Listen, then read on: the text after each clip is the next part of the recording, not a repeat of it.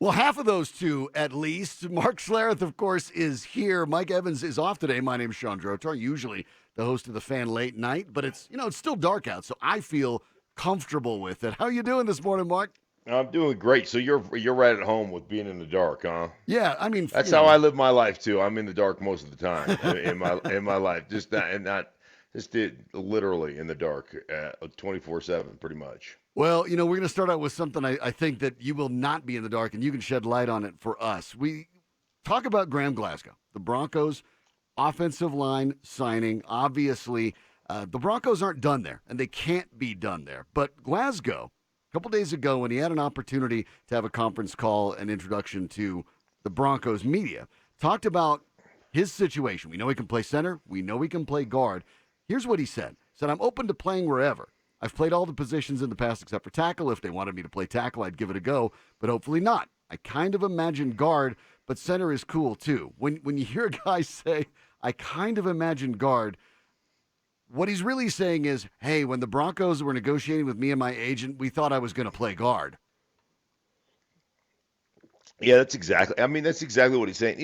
He's an interesting cat because you go back to his Michigan days. If you've studied him, he played. I think he started all five positions at one time or another at Michigan, the University of Michigan. I think he started both tackle spots, both guard spots, and the center spot. Versatile, an incredibly versatile player. So I just checked him out, kind of like, one of those things you always think about is, well, if they didn't retain him, why? You know what I'm saying? When it Right? comes to free agency, there's always that, okay, really good offensive linemen rarely hit the market. Tell me why. Like, why was he allowed to go? And listen, I look at Glasgow as a guy that I like as a player. I think he's a good player. Um, I've done several Detroit games over the years for Fox, and one of the things that I always think about are rewindable moments. And I usually use that term in kind of a good parlance, right? A rewindable moment. Like I see a guy do something special, and I'm like, oh my God, rewind that. Let me Yeah, see you want that to see again. it. Right. Right? You're like, oh my gosh, that was awesome. Um, but it can also be used in with a negative connotation, like, oh my God, rewind that. That guy's awful. Did you see what he just did? Like, did you see that missed tackle? Or did you see that lack of courage? Or did you see that like there's that aspect of it as well, right? Um, and for the 5 games that I've done of Detroit, or 4 or 5 games, whatever it is, and there's never really been a Graham Glasgow rewindable moment, good or bad. He just plays the position. He plays the position fairly well. So I reached out. One of the coaches told me, "Listen, man, the guy wins ugly. It's never going to be necessarily really pretty because I love those type of players. I love guys that just battle, that win ugly. And the thing that sets him apart, and he was just miserable about losing him. And it was just a money decision based on the organization and where they want to go and where they wanted to spend their money on the defensive side of the ball in free agency. But he's just like, hey, listen, I hate to see him go. He's a super smart player. He can play all three inside positions. He said he could start a tackle if he wanted to start a tackle, and he'll battle his butt off over there. But the coach that I talked to was just like super smart guy, can play right guard, left guard, center. He was our first up. If anybody got hurt, he was the first guy to go in at any position or flip flop, whatever. Um, and so, anyhow, um, he'll make other people around him better players because he can communicate. He can tell them what's going on. He sees the defense well. So I think from that aspect, Sean, it's a really good signing. I mean, it's a really good signing. Um, it's an upgrade. I don't think there's any question that it's an upgrade because I think you look at Connor McGovern and people are like, well, we lost Connor McGovern. Well, I think Connor McGovern is a good player, not a great player. I think he's a better center than he is a guard, and I think he really struggled at guard when he played some guard early in his career. And I think that what you've done is you've upgraded that position. I think that Graham is a better guard than Connor was, and he's probably an equal center. And so I think what you've done is you've upgraded that position. But I still think when you look at the O line as a whole, I still think it's a position of great need, something that they didn't fully address, and something that needs to be looked at, with some seriousness coming into this draft. Well, there are a couple of things you mentioned there, Stink, that I thought were really interesting. And the first one was the idea that why do these guys end up being available? Because you're exactly right. If you're having a top tier offensive lineman, you don't let those guys go. They're hard enough to find as it stands. And we saw what happened last year with the Broncos and Juwan James. Why did they let him go? Well, two things were at work. They were quietly sort of trying to strip the team down to the Bulls to tank for Tua Tagovailoa. But the other parties, you knew he was going to be expensive. You knew he had injury problems, and so that's why he was available. I think a dose of skepticism is fair, but I'm with you. From what I've seen, I see a guy that at least gets the job done, and that's what you're looking for at the moment. But if the Broncos play him at center instead of guard, where maybe he's not as good, are they doing Glasgow a disservice by doing that? Do they need to go hunt for a center specifically, or do they look at the versatility and say, well, we'll just get either one and stick Glasgow in the other spot? Yeah, I think what they need to do, and I think this is important, and I think some teams overlook it, and I'm hoping, that Mike Munchak, based upon his history and based upon what he's been able to accomplish, not only as a player but as a coach in this league, that he's got some say in what they do. I think far too often people just willy-nilly throw this around like, oh, we'll just flip-flop him. We'll flip him over to the left side, or we'll flip him over to the right side, or I've heard this a bunch. Well, if Garrett Bowles, doesn't work out a tackle, we'll just slide him into guard. Like it's no big deal, right? It's pretty easy. And and Sean, since you and I have never done this show together, Right. I'm just gonna throw this out there for you. Offensive line is the most skilled position in football. And I'll say that again. Offensive line is the most skilled position in football. And I know people will look at that and roll their eyes and think that that's crazy. But I've said this for 100 years. I could walk into, whether it was I was working at ESPN or whether I was walking to the Fox, I could walk into the cafeteria and there throw a football to somebody and they could catch it and throw it back to me. Anybody in that cafeteria. If we lined up in one-on-one drills, I'd whip their ass because I know what I'm doing and I'm bigger and stronger, but I know what I'm doing. And they don't. And there's a skill that's developed, the no greater skill in the world than moving a man point A to point B against his will, who's the same size and strength as you. Now think about this. You and I'll just lay this on you, and you see if you can figure this out. Name one other sport, one other sport in any sport where you don't match up like athletes. Right. It's there really R- isn't a situation like Right. that. You Like try it to get the matchups correct. right, but I mean, like I look at it like, hey, if I'm a tight end running against a linebacker, hey, we both run, similar 40s. We're both similar size and similar strength levels, right? We're both similar athletes. Um, that's the way it works. Like in wrestling, I was a heavyweight wrestler. I didn't wrestle. I didn't swing down to 98 pounds and wrestle 98-pound guys. I wrestled guys that were the same size as me, right? Right. Like when you line up as an offensive lineman for 65 plays, every play that you line up against, the guy across from you is a better athlete Uh, every time. I, He's a th- I think better there is some. I mean, you're exactly right. I've been talking about offensive line with the Broncos, I think, since I started, but back in 2012 when I joined the fan. And that's been the spot that's been a problem for this team. And it's consistently a problem. And there are tons of reasons for that I'm looking forward to getting into with you. But this has been a constant spot of challenge for the Broncos. And at the moment, they don't even have five starters. So that makes things pretty tricky.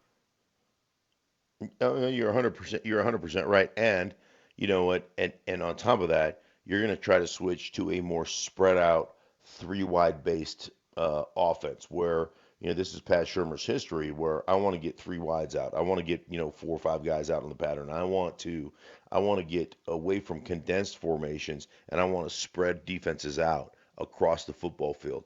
Well, guess what that does to an offensive line? It puts a lot more pressure on an offensive line in that situation.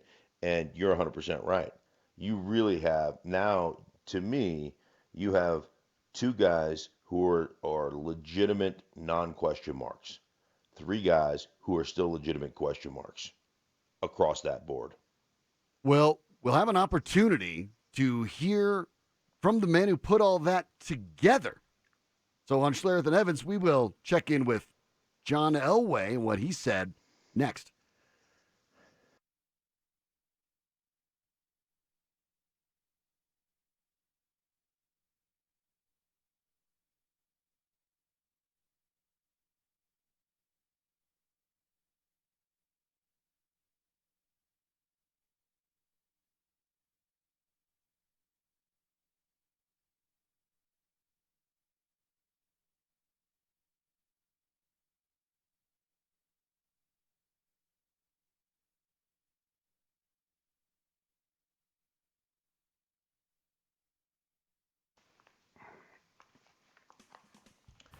Hey guys, Mark Schlereth here for my friends at Will's Wellness Estate Planning. Guys, think about it, man. Crazy times we're going through right now, but you finally get an opportunity, your date night with your wife or you're hanging out with your wife and tragedy strikes. It's a freak accident, whatever the case may be. What happens to your kids? Who gets custody? Do you have a plan in place to provide for your family? If the answer is no, the consequences are gigantic, guys. So make sure you do this. Make sure you take care of those that you love. Make sure that you take care of having an estate plan in place. Please go to willsandwellness.com and watch the free planning video for your family's future. Stop procrastinating. Do what's best for your family today. Wills and Wellness also wants to thank all the people who sacrificed, that dedicated to our communities. The health workers and the police and the fire people. With a 25% discount off your plan. That's willswellness.com for more information, guys. A founding member of Mark's All Pros referral team. That's Will's Wellness Estate Planning.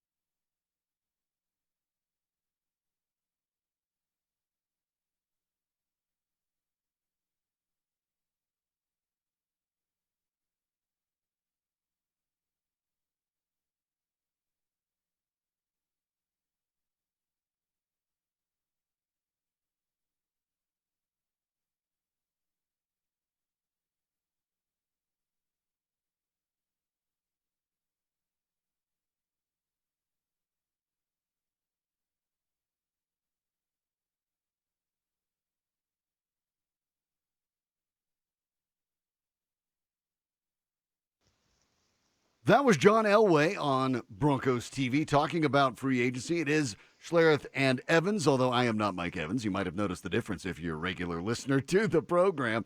Mike is off for the rest of the week, taking a couple vacation days. My name's Sean Drotar. I'm normally on the Fan late night, but I'm switching up the clock, flipping it over the other way, and delighted to be with Mark Schlereth and you today. And Stink, you heard John Elway talk about that first wave of free agency, and for the Broncos, at least financially, maybe even the second wave. One of the things that I thought he brought up that's very, very important, and there's been a lot of talk, even on this station, about the idea of, well, they didn't do that much in free agency. Look, assets are assets, and the Broncos made trades to go get A.J. Boye. They made trade to go get Jarrell Casey.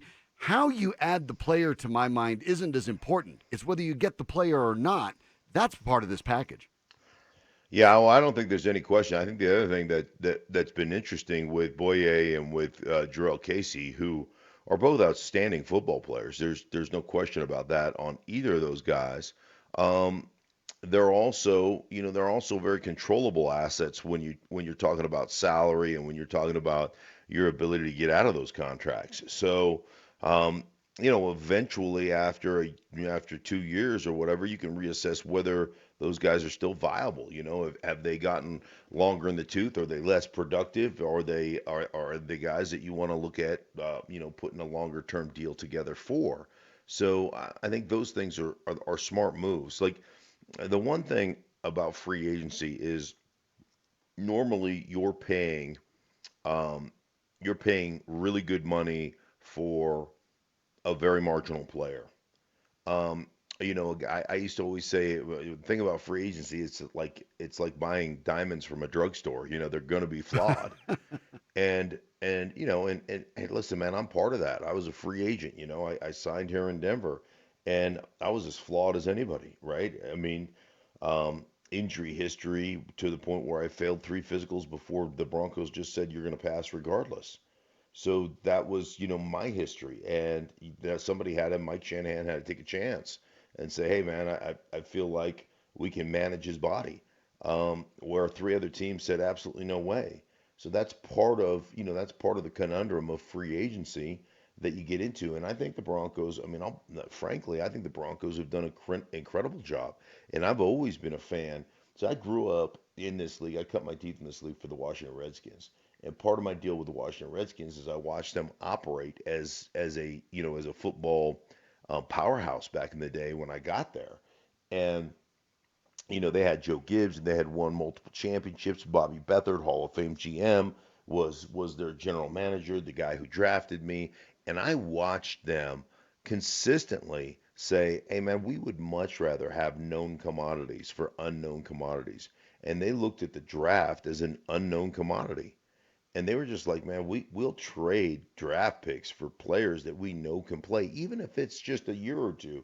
I mean, the fact that you can get a year or two of really solid play out of a guy that you know understands the NFL, as opposed to, hey, I might get a young kid and I might keep him for 3 years, but it's going to be 3 years of no productivity and a guy who doesn't transition well. I may end up spending a first rounder on Paxton Lynch, and then what? So I like the philosophical approach. When they lost out on DJ Reader, they went out and got a trade for a seventh rounder of a 5-time Pro Bowler.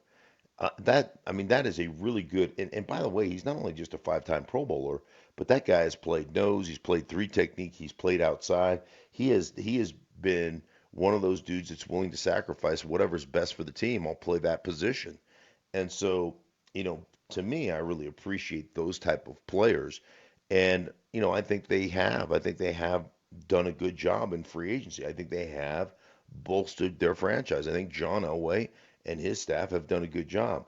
The issue that you get into with the Broncos is you still have a long way to go because in my mind I was dubbing it the colander off season because there's so many flipping holes to fill. And I still think you have a bunch of holes on this roster. I still think you need 2 legitimate starting wide receivers if you're going You to be a do. three wides team. I still think you need. I think you need a starting left tackle. I think you need, and then you better have a couple of rotational guys because, Jawan James is history. So, I still think you need that. And you may believe in this Morris kid to play center that came over from Pittsburgh with Mike Munchak. But until he plays, you're not really going to know. Yeah, and you need to make sure you have some sort of depth behind it in case it doesn't work out. That's an interesting way of putting it. And I agree completely. I do think left tackle's part of the equation for the Broncos. I think they have to get a short term and a long term solution, and the sooner the better. But when you brought up free agency, that's a really interesting way of putting it because you're exactly right. And I don't think a lot of people think of it. Leading up to this free agency period, I was warning people look, the Broncos' money isn't going to go as far as you think. This isn't going to reinvent the team on the fly. But the idea that these players are not necessarily ideal. Look, if you're the perfect player, teams franchise tag you. They get you way ahead of time squared away. There's always going to be a scratch and dent sale type of mentality to it. And so I'm with you. I think that the Broncos made some really, really smart moves when it comes to making those acquisitions via trade because that's the way you can get guys that you know about. And for the record, as you pointed out, there is some dead money on Jarrell Casey's cap for this year, but there's none for next year. And on AJ Boye's contract, there's nothing left on it at all. So the Broncos have maximum flexibility without having to find any sort of players that don't know the concepts. It's a very, very important part of the equation. Well, it's percolating right now. You can smell it. The morning brew. It's next.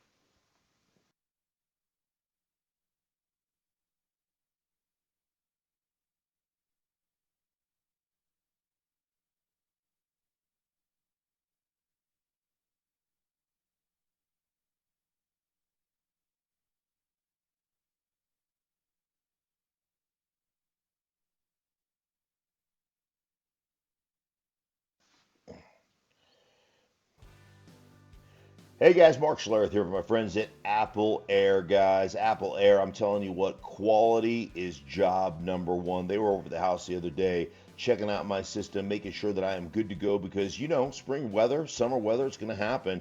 And there's nothing worse than losing that air conditioning in the heat of the summer, right? And then all of a sudden you're calling and people can't show up to the house for 3 or 4 days.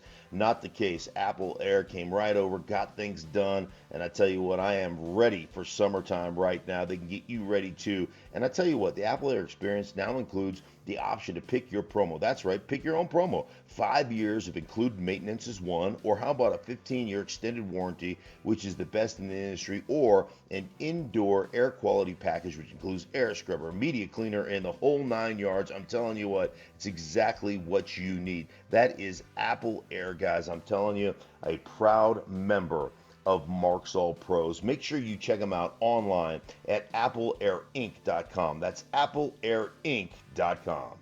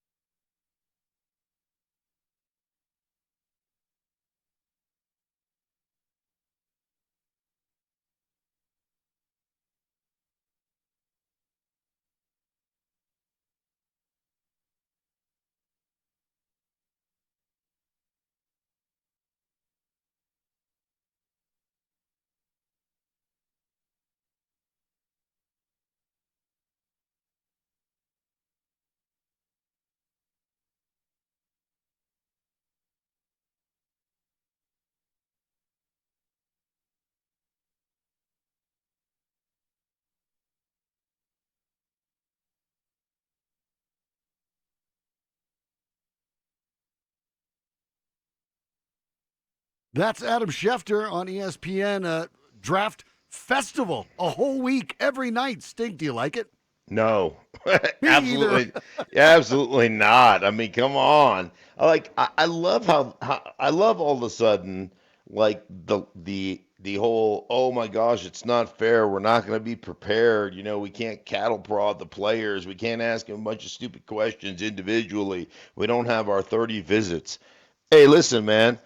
The world as we know it has changed. To deal with it, study the film, and draft your players. Like I understand that it's important. I actually think this is really an advantage to the people who can sit down and grind through tape and figure out who the best players are. So, um, it'll put the a paramount kind of pressure on the top of organizations to where they don't have excuses. Normally they can quantify everything with 40 times and bench press tests and physicals and all that kind of stuff and say, hey, we wash our hands. If this guy doesn't become a player, it's your fault, coaches. No, like it's on you guys. You guys are the scouting department. Figure it out.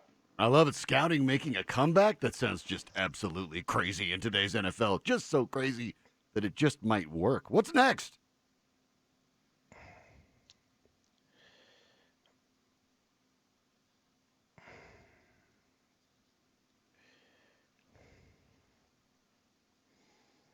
Von Miller might have broken Cam Newton's career. That was courtesy of CBS. But there are some people in the national media that believe that Cam Newton should come to the Denver Broncos. Finances aside, which don't ask me how that's going to work with the map, does that make any sense to you, Stink?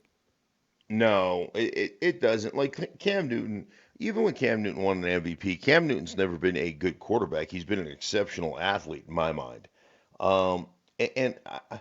Good court. Maybe that's a little bit harsh. He's never been an accurate thrower of the football, the short intermediate route tree, where the majority of your plays are made. I mean, the guy's a career 59% completion guy. Even when he won the MVP, he was 59% completion. He made it on athleticism. He made it on his ability to run. They'd run probably 10 designed QB runs a game and all the play action stuff off of that. So I really enjoyed that aspect of it, of what they were able to accomplish, um, because it was his physical presence that was really the biggest part to me. But I just don't think that's sustainable, and I think that's what people are looking at right now. His body of work, and his body breaking down over the last couple of years is what people are concerned about, and the fact that he has never been an accomplished pocket guy. And how are you going to keep yourself healthy once you start breaking down if you have to have that aspect, that running aspect of your game, to be productive? I just don't think it's a fit. And when you take a look at what happened in the last season and you look at the last couple of year and a half, the throws that he could make and the throws that he couldn't make, going to the right was an immense problem for him. Perhaps a sign that that physical breakdown is occurring. And besides, the Broncos can't afford him anyway. What's next on Morning Brew?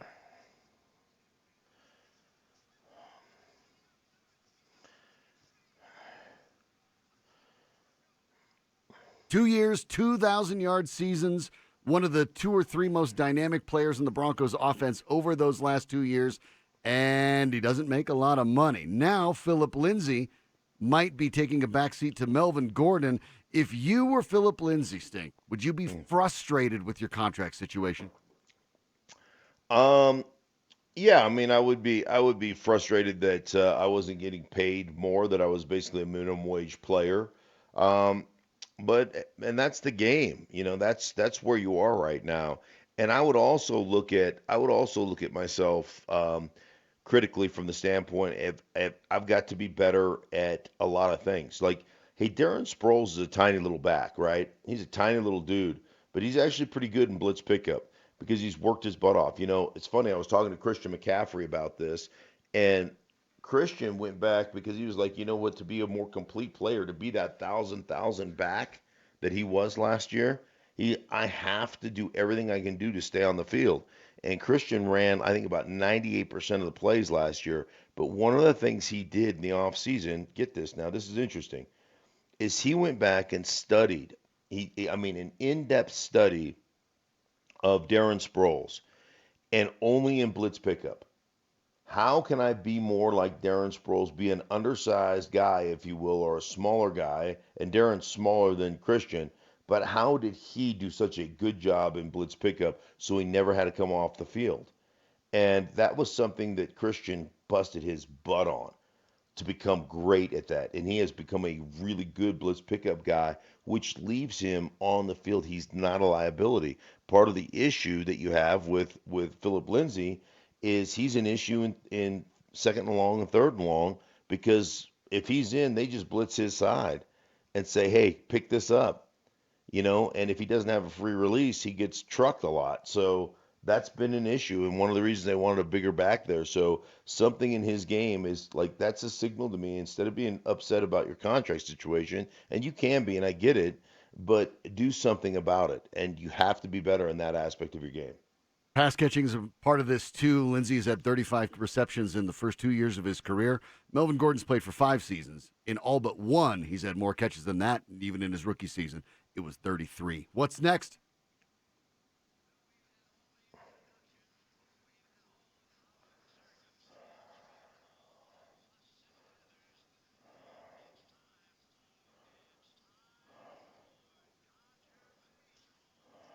The great Vince Scully, courtesy of Dodgers Radio. Today would have been baseball's opening day. Stink it. It doesn't even feel like spring now. No, it doesn't, man. That part is depressing, man. It's so interesting because during this time of year when it's still kind of cold out, before I get out and really, dive deep into the lawn, and I loved, these snowy or rainy or kind of cold, gloomy days in the start of spring when you could flip on the TV and watch spring training baseball from Arizona or from Florida.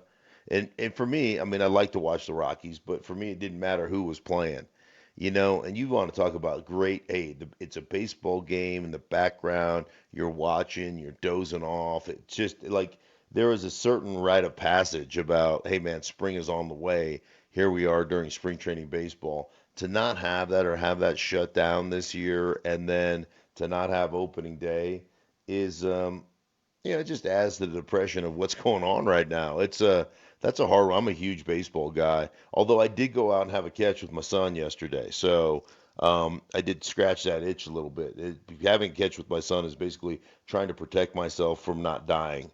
So, but yeah, we did do that yesterday, which was it was a lot of fun. So I've enjoyed that. And you're staying 6 to 10 feet away, obviously, so you're social distancing correctly, too. St. Louis Cardinals former Hall of Fame second baseman used to talk about baseball and said famously, people ask me what I do in winter when there's no baseball. I'll tell you what I do. I stare out the window and wait for spring. That is the morning brew. We're going to get to football. We're going to talk to James Marilat from 104.3 The Fan. We're going to get to the interior offensive line. We're going to get to the guys that snap the ball. And we'll talk to James Marilat next.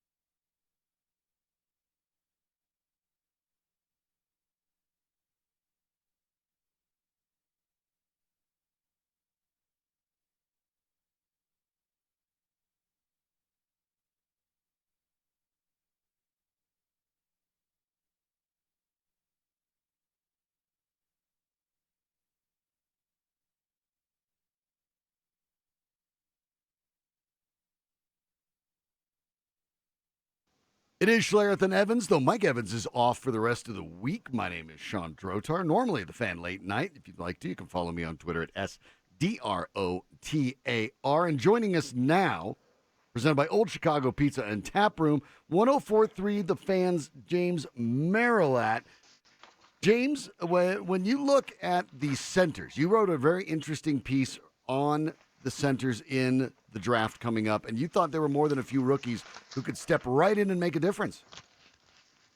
Yeah, for sure. I mean, the Broncos' middle of their offensive line is interesting because, Ron Leary's gone, Connor McGovern is gone. Everybody assumes Graham Glasgow is going to be the starting right guard, which means, okay, who's going to be the center?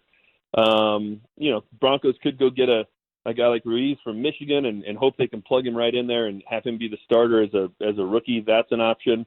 Cecil and I today cover the guard position, so then it becomes, well, you move Glasgow into the middle. He played a lot of center with the Lions, and then you bring in a rookie at guard to compete with Elijah Wilkinson to take Ron Leary's spot. So those two positions kind of, you can toggle them back and forth and try and figure out the best combination. I kind of get the feeling that it's going to be Glasgow at center to start with, Elijah Wilkinson at right guard, just you're going with some veterans, and whether the Broncos draft a center, in the first 2 or 3 rounds of premium pick, or they take a guard. I think the rookie would be looking at coming in later in the season, not maybe week 1 against whoever Denver has in the opener. But certainly the moves the Broncos made, the guys John Elway brought in gave them some flexibility in there, which is certainly a good thing. Look at the tackle position for me, and Mike Evans, my partner here, has said forever.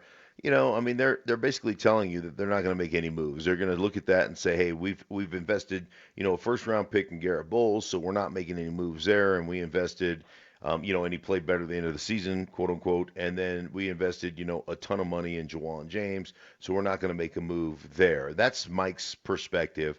I would ask you, should that be the Broncos' perspective, or should they make moves to get off those two guys? Should they admit the mistakes and make a move to get off those guys?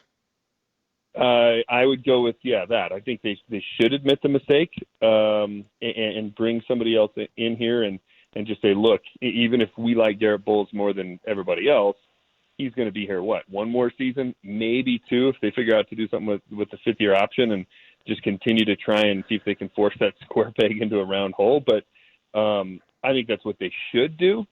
I agree with Mike, though. I don't think they're going to, because I don't think they want to, spend a high draft pick or, last week in free agency, go out and spend big money on another tackle. You can only play 2 of them, and they already have a lot invested in 2.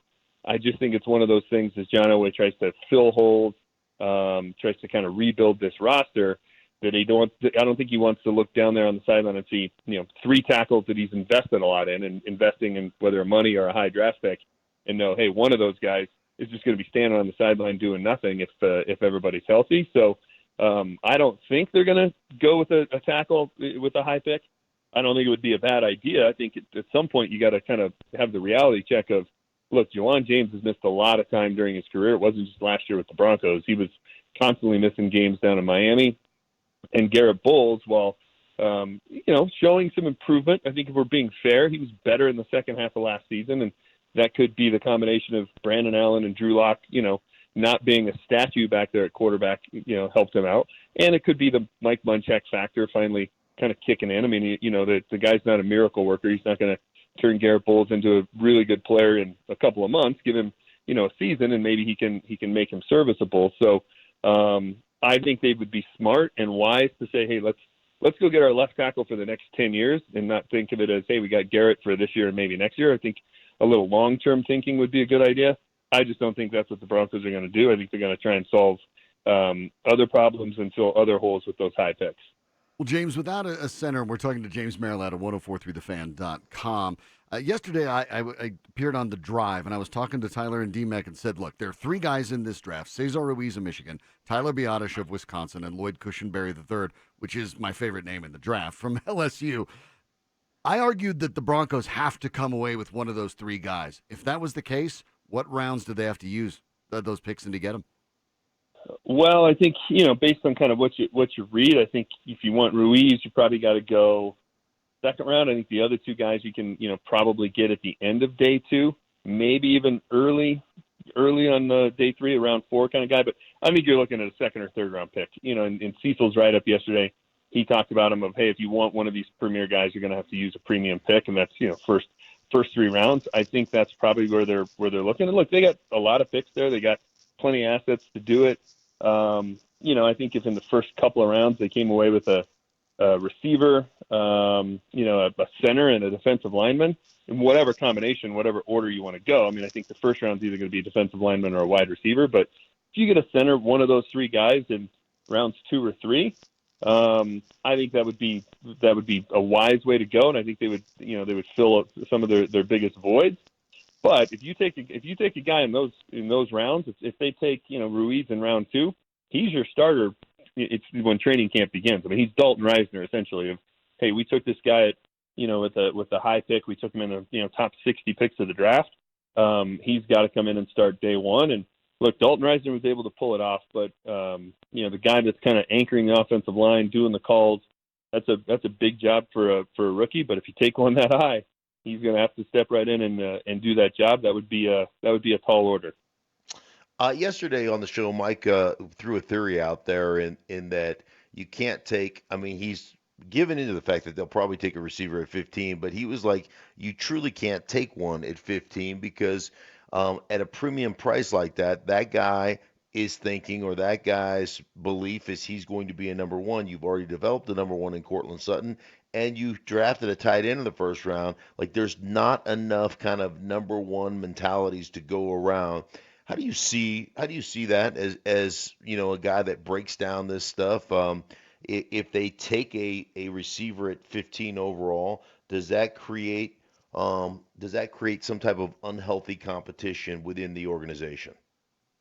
Yeah, in reading it, and look, I think they should take a receiver at 15. I've been on that bandwagon for a while, and after what they did in free agency, I believe it even more.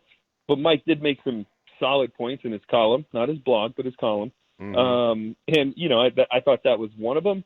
But I also look at that and go, man, that's a good problem to have if you've got so many talented guys out there who are pass catchers who want the football, right? If it's, hey, we got 2 really good receivers, we got a pass catching tight end who wants the ball, great. Then that's up to Pat Shurmur to figure out how to spread it around and keep everybody happy.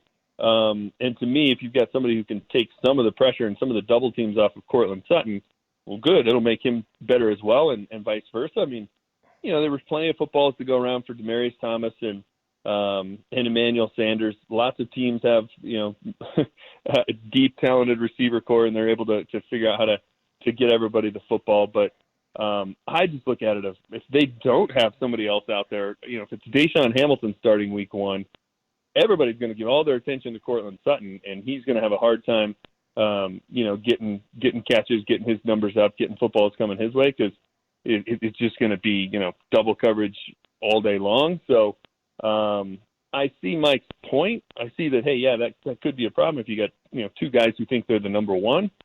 But, boy, I'd rather have 2 guys that think they're the number 1 than not have anybody who you can even feel confident plugging in opposite Cortland Sutton. So you got to kind of pick your poison there.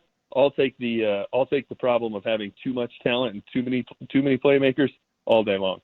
He is James Marilat. Make sure you check out everything they're putting together over at 1043thefan.com. We have a quarantine going on as well. You can check out. And as always, subscribe to the Denver Sports Daily. Easy. You go ahead and sign up for that, and all the information, what James is writing, what Cecil's writing, what Mike Evans is writing, it all comes to your mailbox all at once. Thanks for the time this morning, James. You bet, fellas. Appreciate you having me on. You bet. That was 1043thefan.com's James Marilat, presented by Old Chicago Pizza and Tap Room.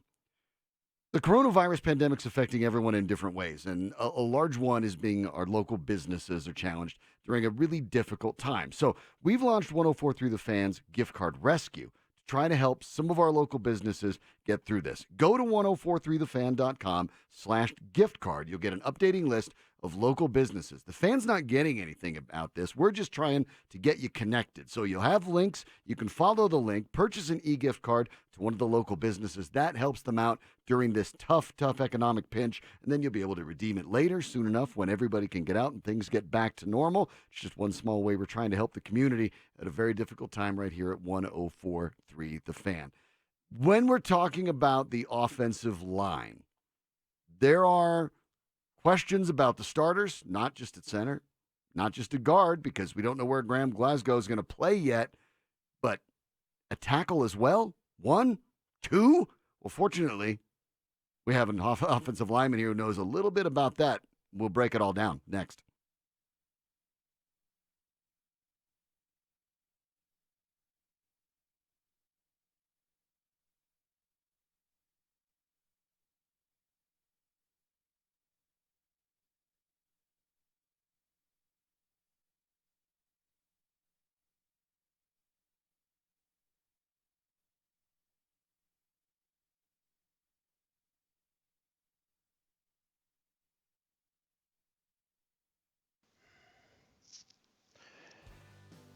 Hey guys, Mark Schlereth here from my friends at Spine One. Guys, do you live with neck or back pain? It's excruciating. It can ruin a day, a week. A week can become a year. The next thing you know, you've checked out of life. Do take this number down. 303 367 2225. That's 303 367 back.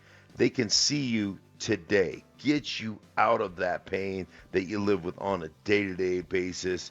You're thinking you might need surgery. Man, they have other options to get you out of pain. And I tell you what, I have firsthand experience in that. Now, their doctors take a comprehensive approach to spine care. Now they offer no-cost MRI reviews. They'll look at your existing images at no cost to you and then provide a treatment plan to get you out of pain. And if surgery is the right option, they can do that as well. I'm telling you what, guys, they changed my life. 20 years I lived with excruciating back pain. They got me back on the golf course, back feeling my best once again. Here's that number, 303 367 2225. They can see you today or online at spine1.com.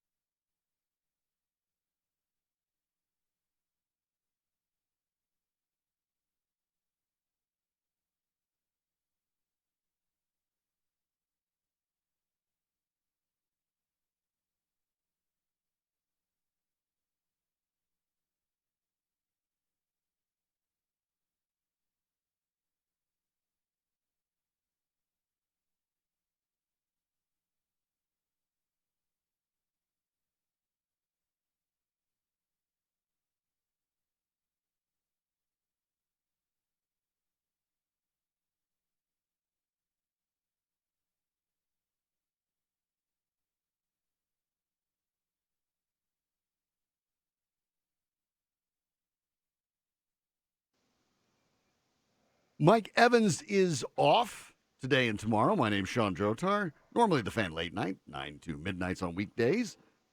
And I'll be with you today and tomorrow.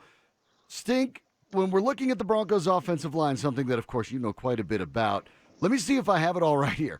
They need a new left tackle, either in short or long term or both. They have a good left guard. They don't have a center at all. They have a right guard that they haven't been able to play yet, and they have a right tackle that they have only seen for a handful of downs.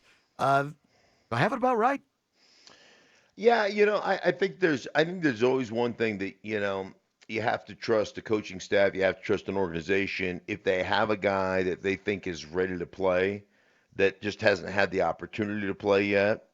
And so, like, I'll never forget, and I told Mike, I was telling Mike this, when in 1995, when I came here from Washington, we had a young receiver on our football team that rarely got to play. He didn't play very much at all. And frankly, I didn't even know who he was really because he just didn't get it wasn't until mid-season before he got his first catch. I don't think he was dressing early. And we had a Pro Bowl wide receiver named Anthony Miller on the football team.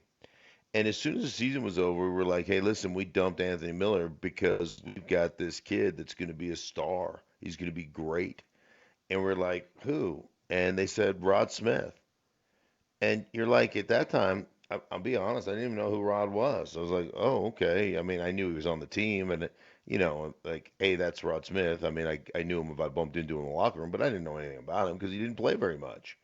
He was essentially he was on practice squad before there was a practice squad. So he was the look team, but he had just been tearing up, our defense. He'd been eating them up, and coaching staff was just like, man, this kid is ready to blossom. And nobody really knew who he was until he burst on the scene, in 1996. And he was on the team in 95. So there are those guys, whether it's, and I think they have some faith in this Morris kid that they brought over from the Pittsburgh practice squad. They got to play some snaps last year. They feel like this kid is going to be, a player. And there's sometimes where we as a fan base or we as a radio station don't know what they know, obviously, because they're around the kid every day. They see him practice, and so there may be a couple of those situations. Now, that said, I still believe based upon what we've seen happen and unfold here the last couple of years, the tackle position is shoddy at best. And the injury history of Juwan James has been a question mark. The other thing, and I said this going in, I said this as I watched a couple of games last year when we signed him, and I went back and watched him play and have a lot of success against the Chicago Bears. Watched him take sets, watched him really do some really nice things on film. My one criticism of Juwan James during that whole process was you watch the body clock that he plays with. Like, he blocks a guy and he's great technique wise, great set wise, run block wise, like really understands where his help is coming from, understands, schematically what's going on. So he takes good angles and stuff, but he blocks guys for 1,001, 1,002, and I am done. And so he constantly loses late. So there's that question, coupled with the health question. And then there's the Garrett Bowles. If you're going to get back into a more spread offense, and you're going to say Garrett Bowles, you go ahead and lock things down on the left side, he'll lead the league in holding. I believe that a lot of his improvement was based upon the offense that they decided to run with the quarterback that they had at that time in Drew Lock, and that's where the improvement came. And if you get back into a more three wides, let's spread people out offense, Garrett Bowles will once again lead the league in holding. Yeah, Pat Shurmur, the Broncos' new offensive coordinator, runs three wide, 11 personnel a vast majority of the time, or at least he did when he was with the Giants. And I think what you're bringing up is a very good point. I've talked about this over the course of the season. When Joe Flacco was the quarterback, the Broncos were surrendering about 3 1/3 sacks per game. It was exactly 3 a game with Brandon Allen. With Drew Lock, it was 5 in 5 games, so down to 1. Now, I think a lot of people looked at it and said, well, let's see, Garrett Bowles is getting better. I disagreed with that. I think it's more the fact that Drew Lock has come from a different situation. You know this as well as anyone, Mark. The challenge of getting guys from the college style of offense into the pro style of offense when it comes to engaging and maintaining blocks is probably the biggest jump of any position from the college ranks to the NFL ranks. Fortunately, in the Broncos' case, when they have someone like Drew Lock, who played in that spread over at Missouri, in the back of his head has that clock you were talking about with the Juwan James and the Garrett Bowles of the world, knowing that in that scheme, his offensive linemen are really just supposed to chip, to chuck a guy, and then the ball's supposed to be out. 1, 2, it's supposed to be out. So in this case, whether that's sustainable in an NFL offense or not, probably not. But Locke, as he came in cold, happened to fit the skill sets of the tackles at the moment. My fear is that the Broncos may look at that and draw the wrong conclusion. Say, look, our tackles got a lot better. When the truth of the matter is, you had a rookie who was used to getting rid of the ball quickly, and as a rookie is likely to get rid of it more quickly than he needs to. Yeah, I think part of it is one, like you talked about, one route combos, get rid of the football on the outside. The other is your ability to extend a play, your ability with athleticism to make a few people miss because, you've got that ability. So I think that happened as well. I think even a bigger part of this, Sean, is you go back and you watch at the time Rich Scangarello and the way they condensed formations, the amount of two tight end formations, the amount of three tight end formations that they were in, um, does two things for an offense. It really it does two things. One, it protects both edges. So you have condense a formation. You put a tight end in each side in solo, and you basically protect both of your tackles. So that buys you a little bit more time, and it also makes your reads like, hey, we got a one route read out here, right? So it simplifies it for the quarterback. The other thing it does from a simplification standpoint is when you get into those heavy personnel groupings like that, those condensed formations with whether it's 12 one back and two tight ends, or whether it's 21 two backs and two tight ends, or 22 two backs and two tight ends, or 21 two backs and one tight end, or when it's three tight ends, it's 13 personnel, one back and three tight ends, whatever the case may be. Um, you automatically know before you even snap the ball, as you're walking up line of scrimmage, you're going to get a single high safety. And when you get a single high safety, what it tells you as a quarterback is I've got one safety high. I know they're going to rotate safeties down, even if they're trying to disguise. You don't have to pay attention to it because somebody is rotating down, right?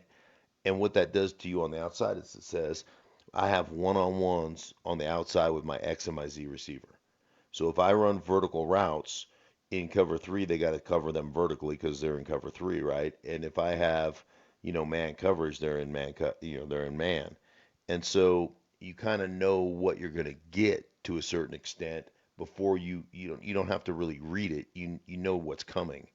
And so that was one of the things they did as an offense with a lot of regularity, which really simplified things for the quarterback, but it also tremendously helped a struggling offensive line and a struggling, tackle position. It wasn't just Garrett Bowles. I mean, Elijah Alexander was not very good either out there. So, um, it certainly helped them get through that and get through those times.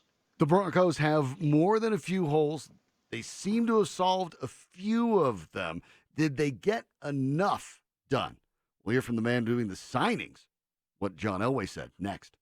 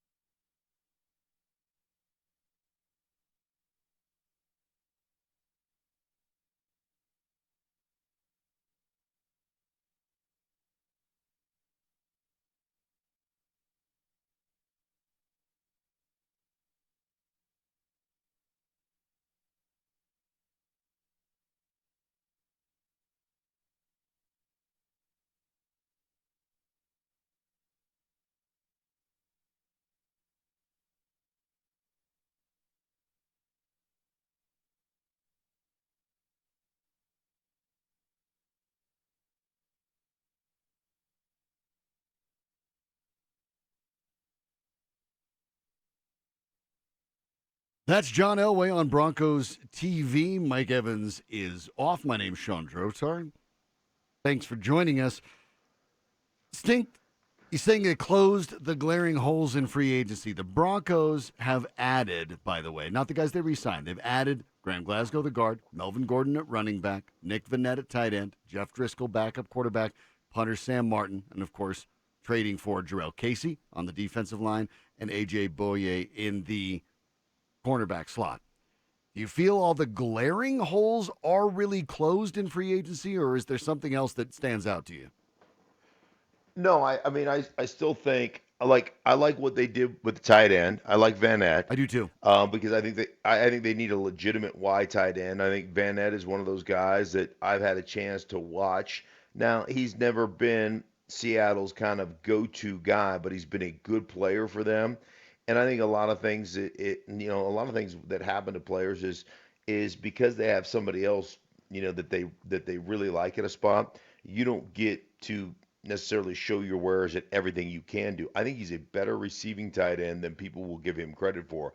I think he's very much like Hireman, only I think he's a little bit in and out of breaks a little bit quicker. I think he's got a little bit better movement skills. So I like that signing. I still think, speaking of glaring holes, I still think they need to address the wide receiver position. And I thought they would try to address that by going out there and getting themselves a veteran, somebody that could be a legit lift the top of coverage number 2 guy, like a Brett Perryman or somebody of that nature. Or is it Brashard Perriman? Perriman, yeah. Brashard Perriman, thank you. I think Brett was his father that played for the He was.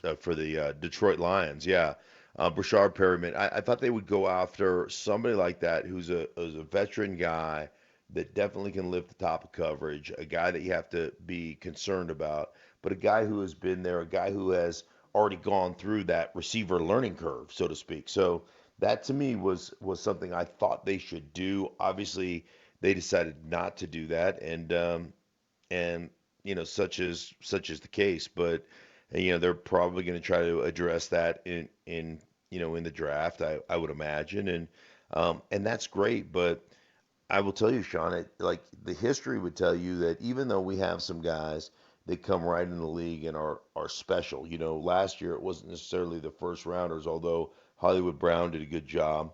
But that offense was so unique that he was running a lot of seam routes and a lot of deep overs and stuff, and he's always one-on-one coverage, because of the way they ran the ball in Baltimore.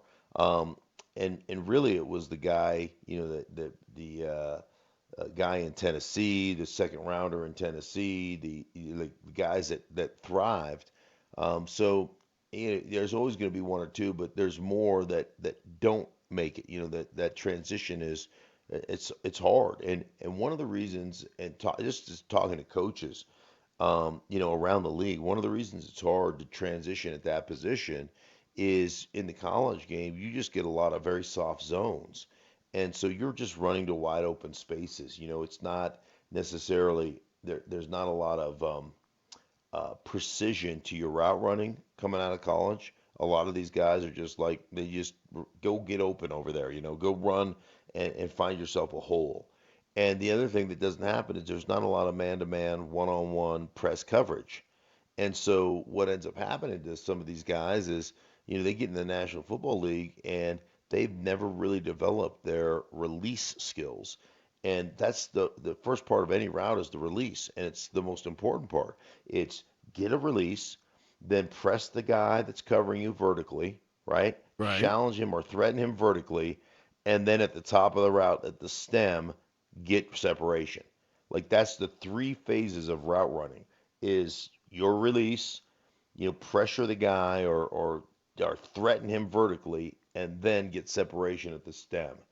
And most guys coming out of college, frankly, don't have any release skills because they haven't had to have any. And so, like that to me is, there's a certain gamble in saying, hey, we're just going to go out and find ourselves a couple of receivers in this draft, and those guys are going to have to be, they're going to have to win. And if you just look back to Cortland Sutton, his first year, like, what did he run? He ran a bunch of goes, right? Right. 50-50 balls. And I had that conversation with John. Is like he's really raw. He's got a lot to learn about route running. He's got a lot to learn about coming out of breaks. He's got a lot to learn about those things. And obviously he's learned them, and he's played really well. But that takes a year. That takes some time. So that's one of the things that is a little bit concerning about the plan. Yeah, when you're going, you need two receivers. That's the trick. I think people are looking at getting a receiver at 15 and calling it good. The Broncos need a 2 and a 3. You would ideally like to have Deshaun Hamilton sitting there competing at that 4 slot. And if he jumps up a spot, that's great. That means he's learned.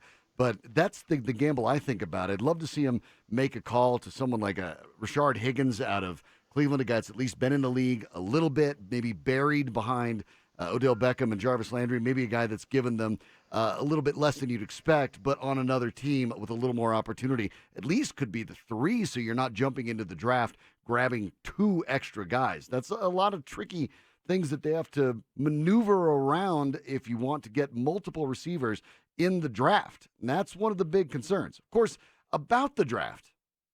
How would you like it, Draft Nicks, if it was every single night for a week? Well, we'll talk about it. 4 Down Territories next.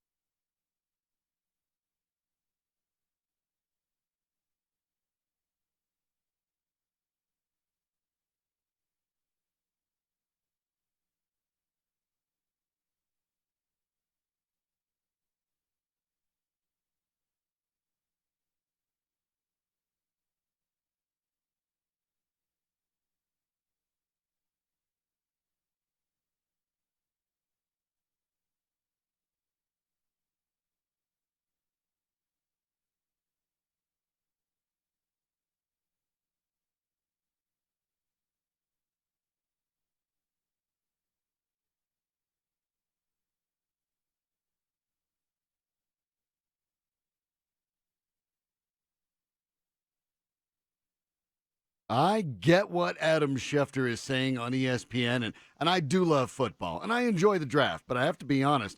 If we're talking about, boy, I wake up on a Saturday and go, all right, it's time for the 7th round tonight, I'm not going to get too fired up about that, to be honest. Do you stink? Absolutely not. I can't wait to watch a bunch of guys I've never heard of. Heck, I have a tough time getting through the first round because there's a bunch of guys I don't know. So, um, ultimately, in all seriousness, no, I don't think anybody wants to sit around 7 nights in a row and watch the NFL draft. One of the keys to the NFL, and I've always believed this, that the other leagues have kind of fallen victim to, is the NFL is the one league that leaves them wanting more. Like they always at the end of the deal, like the Super Bowl's over and you excel, and then you're Right. like, gosh, I'm jonesing for some football, you know? Um, so I'm a big believer in that kind of leave them wanting more kind of principle. And 7 days in a row of the draft, I think it would just be, it'd just be overkill to be sure. I'm with you. How can I miss you if you never go away? What's next Right. on the 4 down territory?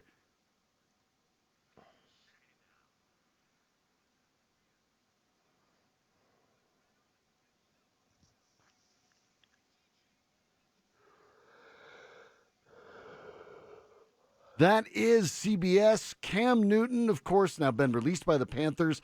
There are those who believe from the national media side that Denver could be a fit for him. Stink, I get the impression that this is because the Broncos, when Drew Lock took over, were 3-8. And truth be told, they were kind of out of sight, out of mind for the national media. And so to the people who weren't watching the Broncos, they just figure, hey, they don't have a quarterback. Let's just throw Cam Newton in the mix. Yeah, I think there's some of that. Maybe it's also, didn't they sign Mike Shula, Right? to coach quarterback, who really was the coordinator, the designer for the play designer back in the day for the Carolina Panthers when Cam Newton was having his success.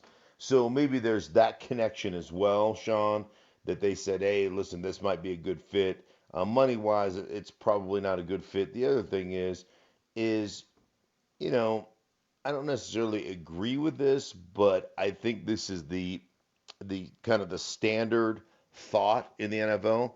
I don't want my young quarterback who are trying to make a player looking over his shoulder. And I think that's part of the reason that Cam Newton doesn't fit here. You don't want, a Drew Lock to make some mistakes, to have some growing pains, which there are going to be. I don't think there's any question. There's going to be a bunch of those, and him going, oh, I'm going to lose my job I'm going to lose my job to Cam The Newton, guy that was a who's former waiting in the MVP. wings. Right. I mean, Yeah, that's a lot to ask. yeah. The other thing is that Cam Newton, the Cam Newton for me has never been a real efficient quarterback. He's been unbelievable. I mean, he's a physical specimen. I walked through Carolina's locker room last year while I was doing a game, and Cam is rehabbing, and he's just in a pair of shorts. That's it. And he's, every bit of 6'5", 250, and ripped. I mean, the guy is a specimen, just an absolute specimen. And and he relied on his body to get him through. Can he consistently be an accurate passer? Now, in 2018, for about 6 weeks, he was really good. He really was under Norv Turner. But is that the outlier, or can that be Cam Newton going forward? And that's the question he's going to have to answer. But I don't believe he's going to answer that here in Denver. Now with about $8 million to spend under the cap, he's not. What's next?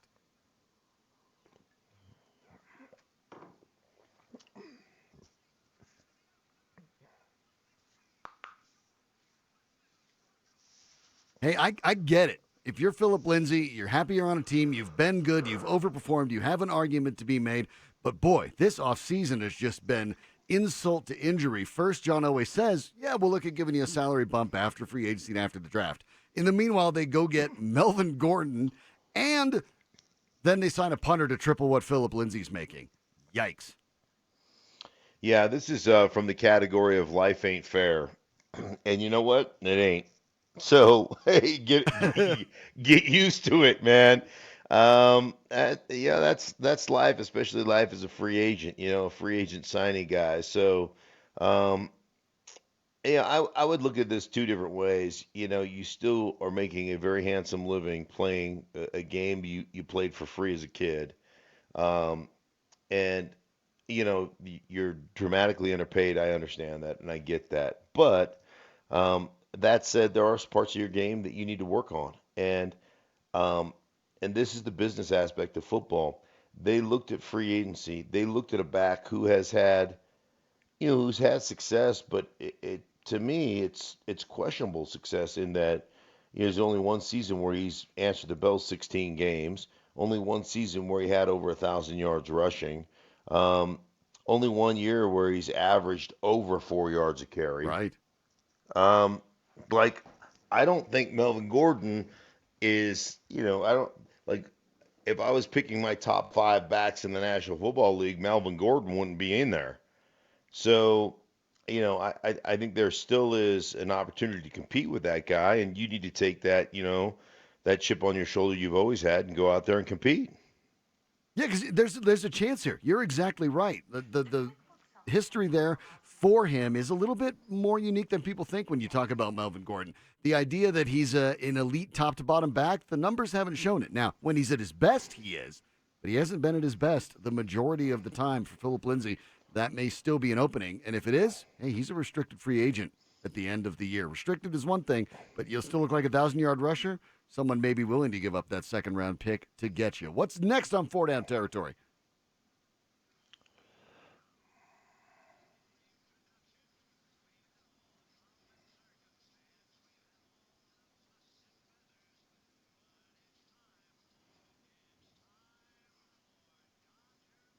The great Vin Scully, courtesy of Dodger Radio. Look, I get why we're doing what we're doing. I get it. I understand it. I'm for it. But Stink, I'm a baseball guy through and through, and I'm not going to lie to you. I'm a little down this morning. Today should have been opening day. Yeah, it is kind of depressing, isn't it? Yeah. It's upsetting.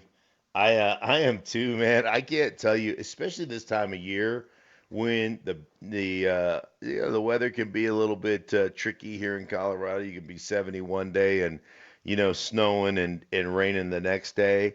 And there is nothing better this time of year than lounging around on my couch while the Colorado Rockies are in San Diego playing the Padres or whatever and watching a baseball game. And I am not one of those guys, Sean, that watches 2 innings or 3 innings and then gets bored.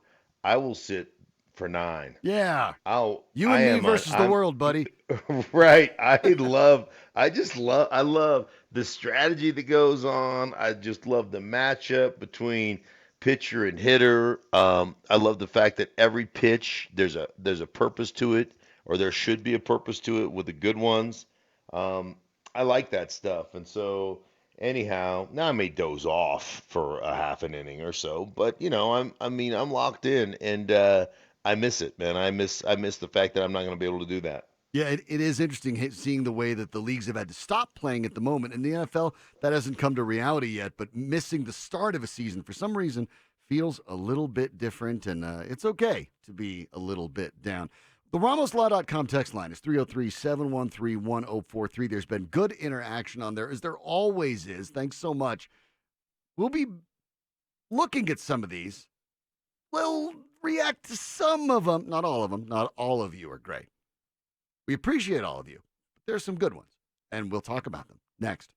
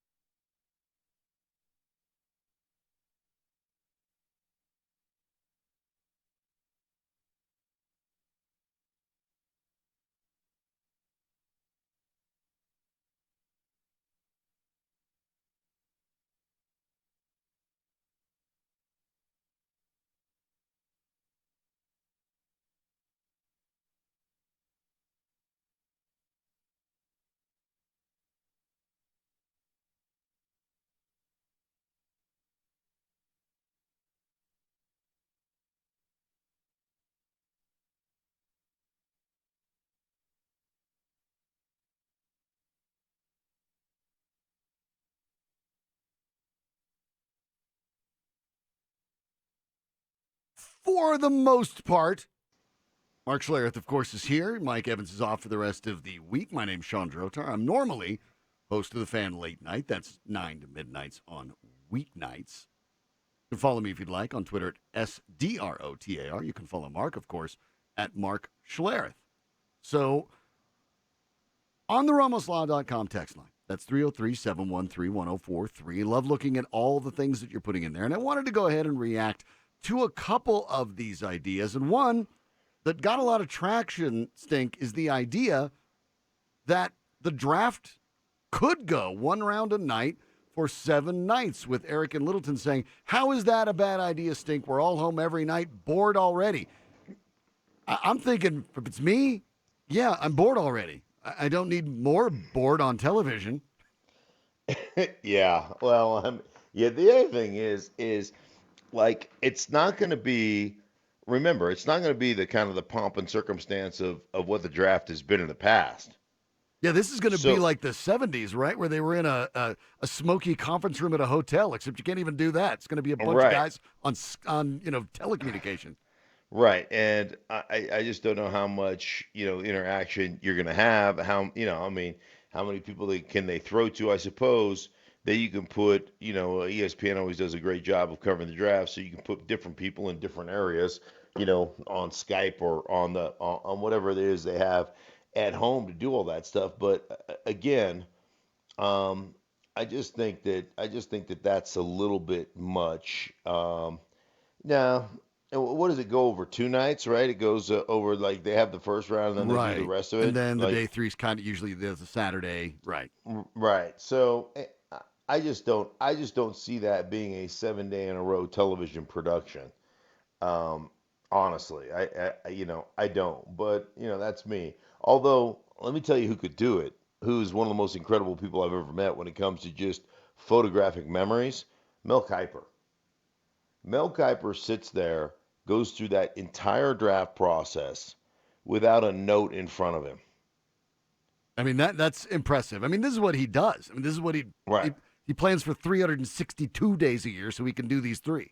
Right, exactly. And so, but it's like I walk out of the garage. I can't remember why I walked out there. I mean, his recall on players and innocuous, like guys you've never heard of from Division III schools, has them just buttoned up. He has them.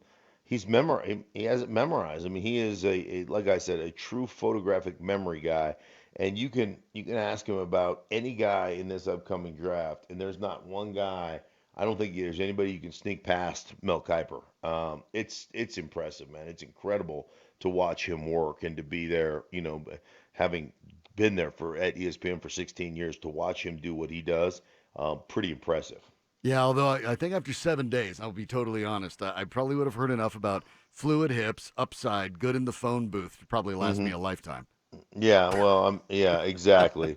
There's only so many scouting terms that you can. That's why last year I made a bunch of scouting terms up and dropped them during a Cecil interview. Oh, now that And what? Now I have to know. What were they? We talked about having electric toes. Fantastic. We talked about angle capture. Oh, see, now that one sounds totally real. That Right. sounds like one you'd hear. Angle capture. I like that. Right. Angle capture was another one. I mean, and so we had worked the whole, like, for 2 or 3 segments on the show collecting fake scouting terms, and then I just dropped them all during an interview, and Cecil still uses the electric toes. He likes the electric toes. It's a good So one. yeah. So anyhow, that was me. I have to keep myself entertained. Yeah. What else So can we do? I mean, wide receivers can have what?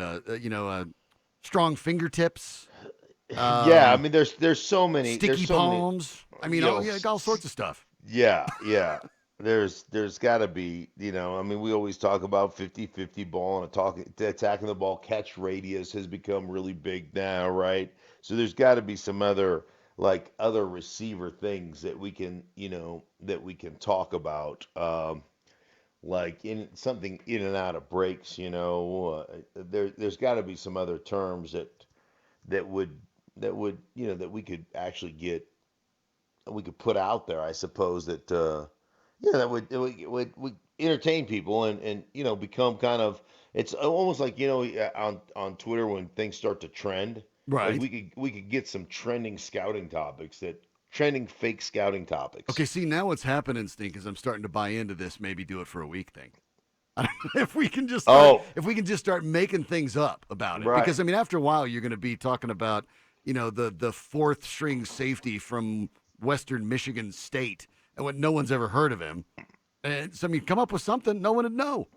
You know what's? I'll tell you a funny story. So I'm doing the draft for ESPN, and I'm doing um, the radio side of the draft for ESPN. And so um, I essentially am going to do, I think it was the first and second round. So I have evaluated, I've watched film on the top. I think I went through the top, what would that be? 30, that'd be 64, right? I Right. think I went through like the top 80 players. So I've got all the top 80 players like down.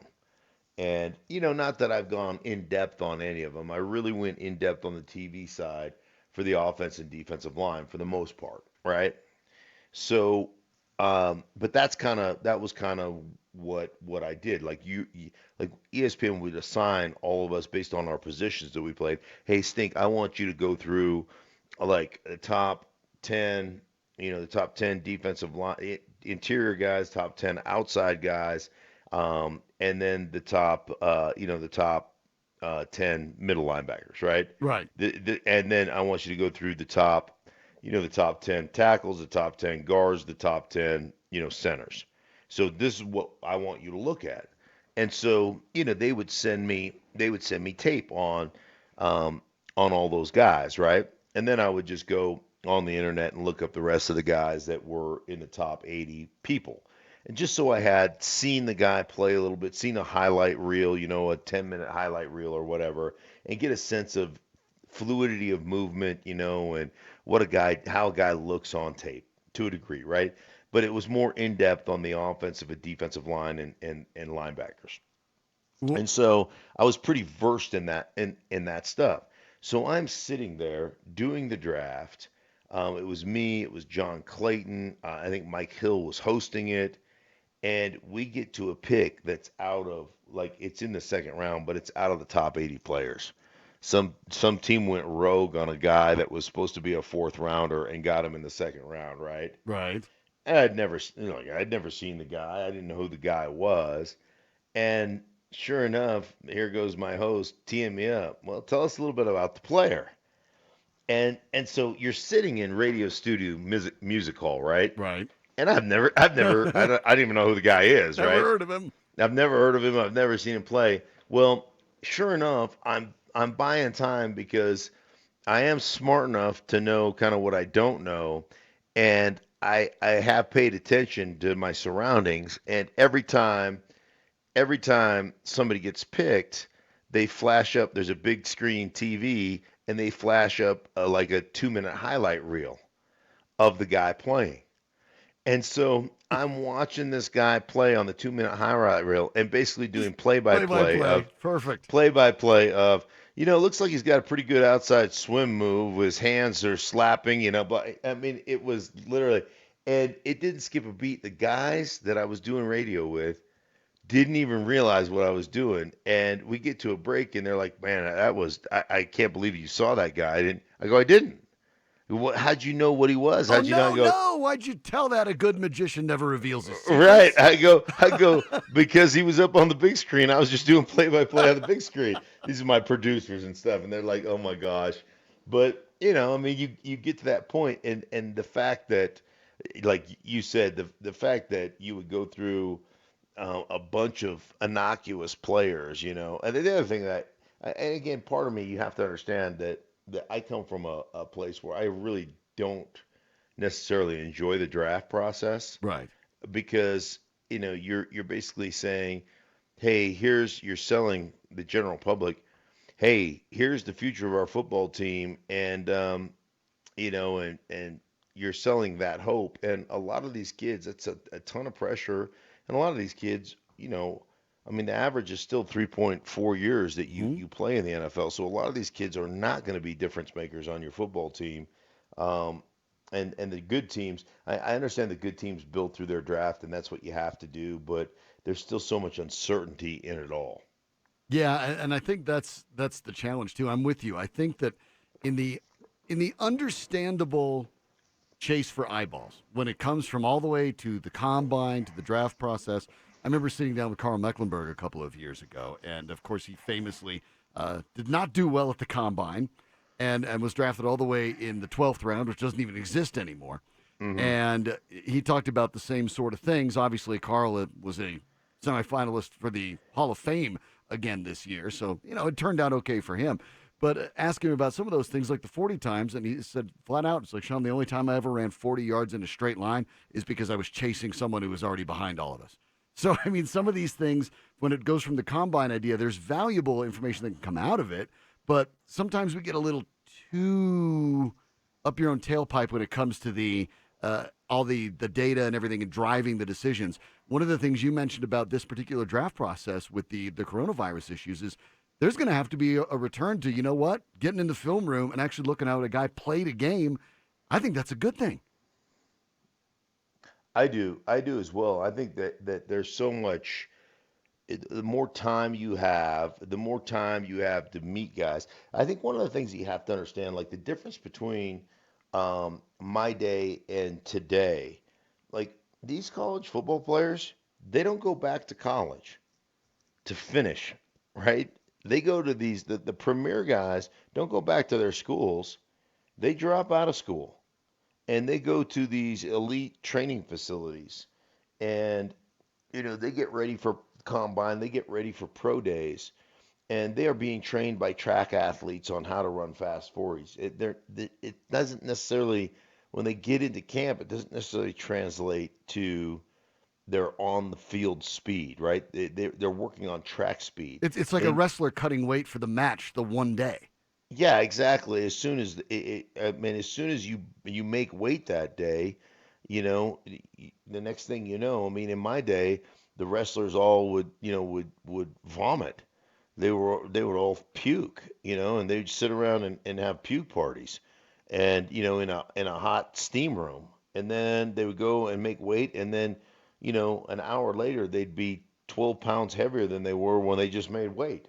Like that's how it was done. Now there's rules against that kind of stuff now. We've become a I don't know, a smarter society, I suppose. At least a more aware society on things like that. But yeah, it's not real. These guys train for the cone drills and they train for all this stuff so that they can be impressive in that stuff. But that again, you don't ever line up on Sunday and run cone drills. It just doesn't. It's not how it works. And so I think you can get like some real false positives in these pro days at the combine, all that kind of stuff. And the bottom line is really what you should be looking at. You should be looking at the film. You can see a guy that has elite speed on tape. And they jump off the film. You can see a guy that has elite speed, elite side to side lateral movement, elite in and out of breaks. You can see that stuff. And it doesn't necessarily, it shows up on film, it doesn't always show up on a in shorts and a t-shirt. And I think that's the thing that like you can trick people in shorts and a t-shirt, but I don't think you trick people on film. You know what I mean? Like you Yeah. can you can run a really poor 40, like Carl Mecklenburg or whoever. You can run a poor 40 and you can still be super fast on a field.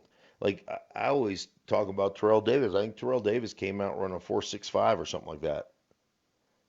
But I was on the field plenty of times blocking for him where he broke 165 or 70 yards and didn't get caught. Yeah. Yeah, that So makes perfect sense to me. right. Yeah. So I just think that there are some real false. And here's the other thing: they all get trained on how to answer stupid questions, what you should be doing, da da da da da. And a lot of it just isn't. It's just not real. It's completely prepped, and completely prepped is fake. Um, So I just think you have to be very careful, and I think you can get you can get way into the weeds when it comes to all those 30 visits and all those you can you can in your own mind you can mitigate issues that you see on tape because you meet a guy and you like him and he does some things in shorts and t-shirt that you haven't seen before. And so then you start making excuses for that guy. Well, on tape he didn't do this. That's because the guy next to him isn't very good, or that's because he didn't come from a great coaching background, and that coaching tree is not very good. And ultimately, what usually I think happens in those scenarios is you make a lot of mistakes. Yeah, exactly. That's absolutely true. This is KKFN and KKFN HD1 Longmont, Denver, and it's time for Question Mark. I am doing question mark, Millennial Ben. Millennial Ben. Well, we don't have Millennial Ben, but we do have questions, of course, on the RamosLaw.com text line, which is We've got Millennial John 303-713. filling in. Yeah, filling well, in for Millennial Ben. I don't actually know if I qualify as a millennial. What's the cutoff date there? I think I might be a little older. I think I'm more of the Gen X type, I think. I'm not sure. I'm not sure what the exact cutoff date is. I was, the wear flannel, listen to Nirvana in college sort of stuff. So, yeah. I'm more in that one, I guess. But, today, Colorado's stay-at-home order goes into effect. And so, normally, and we will, I want to ask you about football, but there's important things. People right now, instead of driving to work, because from the studios here at the Fan, I see nobody on the roads really. So people aren't driving to work. They're getting their coffee and getting down to the living room where they're going to probably have to get on video conference and go to work. So question number one that's been sort of sweeping the internet. If you have to be on a conference call with all these other people on video, is it okay if your cat's there? Your cat? Yeah. Can you see the cat? If the cat's sitting over on the other side, it's a cat or your dog or a pet in the video feeds, is that okay? Yeah, absolutely. What are you going to do? You can't quarantine your pet. Well, I mean, you can shut the door, but everyone's going to get distracted, right? They're going to want to see the cute puppy or something. No, I think I mean, you're at home. You're allowed to be comfortable. And and hey, listen, man, the dog runs the house or the cat runs the house. So, I think I'm fine with the dog in the background. Now, if the dog is messing with you during he wants the attention and stuff, then I understand kind of shutting the door for privacy. But if you're just kind of open and the dog or cat are pretty calm, then if they're in the background, I'm okay with that. Yeah, it makes sense. And of course, you've done a lot of television. I've done a little bit, but I look like I look. So they leave me here on radio for the most part. Next question, I guess, about this for all our listeners working at home. And by the way, you can stream at 1043thefan.com, or you can download the free Fan app, or if you have a smart speaker, you can enable our skill on Alexa. You know where the camera goes. So sweatpants, thumbs up, thumbs down? Oh yeah, I don't have any problem with right? Shorts, sweatpants, whatever the case, whatever's comfortable. Yeah, I mean, you look a little weird if you have to be one of those folks that's throwing the tie on and, you got gym shorts under it, but they're not going to know. Right, exactly. Well, that's what most of the guys with the home camera, it's kind of like, that old Johnny Clayton commercial, where Right. he's like, "Mom, meatloaf," With the Slayer t-shirt. Yeah, Slayer T, and he's got his ponytail, pinned up in the background, so it doesn't look like he's got. Yeah, I think hey, like it's the theater, the theater of the mind, right? You create a look, and wherever they can't see, man, you can just be you. Yeah, see? So you try to find the silver linings for these things. You only have to get half dressed for work. That's not that bad in general. I mean, Right, exactly. you got to take the wins where you can find them. Over on the RamosLaw.com text line, had a question from Doug from Lakewood here about the idea that Graham Glasgow is likely to play guard, or at least he thinks he's likely to play guard. But if they picked a rookie center or you had an inexperienced center, why can't you have the guard make the line calls? Well, they do. I mean, everybody. I think this has been a misnomer in the league for a long time. Is that all? Like the center starts with the call, and I get that, but everybody's involved. Like everybody, is talking amongst themselves, and So we are all identifying together, and then the center makes the call of which way the slide is going to go. But it's not like, it's not like it's that difficult, right? I mean, if you know the game plan, you know what you're doing. Then if the quarterback wants to change it, the quarterback has the option, to change some things. But the bottom line is everybody kind of works together as you walk up at the line of scrimmage to figure out where you're going and what you're doing, depending upon what protection is called, and kind of identifying whoever the Mike backer is, and then what your play is after that. Like how like there's nuance to it. Like if we identify the mic, are we blocking the mic? Are we passing the mic to the next guy, whether it's the Sam or the Will, or we're trying to get a weak safety or whatever the case may be? If it's a 4 week pickup, like all those things come into the conversation, and obviously that's kind of the talk that goes on. I'm a believer in letting the offensive line decide who we're going to, like let them make that decision and take that off the quarterback's plate. And then they all five are together on who they've got, and it's tied into the backfield as well, with the running backs or the tight ends or whatever it is. But yeah, I'm a firm believer in that. Looking at the situation with Philip Lindsay and Melvin Gordon, we have a lot of people going ahead and texting in about that, talking about how they only picked him up to augment Lindsay. They may be splitting time 50-50. Let me give you a little bit of data, Mark, and let you follow up with that. Here's the reason that might not be the case. When you look at Pat Shurmur's career, by the way, and when he's been an offensive play caller over the course of his career, he has had backs in the top 7 of touches in the entire league 5 different times. If you go look at his offenses historically, he doesn't split wide receivers. He plays 11, plays 12 packages, very rarely puts 2 back sets together. Is there any reason to believe this is a 50-50 split? Because the way I look at it, this is the Broncos signing Melvin Gordon to be the guy, and Lindsey is going to be the change of pace on occasion. Yeah, I would agree with you on that. I think that this is, I think part of the issue that you're getting into when you're in one back is you want a guy that is a threat on all 3 downs, and not only a threat but doesn't have a tell.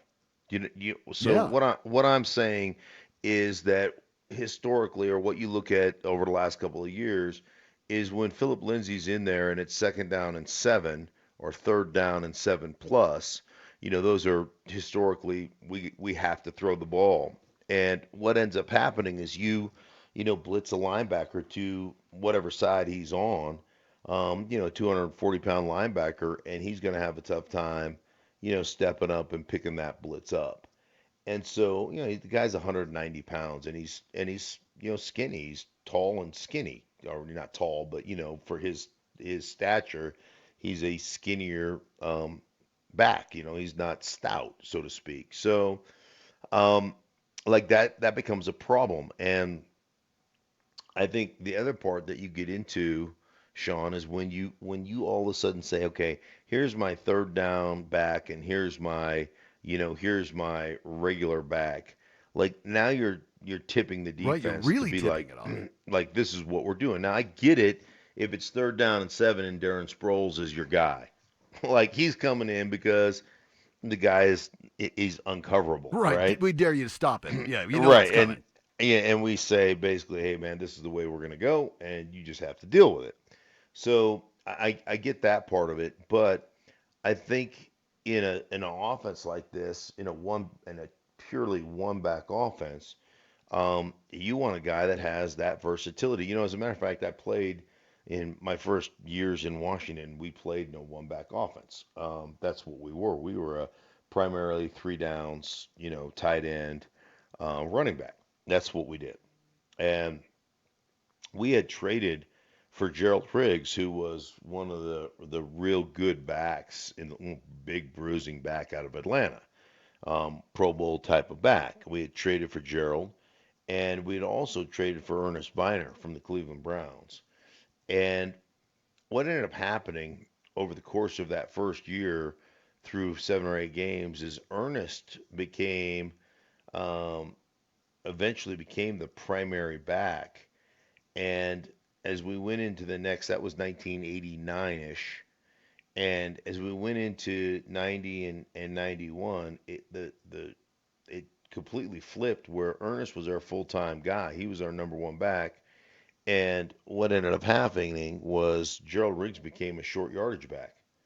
And that's really all he did because Ernest gave us that duality. Ernest gave us that ability to, to essentially pick up blitzes, catch the ball out of the backfield, run the ball on first, second, and third down as well. So that's kind of the direction that we went with, and that's what ended up working.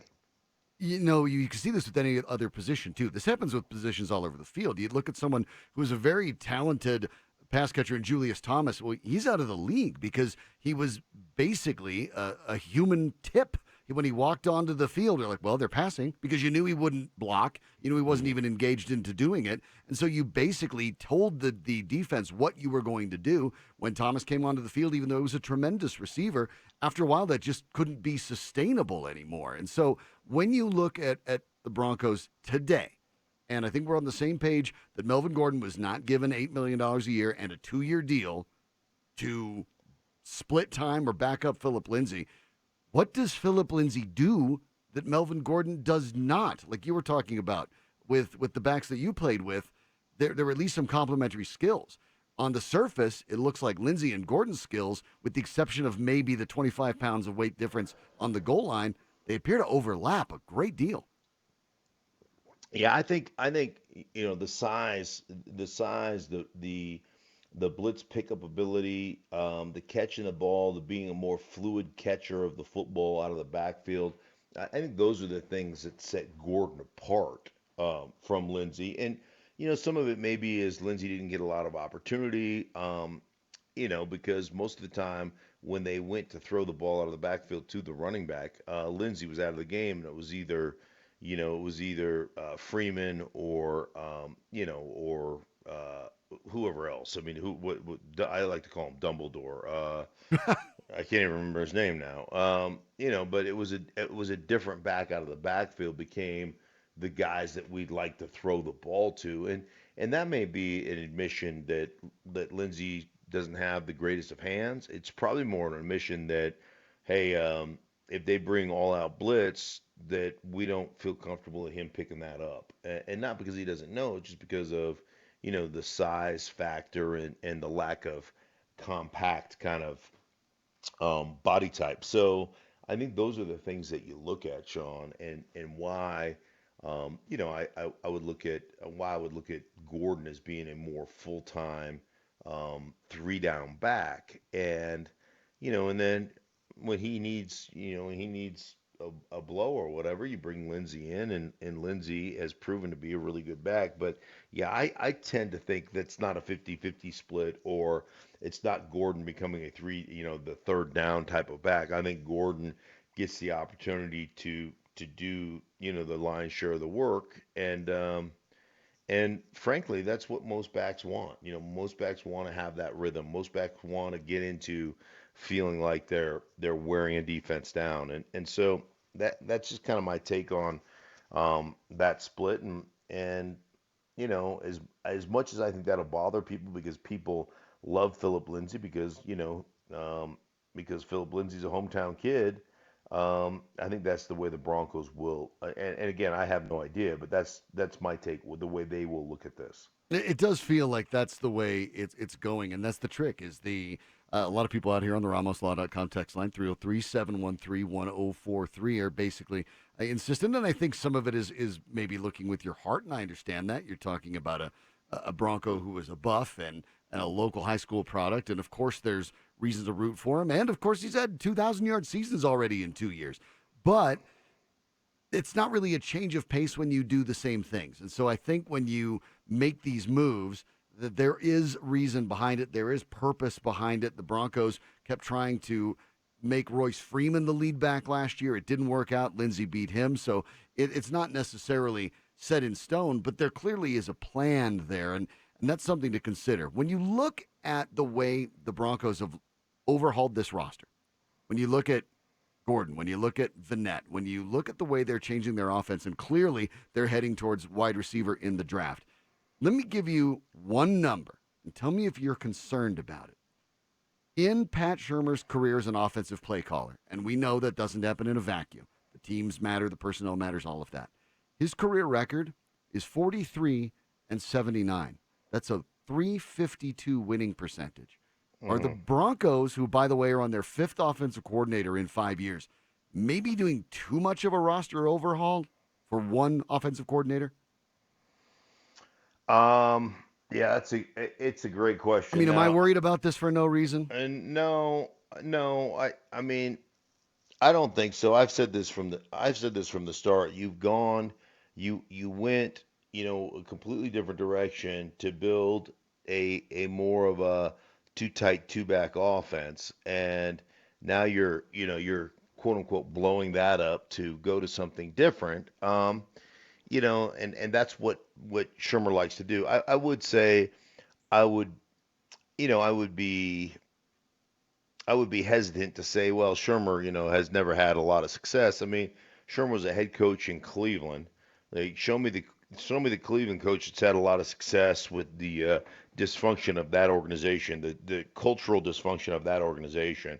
Um, he was in Minnesota. He was in the Giants for a couple of years, and the Giants obviously have their issues too from a talent standpoint and a transition at the quarterback standpoint and some cultural issues there as well that they're trying to fix. So, I look at some of those things and say, it's hard to go to some places and actually, win. I think you have to look at points scored. You have to look at some other factors when it comes to Shermer and the offenses he's called. I think is a fair kind of barometer or indicator than the record. The record isn't always fair. Right. But let me kind of offer something you talked about earlier in the show about drafting, where you talked about sometimes teams fall in love with a guy. They loved the interview with the player, and so they make excuses for whatever happened. Well, his teammates weren't that good. Well, they played in a bad conference. Well, they had a tough schedule. I mean, could the Broncos be doing the same thing with Shermer in his history, by the way, as a play caller? You talk about points and created there. They finished in the top 10 in points one time. Otherwise, the best performance he's ever had in points scored was his first year with the Giants as head coach at 16. Yeah. Yeah. Always. I mean, could we be talking ourselves into this a bit because we like the guy? Yeah. Yeah. But obviously, you have a philosophical approach. And again, when you're a defensive head coach, like a lot of guys, and it's funny because I've talked to a lot of quarterbacks about this, that they don't like the defensive head coach because the defensive head coach is going to err on the side of caution and let my defense play well, let my guys on the defensive side bail us out and let's not be aggressive. And that was Flacco's complaint on his way out the door, right? Is how come, 3rd down and 6 and we're running the football. We don't take any shots down the field. We don't do that was his kind of criticism going down. And so, if you're looking at Shermer as a guy that pushes the ball down the field and is going to take some shots and do those things, that's great. We want to do this. I would just always caution that if you're going to spread, and you're going to get, further away from, you're going to get more guys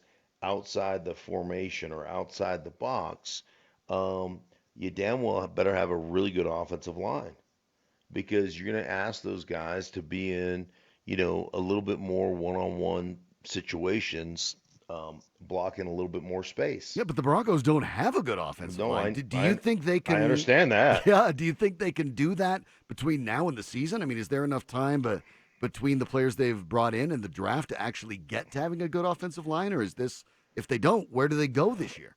Right. Well, I mean, if they don't, they're going to be in trouble again.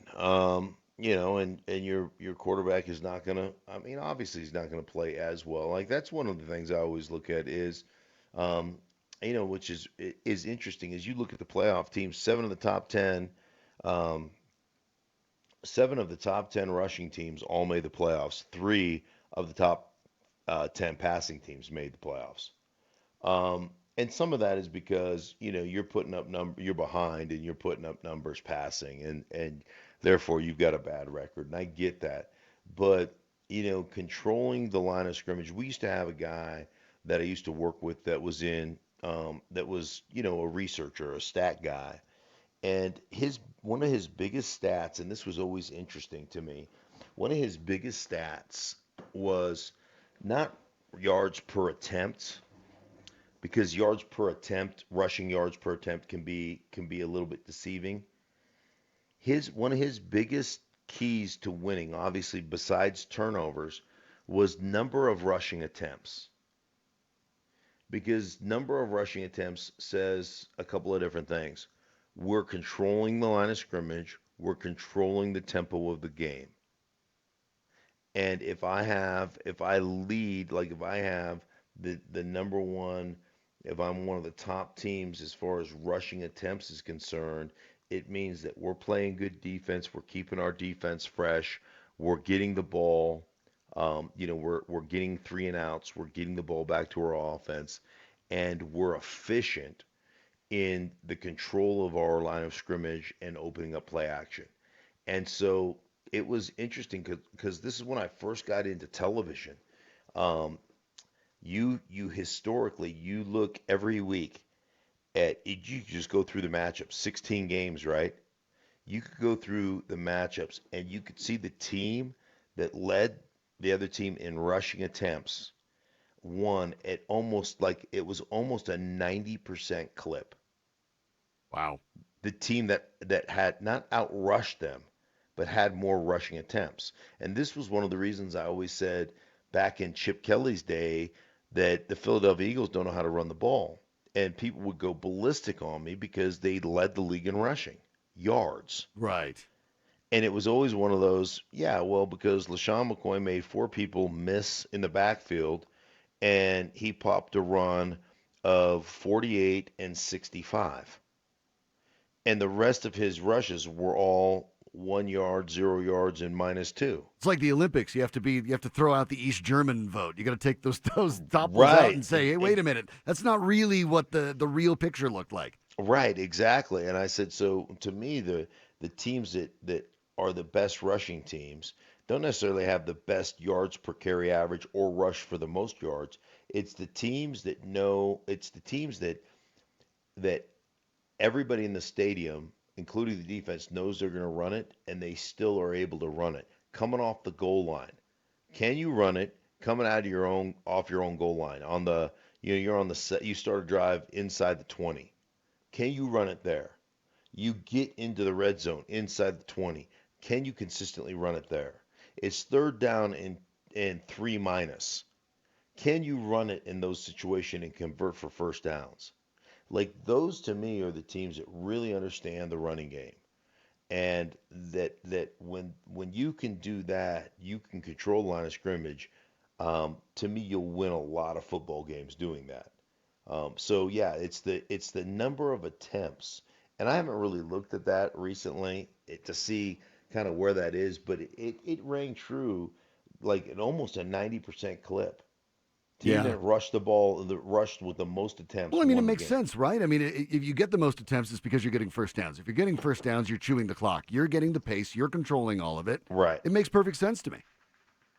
Yeah, and that was always something that, I always looked at is show me the team that's committed to doing that, and in a day and age, you think about it, in a day and age where we've become completely pass happy, um, the teams still that know how to run the ball, the San Francisco 49ers of the world, those teams are going to consistently be in football games. Now, Kansas City probably blows that out of the water, and I don't know where they ended up in rushing stuff, but they've got Patrick Mahomes, the unicorn, playing quarterback. I mean Right. that blows some of that stuff out of the water. But there's always going to be an outlier or two. But I think for the most part, all those things are true. Even in today's game, when I talk to defensive coordinators and you ask them, like, what's your number one priority? Every time they'll say 100% of the time, hey, we got to stop the run today. Yeah, that's Well, got to be job one. right. You're like, this team doesn't even run the ball. Yeah, we got to stop them because we want them to be one dimensional. I've never been in one of those meetings where somebody said, hey, they're going to run all over us. We're just stopping the pass today. I've never heard that one time. And so, there's got to be something to it. Yeah, I think you're exactly right because you're just talking about planning and the whole idea. Look, make the other team one dimensional. That's the plan. When it comes to the draft, we're less than a month away. If you were an NFL GM, you'd maybe like to have it a little bit further away. And that's what they've been telling the NFL. We'll explain next.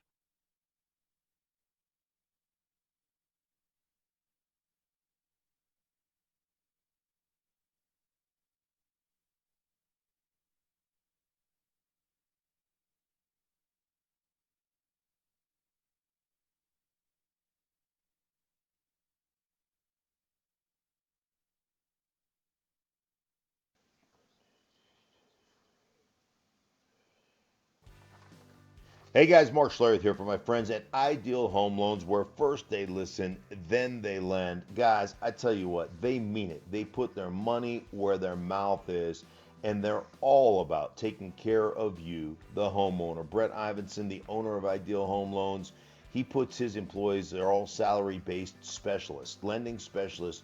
Therefore, they're not working on commission. They have your best interest at heart. And I found out firsthand when I sat down with Brett Ivinson years ago to go over my home loan, to talk to him about kind of where I was and what I wanted to accomplish. And he looked at went through all the paperwork. We sat there, talked and went through everything. And at the end of the day, he just told me, hey, man, you're in a great product. I'd stay right where you are. There's nothing I can really do to help you. So I appreciate that type of integrity. That's the kind of integrity you'll get from Ideal Home Loans. Ideal Home Loans, where first they listen, then they lend. Give them a call, 303-867-7000. That's 303-867-7000, or online at idealhomeloans.com.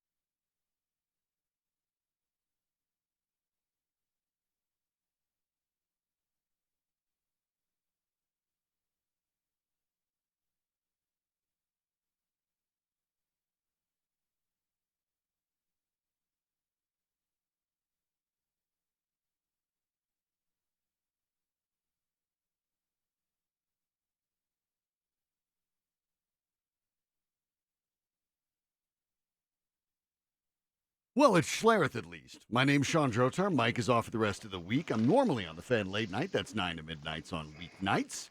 But I'll be here today and tomorrow. You can follow me on Twitter if you'd like at @Drotar. You can follow Mark at Mark Schlereth. Thanks for letting me sit in today, Mark. It's been fun thus far.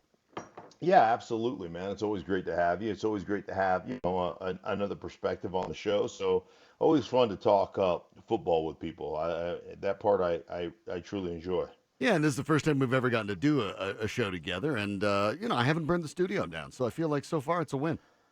So far, it's a win-win for everybody, all involved.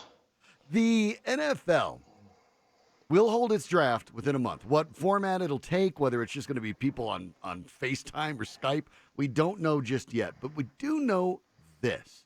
The general manager's subcommittee at the NFL sent its recommendation to Roger Goodell that the draft be moved back. Their concern is that with off-season activities canceled, a lot of the team's facilities are closed, by the way. If you have, like Denver is now under a stay-at-home order, certain other teams' facilities may not be. There could be competitive disadvantages for certain teams. And, of course, people are more comfortable with having a player in, being able to poke and prod and interview, all those sort of things that you can't necessarily do over the phone. What's your instinct on that? I think they might have a point.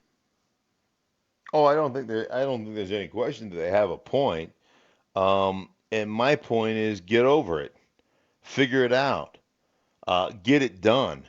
So hey, listen, it's hard. I get it. It's hard, and you got to jump through some hoops. So, hey, welcome to the rest of the world. Right. Like we're all going through it, right? And I will tell you this: like there were general managers and some owners that spoke on the condition of anonymity that that it looked tone deaf by the NFL to continue through free agency and continue kind of business as usual. Well, it hasn't been as usual, right? They've shut down facilities, they've shut down the physicals, they've shut down a lot of things. So it hasn't been business as usual. But I think I speak for a lot of people out there, and not just sports fans. It's been a welcome distraction that the NFL has continued to move on, right? Continue to do, free agency and all that kind of stuff. That's been a welcome distraction for most of us. So I appreciate, that we get to talk about football. I appreciate that you can sit here and you can watch the news for 3-4 hours and you can fall into a state of depression. Oh, yeah. And confusion. So I appreciate that distraction. I get that it's hard. I understand that it's not ideal. Well, guess what? That's what all of us are living with right now. I mean, I'm sitting in my house. My Comrex broke today. So now I'm on a secondary, what they call Lucy Live off my iPad right now, doing this radio show. Yeah. There's issues. And you know what the deal is? We got to overcome them. And I just think like, hey man, let's see if you're worth your salt. Let's see if you can do your job under stress conditions. Like as a player, man, or as a coach, this is how you live. Like if it's good for the players, hey man, it's 3rd down and 12. You ever been in 3rd down and 12 off your own goal line with some of the greatest pass rushers with Lawrence Taylor coming off the edge and Leonard Marshall and yeah, I have. I know what it feels like, right? And I think I appreciate that aspect. Like that's why some people can't play, and it's not just because of your physical limitations. A lot of people can't play because they can't deal with that pressure, and the pressure's on NFL. And I, for one, say, hey man, good. We'll see who's worth their salt, and then we'll see who manages the situation. I'm okay with that. I honestly, when this first happened, and I was on air on late night when the NBA canceled, I mean, literally when it canceled immediately after the Nuggets finished and before the next game was ready to start. And I had thought there would be some element of tone deafness if the free agency period came along. I knew that it was going to be a respite and any sort of return to normalcy was going to be great. But I think, quite frankly, in a lot of ways, Stink, the money is almost monopoly money. fans, people like me can't relate to that amount of money at all. It might as well be a cajillion dollars. It doesn't really matter. It's all just sort of imaginary numbers. So I think people put that away. They put that away years ago. So the tone deafness turned out not to be the case. People just wanted something new and fresh to talk about. And I don't think people that weren't even football fans necessarily were offended by it. There is some argument to be made, and I think you're right. I wouldn't delay the draft either. And I like it for the same reasons that we've talked about before. I think that, quite frankly, people have gotten a little too involved. The Broncos have gotten better at it. But a couple of years ago, when they were picking DeMarcus Walker and Garrett Bowles, they got wrapped up in the combine process. They got so far into the stats that they maybe didn't back up away and look at film. This offseason, whether it's free agents, whether it's rookies, you're going to need to look at guys based on how they played more than anything. You can talk to them on the phone. You can have them on Skype. That's okay. But I don't necessarily think that's a bad thing because in a lot of ways, you're getting back to basics. You're getting back to what you talked about. This is football, not all the other stuff that's around it. How are you going to do when football comes around? And the teams are going to have to come to that term just as much as the players.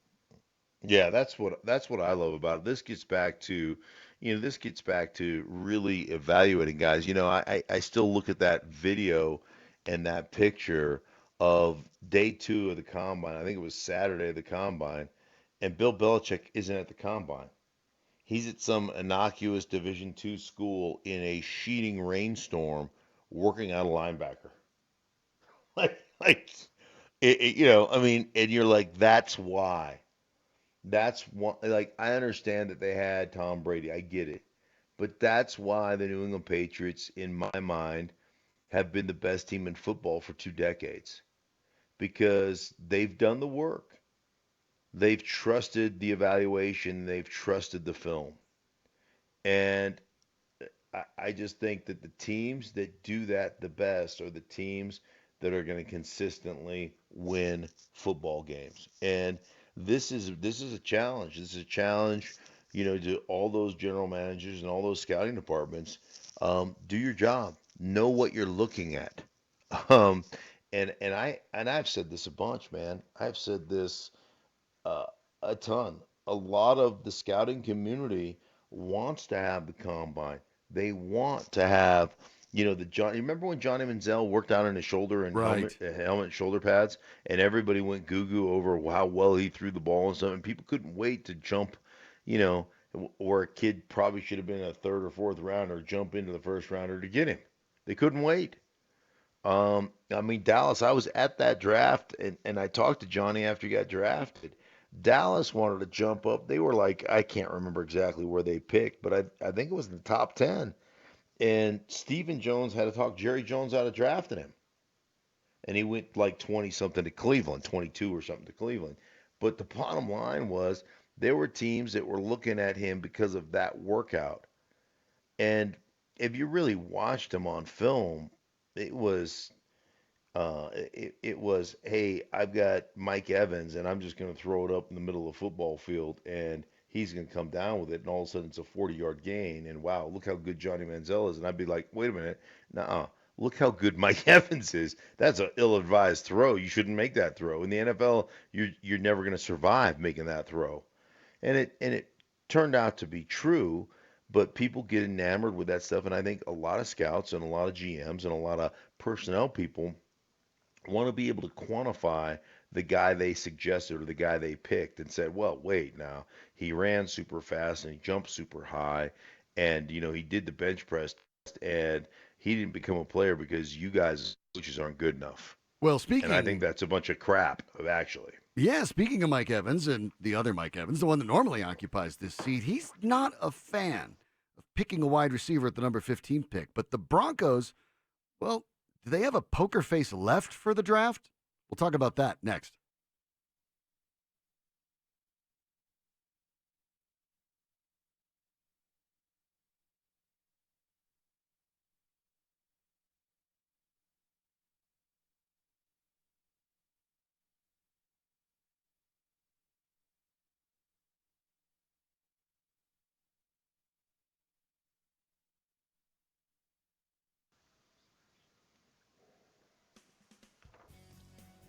Hey, you thinking about selling your house? You don't want to wait till spring or summer when every house in the neighborhood's on the market. Call Troy Hansford of Remax Professionals. Take advantage of the market right now. Earn more profit. If he can't sell your house at the price you want, he'll write you a check for $5,000. Troy Hansford sells more houses because he spends thousands on marketing and generating a demand. He's got so many approved home buyers, he might have a buyer just waiting for you to list your home with him. Give him a call, 720-900-4433. Troy recently listed a house that's been on the market for 2 months with 0 offers. Took over that listing, made some repairs, staged the home, sold it for full price in less than a week. Guys, if you want an all-cash offer, Troy can do that as well. He'll buy your house all cash and he can close in as little as 7 days. You have nothing to lose. Call him right now, 720-900-4433. Troy Hansford of Remax Professional, a Colorado licensed brokers. Some restrictions apply. Call him now, 720-900-4433.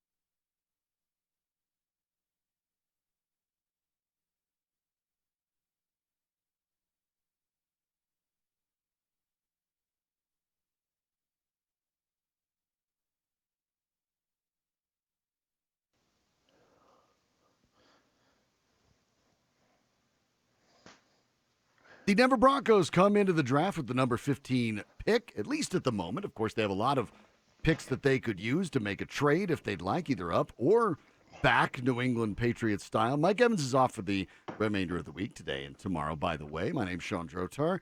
Normally the fan late night, but sitting in for Mike today and tomorrow. And Stink, when you look at this position in the draft for the Broncos, it feels very much like if they had a poker face coming in to the draft. They don't anymore. They don't have a number 2 or a number 3 wide receiver. They've decided to pass on all the wide receivers more or less in free agency. How much does it matter if other teams basically know where you're going to want to go? Well, I mean, first and foremost, I think the poker face is important. I think we all speculate because they didn't draft a receiver, um, or excuse me, because they didn't sign a receiver in free agency, that receiver at 15, and because all the mock drafts have receiver at 15. I think that I think that we all just everybody kind of assumes, and I don't think that that's a safe assumption. I know everybody's preparing themselves for that, Really? but Okay. yeah, I don't think it's a safe assumption because I think a couple of things. I think I'll go back to what Vic Fangio talked about. He talked about the depth of this receiving class. I talked to not only an analyst that I know, a draft analyst that I respect, who said there were 26 guys in this draft that had either a first or second round grade. 26 players. So what that means to me is based on need and based on availability, there are going to be some guys that had a first or second round grade that are going to be draftable in the late second, early third round, maybe even into the fourth round. So there are a lot of really good players available. When you go back through the history of the draft and the receiver position, a lot of the top players are are after the first round. A lot of the first rounders. I mean, I look at Tennessee. The Tennessee Titans right now, a couple of years ago in 17, drafted Corey Davis in the first round with a 5 overall pick, I think. He's still trying to find himself. They drafted A.J. Brown in the second round this year. He became their number one receiver. Like, and the league is littered with first round receivers that really haven't played very well. So I just get to the point where I'm like, pump your brakes on, hey, we need that speed guy, or hey, we need this guy. And because of the depth of the receiver position, would it make sense to either, move up if you have to get a left tackle that you think can lock down that left tackle position for the next 10, 12 years, or move back in the draft, accumulate another pick, maybe another third or another Right. second round pick, and still get a top flight either tackle, a top flight defensive lineman, maybe a top flight linebacker, or a safety that has the ability to play down in the box. I And then go into your second round and pick up, maybe you have two second rounders and you grab two receivers there, whatever the case may be. But I think the Broncos have a lot of options, and I think maybe the fact that people think that they're gonna pick a receiver gives them a little bit of leverage to move out of that 15 overall spot. Well, I hope you're right because I agree with you. When you look at just value in any market, right? Free agency, draft, whatever. There are, Hmm. and I don't mean this to be demeaning, but that there are commodities and there are people that are pursuing the same commodities. And if there are a lot of great wide receivers in this draft, then yeah, the value actually then tells you don't pick one high because you'd be better off getting better value by picking one a little later instead of everyone going and fighting for Jerry Jeudy, CeeDee Lamb, or Henry Ruggs. So I hope that you're right when it comes to that because they have a lot of larger needs. The wide receiver spot, especially when you look at Pat Shermer's offense, the truth of the matter is, even though it is pass heavy, they don't actually throw the ball around. It doesn't get spread around that often. In fact, most of the time, it tends to go to one receiver and definitely not to two. Only twice in his career as a play caller has any wide receiver for Pat Shermer caught more than 77 passes. So it's not as if it may not be as much of the Broncos need as they think. I'm with you. Wide receivers are great. They're better if your quarterback can get them. They can't throw when they're on their back. So I think what you're suggesting makes a lot of sense. I'm just curious if the Broncos really would do that. To me, it's a fascinating angle. And I don't know if it's the mock drafts are convincing everybody. We have our big board of possibilities here up in the studio. But everyone here seems to be thinking, besides, with just a few, I'm one of them, that Henry Ruggs specifically is likely to be the pick. Is there any reason that you think that he wouldn't be if it all seems to be trending that way? Yeah, I no, there for me, like I feel like it's trending that way. But that may be a reason why it doesn't happen. Honestly. Like um You here don't know that I don't know that you think I don't know that I don't know. right, exactly. And I think one of the things about that is I think when you start to break this down, like everybody talks about speed receiver, right? Got to have a speed receiver. And because Henry Ruggs ran a 4.28 or 4.27. whatever he Yep. ran, yeah, that everybody looks at that and goes, "Oh my gosh, like Henry Ruggs. Oh my gosh." Like remember now, he ran a 4.28 or 4.27 whatever it was, and he wasn't the number one target at Alabama. You do realize He that, was number right? 3 in catches, Yeah, as a matter of fact. 3. And right. he wasn't getting double teamed. That was Jerry Jeudy. So you do realize there are probably some limitations to his game. He can run fast. The other thing that you need to realize, the difference between a 40-yard dash at 4.28 and a 40-yard dash at 4.40. In the overall scheme of things, when they cross the finish line, you realize that that's going to be less than 2 feet of separation, Right. right? And oh, by the way, now all of a sudden I put on you a DB shoving his hands in your chest and you not getting off the line of scrimmage really like cleanly. Like now what's the difference?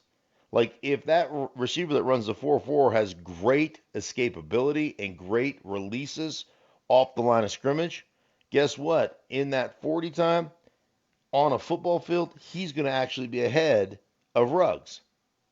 So like grain of salt. Like if you run that 4.27, 4.28, and you're the number 3 receiver at Alabama, how are these other guys getting more opportunities than you? They don't run as fast.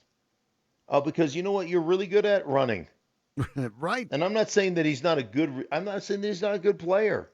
I'm just saying, dude, if he can't do it, if you run that fast and you're in Alabama and you're still the third target, that says something about your game. And that says something about the other two guys' games, right? The other two guys are good players. But the bottom line, should that be a bit of a red flag at 15 overall? Hey, you want to take him the 15th player overall in this draft, and you were the third player when it comes to your quarterback's choices in your own team in Alabama. Right. Absolutely. And we'll get a chance to talk about this more tomorrow because the draft is coming your way. I'll be back tomorrow. My name's Sean Drotar, and I want to speak for Mark too. When I want to give us a shout out here to all the people. I know the stay at home is difficult for everybody, but all the people, the first responders, the medical workers, the people, Mm-hmm. the nurses, the doctors, as well as the truck drivers, the people stocking store shelves, everyone who's out there that are essential, that make things work the way they work. You're the reason that we're all going to get this through together, and we both appreciate everything you're doing very much. Stay safe and keep up the good work. Definitely know you're out there. We see you and we appreciate you. Well, Hey, by the way, really quick, I'll be live praying for our medical staff and our medical workers on my one of my former teammates, Tim Johnson, is a pastor in Orlando, and it's Tim Johnson. Just check him out on Instagram Live today at 10 o'clock our time. Just for the medical workers, the nurses, the firefighters, the police officers here in Colorado that are keeping us safe and sacrificing so much for us. So we're having a live hour of prayer. You can check us out on Instagram. It's Tim Johnson. If you'd like to do that, and you can join me in praying for all of our people that keep us safe and do so much for us as a community. So that's something to look forward to at 10 o'clock today if you'd like to join. all right. Well, he's Mark Schlereth, of course, of Schlereth and Evans. I'm Sean Drotar. We will be back tomorrow. Orlando and Sandy are next. This is Denver Sports Station, Sports Radio 104.3, The Fan.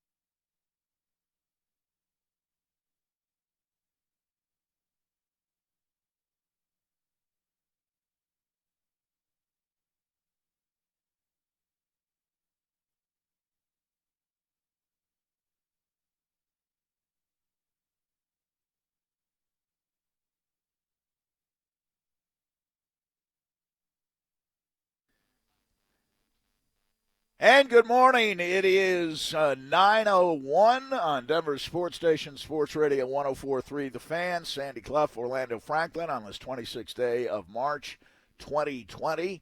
I am once again broadcasting from about a mile away from our studios at home. O is in studio, and I greet you without seeing you on this Thursday morning. It was a little strange yesterday, but we got through it. Yeah. And there's lots to talk about today, as usual. Your son's birthday was this week, right? Yesterday? Yeah, it was yesterday. Yesterday was Zayd's birthday, turned 2. And it just shocks me each and every day as far as just the development of him, just the new things. I've been trying to get him to say that my birthday's coming up. I'm turning 2 for the last couple weeks. And then yesterday, all of a sudden, I wake him up and I'm like, Zayd, you know today's your birthday? He's like, yeah. I was like, do you know how old you are? And he says 2. He just fires it out there. And I'm just like, okay, you have been listening the last couple weeks. So it's nice to see those things. And we were able to have a small little gathering at the house with one of our neighbors. They brought their kids over and kind of, we've both promised, each family promised each other that, hey, we're going to make sure that we self-quarantine at least so our kids could play. So there's a little bit of sanity for them, a little bit of regularity for them. So it was nice. It's nice that both families have agreed to that, and it was nice for them to come over. And I got to show you a video the next time we see each other, Sandy, of just when we're singing happy birthday to my son and just how he's smiling, how he's just lit up like a Christmas tree. And then after that, we sing happy birthday, and I bring the cake up to him. I'm saying, hey, blow, because that's something that we've been working on too, because yes, when they're rehearsing young, that too. you got to rehearse the blow of the cake so they don't spit on the cake, right? And, know, because they can't really control that. So that's something that we've been working on. And he nailed it yesterday when all the lights were on. So it was amazing. And just being able also to find another excuse to talk to all the family members and the relatives and the friends just to check up on them while they wish our son happy birthday. So yesterday was a really nice day. It definitely was fulfilling itself, and I definitely enjoyed it yesterday. Well, we know that Vaughn Miller turns 31 today. I don't know if you timed it out that way. That's why I tell people all the time, Sandy. I said, man, what better way than to have my son on March 25th? I got Peyton Manning's birthday, the GOAT, on the 24th. Right. Then I have my son. Then you skip. Then after the day after, you got Vaughn Miller. That's the GOAT. That's probably going to be in the Hall of Fame someday too. Alongside Peyton Manning here in a couple years. Yeah, and I'm thinking back 9 years ago. There was a lockout going on, and it was the year you were drafted. And I'm wondering when you first met Vaughn Miller. Had you met him before the lockout? Did you meet him at some point, one way or the other, during the lockout? Or did you only first meet him when you were on the practice field together when the lockout finally ended and training camp opened? Yeah, so in 2009, actually, our junior year, our true junior year, me and Vaughn, we actually played against Texas A&M in Texas A&M. So you know him from that game. Got the scouting report on him and had to go up against him a little bit that game. I was still playing left guard. It was early in the season. Later on that year, I moved to left tackle when our left tackle, Jason Fox, had some health issues, but played against Vaughn a little bit that game, and you could tell that he had a little bit extra, just even watching film, getting ready to play against him. So it was, you could tell that this guy was going to play at the next level, but never had a conversation with Vaughn. Get drafted here in 2011. He's the first round pick, obviously. And then me, Raheem, we're in the second round back-to-back at 45, 46. But then that year was a little bit different because you didn't have OTAs. You didn't have mini camps. So what happened was that league still threw like a NFL rookie symposium type of thing, but it wasn't mandatory. It was out there in Bradenton, Florida at the IMG Academy. And I think everybody was there from our draft class. Literally everybody that got to the Broncos that year. I'm pretty sure we all were there. And that's the first time that I really got a chance to sit down and have conversations with Von. So just going out there, hey, you're the first round pick. I'm one of the second round picks. This team didn't do that good last year, obviously, because they picked second overall. Yes. We got to find a way to turn this thing around. Just little conversations like that. And after just spending the weekend up there in Bradenton, Florida, we kind of went our separate ways. We exchanged numbers at that point, but went our separate ways. But I remember that they gave us a workout while we were there, and I knew nothing about it. And remember, I told you after I got drafted and during the lockout, I wasn't taking my diet seriously. So I'm in doing this workout, and I'm dying doing this workout. But Vaughn is absolutely crushing it because his mindset has always been, hey, I got to prove that I'm worthy of being the second overall pick. There was only one person drafted before me. He's always had a great mindset when it comes to just where he is, recognizing where he was drafted, and just telling himself, hey, I got to give my all in everything that I do. So even when we're down there doing this light warm up in this 3-day course that we're taking, basically, where it's just an introduction to the NFL. They're telling us, hey, how it's going to be with the paparazzi, how we need to conduct ourselves, different things like that, where we're taking classes on stuff and getting to know our draft class, where he's just going balls to the wall. And so that was the first time I met him, and the first time I went up against him was in training camp. And I remember he showed up late because obviously he's a second round pick. This is a new CBA as far as how they structure these contracts. So he shows up a couple days into training camp, and it's the exact same thing, balls to the wall. The first practice Von Miller has ever had as a Denver Broncos was not a real football practice. It was a walkthrough. But the way he approached it was a real football practice. There's no such thing as a walkthrough for him. Yeah, he had no idea what walk. I don't think they did walkthroughs at Texas A&M because he was coming off the ball. He's hitting me with hand moves, swiping my hands. That's when I realized that, hey, you know what? When they say walkthrough, you might want to still tape your hands up because you could jam fingers out there, especially going against a guy like Vaughn. But that's how he's approached it from day one. And I'm happy that he's still in the league. I'm happy that he's still with one team because you look at all these different draft classes, and you look at, I think it was the Amari Cooper draft class that I was looking at the other day, and I forgot what year it was. I think it might have been like either 15 or 16, might be 16, where when you look through all the 31 players that were drafted in the first round, or it's 2015, but you look through all the 31 players drafted, 32 players drafted in the first round, there's only like 2 or 3 of those guys still on their teams that drafted them. So it's for me, when I look at that and I look at how Vaughn has approached it since he's walked in day one in 2011, I could see why he's going into his 10th year with the same team. Will he remain with the same team? We'll talk about that in a few moments. Von Miller, of course, Pro Bowler 7 times, All-Pro first team 3 times, All-Pro second team 4 times, Super Bowl 50 MVP, NFL Defensive Rookie of the Year back in 2011. What awaits him now at age 31? Does there need to be that same kind of commitment or recommitment that Von Miller undertook 9 years ago back in 2011? And, of course, we know a lot of you may be working different hours now or not commuting at all the way I am. You can still listen to us at home. We're streaming at 1043thefan.com. You can download the free Fan app, or if you have a smart speaker, enable our skill on Alexa.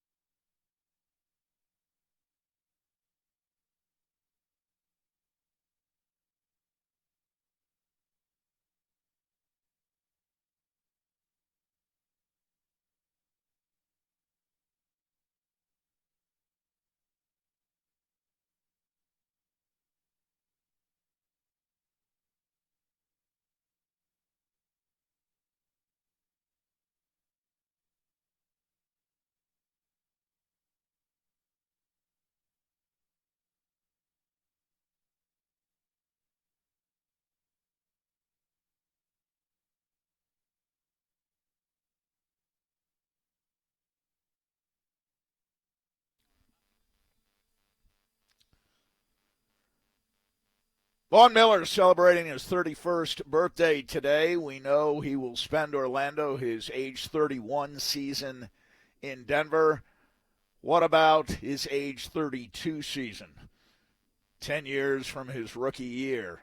What are the chances and what has to happen this year for the Broncos as a team? What has to happen for the Broncos as a defense in order for Von Miller to be retained? I asked that question because even with Von Miller having an off year last year by his standards, even with Bradley Chubb getting hurt early in the season back in October, even with Chris Harris Jr. having a less than stellar year, the Broncos were still top 10 in scoring defense. Fewest points allowed. The Broncos are 10th in the league. Does Von Miller's future here in Denver depend on the collective performance of the team, the collective performance of the defense, or more so his own individual performance in 2020? I think it's its own individual performance in 2020 because when I look at the draft classes, the last two draft classes specifically, I think John Elway and company has done a great job out there at Dove Valley, bringing young guys in that are actually helping this team. We're seeing a lot of turnover right now, and on this roster, who's up next year?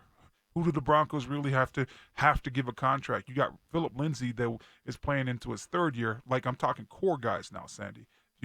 Philip Lindsay, maybe, but if you don't want to, you could now just, hey, put a tender, slap a tender, second-round tender, or a third-round tender. I think that we all would have agreed about 2.5 weeks ago that it's a second-round tender all the way on Philip Lindsay, but now with the addition of Melvin Gordon and the Pat Shurmur's offense where you have that bell cow and you have that guy that is consistent but can do it all, you got to think that Melvin Gordon's going to get majority of the carries and majority of the snaps on offense now because of it. So with that being said, now with Philip Lindsay, the Broncos might be able to escape away and say, hey, you know what, we're just going to put a third-round tender on you next year and keep you here for another year where teams are going to see a little bit of a drop-off, not because of who Philip Lindsay is or his intensity that he brings to the game, but because of the snaps being reduced that he's seen in the first 2 years of his career. Yeah, so we'll get into that later on. With all that said, I think that Von, if he could go up there and get to 10 sacks this year, I think he has a great chance as long as he gets the double-digit sacks. He can't have a year that he had last year where you don't get the double digits. You get the double-digit sacks. I think he's definitely here for his age 32 season, which that would be 2021. We know that Chris Harris won't be here for his age 31 season. Chris a little bit younger than Von Miller, turning 31 in June. And Chris appeared on Ian Rappaport's podcast this week and was asked specifically about the factors that played into his decision in selecting his new team, the Los Angeles Chargers.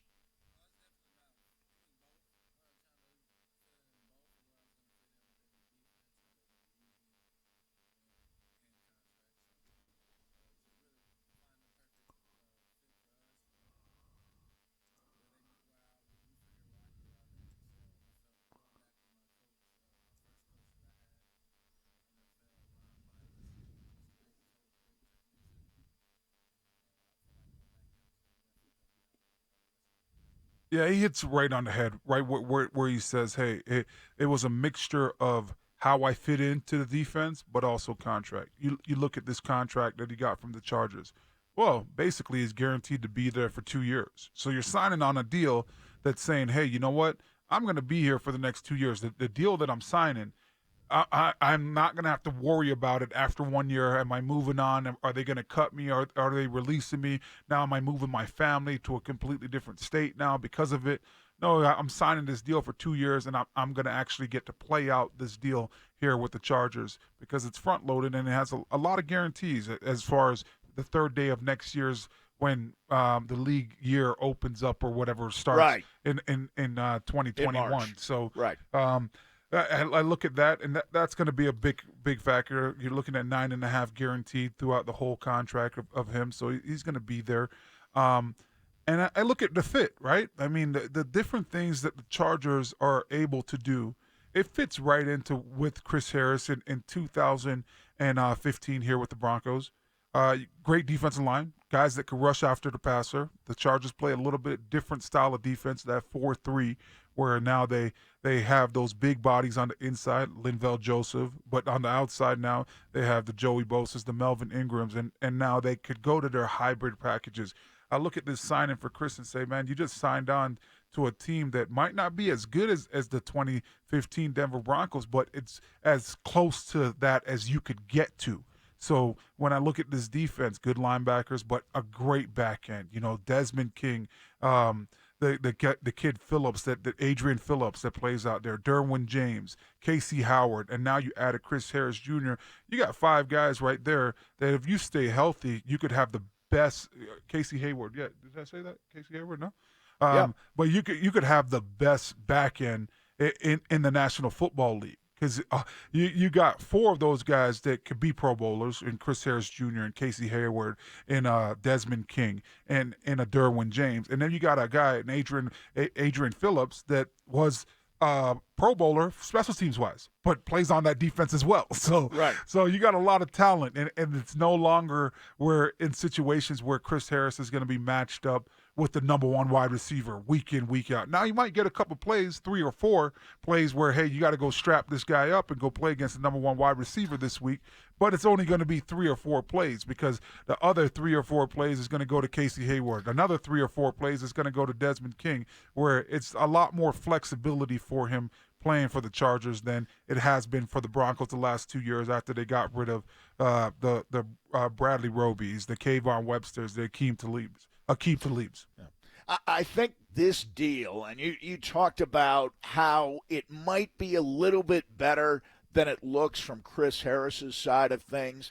I think it's one of the best free agent deals that any team made because, again, it's a 2-year deal. The only guarantee on it is the signing bonus of $7.5 million.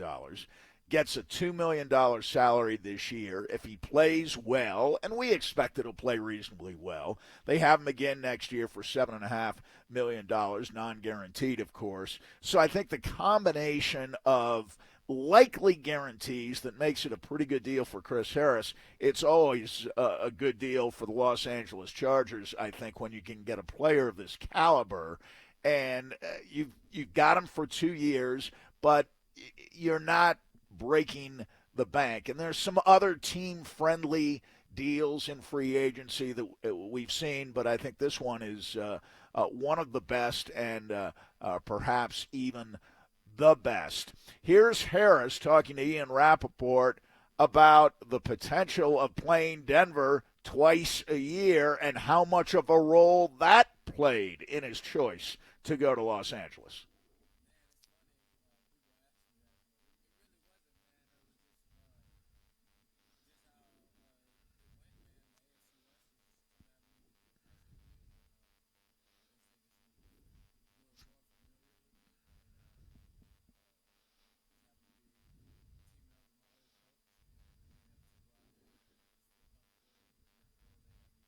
He's an honest guy, but I'm not sure I completely believe him on that. I believe him, Sandy, because when free agency opens up, you can't control your market, right? So for me, free agency opened up. Would have loved to go play for the Buffalo Bills. Guess what? Buffalo didn't even offer me. They never came to the table. They didn't even look at me, not once. And when I look at teams in the AFC West, you're talking about not only do you play them twice a year, you got guys that in their quality control that has to break down all the games that you've played that year up until that point. You got players and coaches that are going to probably look back 5, 6, maybe even 7 or 8 games to leading up to when you guys are going to play, when you're just talking about film study that week, just to be able to chart some different types of tendencies. So the AFC West has had the best look at Chris Harris. Now, if he would have hit free agency a couple years ago, a little bit younger, now maybe everybody's in on the race and saying, hey, you know what, we got to go get this premier stud cornerback. But when you pass that age of 30, now your pool gets a lot smaller, and what better teams than to really evaluate you than the teams that you got to play twice a year already. I'm just not shocked that he ended up in the AFC West. Yeah. I understand, and his point is well taken. These teams know him and see him more often than other teams do. You might go years without playing many of the other teams in the AFC. Of course, the NFC, it's a 4-year revolving cycle where you only play any given team one time every 4 years. So I didn't expect to be looking at much of a market for him in the NFC. In the AFC, there was a lot of talk about Houston. Houston needs the help, but apparently the two teams that were by far the most aggressive were, in fact, the Raiders and the Chargers. Now, the final issue, and we've talked about this a little bit, how last offseason might have had an impact on how Harris approached things this year, and was there any sense of being disrespected last year by the Broncos?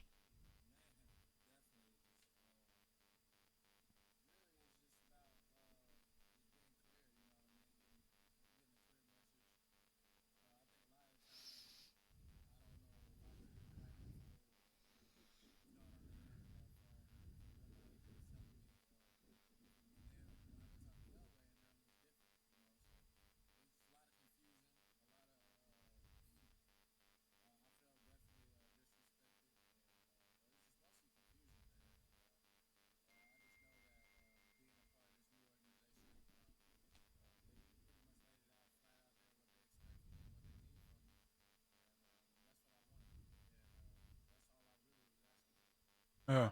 So for me, I'm right there, and I could understand what Chris is saying because I've been through it, right? And real quick before I answer what about Chris, I just look at my situation, Sandy, where in 2014 or no 2013 we play in a Super Bowl. Right. Right after that, go home, hanging out in the off season. At this point, I have taken every snap in the NFL, or I've started every game for my first 3 years for the Broncos at the right tackle position, and now I find out on the internet that I'm moving positions. That was a strike for me, where nobody communicated with me. Nobody said, hey, you know what? Let me have a conversation with Orlando. So that was very confusing for me, and literally now I go in and I express that I don't want to move and it's my contract year, and they're telling me, hey, you know what, this is going to add value to our team, this is going to add value for you, and if you're able to do this, we're definitely looking to bring you back. So played the whole 2014 season at the left guard position, and then after that, Sandy, I walked into John Elway's office and he told me, he said, listen, you had a heck of a year for us, we really appreciate you switching positions from right tackle to left guard, especially in your contract year. A lot of people would have never did that. A lot of people would have said, hey, you know what? I'm playing tackle or get me out of here. But you decided to do it, and you had a heck of a year. We're going to do everything in our power to re-sign you. And, I walked out of that exit meeting feeling great. And throughout the offseason, no offers came. And when free agency hit, I called the Broncos. I had my agent call the Broncos and said, listen, I'll take less to stay. And there was no offer at that point for me. So I just feel like, one, with the Broncos organization, that sometimes all the guys are not on the same page, the higher-ups that are making the decisions. I feel like they need to get on the same page. But two, you can't be telling people a certain message and it's completely different, because now it just puts a bad taste in people's mouths. So this is my thing. The Broncos were willing to offer Chris Harris Jr. a 3-year deal worth $36 million, and only the first year was guaranteed, right? About 12 of that was guaranteed. First year was guaranteed. Well, that was that was a couple months ago. That was, the season was going on. That was right after the bye week. That's not even half a year ago. So how quickly their opinion changes on guys, guys do get frustrated. And I don't know if Chris did what I did as far as, well, this deal's on the table, and now, can we work a deal out? And the Broncos came back and said no, but that would be very frustrating to anybody that's in that type of situation. And I look at, the Chargers, and being that they were already set, right? They already have a good nucleus. They have a good core of DBs. And I'm sure that they were conveying their message very clear to Chris Harris when he hit free agency. Hey, this is exactly what we want you to do. Whether you're coming in here and now we're looking at you as the number 2 cornerback, or we're saying, hey, we got 2 number 1 cornerbacks with you and Casey Hayward, but on third down or when teams go 3 wide, we're going to slide you into the slot because now we got the ability to have Desmond King. That put Desmond King out there at one of those cornerback positions where we could get you in the same role where you've had the most success in your career. That's going to be appealing for guys when you're able to get back to the things that you know and do well. With Chris Harris last year, it was 2 years ago. It started 2 years ago. All of a sudden, you trade away Akeem Talib. He's pushed into that number 1 cornerback role. And I was interested to watch that as much as anybody else because I wanted to see how he could compete week in, week out in that situation. But now you get a guy that comes in and Vic Fangio that tells you that, hey, you're going to play zone majority of the time. And I don't know exactly how many times he said that, hey, you're going to match up one-on-one. But I'm sure Chris didn't expect now to be the traveling cornerback because he talked about it every week. Literally every week he made a point, and when he addressed the media to say, hey, you know what? They got me out here playing against the number 1 receiver. I got to travel with him. So I don't think that message was told to him clearly saying, hey, you know what? From day one, whenever we go man-to-man coverage and we're blitzing, we're going to put you on the number 1 cornerback. So I look at all these different things, Sandy, and I'm just saying, hey, I totally understand where you could get mixed signals and not really understand what your coaches want from you or if they're communicating with you and your agent the right way because they're saying one thing and they might be doing another completely different thing. Football's a rough sport compared to the other 3. A player very rarely has a lot of leverage.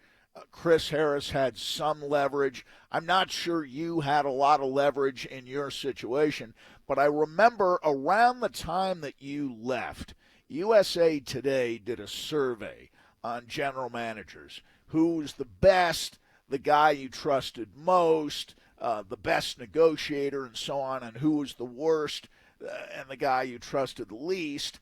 And in kind of a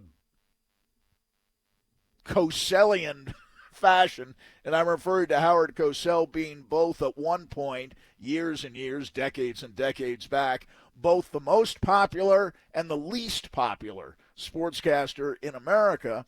John Elway was given plaudits for his achievements and effectiveness as a general manager. But when it came down to trusting in negotiations, I believe, if I recall correctly, he was dead last or very close to dead last, which seemed contradictory. How can agents, for example, look at him as among the more skillful and effective general managers and at the same time say they don't trust him?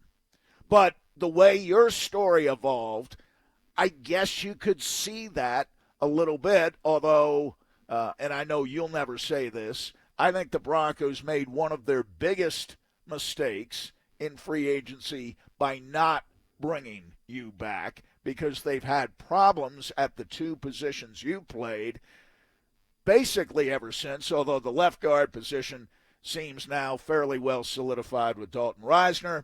At right tackle, not so much. The last time the right tackle position was filled capably in Denver was back in 2013 when you were the right tackle. I don't know. You were younger at the time than Chris Harris is now.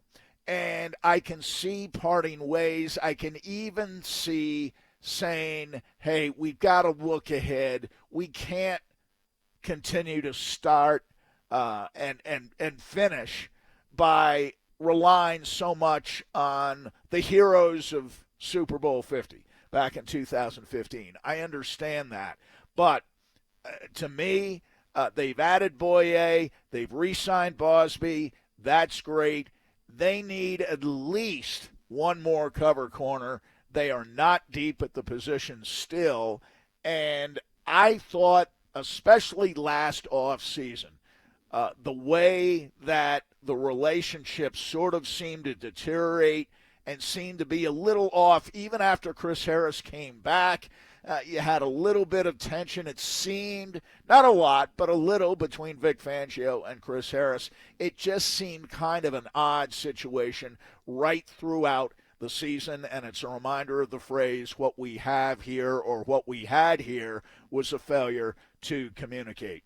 We'll continue, and when we do, Cecil Lammy's 2020 NFL Draft Preview, guard sleepers, Broncos fits. Would you prefer to see Glasgow at center or guard? We talked about that a bit yesterday. Does it help that Glasgow can play either guard or tackle, and he can play both guard positions? He started at both positions many times in the NFL.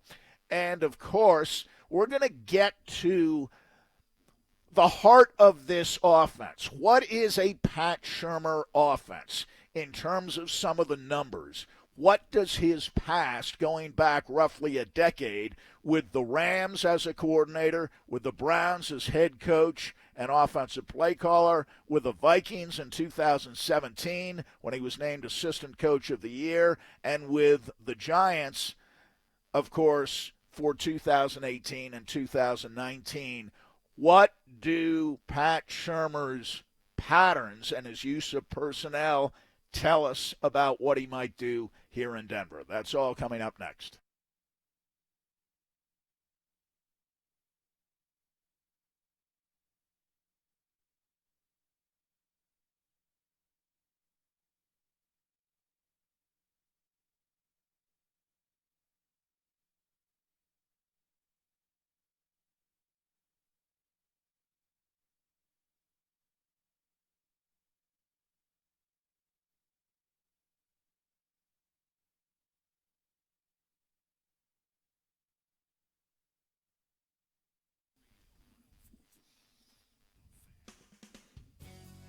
You've heard me talk for the past 3 years about SCL Mortgage, SCL standing for Special Circumstance Lending. You can find them at myspecialmortgage.com. You can call them, of course, Larry Jager and any member of his fine loan officer staff, 303-790-2222. But especially right now, if you're a little uncertain about your future, perhaps you should consider refinancing and pulling out some cash to add to your reserves. And, of course, SCL offers VA and FHA loans, as always, down to a 580 FICO score, sometimes lower than that. Give them a call and ask them about a VA or FHA loan. And, of course, SCL guarantees they have some of the best rates in Colorado for bridge loans, conventional and jumbo loans, single-family construction loans as well. Go to myspecialmortgage.com, call 303-790-2222, and we strongly suggest in these times that you listen to the SCL Mortgage Show on the Fan every Saturday between 7 and 8 o'clock. Larry and I will be updating you on the current situation, interest rates, where they are, and maybe more importantly, where they are not. SCL Mortgage, regulated by DORA, number 1200716.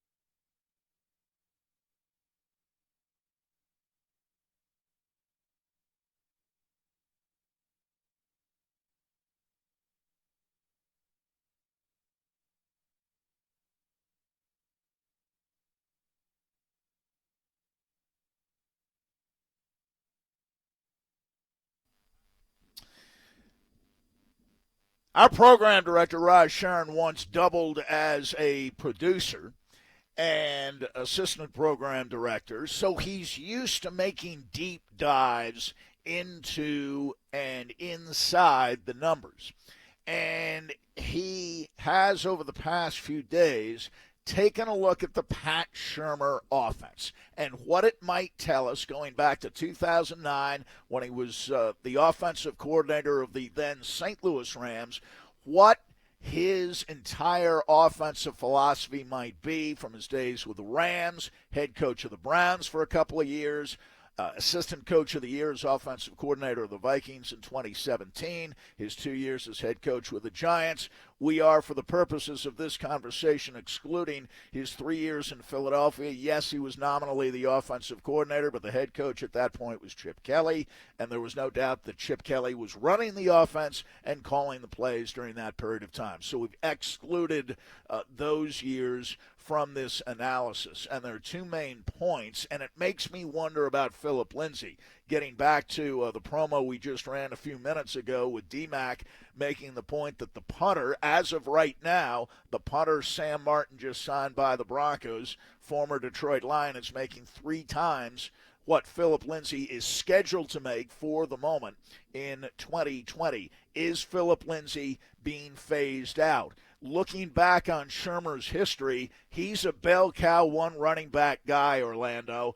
The Bronco offense is likely to be built around Melvin Gordon, maybe Cortland Sutton, but you look back at the history. Steven Jackson, the 2 years with the Rams, had 375, 376 touches. No other running back was close.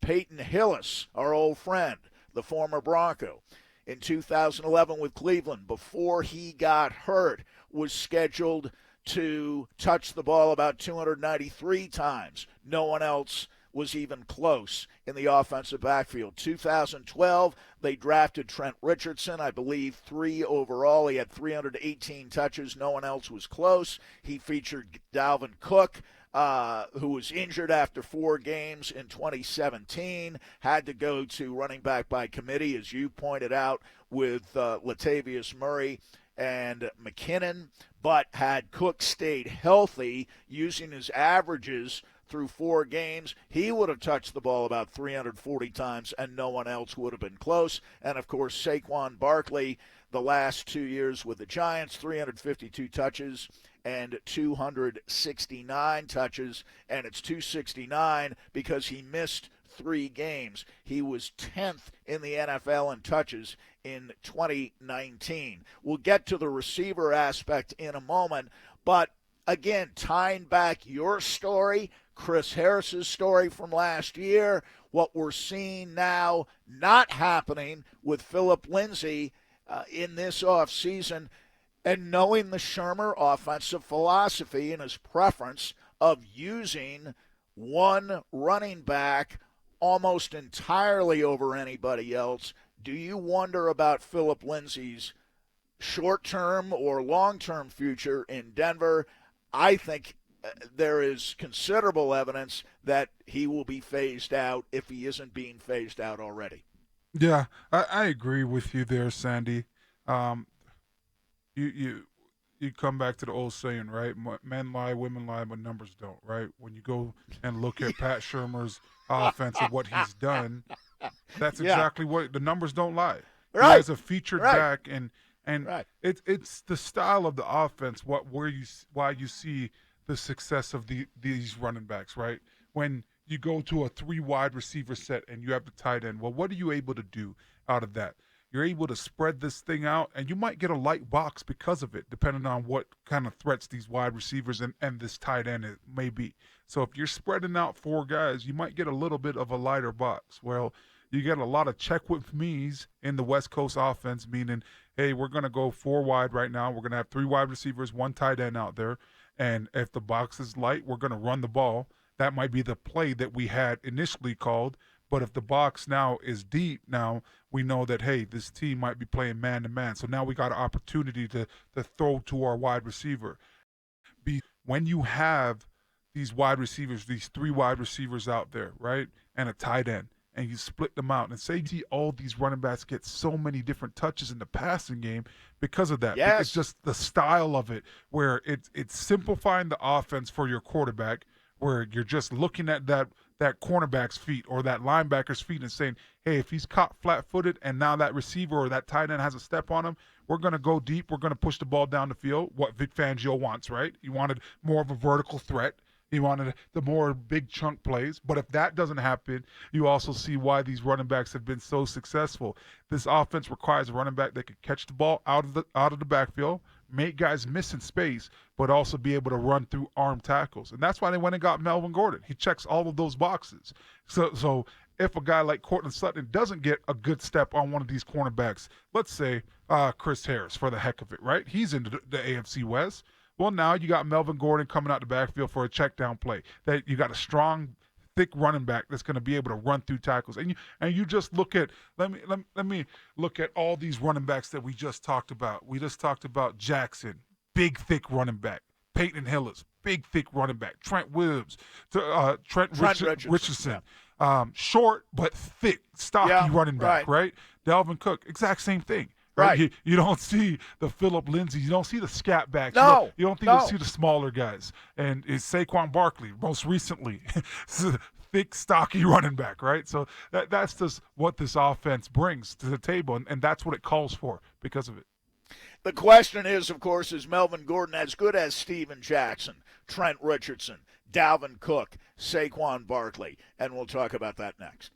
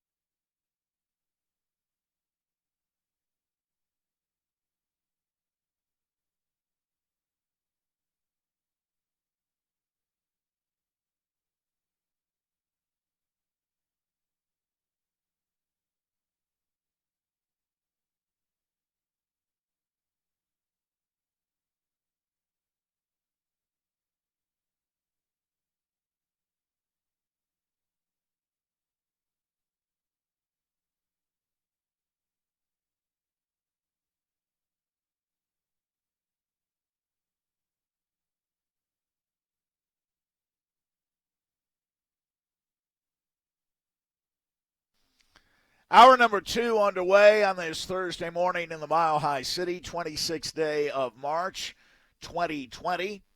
And, of course, we are split up again today. Orlando's in the studio. I'm working at home, and we know a lot of you may be doing the same or at least working different hours. You can still listen to us at home. We're streaming at 1043thefan.com. You can download the free Fan app, or if you have a smart speaker, enable our skill on Alexa. Another part of the argument, Orlando, on Pat Shurmur featuring the running back, and we talked about this a bit, but I want to drive home the point completely. Yes, Shurmur runs a 3-receiver offense. We've talked about that a lot. But the production has completely centered on one running back. In fact, Shurmur's offenses have had only 2 players ever catch over 90 passes. That was Adam Thielen in 2017 when Dalvin Cook got hurt, and Saquon Barkley, of course, a running back, in 2018. Each year you look at his receivers leading the team in receptions. Steven Jackson, 09, Rams, led the team in receptions, 51. The next year, Danny Amendola, 1 receiver with 85. The next receiver who was the most prolific that year with the St. Louis Rams, Brandon Gibson, only had 53 catches. Wide receiver Greg Little in 2011 with Cleveland caught 61. Josh Cribbs was next at 41. 2012, Little again led the team with 53, but Trent Richardson caught almost as many passes at 51. 17, we told you about Thielen with 91. Stephon Diggs is remembered for that miracle play in the playoffs, but he caught far fewer passes than Thielen did in 2017, only 64. And the last 2 years with the Giants, Barkley caught 91. Odell Beckham, who's by far the most talented receiver that Pat Shurmur has ever had to coach, 77 catches. And this past year, Sterling Shepard caught 57 for the Giants. Wide receiver Barkley caught 52, but Barkley missed 3 games.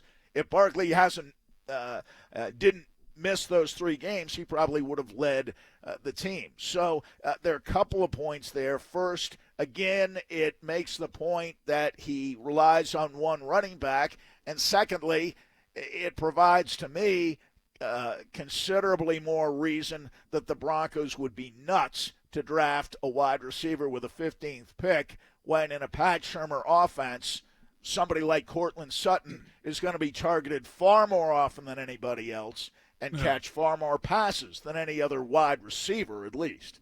Yeah, well, not necessarily, Sandy, because here's why the 15th overall pick, taking a wide receiver, makes sense. Because in this offense, right, you just went down of all these stats of wide receivers. In this offense, when it comes to wide receivers, it's such a simplified system that you want to push the ball down the field as much times as possible throughout the course of a game. Where now, if a wide receiver can get a good release off the line of scrimmage and now get even with that cornerback, if you're even, you're leaving, and he's going to be able to now have a step on a cornerback that started off going backwards. Now, if you go and now you have the ability to go get those big, huge chunk plays where it makes sense to me why you hear Henry Ruggs III always associated with the Broncos at 15, because you go get the fastest receiver in the draft because of stylistically of what you're trying to accomplish on offense. Now, with a great release off the line of scrimmage, and just as long as that defensive back doesn't get his hands on you, this guy should be able to run past his DB and be able to have an opportunity to make it a huge explosive play. So that's why it kind of makes sense for the Broncos at 15, but don't expect there to be monster numbers. Oh, you see Courtland Sutton, he catches the ball 90 times, and if the Broncos go get Henry Ruggs the third, he catches the ball 90 times. That's not going to happen, because how this is operated is you got a 1 and a 2 read as far as the quarterback. So you got your X wide receiver, he might be lined up to the left. You got your Y wide receiver. Let's say for the sake of it that the Broncos do take Henry Ruggs at number 3. If Henry Ruggs is at the X wide receiver to the left or number 15, if Henry Ruggs is at the X receiver to the left and you got Courtland Sutton to the right, whoever gets the best break, most likely the best break off the ball, the best get off, the cleanest get off is able to get even with that cornerback. Most likely that's who the ball's going to on that play. There's not a lot of plays that are ran with these shorter intermediate routes in this offense. It's built and designed by taking deep chunks down the field and taking those shots with these wide receivers. So I understand why you continue to hear about the Ruggs situation, because let's be honest, do you think that Deshaun Hamilton is beating anybody off the line of scrimmage right now from what you've seen the last couple of years? No, but he's not the number 2 receiver. Or he's Tim Patrick. Number 4. Tim Patrick's, if we were to play a game today, right, Tim Patrick would be the number 2. So is Tim Patrick beating a lot of these cornerbacks off the ball and getting that step on them? So I haven't really seen that. So because of that, now I could see where it justifies at 15 because of the style of offense where you don't even know who's going to be your big guy. You look at you look at teams like let's say the Chargers in this division, right? And you look at Keenan Allen. No matter what, come hell or high water, he's going to see 10 targets a game. He's going to see double-digit targets. That's throughout his career. That's what you've seen. That's not what's going to happen in this offense where you have this featured wide receiver. That's the point. Yeah. This offense barely features one receiver. It certainly doesn't feature 2. And the other argument I would make is that we talk about the depth of wide receiving talent in this draft, right? But who is a generational talent? Who out of this draft is Julio Jones? Answer, no one. Who out of this draft is Calvin Johnson? Answer, no one. Yeah. This draft is good between picks, let's say, 20 and 50. That's where the Broncos should take a wide receiver, not at 15. It makes no sense. Now, if you're talking about trading down, we dealt with this yesterday. You like Murray a lot. And if the Broncos traded down from 15 to 20, Murray's probably going to be there. Yes. Probably going to be there. Maybe that's the move. Or Patrick Queen, the other inside linebacker, if Murray for some reason is gone. I doubt that Queen and Murray would both be drafted in the top 20. No. And be unavailable at 20. Okay? But you could also take a receiver there, and I think there would be more value in that. There are about 10 guys, from what we're hearing, who have first, second-round grades, probably more than 10, but 10 you could take between 20 and 50, and you wouldn't be reaching or overrating those guys. But there's no generational talent in this draft. And you can look at CeeDee Lamb, who I happen to like, just not at 15.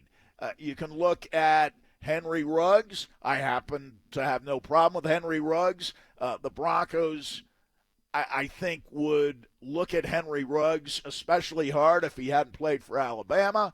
But there's a guy, to me, you could draft between 20 and 50, and that's fine. I'm just saying at 15, you wouldn't do this.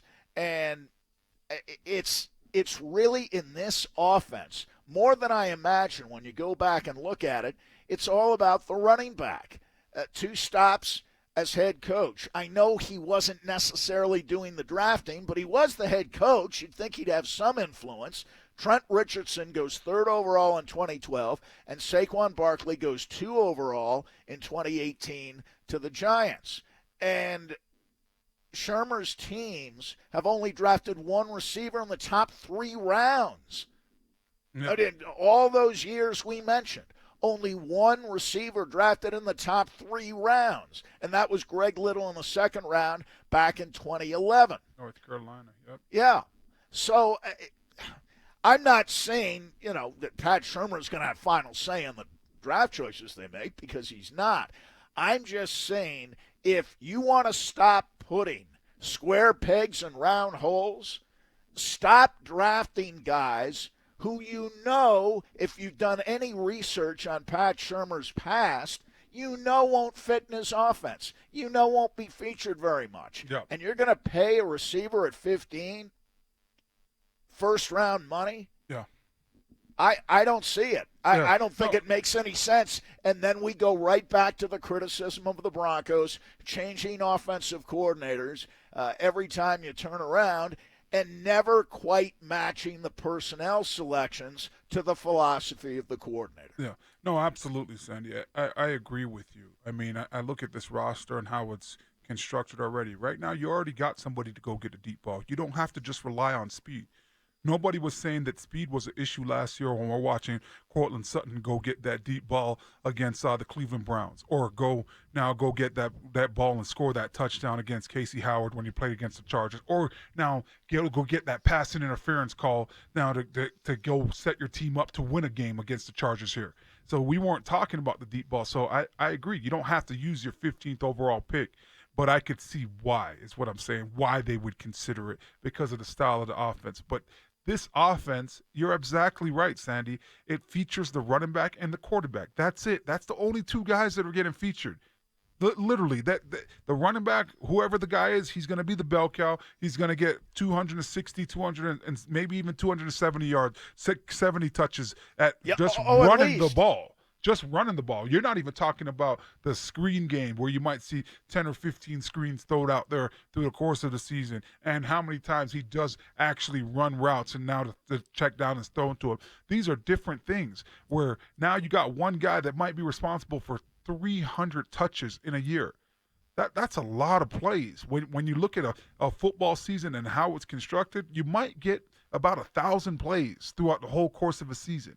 Maybe at a high point, 1,100 at a high point. And if you could have one guy that's going to be responsible for a little bit over 300, that's the bell cow. That's the guy that you're looking to shake it up. That's the guy when it is 3rd and 2, he's getting the ball.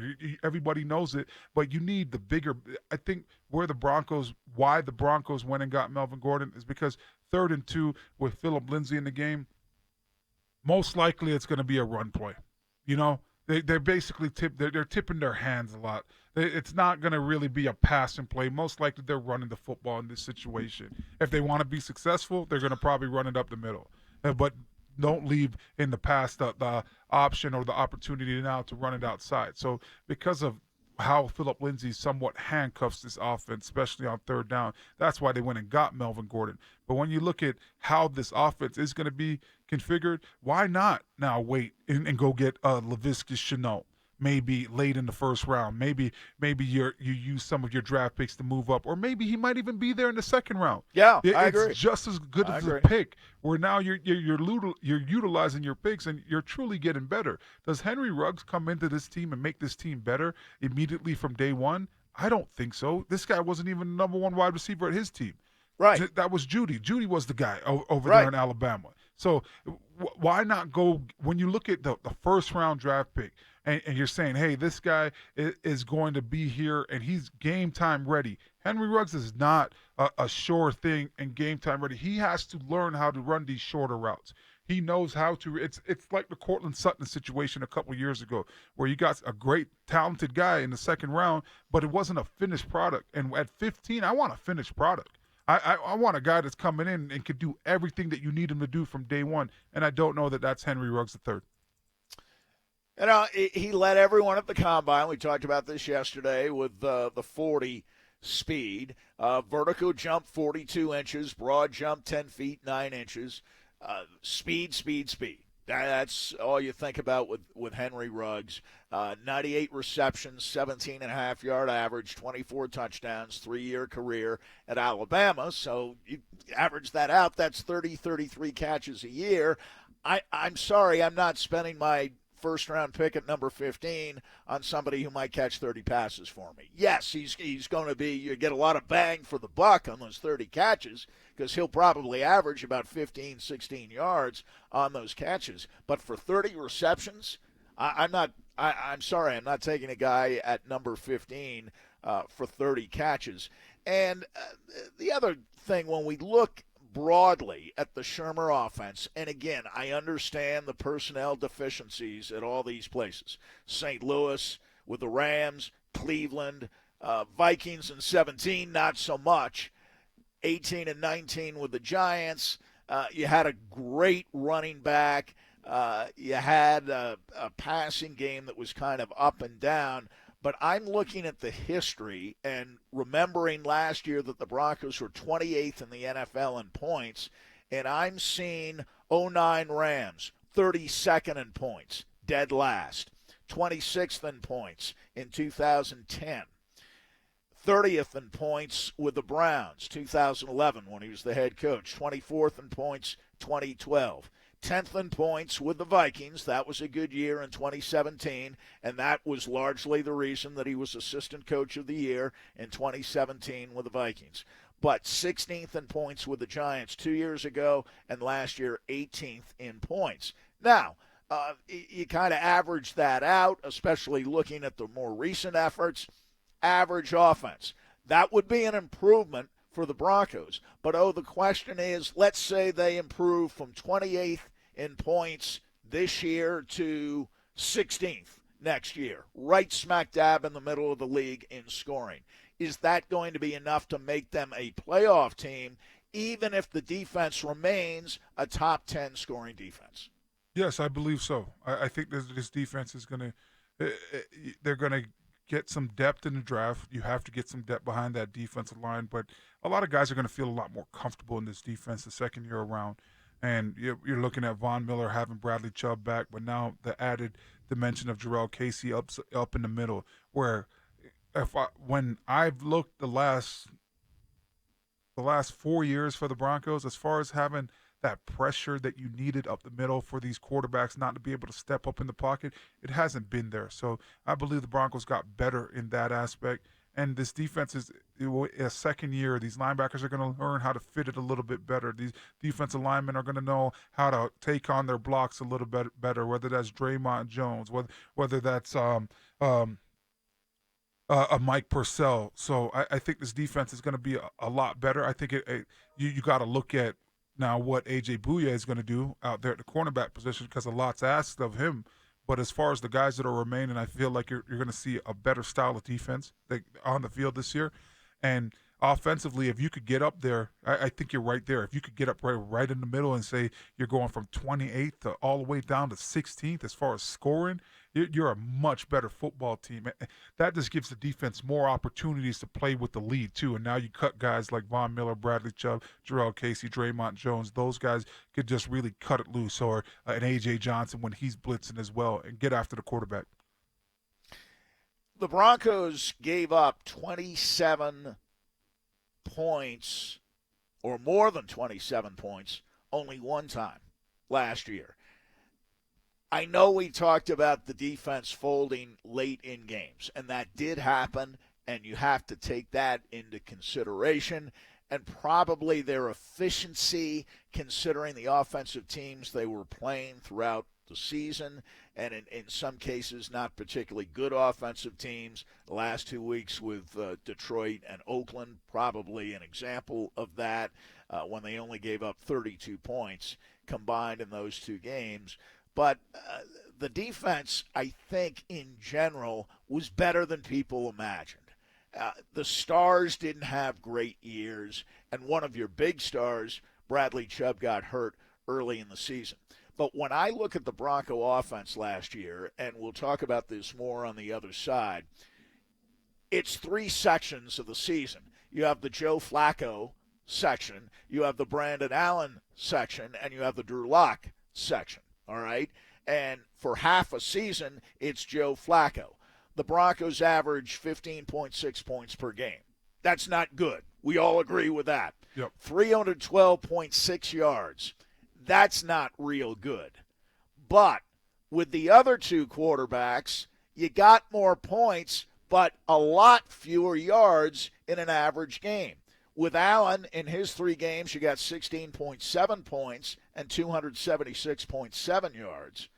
And I guess you have to give Locke credit for being efficient, because they only averaged 289 yards a game with Drew Lock at quarterback, but they still scored almost 21.5 points per game.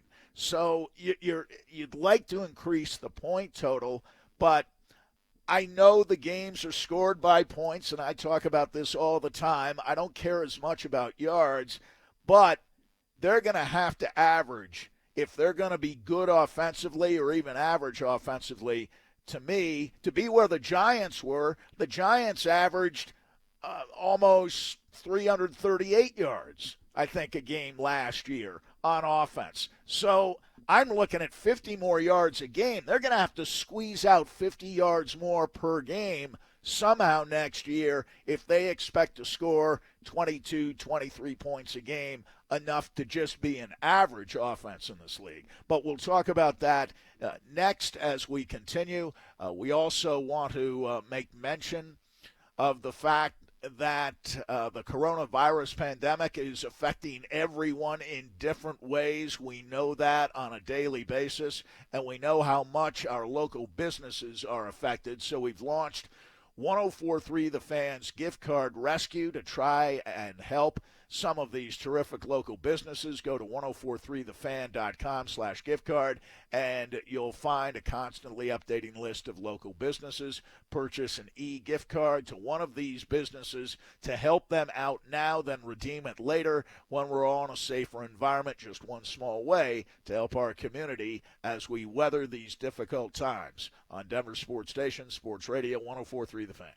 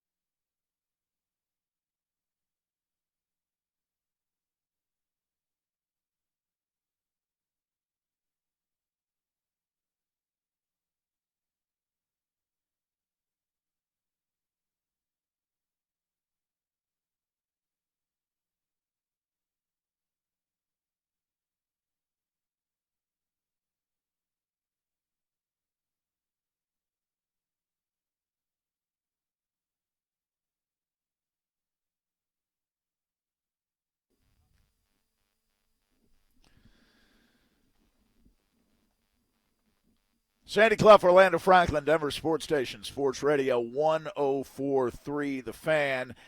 It is interesting to do the breakout, Orlando, as we did right before the break, on how the offense became gradually more prolific as the quarterbacks changed from Flacco to Allen and from Allen to Drew Lock, but the yardage the Broncos accumulated in an average game kind of went down from Flacco to Allen and then stayed pretty much flat with Drew Lock. I can't imagine. The defense has started playing better too, and we even when you look at when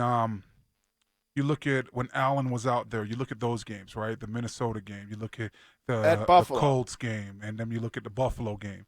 Flacco played the Colts game, but the three Allen Colts games were Cleveland, at Minnesota, and at Buffalo. Those are good defensive teams. You're playing them on the road. I get that. Yeah. They actually had 394 yards against Minnesota. I thought that was a good offensive game. That was the game where they blew the big lead, and I thought the defense was more responsible for that loss than the offense was. But against Buffalo, only 134 yards. And a point with Locke where it kind of flattens out as far as yardage is concerned. The scoring goes up by almost 5 points a game, and that's great.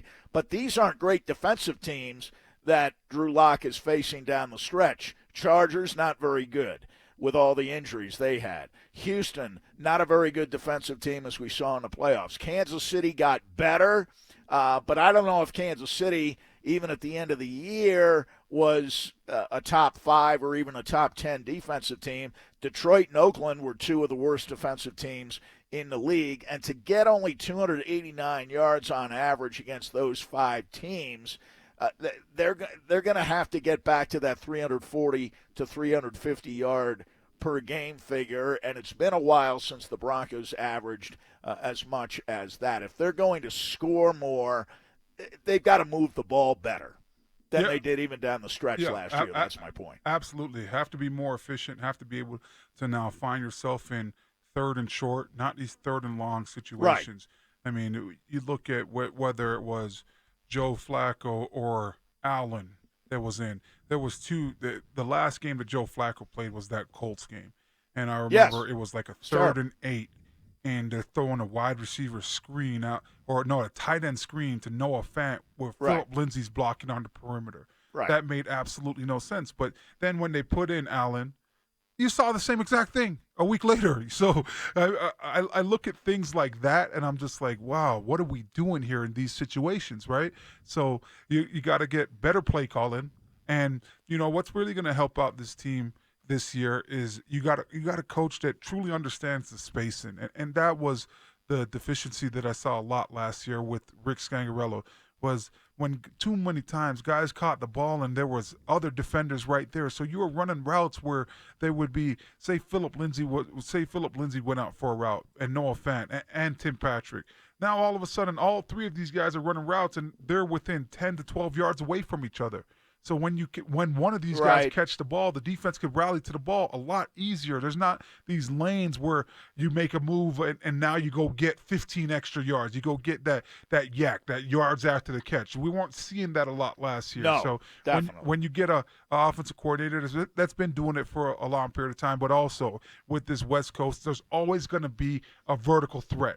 On 90% of the passing plays, there's going to be a guy running something deep, whether it's just a flat-out go route where you're running straight, or you're running a double move on the outside, or you're running one of these, high post routes where if you catch the ball, it's a 25, 30-yard gain. There's always going to be that.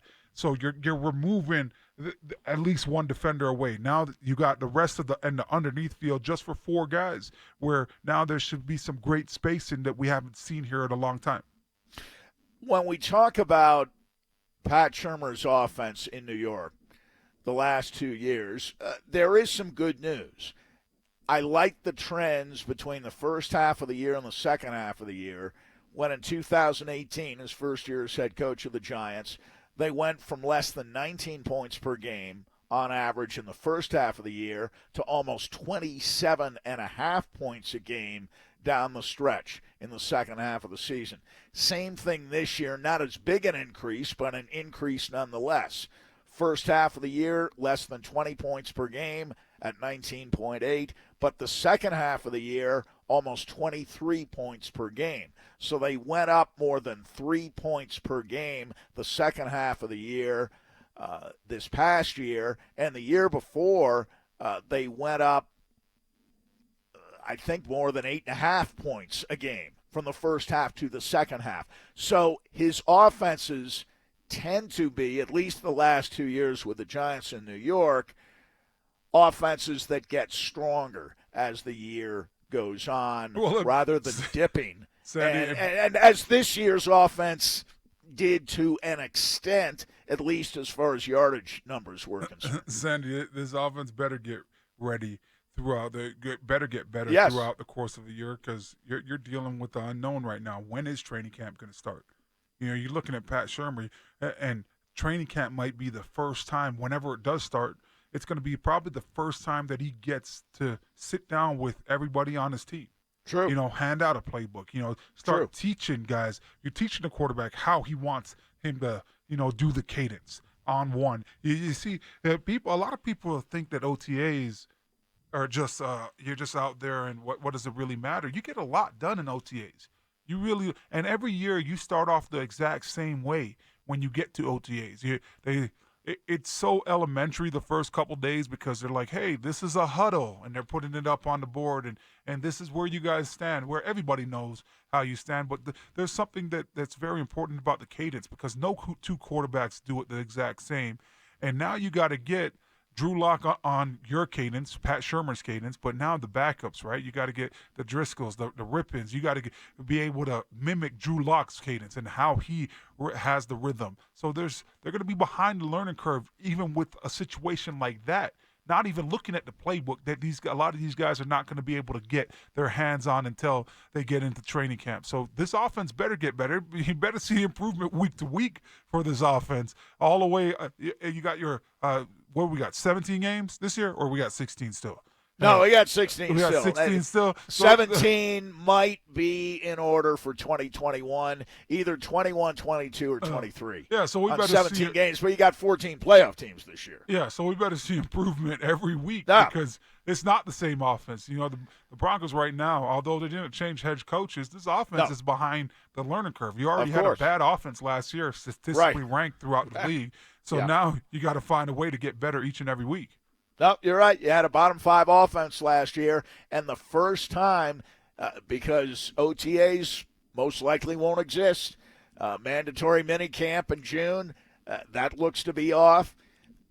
You're right. Whether it's middle of August, whether it's even early September, that they really begin training camp, and maybe it's a truncated training camp this year, even if they stay, as they will, of course, with a 16-game schedule. It's still going to be many months before Shurmur really is hands-on and working with this offense. John Elway speaking this week. Vic Fangio speaking this week on Broncos TV about free agency and perhaps some clues in their answers about how the Broncos will approach the draft, which for now is scheduled to run April 23rd through the 25th. That's next.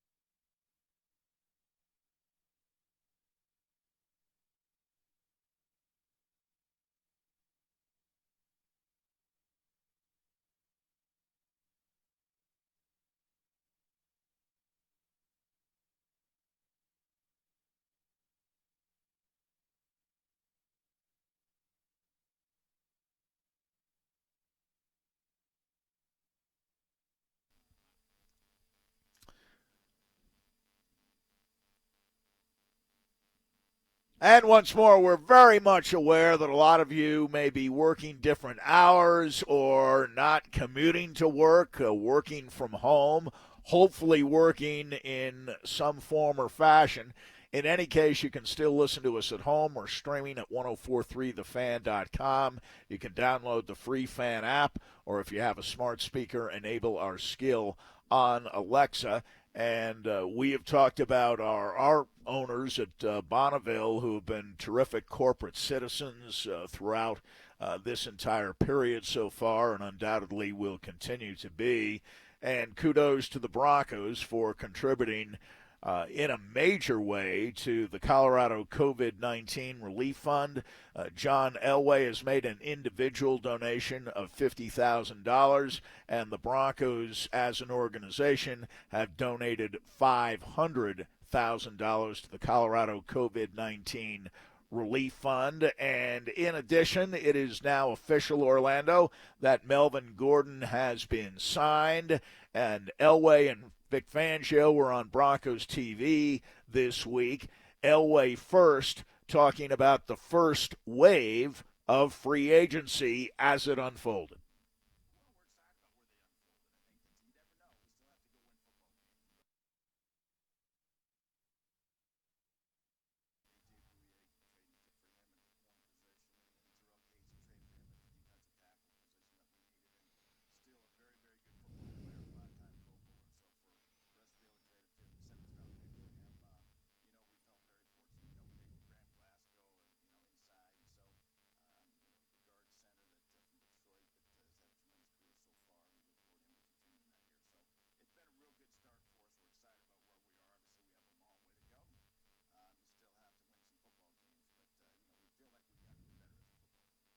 Yeah, I've told you already, Sandy, that I feel like this team has taken some steps in the right directions. But for me, I get the value aspect, and I just when I look at it and I sit down and I break it down and I can constantly think about it. When I look at Jarrell Casey's deal and what you traded for him, a seventh round pick for a guy that was in the Pro Bowl last year, has been in the Pro Bowl the last 5 years.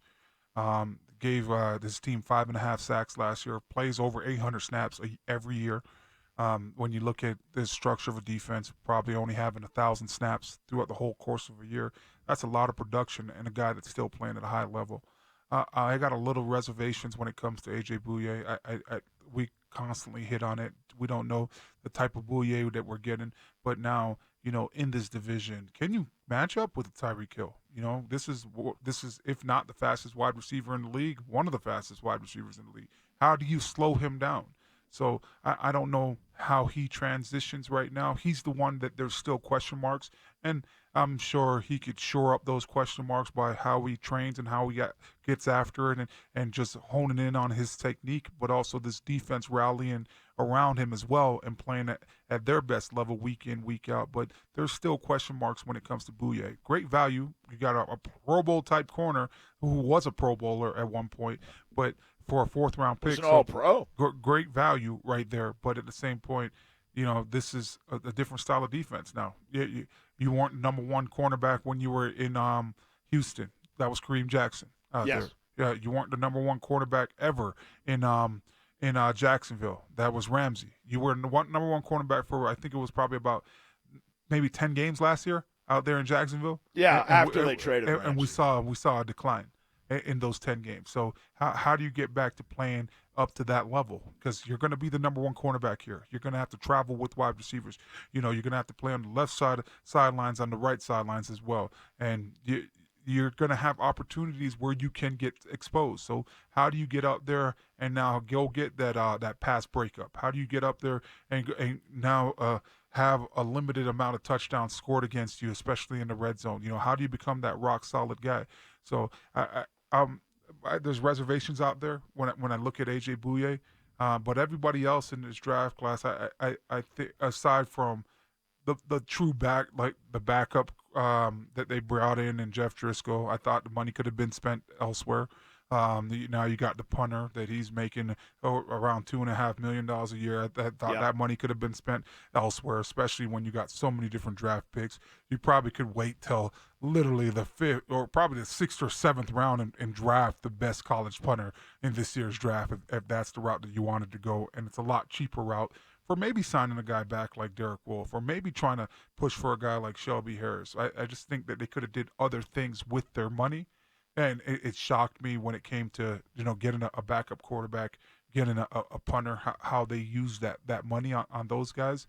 But other than that, I continue to tell you the Graham Glasgow signing, I think it's great. You finally went and got guys that are versatile. That's the big thing. When not only are versatile, have started in this league and played a lot of football games at multiple positions. And I just look at the different guys that they have brought in here. They haven't done that. You went and got one guy that could play three positions. I look at Ron Leary. He was a backup in Dallas. He got on the field after the starter got hurt. After that, now was able to have some success, but he's always been banged up. Wasn't a durable and reliable player. I look at Donald Stevenson. Always was a backup out there in Kansas City. Never was a starter. That's who was brought into free agency for the Broncos in 2015. I look at Middleweek Watson as well. Was a backup out there in Oakland. Never was a versatile player. Never was a starter. But that's who the Broncos brought in. This Glasgow situation reminds me of when you brought in a guy like Luis Vasquez. Was a good player, a durable, reliable player, and he came from the Chargers, the San Diego Chargers at that point, and became a great player for the Denver Broncos, became an all-pro. And I think that Glasgow has that potential, especially with a Mike Munchak and a Chris Cooper as the assistant offensive line coach. I like the moves that he mentioned specifically. He didn't, in fairness, talk about the quarterback or the punter. And he'll talk more about Melvin Gordon. We'll hear what he has to say about Gordon in just a second. Sorry, Sandy, real quick. One of the texts are correcting me. It says Jonathan Joseph was the number one in Houston, but it wasn't it wasn't A.J. Bouye, right? Joseph and Jackson were the top two corners, and Bouye was number 3. Yeah. Now, Bouye was very good in 2016 in Houston. Good enough to command a big contract in free agency and have multiple suitors, one of whom was Vic Fangio, the then defensive coordinator of the Chicago Bears. But the texter is exactly right on that point. They had Joseph and they had Kareem Jackson as their starters. And 2016 was about the time where you were seeing third corners get out there more than 50% of the time. In all fairness, you really need 3 corners in the modern game, and now might be 2/3 of the time or more than that, even more than that.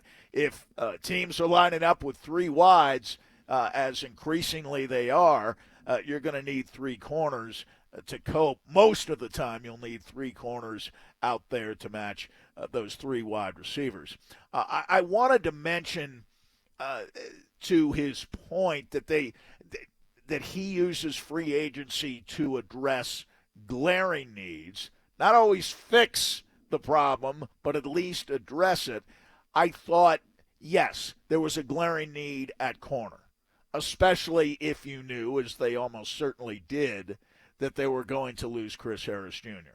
There was a clear need on the defensive line, and you got a guy who can play tackle and end in a 3-4, because you traded one guy out. I guess they're going to lose 3 guys there. You traded one guy out, right, Sandy? They traded one guy out for they could play 3 positions for 3 guys. For 3 guys. Yeah. Now, he can't play 3 positions at once. But you pointed out, you have Purcell, who's going to be your regular guy in that configuration. And you say defensive tackle. I think Casey might move opposite a Draymond Jones, and you have Purcell in the middle. But in pass rushing situations, Purcell's more or less, I think, a 25 to 30 snap a game guy. So you'll see different configurations, I'm sure. And this is where you have to have, I guess, some belief in Vic Fangio and Bill Kolar and Ed Donatel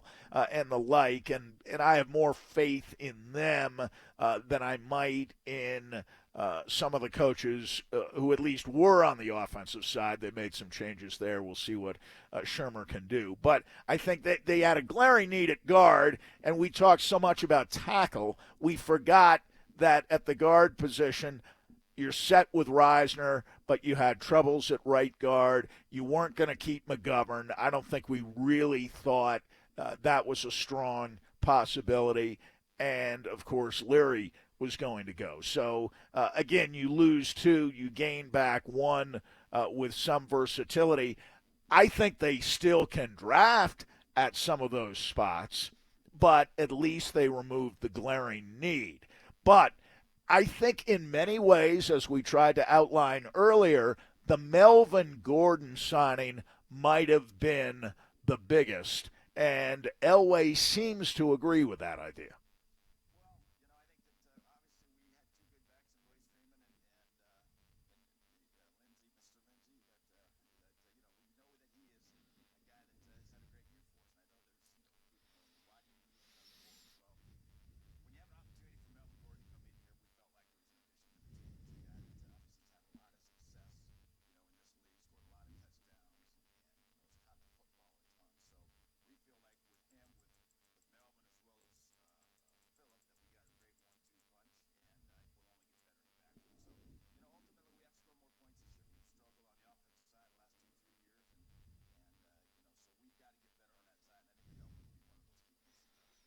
They're going to feature him, aren't they?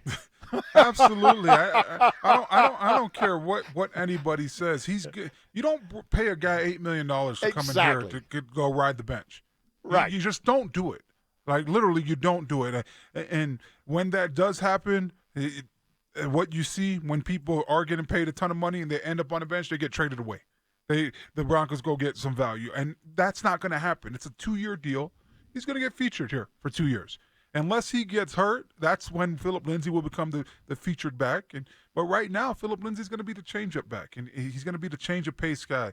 And it's good because I like what they went and did. They went and got a guy that, well, hey, you know what? He could take a bigger pounding than Philip Lindsay can.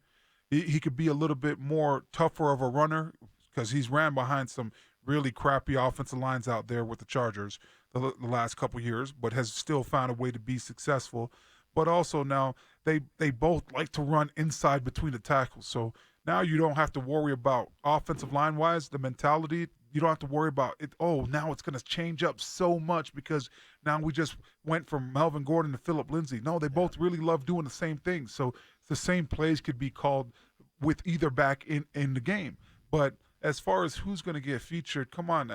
The NFL, it's all about, hey, whoever gets paid, how do you stay in the league? You got to be productive. Well, also now teams, could you imagine Bronco country yelling, how they would yell in the uproar of spending that kind of money on Melvin Gordon, and all of a sudden it's 3rd and 1 and you see Philip Lindsay going there and he doesn't get a 3rd and 1 in those types of situations. People are going to want to see the shiny new toy and what he could do in the Denver Broncos uniform. So I anticipate him getting featured a ton, and not to take anything away from Philip Lindsay, because I still think no matter what, Pat Shurmur's going to have his 20 plays that are at the bottom right of that play calling sheet that number 30 has to be in the game in order to run these plays. Those special packages, or we're not going to run these plays. And there's a place to make sure, there's a happy medium to make sure it works and all is happy. And realistically, when you do look at Philip Lindsay's numbers and what he's done in the past, less is more with Philip Lindsay. The less touches that he gets, the more opportunity, the more explosive that he is. Maybe a lot less. He needs to. When I looked at games and I've charted games, when he's right around 15, 16, maybe 17 carries, that's the sweet spot. That's where he's very productive. That's when you're seeing him average all of a sudden 5 yards a carry. Now, and I don't think he's going to get 15 carries a game, to be honest with you. No, I don't think he is either. But that's the number. Less that's the has sweet been spot. more for Philip Lindsay in the past. I think 12, 13, 14 carries, maybe he won't even get that, but I think that's right at that over-under point. You get too far over that, it starts to become a matter of diminishing returns. It's KKFN and KKFN HD1. Longmont, Denver, as we hit the top of the hour. And again, Elway restates his off-season philosophy.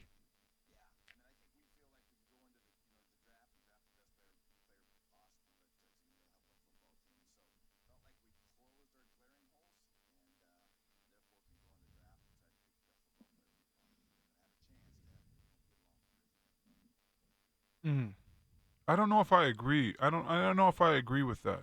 That's his standard line. Yeah, glaring holes we address Yeah. in free agency, and we go BPA in the draft. And I always say when people say that, when coaches say that, when executives say that, it's the best player available at a position of need. Yeah. It's in the first round. It's almost certainly got to be a plug-in and play from day one. Yeah. Type. It can't be a reserve. It can't be someone you're easing into things. Yeah, And that was the problem with the Paxton Lynch pick. Even if you took a best-case scenario that it would take him at least a couple of years to fully develop, okay, but you can't take him in the first round if that's the case. You can't take any quarterback in the first round who's going to sit on the bench and try to learn for 2 years or more. Yeah, but here's why I don't agree with that, because I'm going to look at two positions, right? I'm going to look at two positions, two opposite sides of the ball. I'm going to look at defense first.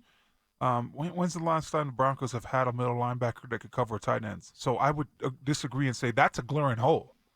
You know, and you had the Corey Littleton. You had an opportunity to go get him. You saw the Van Noy that signed out there with the Miami Dolphins. Had an opportunity at him too. The kid Sherbert out of with the Cleveland Browns had an opportunity there. The kid from Chicago that signed with the Vegas Las Vegas Raiders. He had opportunity there too. So that was I would think that would be a glaring hole. Because for the last couple of years, how you've been trying to make do is having a linebacker that is out of position underneath these tight ends, and then you had Justin Simmons have to play over the top of these tight ends. And you basically had to dedicate two guys to the tight end. So I don't agree, and I would disagree and say that has been a glaring hole for the Denver Broncos for the last couple of years. But then I look at also on offense. Right now, the Broncos don't have assuming that Glasgow plays the guard position, yeah, you don't have a center that's taken any snaps I in agree. the NFL. Like in a regular season game, don't have one on this roster. Listen, I agree with your assessment. I think he states that philosophy. I think he's more or less sincere about it. It just tells you the Broncos have a number of glaring holes, and you get maybe more glaring than we think. Not just holes, but glaring holes. And I think that points, again, to the failure over the years in free agency, starting in 2015, basically 5 years of failure in free agency, 15, 16, 17, 18, and 19. And a period of roughly 5 years in the draft, 2013 through 2017, a period in which you did not do much. You certainly didn't do enough to add to the depth of the team, the quality of special teams, even those middle round picks who in those 5 years generally did not come through, pretty much didn't stay around for a very long time. I do think that what we talked about yesterday, maybe they're listening to us.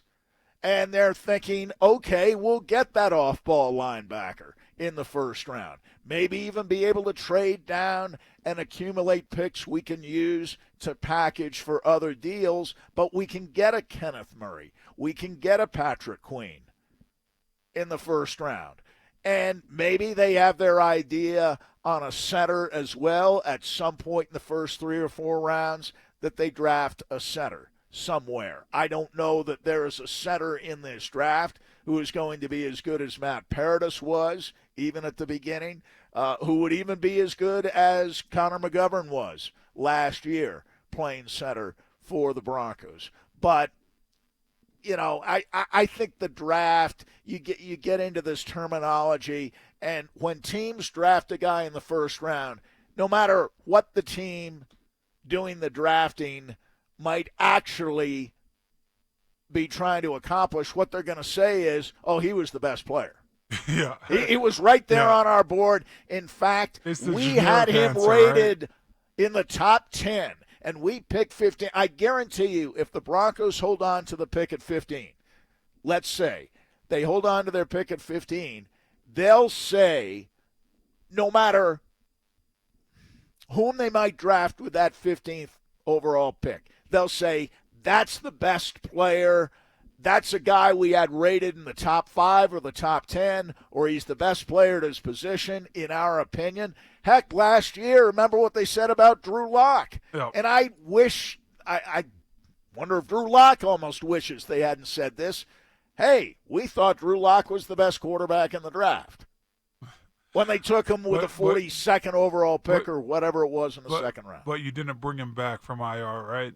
You had multiple opportunities to bring him back from IR. And not as soon as they could have. Yeah, no. right. You literally wait that thing out. You could have brought him back a lot earlier. Right. Remember, they're getting ready to watch the Broncos game, and when they played the Chargers the first time, and Drew Lock's out there, and he's taking snaps, and he's throwing the ball around. Come on now.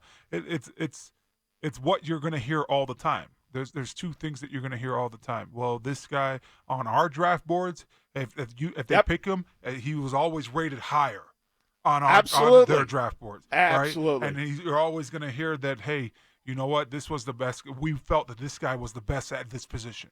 Whether that's the first round pick or the second round pick, you're always going to hear that. Now, but you could do that with the first and second round picks. You can't do that later on, right? You can't do it. Right? You can't do it past the second round. So you're always going to hear that. But another thing, when John Elway talks about we addressed our glaring holes. So you mean to tell me that you really thought that Philip Lindsay and that running back room was a glaring hole? You had a running back that had. I know why you upgrade at the running back position, but with that answer. Teams would love to have a 1,000-yard running back to back, especially a guy that's undrafted. They would say that there's no holes in that. But with the response and the answer, as far as glaring holes in the first wave of free agency, I just don't really agree with that. Jeff Driscoll, that's a glaring hole. You probably could have got Brandon Allen back here. You probably could have just rolled out what you heard Vic Fangio talk about the possibility of riding out with Rippon. So you want to spend a good amount of money, a nice little chunk of money that you could have brought in for other people. And you're talking about these glaring holes. I don't think that you needed the depth at the quarterback position.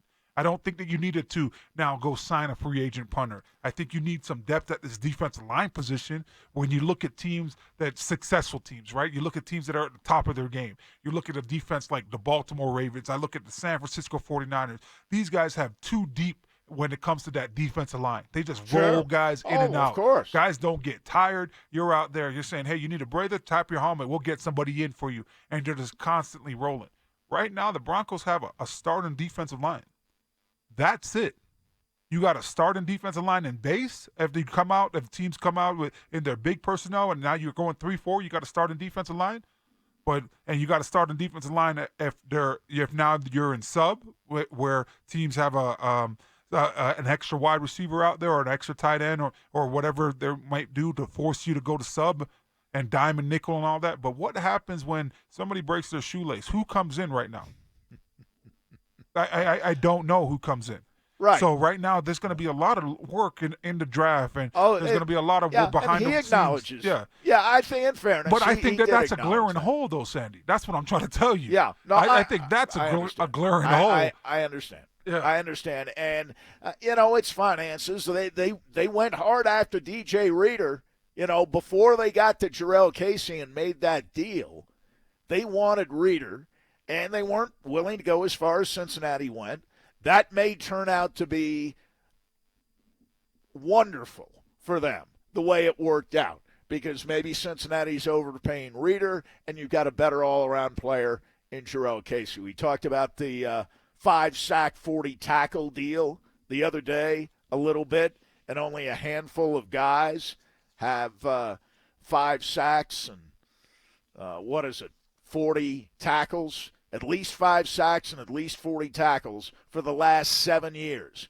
Calais Campbell, Carlos Dunlap, Cameron Jordan, Jarrell Casey. So maybe they got the better player out of that. But no, I understand your point. This team has a lot of glaring holes. This is not a good football team, and I know it's the off season. We're several months removed from the end of the regular season, and people tend to forget, or they focus on the finish and say 4-1. That's not a bad football team. Everything's fine.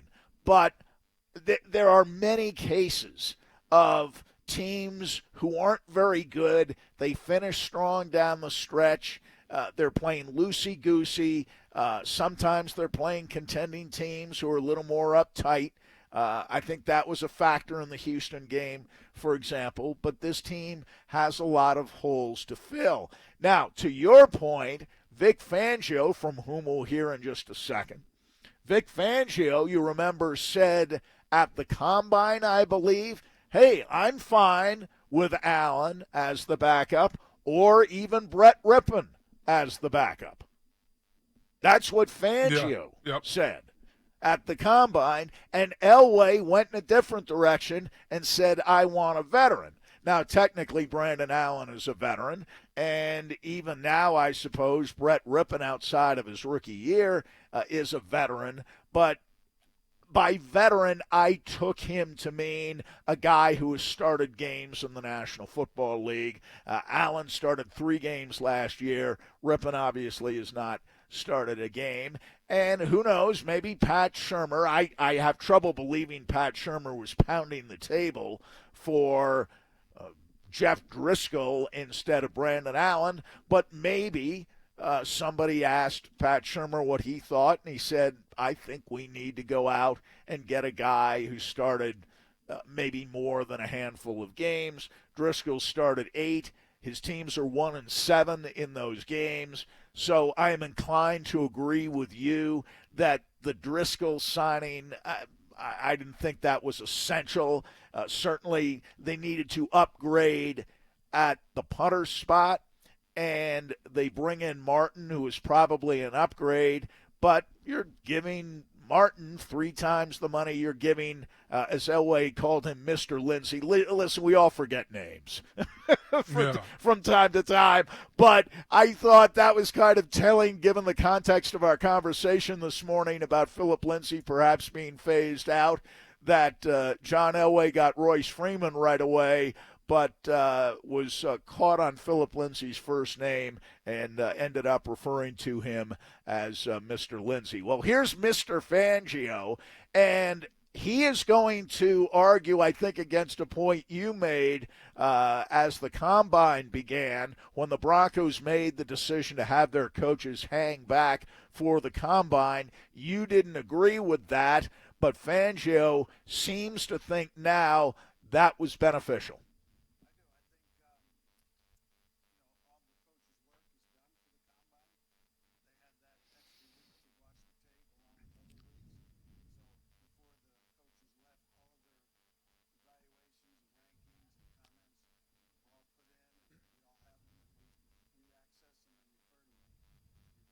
Well, great. So these GMs shouldn't be agreeing, saying, hey, we need to push the draft back. They shouldn't be asking the NFL about pushing the draft back.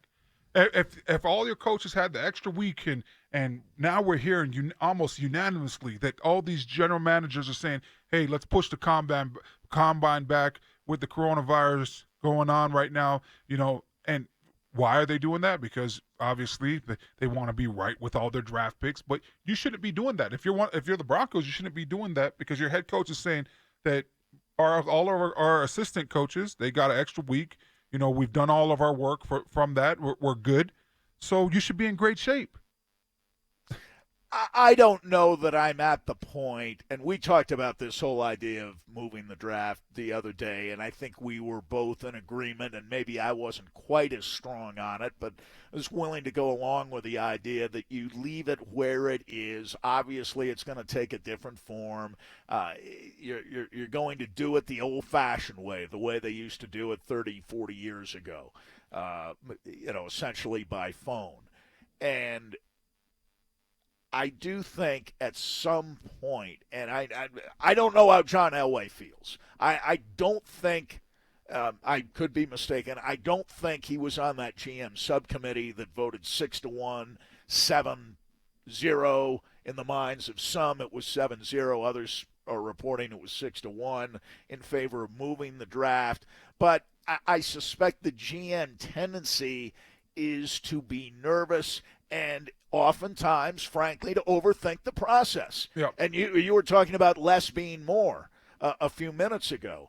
What about, let's say they don't get all the testing, especially the physical testing, done that they want because guys can't travel in the current environment. Hey, you've got all these games. You're telling me you can't watch game tape and discern what the physical capabilities of a prospect might be. Just go ahead and make the damn pick. And that's where I think the Broncos are going to benefit, Sandy. I think that in the past they might have got caught up with the combine numbers, right, and the testing, and I think they're going to truly benefit from just cutting on the film, watching a guy from the first game of that college football season all the way to his last game. Does he get better? How does he transition? Things that you see him struggle with early on in the season, is this guy working on that? That's how you learn if a guy's really coachable. You could cut on the film and learn it. You don't have to sit down and have a conversation with guys. I love getting offensive linemen and getting quarterbacks up on the board. I absolutely love it, just to test out and see how they think. But honestly, you could sit down and really dissect film and see if a guy can transition into the NFL. And now another thing that you could look at is, how does this guy transition from year one, whenever he starts playing? Some guys play as true freshmen, some guys play as true redshirts, whatever. Right. From how they started year one of playing out there till their last year, was there improvement? What are the things that they struggled with as a freshman? Are they not struggling with those things now as a senior? I think you could definitely be able to evaluate the tape and know that. And I think the Broncos are going to benefit from this draft class, and they're having to do it this way, where now you got to cut on your film and you give an honest opinion on what you see a guy doing. But it's a lot more work, because you truly have to go back and go watch some of that junior year film, or some of that true sophomore year film, or maybe even some you sprinkle a little bit of that freshman tape in there as well. It's a lot more hours that you're putting towards the film, but it's really going to separate a lot of these guys from great GMs to guys that just literally went off of numbers and just were always numbers guys this year in this style of draft. I agree. I just think you can overthink it. And perhaps that was a problem. Maybe it was the other way, that the Broncos didn't think enough about it. But now you're forced into really, and I hate this cliche, but I'll use it anyway, put your nose to the grindstone, get to work, bury yourself in the tape. And, hey, you can still call. You always talk about consulting with collegiate coaches as you evaluate a player. You can still call those guys. Yeah, you could have conversations with those guys. Absolutely. I think that for me, what I would do if I was the Broncos, and I've said this before, Sandy, I'm not going to call, say the Broncos are looking at, Anthony Thomas out of Georgia. Right. I might have a 5-minute conversation with his offensive line coach, but I'm going to have a 15-minute conversation with the defensive line coach out there in Georgia. Sure. On that kid, right? So I want unbiased opinions. So you can't just go off of that college coach. Everybody wants to have a first-round pick. Everybody wants to have All-Americans. Everybody wants to have guys that go into pro organizations, and they're the guy from day one, right? That's something that college coaches add to their resume. I remember when I met Rick Trickett when I was going through my recruiting process. And Rick Trickett is a guy that's smaller than you, Sandy, offensive line coach. And the first thing that he came to my house, and he was coaching for the Florida State Seminoles, but the first thing he came to my house and told me was, hey, he was out there in West Virginia. He's telling me, I've had this many guys be all Big East. I've had this many guys be All-Americans. I had this many guys go in the first round. That was on his resume. That's what they're trying to do. They're trying to sell guys, right? Sure. So it's going to be the exact same thing now when coaches are calling them from the NFL and asking about some of these players. So for me, I would take basically what their college coaches are saying with a grain of salt. I watch the film on guys as far as their position coaches with a grain of salt, watch the film on guys, but really have in-depth conversations with other coaches that go against these guys every year. So for offensive linemen, if I'm really thinking about drafting an offensive lineman, I'm going to have a full in-depth conversation with a defensive line coach. And now for wide receivers, I'm going to talk to the wide receiver coach, but I'm also going to have a full conversation with the DB coach that was on that team. And because he's the one that's studying these guys. You got to go spring practice against these guys. You got to go training camp against these guys. And also now you got to practice against them throughout the course of a week. How is a guy throughout the course of a week? Does he bring his lunch pail to work each and every day? Or does he want to just slack it because he's just saying, hey, you know what? I'm one more year and I'm out of here. And these are the things and the honest opinions that you could get from the coach that coaches the position that has to guard these guys or cover these guys each and every day. Andrew Thomas's offensive line coach at Georgia is never going to tell you, boy, I don't think he's a first-round pick. Yeah, exactly, right? No, you ought to wait until the second round. You can probably get him in the second round at 40 or 46 or wherever it is that the Broncos are drafting right now in the second round. That you will not hear from his offensive line coach, and you won't hear the offensive line coach at Alabama or at Iowa or at Louisville saying anything different about their top prospects at the tackle position. When we come back, we'll hear more from Vic Fangio. We'll hear from Will Parks, who is on his way to Philadelphia, leaving the Broncos for 1 year and $1.6 million in Philadelphia. That is his hometown after all. And we'll also hear from the man who, in my opinion, is the greatest voice in the history of sports broadcasting with an uplifting message on the COVID-19 crisis. That's all next.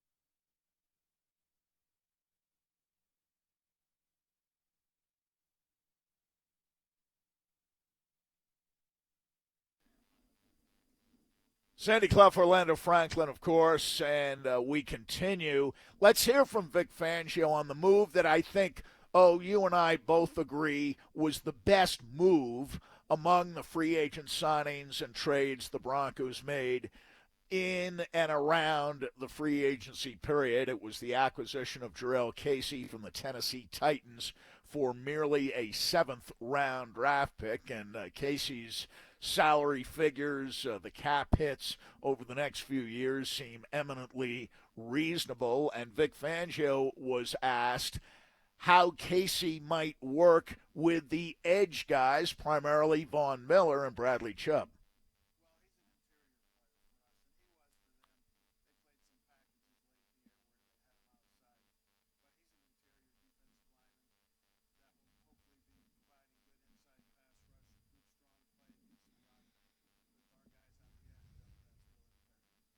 Yeah, and that's exactly what we thought, Sandy. He was going to play on the interior. I like that you have the ability to put him as the nose tackle on first and second down if you want to. But typically what I'm anticipating right now is that we're going to see Purcell at the nose tackle, and then you're going to see Jurrell Casey at the defensive end position in the 3-4, but that's an interior line position because with Von Miller and Bradley Chubb, you don't want to drop those guys in coverage. They're almost always rushing the quarterback. Yes. So Jurrell Casey, even if he's playing the defensive end, he's not the end man on a line of scrimmage. Right. There's always going to be somebody else outside of him. Exactly. And so I think the Broncos are thinking throughout the organization along the same lines. And I think for Fangio, he looks at a Casey and he sees Akeem Hicks, his guy in Chicago. Yeah. Much the same sort of player. And, Casey's now 34, 35 years old. He's young enough to have, I don't know about 5 more consecutive Pro Bowls because he's made 5 in a row, 15 through 19. But I think he's a guy for at least 2 or 3 years, you're going to get a high level of production out of Jurrell Casey. Yeah, right. When his contract ends, right? It's a perfect scenario. Best case, he plays the next 3 years here, and you don't anticipate the Broncos re-signing him after that. At that point, what would that be? He's going into his 10th year right now, so that'd be a 12-year career. Right. Great job, Jurrell Casey, Absolutely. Absolutely. And, I think you can play him a little bit more than half the time. I think he's going to be out there 70, 75% of the time. I don't know about 90% if he's playing on the inside. You've got to have depth there, though. And that's one thing in the draft. I'm not sure they necessarily have to draft a collegiate star along the defensive line, but they need depth on the defensive line. They have to find people in the draft who can play along the defensive line. We were talking about Will Parks a little bit yesterday, and he joined Nick and Cecil on Monday night after signing with the Eagles, and he talks about the man he is leaving behind, his good friend Justin Simmons.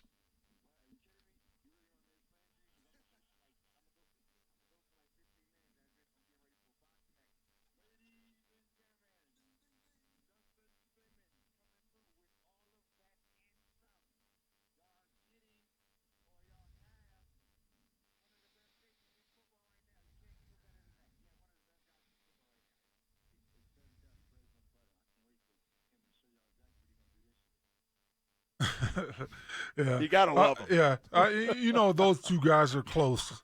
Those two guys would be the closest on the team when it comes to not too often do you see a guy get drafted and the guy that plays the same position get drafted in that same round.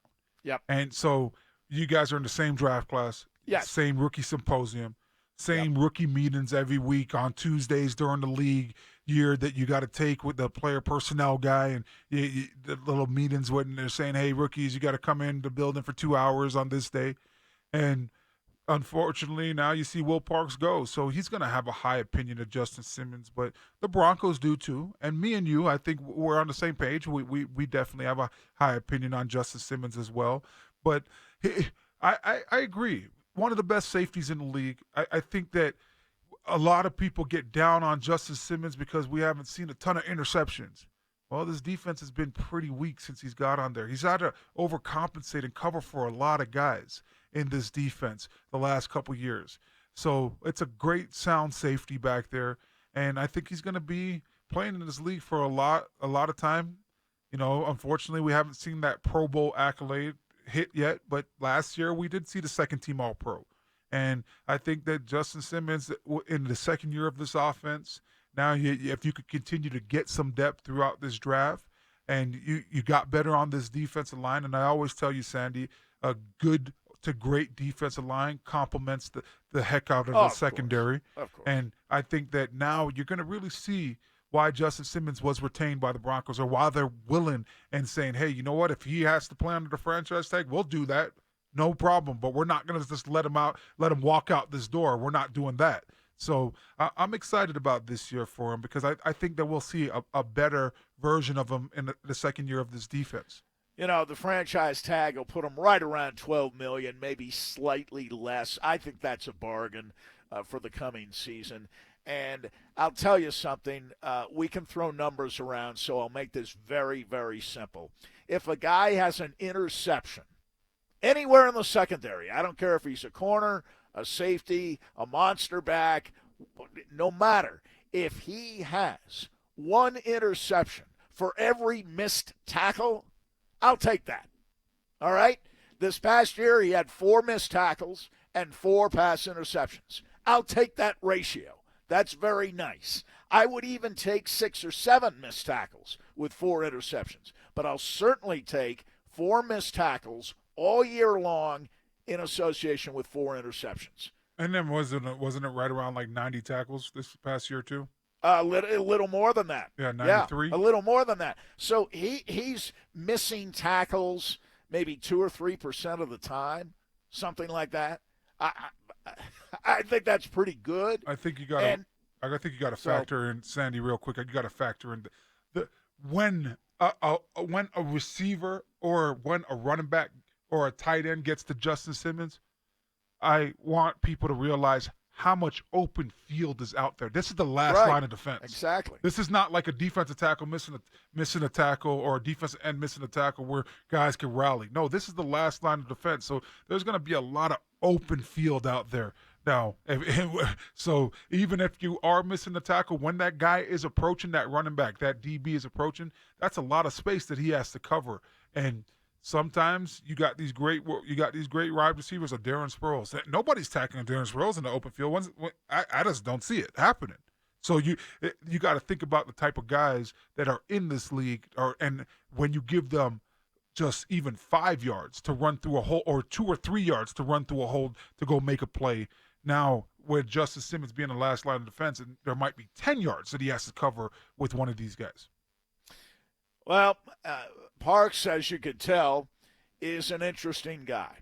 And he believes, and communicated to this effect with Nick and Cecil on Monday night, that Broncos country has been a lifesaver for him.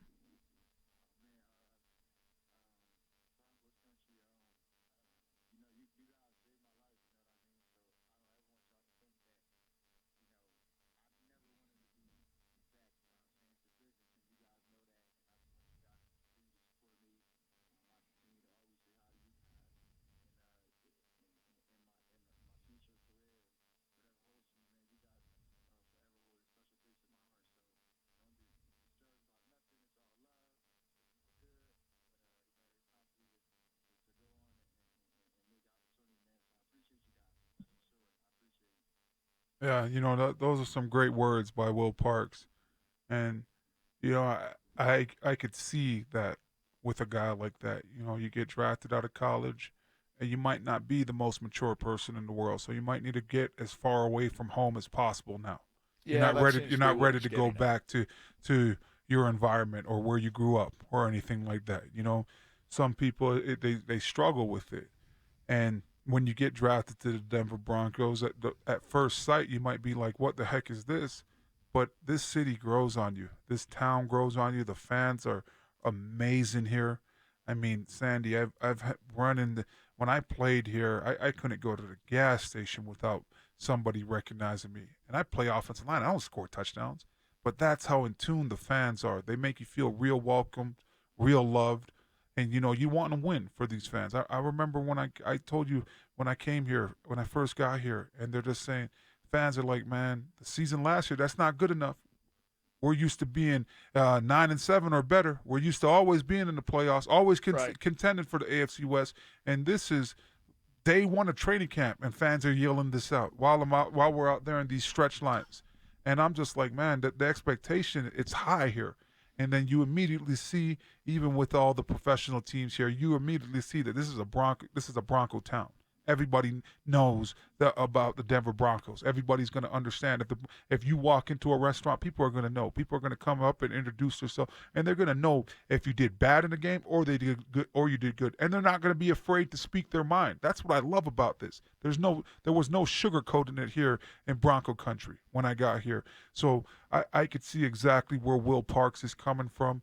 Be able to come to this type of organization, and you could see the level of respect that he has for this state and the him wanting to give back, him at all these charity events. The Bronco country, we just lost one of the guys that I know that you see for Justin Simmons was the Walter Payton nominee, Man of the Year nominee for his community service work out here with the Broncos, but Will Parks was right there with him at all those events as well. Yep. To be able to go out, and the Broncos do such a great job of getting guys involved in the community.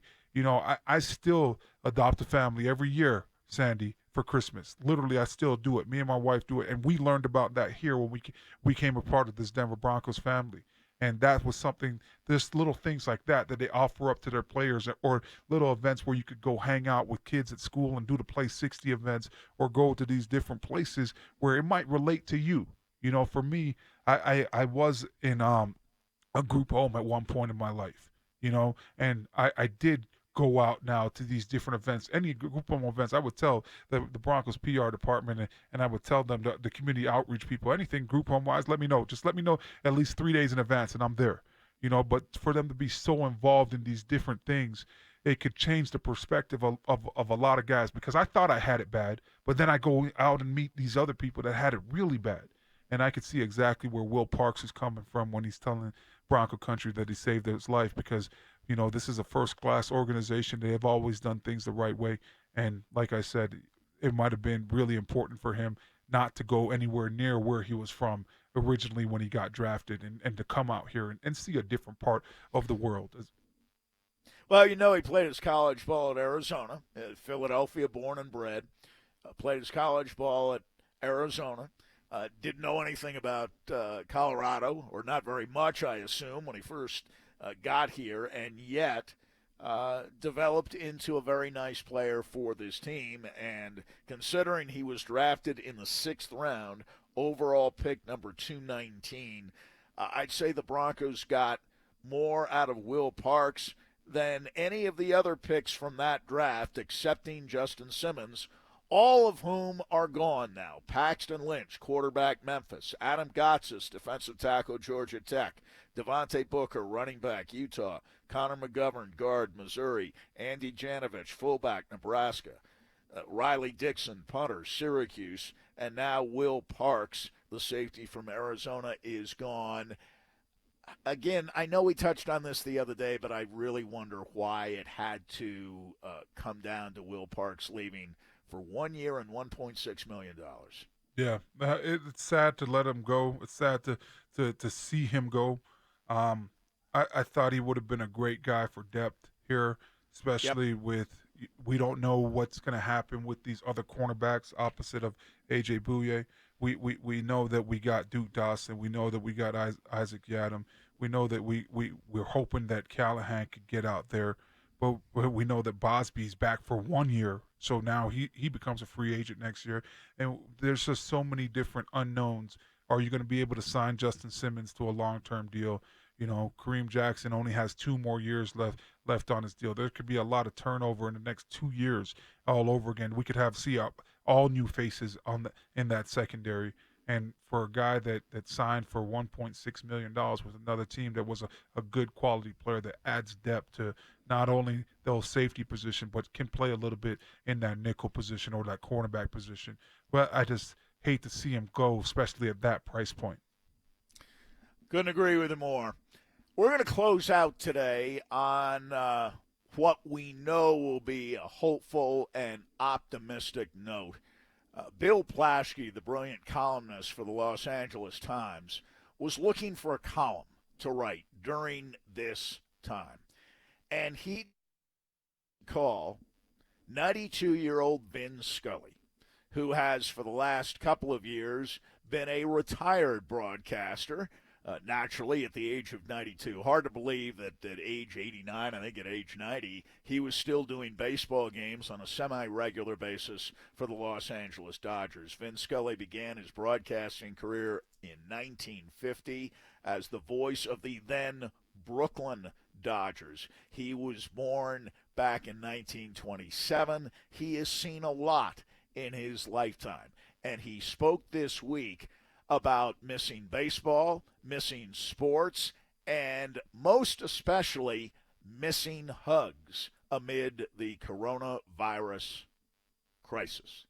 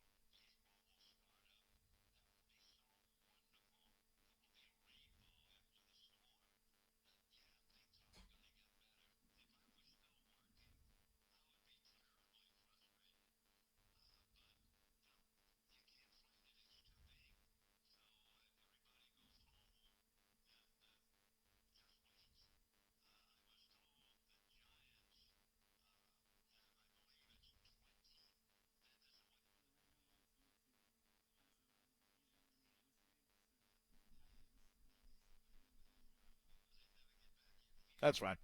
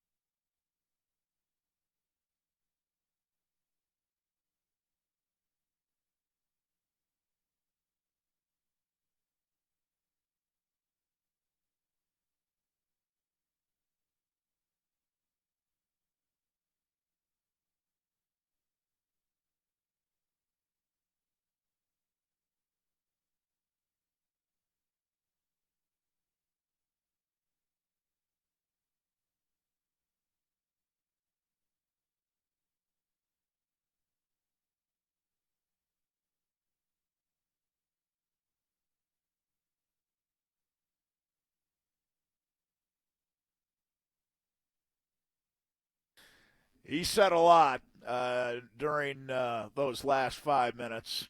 And I want to add a couple of things because I think Orlando's talked about his background, his upbringing, and Vin Scully added during the course of this conversation with Bill Plaschke of the Los Angeles Times, among other things, I remember my mother would feed me something that would fill me up and didn't cost very much. I remember having pancakes for dinner and a lot of spaghetti. We didn't have any money anyway. Meat was hard to come by. We bit the bullet. But then he says, from the depths of depression, we fought our way through World War II, and if we can do that, we can certainly fight through this.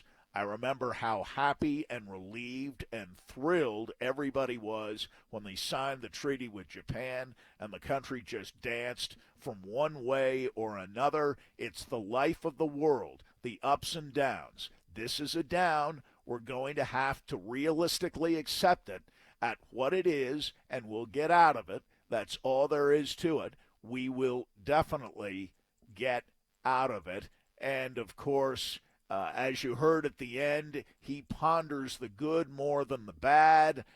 And you heard the statement about maybe people being brought closer together through their shared faith. And Scully says when the crisis does begin to slow, we'll know by the crack of the bat. If baseball starts up, we've got this thing beat, and we can go about our lives. Baseball is not a bad thermometer. When baseball begins, whenever that is, that will be a sure sign that the country is slowly getting back on its feet. And some of what you heard, heartbreaking, emotional, but very thoughtful words from the great Vin Scully. Oh, it's been a pleasure again today. I miss you. We'll say this just about every day as we close. Hopefully, we'll all be back together and Hopefully enjoy soon. some degree I'm of bored. physical proximity. Yeah, I get bored in the studio by myself, so hopefully you're back soon, Sandy. Hopefully we can get this thing under wraps. Well, we hope, all of us hope for that. And again, we address ourselves to those out there listening who are really struggling. And I know it's easy to say help is on the way. We hope we're doing our little bit to alleviate some of the concerns in our own very small way. And again, as we close, I want to remind people that the coronavirus pandemic is affecting everyone, of course, in different ways, but the most serious effects pertain to local businesses. So we've launched 1043 The Fans Gift Card Rescue to try to help some of these terrific local businesses. Go to 1043thefan.com/gift card, and you'll find a constantly updating list of local businesses. Purchase an e-gift card to one of these local businesses to help them out now, then redeem it later when we're all in a safer environment. Just one small way to help our community as we weather this very difficult time. We'll be back with you tomorrow morning at 9. Sandy Clough for Orlando Franklin, John behind the glass, back at the studio, and we make way now for Stokley and Zach coming next on Sports Radio 1043 The Fan.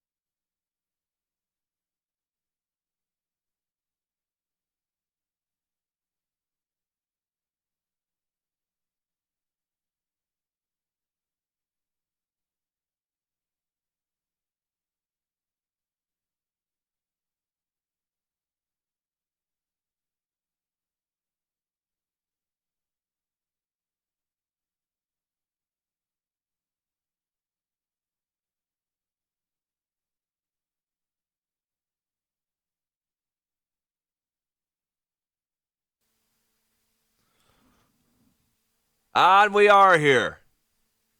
You don't have to think about it. It is right here. It is right now. Stokley, are you with us? I'm here, baby. You know this. How we doing, dog? Oh, we're doing good, man. We're doing good. All good.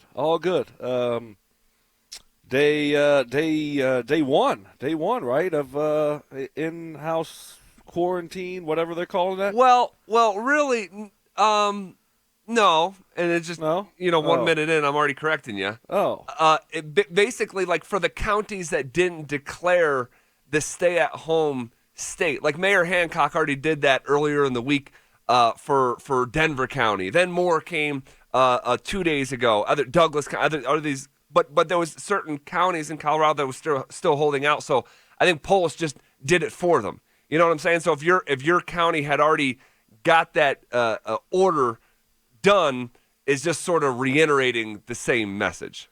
Yeah, well, where I live, we didn't have that order, so it is day one for me, Zach. Okay. So I'm going to correct you. Okay. How about that? Let's Okay. start off this way. I'm correcting you again. That's fair. That's fair. If your county was not did not have the stay home order, you have it now. To really no one's surprise, right? I mean, I honestly was expecting that to be done days ago. To be quite frank. Yeah, I think it's the right thing to do, and hopefully we can get through this thing quicker. Just bite the bullet, bear down, and try to get through it as quick as possible. And this seems like the best way to do it. So yeah, yep. Yeah, but all good, man, all good. Just it looks like a beautiful day outside. I haven't been outside. What's up with you? Anything new? Yeah, there is something new. There's something heartbreaking, and it has to do with being outside. Oh, because the only thing that I shouldn't say the only thing, but one of the few things that I really get enjoyment and satisfaction and sort of a reprieve of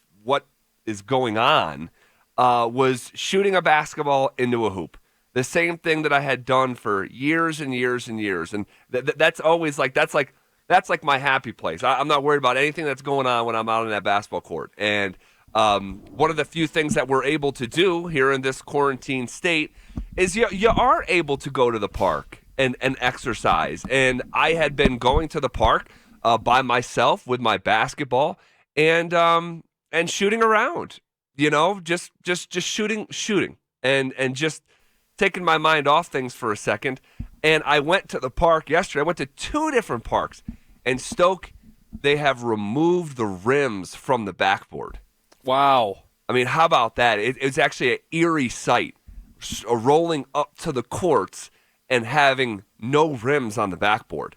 And my only guess is that it's not even my guess because I actually saw it happening. There was still people gathering at the courts, playing pickup games. Playing pickup. Like I went to the park that I go to, my secret park, with the glass backboards and the single rims and the breakaway hoops and everything like that. And I went there this past week, and there was 8 kids playing, like 4-on-4. Yeah. So I'm sure people were looking at that and calling like, hey, there's a stay-at-home order here, and I'm watching a full pickup game taking place. So I'm sure the parks and recreation people were given an order by someone to take the rims down. But for me, who just wanted to show up and not bother anyone, just be by myself and shoot, it sucks pretty hard, man. I'm not gonna lie. I went there with my ball and all geared up yesterday. And Take your ball and go home. Pretty much. Well, you know what? But I think that's majority of people. Something has been taken away from them, obviously, and that's what stinks. For me, it's golf. Right? I love to get out and golf. Same thing with you. It takes my mind off everything.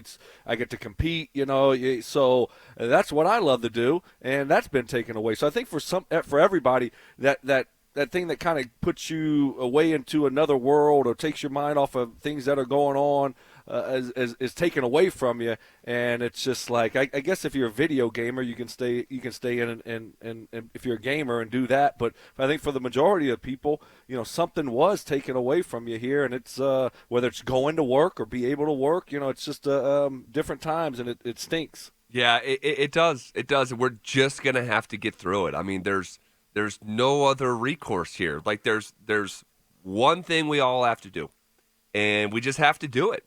Point blank. Period. Here's the big question. Okay, Have you finished the Tiger King? I have one episode left. Oh, Dude, I'll tell you what, man. Okay, give me the recap of what went down for you last night. Well, even like the show has everything under the sun.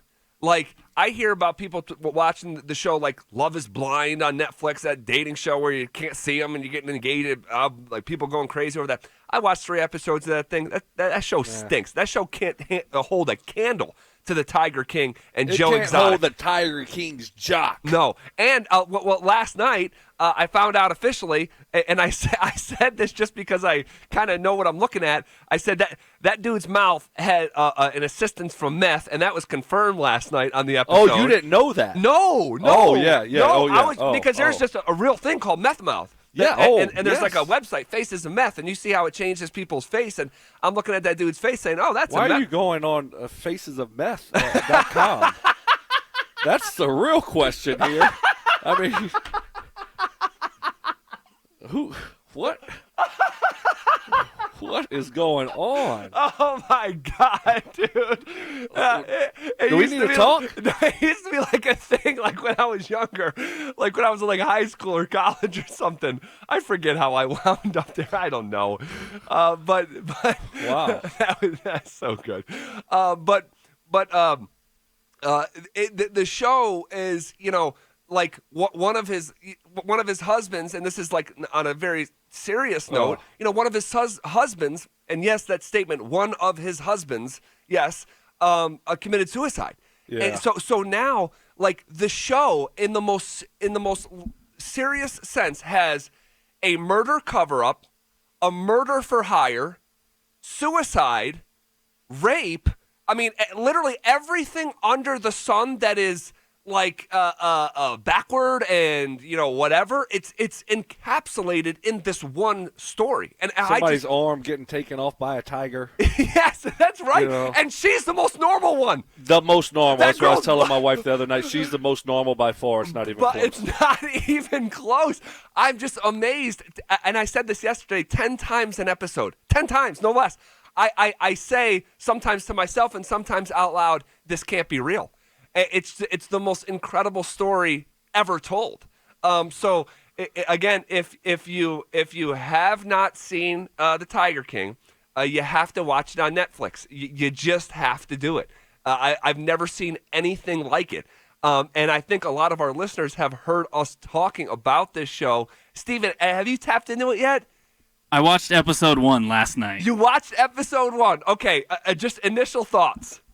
That is wild. I mean, him like selling all the stuff that he sells in his gift shop, from underwear and like lube and all. I was just like, what is this guy's issue? Dude, you are just scratching the surface. I mean, the party's just getting started. Buckle up, baby. The party is just getting started, and Joe Exotic is. Dude, I can believe, and we won't take up the whole show talking about this, but I have to. Why not? Good point. And I apologize because someone's saying, "Damn, Zach, spoiler alert." My bad. And someone's saying, "Is the show fiction or reality?" That's a question on the RamosLaw.com text line. I don't even know how to answer that question because it's reality. It's a true story, but it is so off the wall bonkers. Think of like Dateline. If Dateline smoked meth. Is what you get with the Tiger King. But the way he blew up his own the footage, the archive. This was supposed to be a reality show. This documentary was supposed to be a reality show, but because he was threatened by the guy making the film, he blew his own Are you sure he did it? I'm positive he did it. Joe you're Exotic positive? did it. Yes. Oh, I thought the producer did it. No. The story is it's and this is someone's making spoiler alert out there. Jerry Springer reference. Dateline meets Jerry Springer meets polygamy meets a meth habit. There you go. And that's where I'll leave it. Holy moly, yeah. So we are on the final episode, and here we go. We'll find out what happens tonight. You are done with it, right? I'm done with it. Yeah, I'm a little bit depressed now. Yeah. I don't have, any more Tiger King. So I kind of trying to find what's going to be next in the repertoire. But nothing's going to live up to the Tiger King, right? No, So, it can't. It can't. That's a little bit of a letdown and a bummer. How about this? Joe Exotic ran for president and governor. That was a new development last night too. Oh yeah, that was a new one last night. He ran for governor. Oh my gosh! All right, I'll stop. A very interesting piece of information was presented to us yesterday as it concerns Philip Lindsay and the Denver Broncos. Did you get a chance to read through Raj's email? Email? What? Yeah, Raj emailed all of us stats and information about Philip Lindsay and Pat Shurmur's offense. You didn't get to that one? No. Why am I checking my email? Okay. What are you talking about? Email? I should have known. So Raj did some digging yesterday, and this is we should all be paying attention to this, okay? Because it's almost like someone 3 weeks ago saying, "Hey, the coronavirus is coming, and it's going to get really, really serious," and people just kind of going, "Oh, okay, all right, well, we'll see," and then it actually coming to fruition. This is on a sport version and much more insignificant. Parallel here, there's a warning here about what's could potentially happen with Philip Lindsay in this offense, because you look at the history of Pat Shurmur as a play caller, whether he's been an offensive coordinator or a head coach, there is such an obvious trend with the way he builds his offense and the way he handles his running backs. It sticks out like a sore thumb. Here's what you need to know, basically. Pat Shurmur only uses one running back. And the sample size is so wide and appropriate and obvious, we should be preparing for Philip Lindsay to be phased out of this offense. It's real. You look at every situation that he's been in, Stoke, whether it's I just found it. Okay, yep. Whether it's the and it's right Dug on it up. It's right on the front page of your rundown too. If you just put eyes on that for a second, the Rams, whether he was with the Browns, whether he was with the Vikings, whether he was with the Giants, Pat Shurmur is not a two-back guy. He is not with the current trend of the NFL where you use multiple running backs, and it's so far in the scale is tipped so far in one direction that it's unavoidable. Like you look at the Rams where Steven Jackson, and when I say touches, I'm talking about carries and catches. Steven Jackson, 375 touches, is the second highest mark in the league. The next highest running back, 45 touches. The same thing with the Browns. Trent Richardson, over 300 touches. The next running back had 67. You look at with the Vikings, whether it's Dalvin Cook, before he got hurt, was on pace for over 340 touches. Saquon Barkley with the Giants, over 350 touches. The next running back had 65. And more often than not, the running back in Pat Shurmur's offense is in the top 10 of the NFL in touches, and the second back in that offense is relegated to like 60 touches for the season. I'm talking about carries and catches combined, and it's one of these things where it's so consistent and it's so obvious with every offense that Pat Shurmur has touched that I think we should be expecting this dynamic here in Denver. Wow. Sorry, that was a lot of talking right there. No, it's just really eye-opening is what it is when you look at the stats and you laid it out very nicely there, and from the lead back to the next back, it's not a split carry type of situation. It's not a 60-40. I mean, this looks like it's 80-20, 90-10 almost. Right. I mean, it's a bell cow back, like old school bell cow back, right? I mean, this is ride one guy and if you're going to do that and you're going to look at what he does and Pat Shurmur does and how he operates, it's not rotating guys. It's go with one guy and that's your guy. So, man, that's if you're Philip Lindsay, you don't like to hear this news. That's for sure. Yeah, and it's really just the facts. It's not even like an opinion-based thing. Like it is multiple offenses: Rams, Browns, Vikings, Giants. 4 different stops as an offense. And by the way, and because you could say, hey, what about in Philly?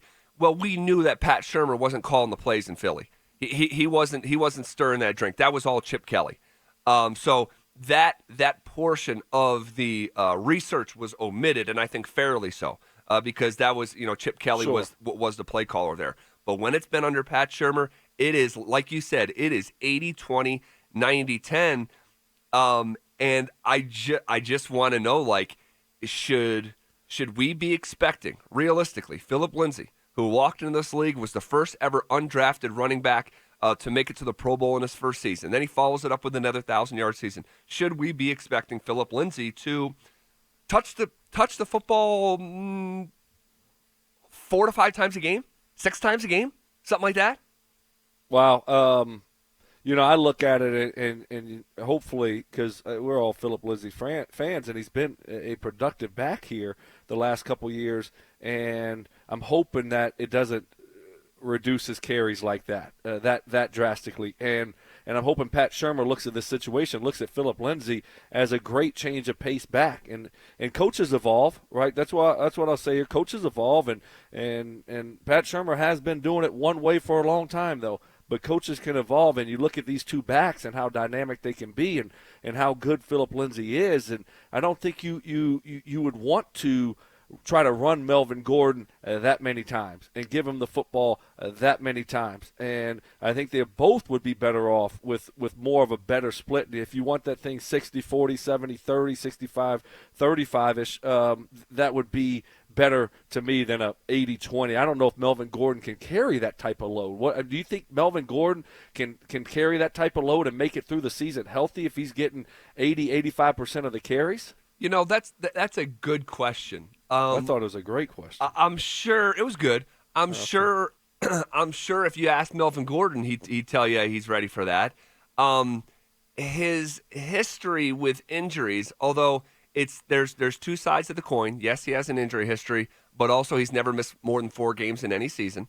Oh man, I'm looking at his touches here, Stoke. Yep. I'm looking at his touches, and you go back to like that 2016, 2017 season. Yep. He's over 250 touches just on the ground. If you combine his receiving touches with his carries on the ground, you're talking about in 2017 him being, upwards of 330 carries. You're talking about in 2016 him being in the 300 touches range. Even in 2018, he was 225 touches in just 12 games. And then in 2019, sharing the load with Austin Eckler, he was still touching the football, combined carries on the ground and receptions. You're talking about over 200 touches in just 12 games again. So his history actually shows that he is capable of taking on that burden of touching the football that many times. Yeah, it's going to be interesting to see. I mean, you look at 16 and 17, 2016 and 2017 for Melvin Gordon, 254 carries on the ground and 284. I mean, obviously that's a good workload there, and it drastically reduced the next couple years in 2018, 2019. Now, he only played in 12 games both of those years, but now he's getting a little bit older. What does that wear and tear look like on his body? And then, like you said, you start putting the ball in his hands in the receiving game, in the passing game, and I don't know. I don't know if that's a good model for the Broncos. I'm hoping Pat Shurmur looks at this situation and looks at Philip Lindsay as an asset and looks at Philip Lindsay as somebody I need to use, and this is a home run hitter. This guy's a really good football player, and I think it would be bad coaching. I think it would be really bad coaching if we go into the season and Melvin Gordon's getting 75-80% of the touches. I just think that's a recipe for disaster and wearing out Melvin Gordon and not taking advantage of a really good football player in Philip Lindsay. I think, look, you paid Melvin Gordon to be the starter and be the main guy, and maybe it can be a 60-40, 65-35 type of situation. But I hope it's not like we've seen with Pat Shurmur and what you broke down there, because that is, to me, it's eye-opening and it's glaring, and it seems like that's what he likes to do.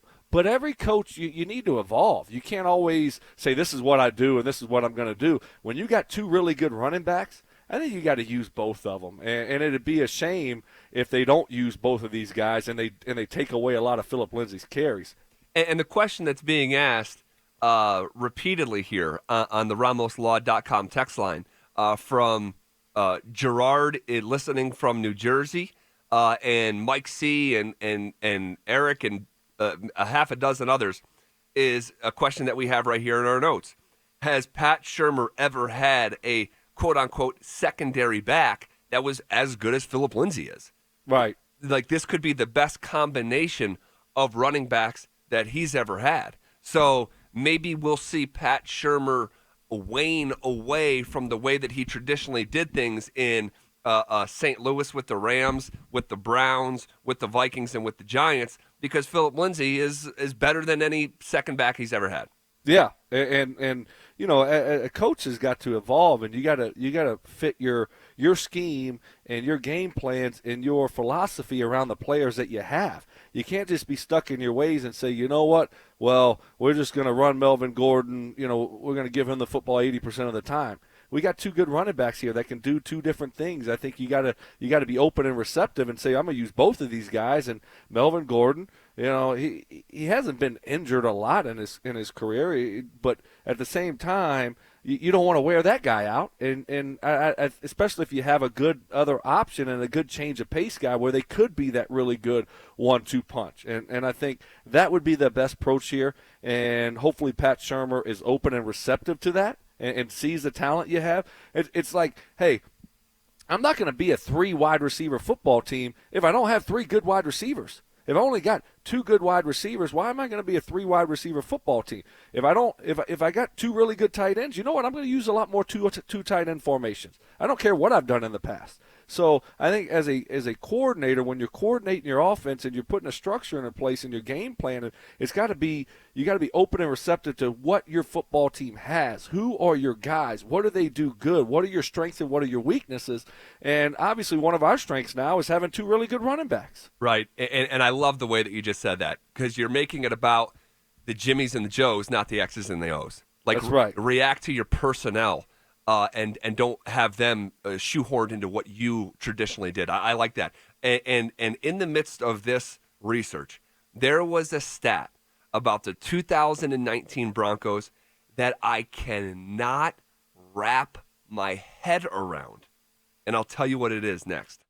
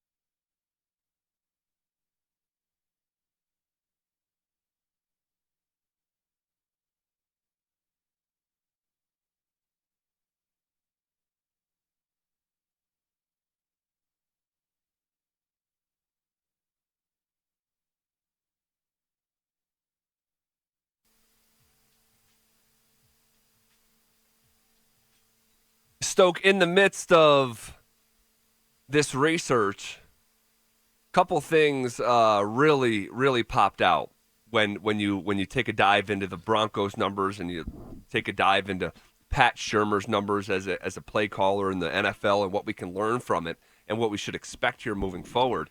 There was something that just kind of by happenstance stuck out, and I would like to think, and I'm not saying this to sound like an idiot or pat myself on the back. We talk about the Broncos every single day, okay? And I know the Denver Broncos like the back of my hand, like the personnel, most of the stats. You could toss me a question about a stat, and I could probably, if not hit it on the head, get right in the ballpark for it. And again, not to like pat myself on the back. This is just what we do professionally. So I should know that. If I asked you, who was second on the Denver Broncos? Well, let me just start here. Who led the Broncos in receptions, Stoke? Cortland Sutton. There you go. Okay. Who was second? Who was second in receptions? Emmanuel Sanders. He was not. No. Okay. Emmanuel Sanders is not in the top 4 of receptions. You want me to guess again? Yep. Okay. Who was second in receptions? I will say Noah Fant. That was my guess, too. In order, when I was asked this question, I said Emmanuel Sanders first and Noah Fant second. That is incorrect. Okay, well, I'm all out of guesses, Zach. Stoke, Royce Freeman was second in receptions for the Denver Broncos. Wow. I don't even know what to do with that. I don't even know how to think about that. But after Cortland Sutton's 72 receptions, the next leader on the Denver Broncos was 43 receptions from Royce Freeman. Just trying to wrap my head around that, it's hard to comprehend, isn't it? It really is. I mean, I would have never guessed that. I remember them using him early in that role and me being frustrated by that, thinking that should be Philip Lindsay's role. But I didn't realize that he was second on the team in receptions. I didn't realize that he had that type of impact in the passing game.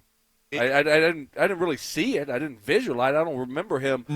Being a great weapon out of the backfield. No. His longest reception of the year was 19 yards. He did not have a single big play. And big play, NFL standards typically defined by a 15-yard run or a 20-yard pass. So for you to be second on an NFL team in receptions and not have a singular big play is sort of like Royce Freeman in the running game, to be quite honest, where Royce Freeman had 132 carries this year, 132. That's more than a little bit, but really just you didn't feel him. No, not at all. And you look at Royce Freeman and what his body style and what he looks like. He's not a pass receiving back. I mean, that's not what he should be. He should be the guy that's the bruiser, the in between the tackle runner. He's not your home run hitter. He's not your route runner. I mean, that should be Philip Lindsay. And, look, that's why I've been confused here the last couple of years, why they haven't tried to use him more in the passing game and get him out more in space. I just haven't seen a effort from the coaching staff to say, you know what, we're going to do this with this guy. We're going to really give him an opportunity to do it. I haven't seen that. It's been more Royce Freeman, and you look at Royce Freeman, he looks more like a bowling ball. Yeah. He's your bruiser. He's your in between the tackle runner. He's your short yardage guy, your goal line guy. But then we get short yardage and goal line, and they turn around and Philip Lindsay's in the game. Isn't that something? It's just confusing, and it's everything that we thought from these guys was flipped. It was literally the opposite. Like at the start of this thing, when Philip Lindsay and Royce Freeman came into the league at the exact same time, same class. And I'll just use that term loosely. We know Phil wasn't drafted. But like how they profiled turned out to be the exact opposite of what transpired. It did. And I don't get it. I don't understand it. But it's pretty much been two coordinators now that have really not used Philip Lindsay in the passing game. That's a good point too. That's two different opinions, two different outlooks, two And different it's play why. callers.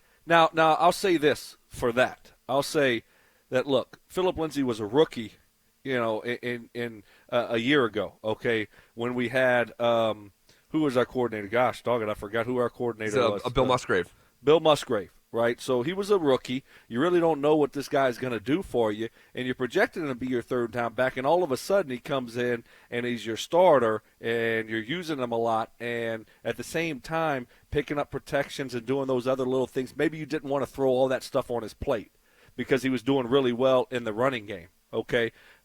So I think I was hoping and thinking if Bill Musgrave was back for year two, they could build off of that year, and now you would see Philip Lindsay evolve more in the passing game. Well, obviously that didn't happen. Musgrave out the door, revolving door at the offensive coordinator position, and in comes Rich Scangarello. Now I was hoping, well, it's year two. He's more comfortable. We know what Philip Lindsay can do in the running game. Let's start getting him more involved in the passing game, but he didn't do it. He certainly didn't do that, and he was leaning a lot more on Royce Freeman for whatever reason. I just don't see it. I don't get it. But like you said, it is two coordinators that really haven't used him in the passing game. But at the same time, your rookie year, a lot's going on, and sometimes it's better for a coach to look at the situation and say, you know what, we're just going to have this guy really focus on running the football right now because he's doing that at a high level. Let's not throw too much on his plate. You follow me there? Yeah, sure. So I'm not going to put it on Philip. And then year two, we have another new coordinator. And now this guy, for whatever reason, wanted to have Royce Freeman in the passing game. I don't get it. I don't get it. So we'll see what happens here in this situation with Pat Shurmur as a coordinator now and what his plans are going to be for the running back position. But, I mean, I'm looking at Philip Lindsay, and I'm still thinking he can be a good back out of the backfield. I don't know how that the way he profiles and his quickness, his elusiveness, his explosiveness, his competitiveness, how he can't be a really good back out of the backfield. He doesn't have awful hands. I've seen him catch the football. He's an athlete. I mean, we've seen him catch a football at training camp. He catches the ball just fine. But he hasn't been able to put it together in games. I know. Like, that's what I'm saying. Right. You're right. He hasn't been able to, and that's confusing. So I just did the math here while we were talking. Yeah, seriously. I just did the math here. Philip Lindsay had 35 receptions, but he was targeted 48 times. That is a completion rate of 72%. Royce Freeman was targeted 50 times and caught 43. That's 86. That is significantly better than Philip Lindsay in regard like the ratio of catching the actual passes that you're targeted in. I mean, 86 to 72. That's not even close. And I'm with you. I don't think Philip Lindsay has bad hands, but the proof is in the pudding here. Right. The stats don't lie. But stats do lie sometimes. They do lie sometimes, and that's my point here. We don't know what happens if the quarterback overthrows him. What happens if the quarterback underthrows him? What happens if it's bad throws to Philip Lindsay too? That's true. So sometimes stats do lie. But he's got the same quarterback throwing to Royce Freeman too. Right. Well, what if the quarterback's making better throws to Royce Freeman? I haven't seen every pass that you're talking about, so I don't know. How many drops do these guys have? I think that's a telltale sign there that could help us out in this situation. But at the same time, I think sometimes stats lie. And we don't know where those balls were thrown. Maybe he's taking shots down the field more to Philip Lindsay. Maybe there's more checkdowns to Royce Freeman. You see what I'm saying? Sure, Maybe you're throwing more go routes to Philip Lindsay or more difficult passes to Philip Lindsay than you are to Royce Freeman. I'm not sure how it works out, but no, you're absolutely right. The stats on the surface don't look great for Philip Lindsay when compared to a guy like Royce Freeman. But I still think that Philip Lindsay can come in and do a good job in the passing game. I do. He's that type of back. He profiles that way. I also will say this, and, I think the quarterback has a big play in it also. And I know you look at Royce Freeman, you say, well, he caught, the 43 and was targeted 50 times, and Philip Lindsay was in the 30s and targeted a lot more, and his percentage wasn't as good. But I think when you have a quarterback that knows when to hit the check down, knows when to get rid of the football, and doesn't wait, and then too late try to get that check down. And now all of a sudden the linebackers are coming up, and instead of getting a 8-yard gain and giving Philip Lindsay some room to run, he's getting tackled right when he catches the football. Veteran quarterbacks are able to do that. A guy like Phillip Rivers in with the Chargers. Sure. He's going to highlight those strengths because right away on the snap of the football, he's going to know the coverage, and he's going to know what he wants to do with the football. And so those check down throws are a lot quicker from veteran quarterbacks than they are for younger quarterbacks. So I think hopefully Drew Lock, as he progresses, will get better and better with that stuff. And I really do. I'll go to my grave with it. I think Philip Lindsay's going to be a good back out of the backfield. And that's what he should be, and that's what he should be doing. And I think he will, giving the coordinator, giving the quarterback, and you put all those things together, I think we will see Philip Lindsay's production in the passing game go up. Well, I hope you're right. I hope you're right about the passing game. In terms of the running game, what you just said, you and I are in agreement. You and I both agree. Philip, and I don't know how you can disagree. Philip Lindsay is a really good football player. When he is running the football, he is a really good football player. Is he a top 5, top 10 back? No, he's not. But he's a really good football player.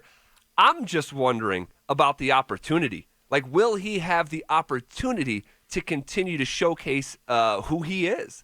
And I have my doubts. I wouldn't be, and again, so much is unknown right now. We haven't seen Pat Shurmur's offense here in Denver. So what you said earlier in the week, I think, is on the table when you said that you believe by the end of the year, because of who Philip Lindsay is, you think that he could take back the starting job from Melvin Gordon. And we both agree that we think it's going to be Melvin from day one. But who is it week 15, 16, 17? I think that is still on the table, but also equally on the table is Philip Lindsay getting 8 touches a football game. Right. I think that's realistic too. Yeah, I agree with you. You gave the stats, and we'll see how Pat Shurmur reacts to this situation where he's got 2 really good running backs, and I don't think you can go into this situation and just ignore Philip Lindsay. I think that would be a huge mistake from Pat Shurmur, and he has been that guy that likes to ride the one guy. And you gave the stats earlier, and those were glaring. But I think in this situation, we will see more of a split carry system with these 2 guys, Melvin Gordon and Philip Lindsay. And the other thing that we got to remember here, when you're that second guy, when you're that guy coming off the bench, it's hard to get in a rhythm. Sure. It's hard to get in the flow of the game, especially when you're a running back, when you're a receiver. You want to get your hands on the football. You want to get hit. You want to get comfortable. There's a process there. So when you're that guy and all of a sudden you're getting 6, 7 touches a game, it's hard to go in and have any kind of consistency. And so hopefully Philip is more around 10, 11, and sometimes maybe a little bit more than that. I hope they go into this and say, we're going to ride the hot hand. And they're going to take how about this, Zach? Just came to me. You ready for it? I think I am. Make sure you're sitting down. I am. Take a New England Patriots approach here. Okay, ride the hot hand. You know what? 1 week it's Rex Burkhead. The next week it is Dion Lewis. The next week it is Sony Michel. The next week it's throw a name in there. It's Jonas Gray. The following week, you know what I'm saying? I mean, it's LeGarrette Blount. I mean, it depends on who you're playing, what kind of game plan you want to have in there, and then you go with that guy. Sure. So some weeks, you know what? Philip Lindsay should be the starter, depending on the game plan and how you want to approach it. Other weeks, it's Melvin Gordon. I think that's the perfect way to go about looking at how the Broncos should operate offensively when it comes to rotating their running backs. It depends on who we're playing and who we think gives us the best chance to be successful in that game. These guys are totally opposite. When you look at Melvin Gordon and you look at his dimensions and his size, 6'1", 215, and you got Philip Lindsay, obviously he's not close to that. Well, look. What matchup and what back fits you better against a certain defense? Do you want the smaller, compact guy that's quick and elusive, or do you want the little bit bigger, bruising type of running back? Every situation is different. Every game plan should be different, and hopefully they take that type of approach into 2020 and look at it and say, you know what, this can be one of those situations that can be great for both guys, and we're going to game plan it out, and we're going to go with who we think gives us the best opportunity that game. And then the next game, it could be totally different. Stoke, everything you're saying is making sense, and you're right. It has worked beautifully in New England, and a lot of NFL teams have kind of switched it up and morphed into this new, multi-back approach where in the past it was the bell cow. But Pat Shurmur hadn't been one of those guys. No, he hasn't. He just even as recent, and I know that they didn't have a back the quality of Philip Lindsay in New York, but you're talking about Saquon Barkley. Just last season alone, touching the football on the ground 217 times and 52 catches. The year before, and he missed games. And he missed games. The year before, Saquon Barkley 352 touches in the era where it's multiple backs. Now I know Saquon is that guy. He's your top 5 bell cow guy. Right. But you look at when Shurmur was with the Vikings, the Browns, and the Rams. It's all the same exact approach. And like I said, everything you're saying is making sense. I just don't know if it makes sense to Pat Shurmur. Right. And that's what we'll see. We'll see what his philosophy looks like with this group and with the Denver Broncos in 2020. I think if you're a good coordinator, you look at what you have and you build your offense around it. And obviously, if you got 3 or 4 really good receivers, you want to get those guys on the field as much as possible. If you have a couple good running backs, you want to let them both run the football and run with the hot hand. And I think, you look at the Patriots approach, and I think that would be the best approach for the Broncos. I don't think a lot of teams really use that type of approach where, they got 3 running backs, and obviously we don't have 3 here. We got 2, but you never know who's going to be in the game most of the game. You never know who's going to be starting with the Patriots. And so I would love that approach here for the Denver Broncos. A lot of teams, they have their starter, but that guy's not going to be carrying the ball 30 times a game anymore. You got that 1-2 punch, right? We're not going to wear this guy out. You see that a lot of rotation at the running back position. I think for the Broncos, the best fit would be to have more of a every week could be different here. And you keep defenses on their heels. They don't know what they're going to get. Right? Not as a defensive coordinator, are we going to get the bigger, the bruiser in Melvin Gordon? Or are we going to get more of the quick guy in Philip Lindsay? So it can also work to your benefit when defensive coordinators are trying to stop you. They don't know what you're going to do. Sure. What type of back and what type of style of play you're going to do offensively. So I really do. I think that would be a great approach from the Broncos this year. Just not sure. Like you said, Pat Shurmur has shown he has a history of riding one guy and having that bell cow back and riding that guy and giving him the football over and over and over and over again. Hopefully in this situation, he looks at it and he uses his strengths. And one of the strengths for the Broncos is having 2 really good running backs. Yeah, and you want to know what? I'm hopeful that is the approach. And by the way, Pat Shurmur's not the head coach of this team. He's the offensive coordinator. So if Vic Fangio wants to see more of Philip Lindsay, you'll probably see more of Philip Lindsay. Just in a week by week basis. Pat Shurmur has a lot of control, but he's not Vic. Right. No, you're right. But I think for the most part, I would think that Vic would lean more towards Pat Shurmur and kind of let Pat Shurmur make most of the calls. Now, but you're absolutely right. If Vic wants to step in and say, hey, I need to see more Philip Lindsay, then that's what's going to happen. But I think in this situation, it's one of those things where those guys would talk it out and come to a conclusion together on what's best for the Broncos. And if Pat Shurmur wants to ride one guy and he feels like that's the best philosophy, then I'm sure Vic Fangio will let him do that. He kind of turned this thing over to Pat Shurmur to let Pat Shurmur run that side of the football. But certainly, if you disagree with something, you're the head coach. It's your call. It's your call what happens, as far as personnel and playing time and all those little things. It's a head coach's call. Yep, and maybe it doesn't have to be some sort of demand. Maybe it just comes by way of suggestion. You know what I mean? Like, hey, maybe we see a little bit more of Phil this week for this matchup. And that's sort of code, hey, I want to see more Phil, And speaking of Vic, this is Vic Fangio saying he's happy to have both Melvin Gordon and Philip Lindsay.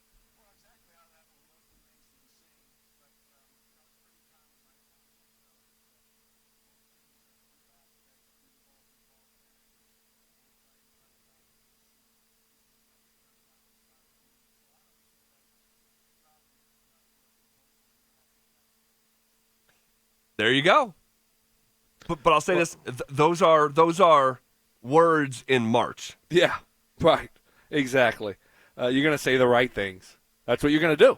I mean, you're not going to ruffle feathers right now.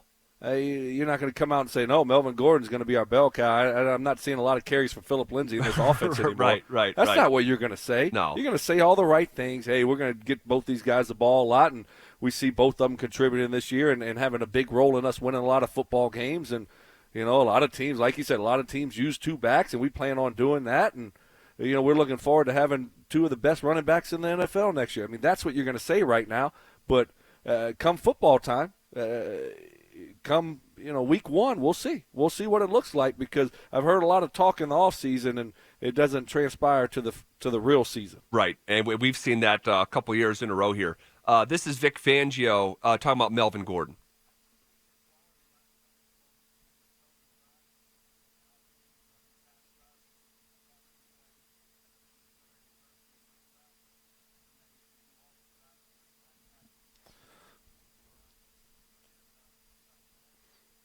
I hope so. They paid him like all those things plus more. So I hope he is able to do all those things. I mean, that to me is the base, right? I mean, sure. You paid the guy top 5 money.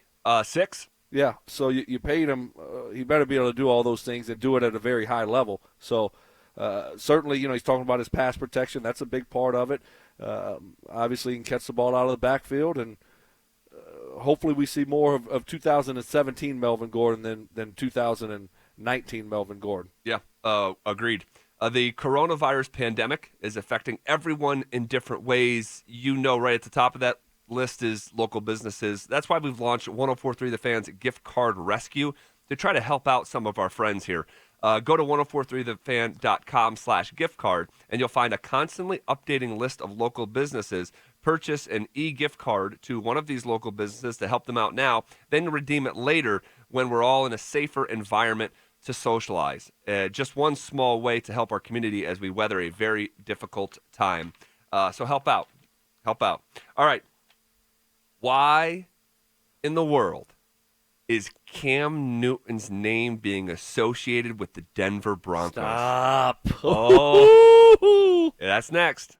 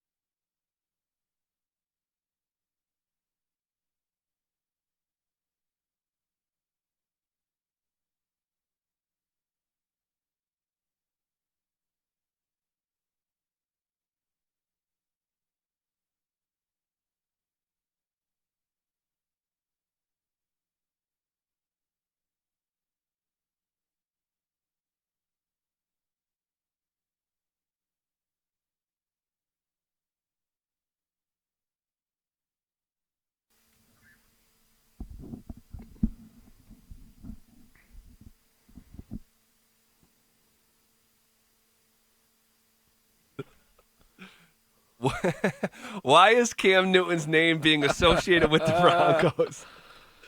You are something else, dude. I can't help myself. You are so funny, dude. you crack me up. So you you went on a little shopping spree last night. I did. You know, you were at the mall. You were at the clothing store. Were you? No, I went to the. You were in the grocery store. The Shell gas station. Oh.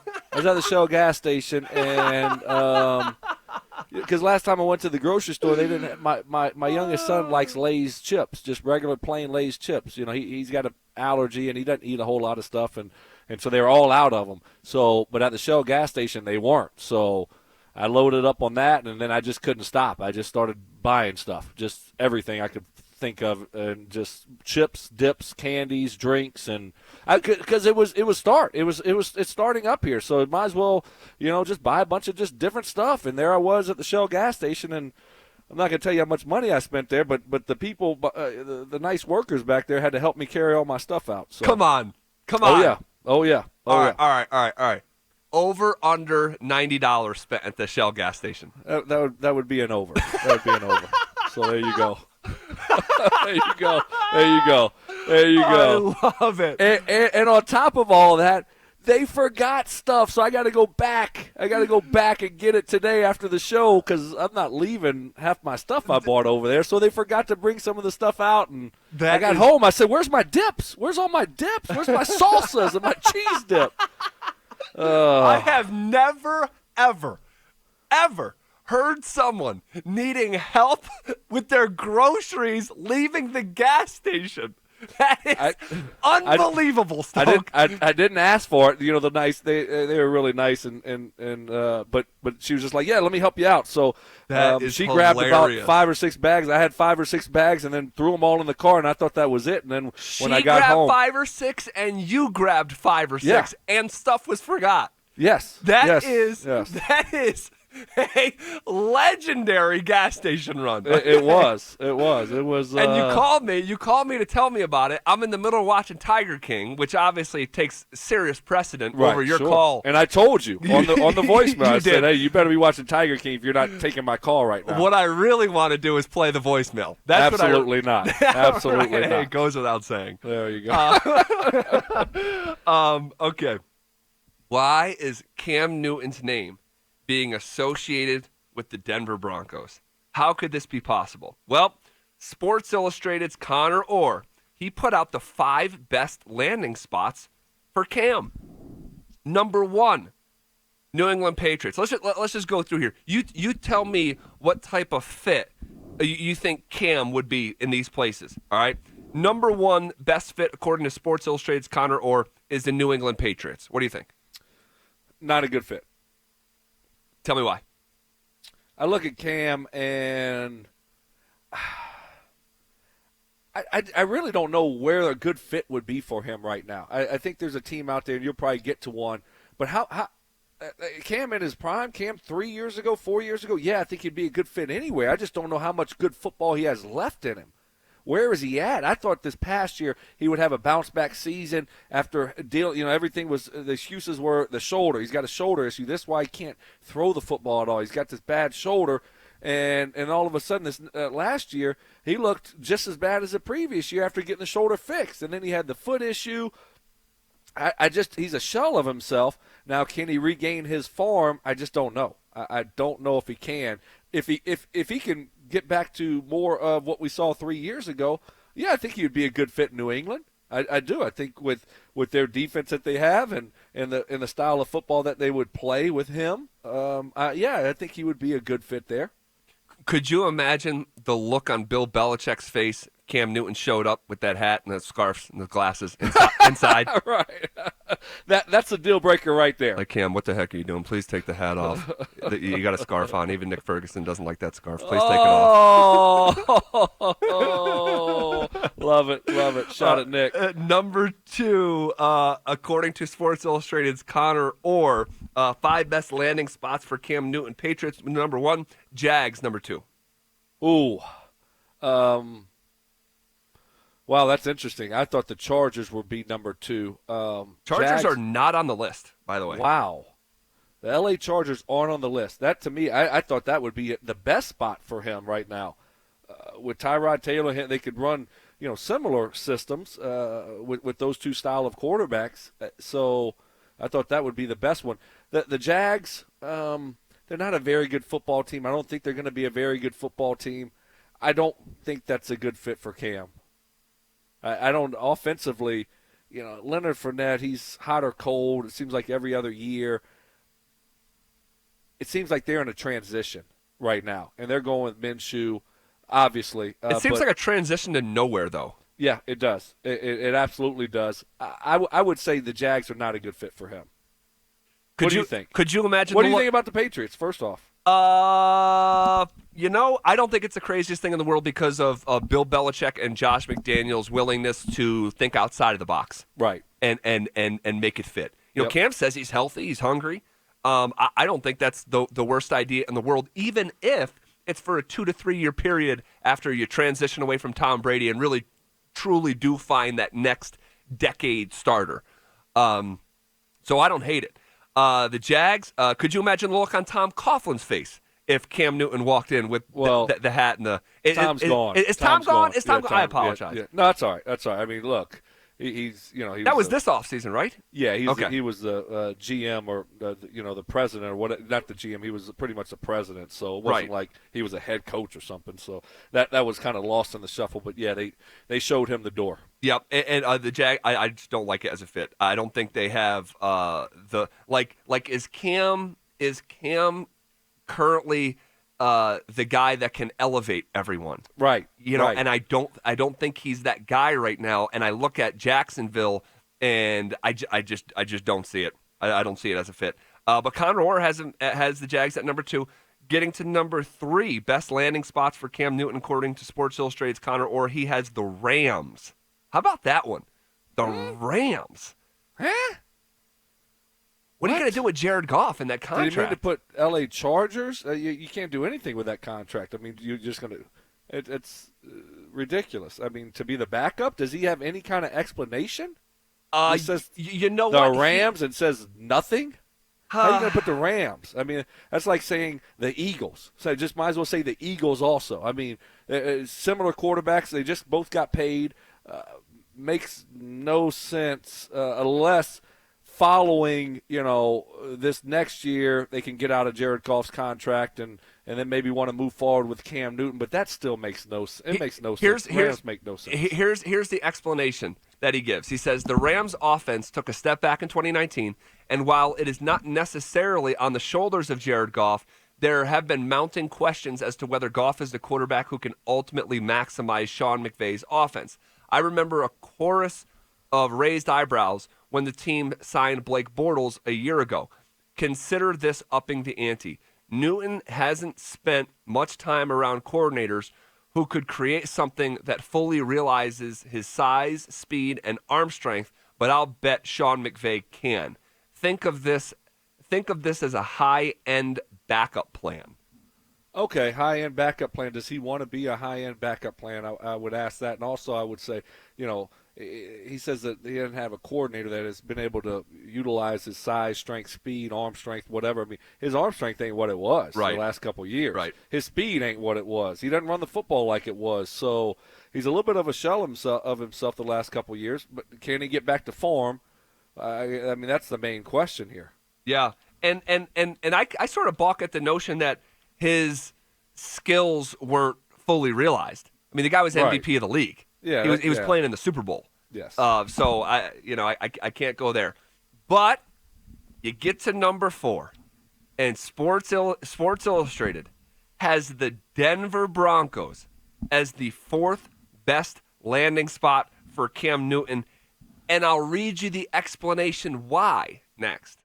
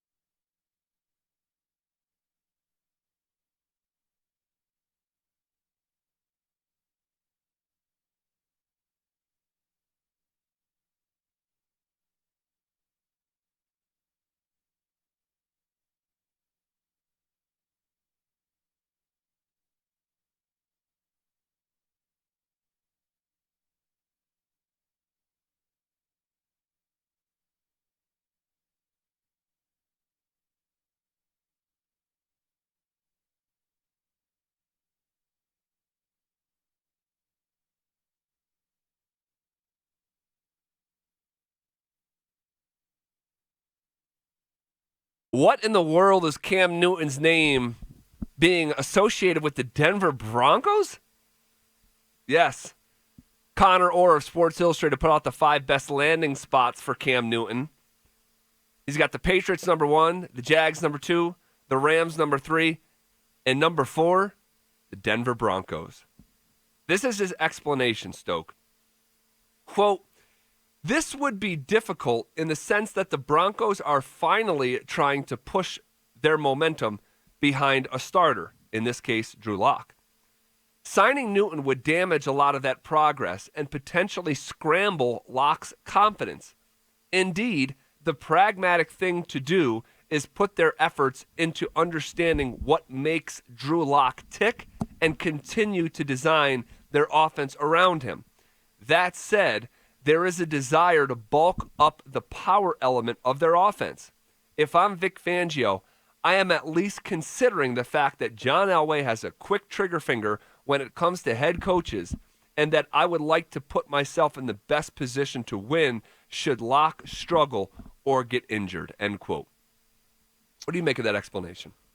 Well, I think they're two different quarterbacks, and I think you would have to, if you're building a system and all of a sudden Drew Lock's not performing, you're trying to win football games and you're gonna go with another quarterback, I don't think Cam Newton would be the ideal choice because they're just two different styles of quarterbacks to me. One's big and he can use his legs, and Cam Newton, how much of that does he have left? I guess we'll see. And Drew Lock's more of a prototypical pocket quarterback to me. So I don't think it would be a good fit for Cam Newton. I definitely don't think it would be a good fit for the Broncos. I just look at this situation, and our backup needs to know that he's the backup, and our backup needs to know that he's there just for support to our starter, and that's it. And I don't know if Cam's in that stage of his career yet, and if he wants to do that, and if he will do that. So I think that's an awful fit for the Denver Broncos. I really do. I don't think it's a good fit at all because we need to empower Drew Lock as much as possible, and I don't think Cam Newton's that guy to be the ideal backup for a young quarterback. Yep, agreed. I just think it's a terrible fit. I don't know what Connor Orr is thinking here, putting the Broncos on this list. I think some of the teams that are on the list do make some sense. The Patriots, the Jags. He does have the Dolphins as number 5. I think you could talk yourself into that. Sure. 3 of the 5 teams making sense. I just don't believe it makes sense for the Rams. It does not make sense for the Broncos. It just doesn't on a multitude of levels. And I don't think John would even consider this even for a split second. No, absolutely not. Who would you rather have right now, Jameis Winston or Cam Newton? Jameis. I agree. Jameis. Yep. I agree. I'm surprised that he's still available and that nobody has picked him up. So that's a surprise there. But you look at Cam, and the issue is what does he have left in the tank? Because the last 2 seasons we've seen him have been way underwhelming. So what kind of position is he going to be put in moving forward? Is he? I don't see a starting job out there. Now, if you go to the Chargers and maybe you compete depending on what they do in the draft, and you look at Jameis and Cam Newton right now in this situation, they might have to wait till after the draft. And then they might have to wait even further into training camp or the season until somebody gets hurt before they can get a little legit shot to, be the starter and not come in and say, hey, you're backing up. You're backing up our number 5 overall rookie. You're backing up our starter, wherever the place may be. So those two guys right now are in tough spots. But Cam Newton, I think, is in a tougher spot because of his age and what we've seen the last 2 years. It just hasn't been good enough. I mean, his arm strength, his durability, all those things have really caused his stock to drop a lot. Yeah, and I'm being called out on the RamosLaw.com text line, and it's fair. It is fair, saying, hey, Zach, this time last year, you were talking about Cam Newton being on a Hall of Fame track, and I did, and I had very good reasons for that argument. And when you talk about someone going to the Hall of Fame, I categorize it into 4 different categories. Did you have great team success? Did you have great individual success? Do you have records / awards, and do you have the longevity? And that longevity one is really going to hurt Cam, because you look at, has the guy, does he have a team success? Well, yeah, he's played in a Super Bowl. He's been a part of a handful of winning teams, and ultimately one that played in the biggest game in all of sports. Does he have individual success? Yeah, he's a Pro Bowl guy, a former All-Pro guy, and was the MVP of the entire league. Do you have individual records? Well, he's number one all-time in the history of the sport in rushing touchdowns for a quarterback. But it's the longevity one that's going to hurt him, because he is only 30 years old, but his body looks like it's like 38 in each of like the last 2 years. Yeah, I think the end here is what's gonna make him come up a little bit short, especially because the last couple years it hasn't been productive. Now, he had a nice run there and a nice stretch where he was really dynamic, and we haven't seen a quarterback play the position like him. No, and just the physicality of it and the toughness of it, we haven't seen it. But it was just too short of a period for me right now to say that he's gonna go in the Hall of Fame. Now, if he can all of a sudden flip the script here and get back on track, but I don't know if that opportunity is going to present itself. It may not. Other than, a Ryan Tannehill type of situation where you're the backup, you take the backup role and the starter stinks, and you go in and you play well, and next thing you know, you're the guy moving forward. Other than that, he's not going to have a shot to go in there and start. It looks like the Patriots are going with my guy Brian Hoyer. How many spots are out there? Miami's got Fitzpatrick, and they're going to draft somebody. Chargers right now have Tyrod Taylor. They're probably going to draft somebody. Mm-hmm. So where's the starting spot at? Where is it for these guys? It's not there for Cam. It's not. He's going to have to humble himself, and that's going to take some doing for Cam. He's going to have to humble himself and accept a backup role and wait for an opportunity, or lay low and wait for an opportunity, a Jay Cutler style. Right. But a couple of days ago, we were having the conversation like how quickly things change in the NFL more than any other sport. Cam Newton's a great example, because forget the 2015 season when they were 15-1 in MVP. In 2017, Stoke, the Panthers were 11-5. Cam Newton started all 16 games. They were 11-5 football team with Super Bowl aspirations. And 2 years later, he's playing 2 games, and he's being talked about, potentially being flushed out of the league. Yep, it can happen quick. It can happen quick, especially when you play that style at the quarterback position. You take those hits, and we've just seen it the last couple of years really pile on him. And you have to think that most teams looking at the situation would prefer Jameis Winston over Cam Newton. And Jameis Winston's still out there right now. He's younger. He's been more durable. He's been healthier. And they're both still out there. So Cam's got to take a back seat to Jameis Winston. Right. And I think, if I'm not mistaken, someone at this radio station was advocating for Cam to come here. Yes, I believe it was DMac, and this is what the conversation sounded like.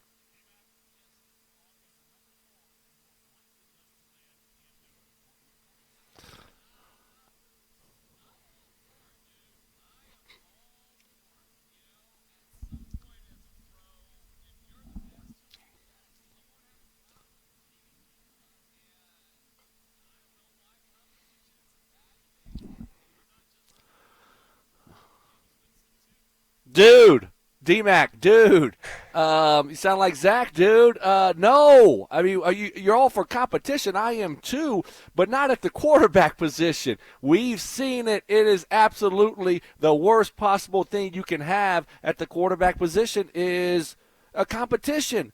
How did that work out for us a few years ago? You got to empower your young quarterback, and you got to make him know that he's the guy, and you're all in with him. That's what you have to do at the quarterback position. And Cam Newton, have you seen him the last couple years, DMac? He has been bad. He stinks. And so you're going to try to screw up your young quarterback by throwing in a veteran quarterback that's going to want to be the starter and not empower that guy, not help him out. That's the worst thing that could happen for the Denver Broncos. I'm all for competition, just not at the quarterback position. Agreed. I was surprised when he said that. I texted Steven right away. I'm like, DMac just advocated for Cam Newton to come here to Denver. Ooh. super duper bad. I So- mean, that's that's one of the worst ideas that DMac has ever had, and he's had some bad ones. But that might actually take the cake. Like we were all here, we saw the Simeon Paxton Lynch competition. Oh my God! And we talked about it. And we saw this past year as in the backup role. Yeah, but starter role is ultimately what we're talking about here. Sure. That is awful for a football team. It just is not good. You got to have one guy. That's the best way to do it. If you have a competition, then you don't have a guy. We're trying to see if this is our guy or not. Yeah, you don't all of a sudden open it up to a competition because who might look better out there? The guy that's been the veteran quarterback, and so you're going to go with him over your young quarterback, and then what's going to happen? It's really an awful idea. Agreed. Co-signed. Zach, I was thinking last night because we got a little action still on the line coming up here. I don't know if you remember, but I was thinking last night I might put something out there on the table for you. Really? So, yeah, I want to discuss it with you and see your thoughts here. I might bail you out here. Okay, I'm looking forward to this. We'll do it next.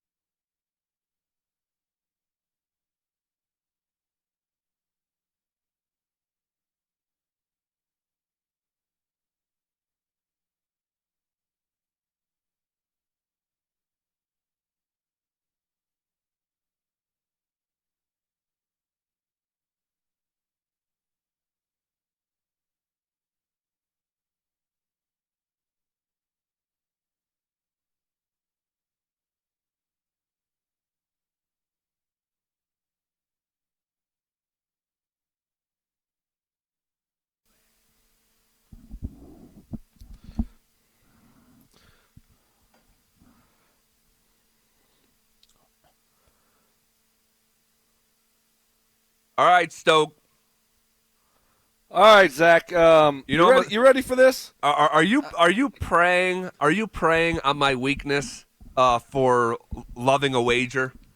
No. Actually, what I'm doing here is I'm giving you an out. I'm giving you an out. Oh. I'm giving you a chance to settle and to get out of it scot-free and not take another L, okay? Because you still owe me one coffee right now, and we got one on the line, right? One on the line with Shelby Harris. Remember this bet with Shelby Harris? We got more than one on the line. Oh, we do? How many do we have?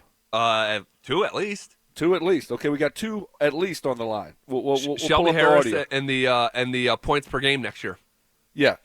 That's a week. That's a week of points per game. But the Shelby Harris one, I'm gonna give you a chance to buy out of it. There's no chance this guy's making over $7 million this year. I took the under. You took the over. I'll give you a chance to buy out of it. What do you think? I'm giving you an out. There's no chance he makes over $7 million. He hasn't signed yet. You want an out? Well, you got to give me the parameters of the out. All you got to do is say, Stokley, you're always right. And I apologize for ever doubting you. That's it. And you're out of it. You're out of it. And what was on the line again? I think a month's worth of coffee. No. A couple days of coffee, I think you said. We got the audio. I think Steven saved the audio. It was a couple days of coffee, maybe just one. One or two coffees. That's all you got to do is say, Stokley, you're always right. And and what was the other part of it? And I should have never doubted you. There you go. And I should have never doubted you. That's it. Go ahead and say it, big boy. I'm trying to figure out what has more value to it. Those words or the probably 10 combined dollars I'm going to spend on coffee for you. Do you have any audio of this, Steven? Did we have a Wolf bet too? Oh, my God. We had a Wolf bet? So he has audio from a separate bet. We had a Derek Wolf bet? Apparently. Hold on. So let's... I don't remember that one. Wow. How long is it, SP? It's 48 seconds. Just go ahead and play it. We'll jump in and cut it off if we need to once we figure it out. All right, so this is...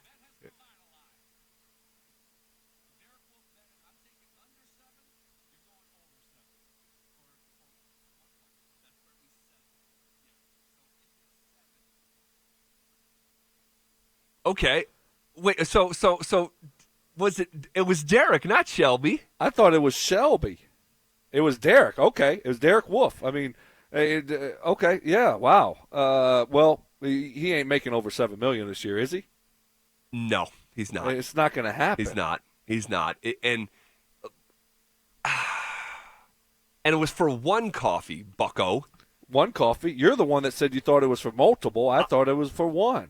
I'm not settling out of anything. I'll take my chances. I'm being a nice guy here. I'll take my chances on something absurd happening, but I'll give it to you.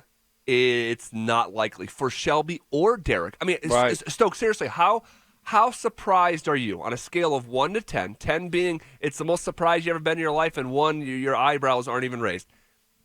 That we hadn't heard either of these guys' names called yet.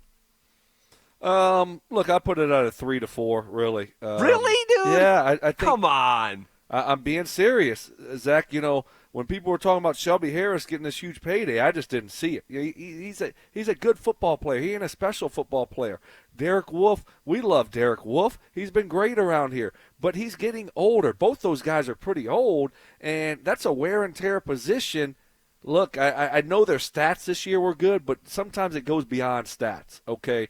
And I think when it goes beyond stats, you look at it and say, these guys are good football players, but they're not going to command attention out there, and they're not going to get top dollar. So I'm really not surprised at all.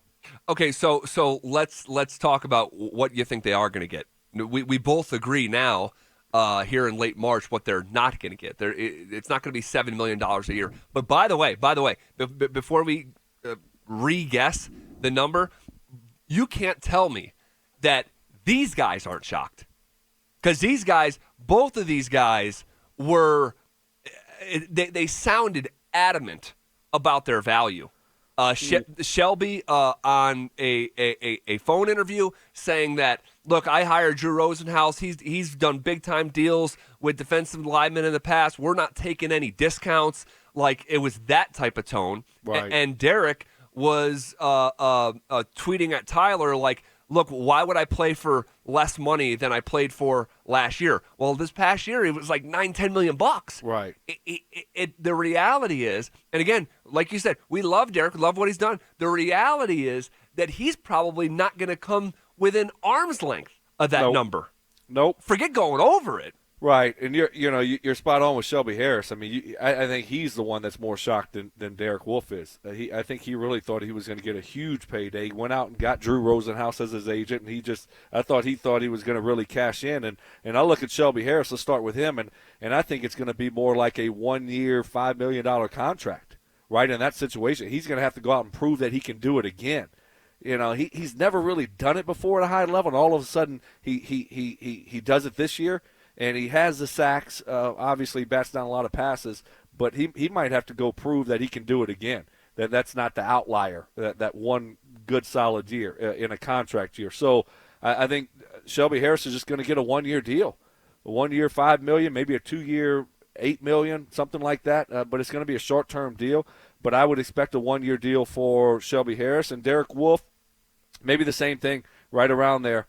That type of contract, given the injury that he just had, on top of the age, the wear and the tear, and also with Wolfe, you got to look at the situation now and the times that we're in, and teams want to have their doctors look at you. Sure. And that can't happen right now. Now you can go to independent doctors, but teams that send guys that are priorities to these doctors, but guys like Derek Wolfe that are second, third tier guys right now, they're going to wait on those guys. They're not going to be in any rush to sign them. So I think both those guys could end up on 1-year deals. Both John Elway and Vic Fangio spoke for the first time in a handful of weeks. Tell you what they said. We have the audio too, so we'll play it for you next.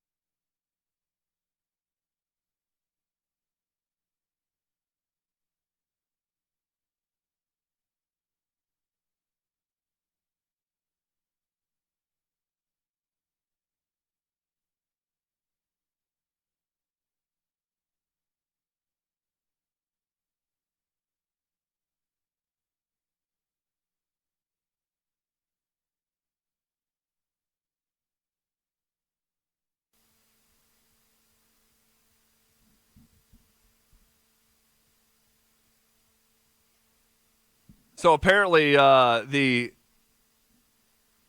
Dun, dun, dun.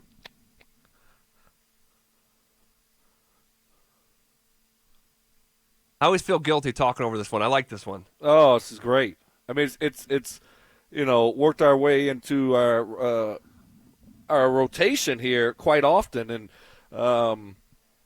it's got a great backstory to it. This is vintage Gin Blossoms, is it not? I mean, they were always one of my favorites, and they've kind of come back to life here as of recent, and so it's good to get them some love, right? That's right. Apparently, some of our media friends are on a conference call with Jeff Driscoll. Oh, that's going to be entertaining. Yeah. Call Cliss. Yeah. We're supposed to be joined by Mike right around this time. Our 9 News insider, Broncos insider, Mike Cliss. And it was. Can't wait to hear what he has to say. Yeah, it was pushed back a little bit because they were talking to Jeff Driscoll, and apparently, and just to share this with you, and we'll get to the Elway Fangio audio in just a couple minutes. But apparently, Jeff Driscoll, and I'm reading this from Nikki Jabala's Twitter. Jeff Driscoll said that Drew Lock reached out to him immediately after they reached an agreement with the Broncos. So that's nice of Drew.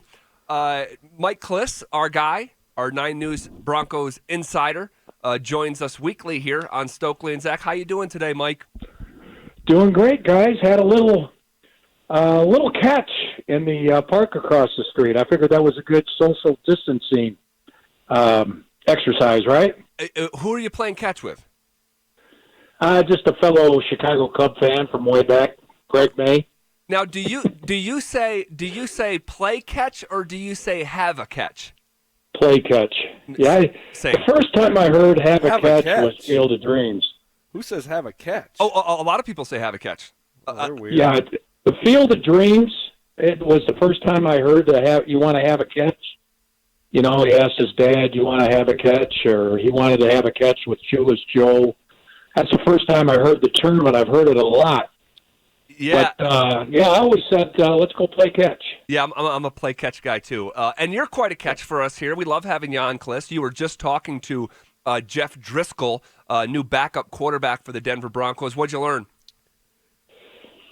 Well, the one thing that I think is interesting about him, and we talked about it a little bit last week when he signed, is the game has kind of come to him a little bit in that he's almost more athlete than quarterback. More, he can scramble with the off-schedule passes, and he can run, tuck it and run. And it seems like there's more and more of those quarterbacks in the league now. And he matches up, Drew Lock being, one of the latest. He moves around pretty good.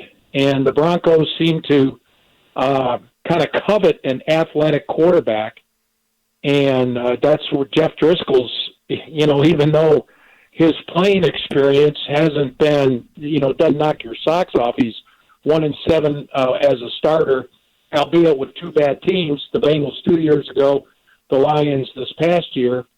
But the fact that he can move and he's an athlete, his value seemingly has gone up since the time he was drafted in 2016. Wow. Yeah, I'm not a huge fan of this move. I thought there would be better backups to kind of support Drew Lock, and if in an emergency break case here and break glass, if we needed him as a backup option, I thought there was. If we need our backup to fill in for a few games, I thought there was other options available that would be better for that. But obviously they went with Jeff Driscoll, who, like you said, is 1-7 as a starter. What does his contract look like again, Mike? It's 2 and 5, 2 years, $5 million. I think it's 2.5 and 2.5, and the 2.5 this year is guaranteed, or at least a chunk of it is, at least $1 million. I'm not quite sure on the guarantee without having it in front of me, but I know it's 2 years and 5, and it's pretty good. It's pretty secure for this year. Yeah. Okay.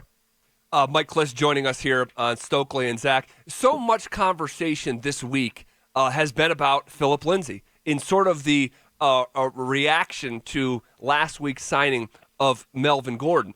And Mike, I got to tell you, man, we took a deep dive into the research and looked at every situation that Pat Shurmur has been in as a play caller, as an offensive coordinator, or as a head coach. We removed the time with the Philadelphia Eagles because Chip Kelly was truly the play caller there, despite Shurmur having the title of offensive coordinator.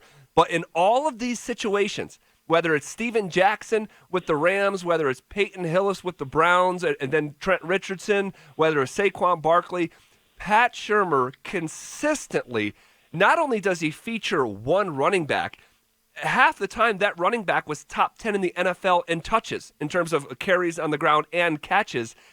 Is Philip Lindsay going to be, and this is going to sound cruel, but should we be preparing ourselves for Philip Lindsay to be sort of phased out of this offense? I know he'll still be involved, but to which degree, looking at the history of Pat Shurmur?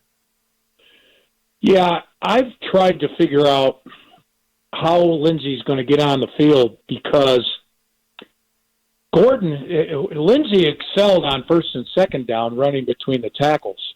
I mean, he's kind of that 1A. He's a 1A back. He's the 1B back is Austin. The ideal one is Austin Eckler, a guy who comes in on third down and is so valuable in the passing game. Lindsay is supposed to be the backup, but the backup who doesn't, the past couple of years, he didn't participate in the passing game much. Right. Primarily, it seemed because of blocking. 175 pounds taking on those blitzing linebackers. I remember that Chief game at home. I think week 7 on a Thursday night. Was it Hitchens who came in and blew him up? I mean, Phillips willing, but at 175 pounds, how able is he to pick up the blitzers? So if he's not, the last 2 years, if they considered him, not up to par on the passing part of the game, and Gordon just got $9.5 million here in year 1, he's going to start, right? I mean, he's going to touch the ball on first down too. I'm just not seeing where Lindsay fits. Lindsay is he's not the ideal 1B guy. I think he can catch better than he did last year. He had that wrist surgery. He had it fixed again through a little minor procedure this offseason. I think he will catch the ball better. He's going to have to catch the ball better. He's going to have to get out there with Drew Lock every chance he can to catch balls this offseason. But right now, I'm with you guys. I'm trying to figure out how Philip Lindsay's strengths marry up with Melvin Gordon's strengths. And the only thing I can think of is he's still going to be a first and second down back, kind of splitting carries with Gordon on first and second down, and then Gordon also taking care of the passing downs on third down. Yeah, I mean, that's the way it looks. I mean, I think they could be a good complement for one another. Gordon being the bigger back and on third down for protections and being able to pick up the blitzing linebackers, that's a good thing to have at 6'1", 215. But also I'm hoping that Pat Shurmur, Mike, comes into this situation, and we know his history, and Zach just told us he likes to go with one guy and run that guy and give him the bulk of the carries. You're talking about 80% of the carries. So I hope he comes in this situation and realizes it's different than his other ones and it's unique, and Philip Lindsay's a good back, and we'll see games where Philip Lindsay maybe gets the bulk of the carries. We'll see Gordon get the bulk of the carries in other games, and we'll kind of ride the hot hand type of situation, because I think if they go into this thing and they think Melvin Gordon is going to be that bell cow, I don't know if he's going to deliver, and I don't know if he's going to stay healthy. Yeah, I mean, his history is I think he's stayed healthy for the most part, just one season. He was really durable and put up big numbers in college, and sometimes that happens to these guys who you almost don't want those career rushing leaders. Right. And he's not getting younger, and he's not getting younger. So yeah. So I think this was the reason they made this move was for the passing game. They want to open it up. They want to use Melvin Gordon more as a, on defense, they have the monster back who does everything. They want Melvin Gordon to do everything on the offense. They want him to run. They want him to split out and throw the ball to him. They want to use him in the screen game. They want to have him pass protect if they're going to use a 2 tight end passing offense, if that's going to be the game plan certain weeks. I just think they wanted that type of back and maybe mix in Phillip Lindsay. I think there'll be a couple weeks where Phillip Lindsay is the leading rusher. The other thing about Lindsay, we all know him enough. The fact that he's got to go do it, and again, that what he's done isn't enough. He's going to be hungry and determined and ticked off, and I wouldn't be surprised if he has a good year. Yeah, and I think we're all kind of hopeful that that's the case. But the reality is the history of Pat Shurmur is so glaring. I mean, it really is. Yeah. You look at this year by year where a guy like Trent Richardson is getting 318 touches. The next back is getting 67. Saquon Barkley's getting 352 touches. The next back is getting 65. Steven Jackson, 375 touches. The next back is getting 45. It sticks out like a sore thumb. So Phillip Lindsay, and I'm not saying this because I get any pleasure out of it, Phillip Lindsay can be as hungry as he wants. He just may not have the opportunity to go out and play well. We all seen Phillip Lindsay play well, but do you actually are you going to be granted the license to go out and play? I just don't know if it's going to be there for him. First of all, I'm impressed by the research. That's good, solid stuff. Well, thank you, Mike. I worked long last night and stayed up a little late to dig all that stuff up. Thank you. Yeah, I mean, hey, numbers and research can tell the story sometimes, and I love those kind of stories. The only thing I'll say about those stats and those numbers is the running back position. Over the years here, more recently, and Barkley wasn't number one this year, was he? After he got all those carries, and he was when he got back in the lineup, but he was out of the lineup for a little while. It's hard to stay healthy, and Gordon's history suggests that he won't be able to hold up on a bell cow level for very long, and so that's why you got 2 running backs. But it is going to be interesting to see how it fits because, again, Lindsey's not Darren Sproles. Just because he's 5'7" and a quarter and 175 to 180 pounds, his strength is inside. It's not on the perimeter. Right. His strength is carrying the ball in tough situations, not catching the ball, off on the flank. So it will be interesting to see how he fits in. KKFN, HD1 Longmont, Denver. Mike, you are such a jerk. I love that. Thank you, Mike. I certainly appreciate that. Captain Stoke. That's right. I'm driving this ship, baby. Right into the ground. Of course.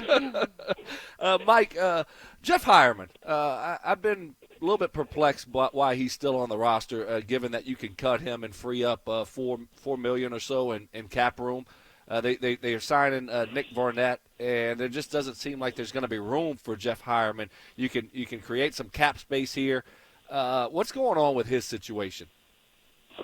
I agree, and I think it's highly doubtful that Jeff Hireman is going to be on this team this year. It could be that they got 2 options. One, they're exploring trade options. I would think would be number 1, and Gary Kubiak drafted him in 2015. Gary Kubiak loved him. He didn't get much of Hireman when he was here because he had that ACL right away in 2015, his rookie year, and then he struggled the first year he did play. Yeah. And then as Hireman emerged, Kubiak moved on. So that's maybe one thing. But you can maybe work out some kind of deal for Jeff Hireman. You explore that for a couple days. If you don't work out, then, the best thing to do is to release him and see if he can get a job elsewhere because, Vanette was a move made for, he's basically does what Jeff Hireman does. He does it for at least $1 million cheaper.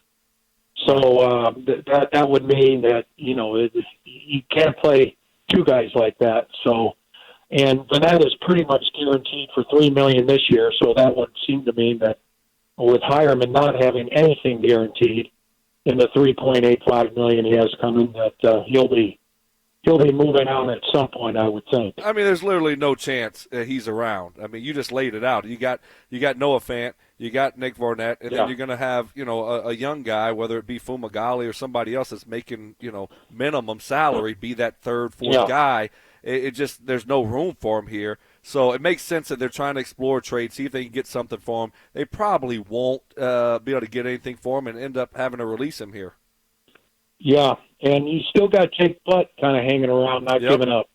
What's his current situation, Mike? Have you heard any news on him? Do they plan on keeping him on the roster through the offseason and training camp and giving Jake Butt another shot? I don't know. I would think and I think what they were hoping to do is look at him in the off season and maybe making a determination before training camp. But now, it looks like it's going to be, buckle up for training camp type of thing. So, I'm not sure how that's going to play out. Yeah, and he's the odds are long against Jake Butt. Let's say that they have to be long. Yeah, they're so long. He has not, and unfortunately so. We're all rooting for him. He hadn't been able to. Actually, Jake Butt, his injury history sort of reflects that of the position with the Broncos. Jeff Hireman, never able to stay healthy. Troy Fumagalli, never healthy. Jeff Hireman can't stay healthy. Even guys like, Bug Howard, who we were rooting for in training camp, couldn't stay healthy. That whole position has just been so banged up. And thankfully, knock on wood, Noah Fant, we haven't seen much of that. Yeah, Fant went down in the second preseason game or that preseason game against the 49ers, and it looked scary there for a minute. But, he hung in there pretty well. So, and we'll see about him and Vanette. That's going to be the tight end duo here in 2020. Yeah, Cliff, what's next in free agency here? Do we just saw they signed the huge signing of Sam Martin, the punter from Detroit. Are we going to get other great splashy news like that coming up here? What do you think's next for the Broncos in free agency? Yeah, they did have the deals for after they hit the first six, which kind of ended with Gordon, Driscoll, Vanette, I think were the last. Then, they were pretty much out of money, and they added a $1.5 million deal for Atachu, bringing him back. And then Martin, who's going to make $3 million this year. And I don't think they have a whole lot of money left. I think what could happen now is you could see, maybe Hireman, you make a move there, Colby Wadman, or Trevor Daniel, doesn't look good. That's another position where it doesn't look good. You might see some, I think they're in a position now where they'd have to subtract first before they add. And Gotcha. for the most part, these guys are split up now. They're all working from home, which, you can do that and everything, but still you got to organize conference calls, right? You got to organize these video meetings. So it's just not quite as easy. I would think for the most part, these guys are sinking their teeth and putting most of their focus on the draft. Yeah. I mean, but it ain't that difficult. They got nothing else to do. Get on the stinking video conference call, at 10 o'clock in the morning and get some business done. There you go. There you go. Yeah. I suppose you're right, Stoke. Mike Kliss dropping by here. My wife is just on a conference call with the whole school. I mean, with the principal talking, right? Everyone's got their computers all up and they're figuring it out. I'm sure the Broncos are figuring it out as well. Mike Kliss dropping by here on Stokley and Zach from 9 News. Last one from me, Mike, before we let you go. And I just want to backtrack back to the Philip Lindsay conversation for 1 second. And just to reset the dynamic here that we could be looking at, where Melvin Gordon is the bell cow back and Philip Lindsay is very secondary to that. I remember a moment this past year, and it was after a loss to the Kansas City Chiefs, and Philip Lindsay only got 7 carries in that football game, and he was pissed. After the game, he was pissed, and you may remember this, where he sort of indirectly called out Rich Scangarello about the lack of consistency. I encourage you to look it up if you don't remember. That was the home game where it was maybe 30 to 6. They had the opening drive. It wasn't that one. That's been nicknamed Bloody Thursday here on the show. The 30-6 loss at home. Okay, so it was the snow game. It was the snow game, and he only had 7 carries in that football game. And after the game, in the locker room, he was talking about the lack of consistency with carries and how can you get into a rhythm or however he put it. And Stokes said that earlier today too. Like, if you're the secondary back, you like to work into a rhythm. He may not have that opportunity, but I'm talking about more of the human element involved here. That this guy, this hometown kid who's a triple dipper from Denver school and CU and now with the Broncos, he's back-to-back 1,000-yard seasons. And if his carries go away, and it is like 6-7 carries a game, and that's not the craziest thing in the world. If from a human element, this is not going to go over well. Judging just how upset he was after that Kansas City game, getting 7, could this be a element of friction inside that locker room if it goes down the way that Pat Shurmur's history says it's going to go down? I think psychology-wise for Lindsay, he had gotten to the point where he was the big man on campus for a year with the Broncos, and he could speak out like that. It wasn't supposed to happen like that when he went undrafted. He was supposed to be the guy that could, first of all, if he makes the team, he's going to catch punts, and he's going to be used as a number 3 back. That's how everyone saw him in the NFL, and so he started off in that role. Bill Musgrave fell in love with him as he saw him in his 5 touches of practice and started giving him a little bit more. But at that point, when he first started off, Philip was a 5 or 6 touch a day. Let's call it practice. The same thing as a game. Sometimes he'd get 5 or 6 touches a day, and he made something happen with 4 of them, and he wound up getting more. And I think Philip is probably going to take the attitude that he knows, once again, he's backed up. His number 1 job has been taken away from him, even though he has earned the number 1 job through back-to-back 1,000-yard seasons. It's been taken away from him, and I think he's going to go in there and, reset his mind. It's going to take some resetting there, but he will reset mentally, and I think he will be a guy that you'll see in training camp and maybe the preseason do a lot with a little.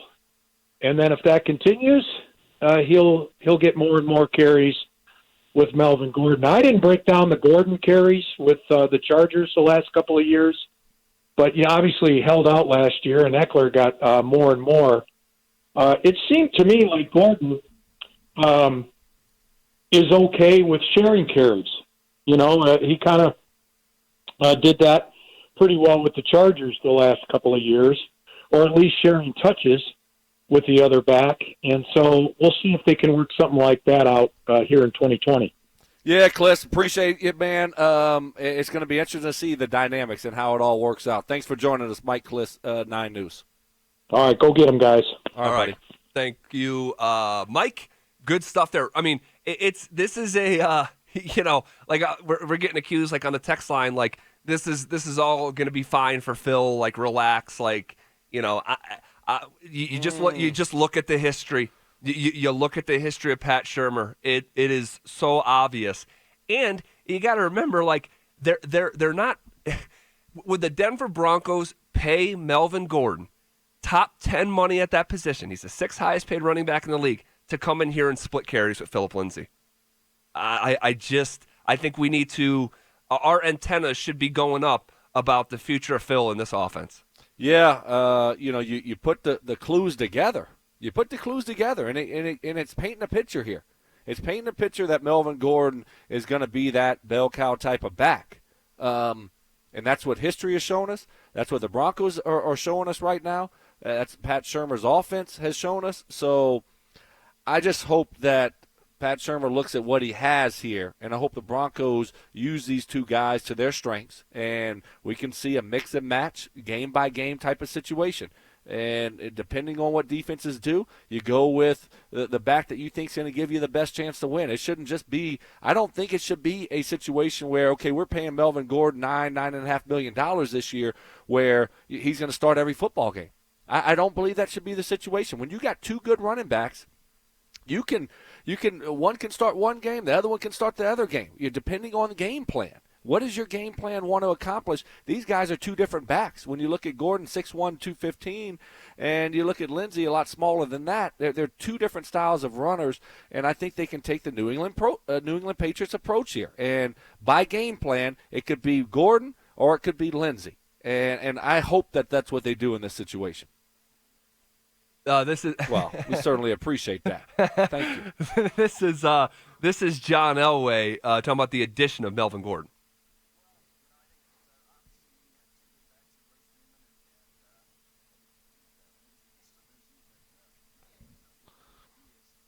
Wait, hold on a second. Whoa, stop that. Oh, my goodness. Is he sucking up to him or what? No, I think he forgot his name there for a second.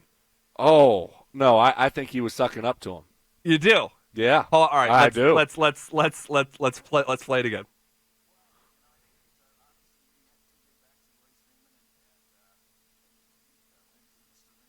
Oh.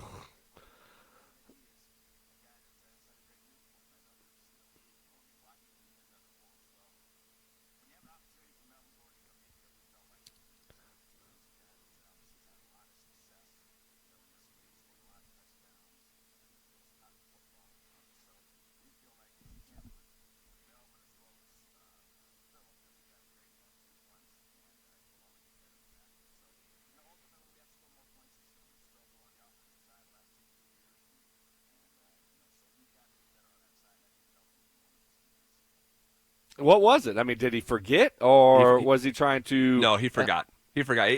How can you forget? You can't forget, Zach. How can you forget? It's because, John's not great at this stuff. Like, he's just not. Over the years, the sample size is so big at this point that he once called his own name when he went to thank someone else.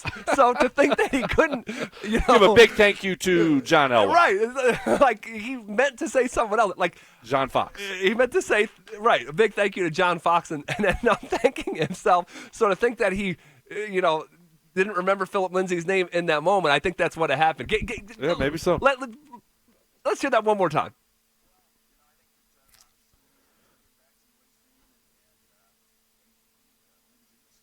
And the Lindsey kid, I mean, he's only had 2 1,000-yard seasons for you the last couple of years, and the Lindsey kid, I'll be a Mr. Lindsey. I mean, goodness, he certainly remembered Royce Freeman's name right off the bat. I mean, wow, it's just more evidence. I mean, if you want to throw it in there, you can in the blender of the Broncos just kind of overlooking Philip Lindsay and not showing him the love that I think that he deserves. And I do. I think in the end, whether it be injury or what else, Philip Lindsay is going to be the better back of the two by the end of the season. Well, you know what? You're the first person that I've heard say that. You do have agreement with you on the RamosLaw.com text line. Hit us up, 303-713-1043. So it's not the craziest thing in the world. I just don't believe that's their plan. That's maybe how it ends up. Of course it's not their plan. No, I know that's not their plan. I mean, they've told us that's not their plan. They gave them $9.5 million, but I think that's how it comes to fruition. I think in the end, the cream's going to rise to the top, and I think Philip Lindsay's just got the it factor. Some people have the it factor. Zach, you just look at him and you look at what he's overcome and you look at how he's been a 1,000-yard rusher in his first 2 years in the NFL, being an undrafted guy. That stuff just doesn't happen. Right. He's got that it factor, and I think by the end of the season, he's going to be the guy again. Well, if that ends up happening, you are going to look like the true genius that I am. No, that's not what you're going to say. Stokestradamus. There you go. I mean, that's yeah. And while we're here talking about John a second ago, kudos to the Broncos general manager donating $50,000 to the Colorado COVID relief fund. So good, awesome, good on him. How about Drew Brees? See what Drew Brees did? Yeah, put 5 of them things down. 5, not 5,000. No, not 500,000. $5 million. $5 million. That is a whole lot of money. Good for Drew Brees. That's so cool. It's so awesome. I saw that this morning, and Louisiana's really hard hit. It's being crushed right now, and so great job by Drew Brees stepping up. Yeah, and Louisiana and New York, two of our home states, being just clobbered right now. I heard on the news yesterday that 1/3 of all positive cases are from the state of New York. Wow. It is really intensified there in the last handful of weeks. So we are hopeful that we are making some headway in this thing by just not doing anything. By not doing anything. And I told you yesterday, I like the way that Matthew McConaughey said it. Is that by playing defense, by staying home, is the best offense for this thing. And this was John Elway giving a tip of the cap to first responders.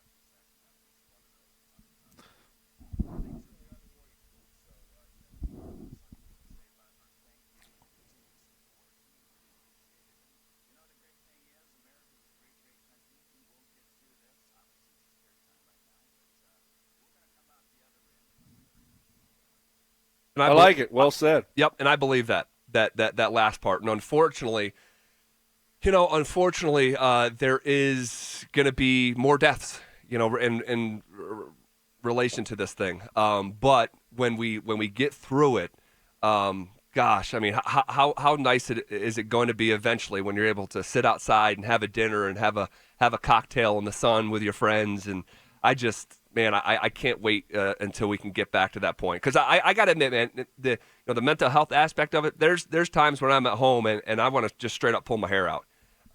You don't have much left, so don't do that. Thank you. So we just got to get through it. That's it. We just got to get through it. Yeah, you got to make the best out of your situation, and that's all you can do. It is what it is, and you got to try to make the best out of it because there ain't no changing it. So.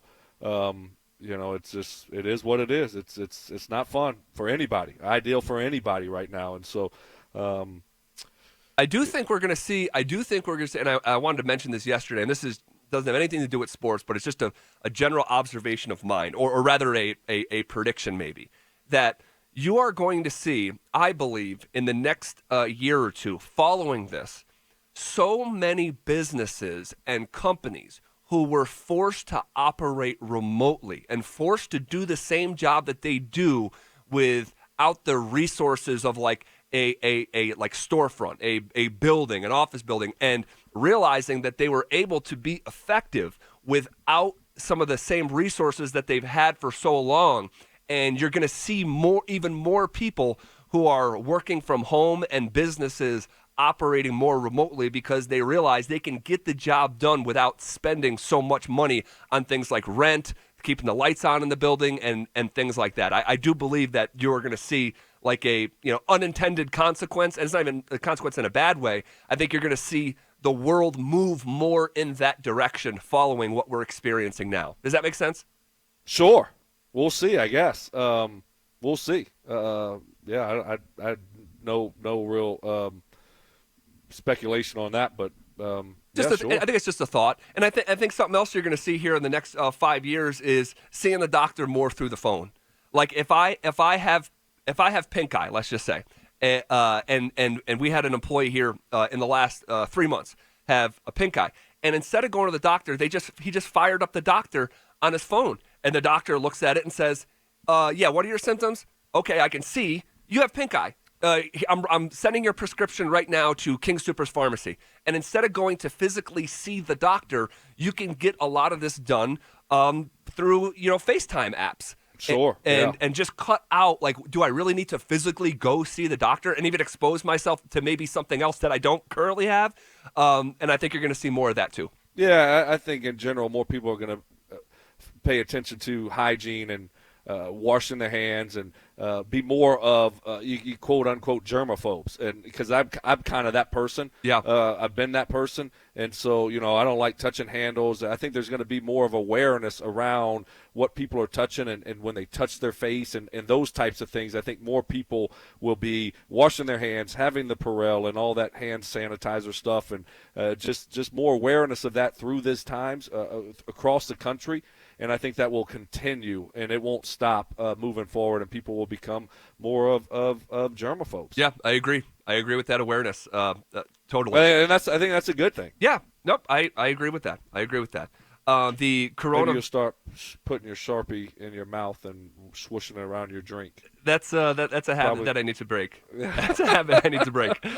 But it is the what's the stuff that you put in there? The emergency. Emergency. Yeah. So you have the emergency in there, and you're swishing it with your Sharpie, and then to wipe the Sharpie off, you put it in your mouth, and you just kind of wipe it off, and then you'll flick it on the ground sometimes, and then you drink the emergency. So I guess it kind of all is offsetting. Working out for you. Yeah. It's just offsetting. When you say it out loud like that and you break down the process that I do, it is kind of embarrassing. Guys, a way that you can help out our local businesses that have truly been hit hard here is you go to 1043thefan.com/gift card. And it's our gift card rescue. Try to help some of these guys. It's an updating list constantly of our local businesses, and you purchase an e-gift card to one of these local businesses to help them out now, then redeem it later when we're all in a safer environment to socialize. Just one small way to help our community as we weather a very difficult time. And we can do it together. Go to 1043thefan.com/gift card. All right, Stoke. Mel Kiper released his latest mock draft 3.0. Oh, I love it. Who does he have the Broncos picking at 15? I want to guess. We'll do it next.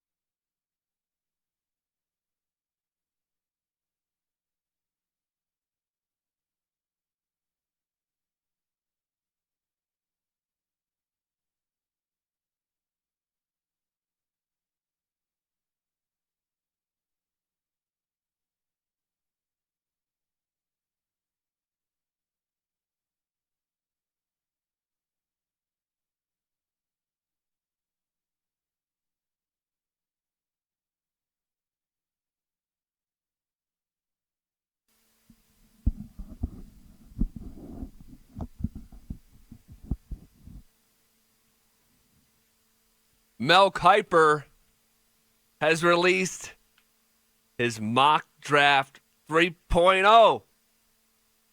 We love Mel Kiper. Love Mel. Love Todd McShay. Love Todd. If you could have Todd. If you could have one of the two, who do you prefer, Kiper or McShay? Ooh, that's a tough one. I'm gonna go with the OG and Mel Kiper. Okay. How about you? I prefer Todd McShay. Okay. It's just I can't even tell you why. Yeah, it's tough. I don't know. Both I like of them are both. so buttoned up. They know their stuff. All right. Let's go through these picks leading up to number 15. Well, can I just take a wild guess? Who the Broncos pick? Yeah. Sure. Or do you, or how do you want to do it? Do you want to do it the other way? I want to do it how you want to do it. So you tell me. Well, look at you being Mr. Nice Guy today. Let me just go ahead and take a wild guess. Sure. I mean, I'm a lean towards offense here, and so I'm down to two players. I'm down to Andrew Thomas and Henry Ruggs. I'm going to go, I think most people think the Broncos, especially in the situation that they're in right now, will go receiver. I'll go Ruggs. Okay. All right. We will get there. Okay. We'll get there. All right. So we both get to have our way here. I like it. Very well done. Number one, the Bengals, according to Mel Kiper, the Bengals will select Joe Burrow, quarterback LSU. Shocker. No surprise there. Number two, and this is basically everyone's draft board starts with the same two names. The Redskins are taking Chase Young, defensive end from Ohio State.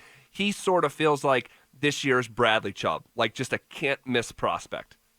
Any chance there that they fool everybody and switch it up and go quarterback? Any chance at all? Oh, boy. I'm not sold on Haskins. I can't lie. I'm not sold on him at all. I don't think they're sold on him either. No, I don't. But, it's hard to go back-to-back first-round quarterbacks. That's not what you want to do. Ron Rivera is a defensive guy. You got Chase Young there. It seems ideal, but at the same time, it wouldn't shock me if they went quarterback. If they loved one of those guys, whether it be Herbert, Tua, Love, any of those guys, it wouldn't completely shock me. No, you want to know what? And because of the most recent sample of this, it could make it more likely because they could look at what Arizona did.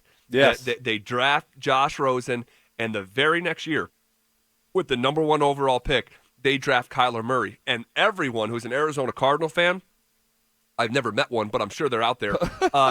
They're all excited about all five of them, the direction that they're headed. Right? They're thrilled. They're thrilled with Kyler Murray. But seriously, like 1 year later, like who cares that you got it wrong with Josh Rosen? Doesn't matter because you got your guy now. And I bet those conversations are happening inside closed doors of like, hey, we know Haskins isn't our guy. Maybe we just draft Tua. I don't think that's crazy. Right, and that's the thing. When you got to also put in context what they're doing there.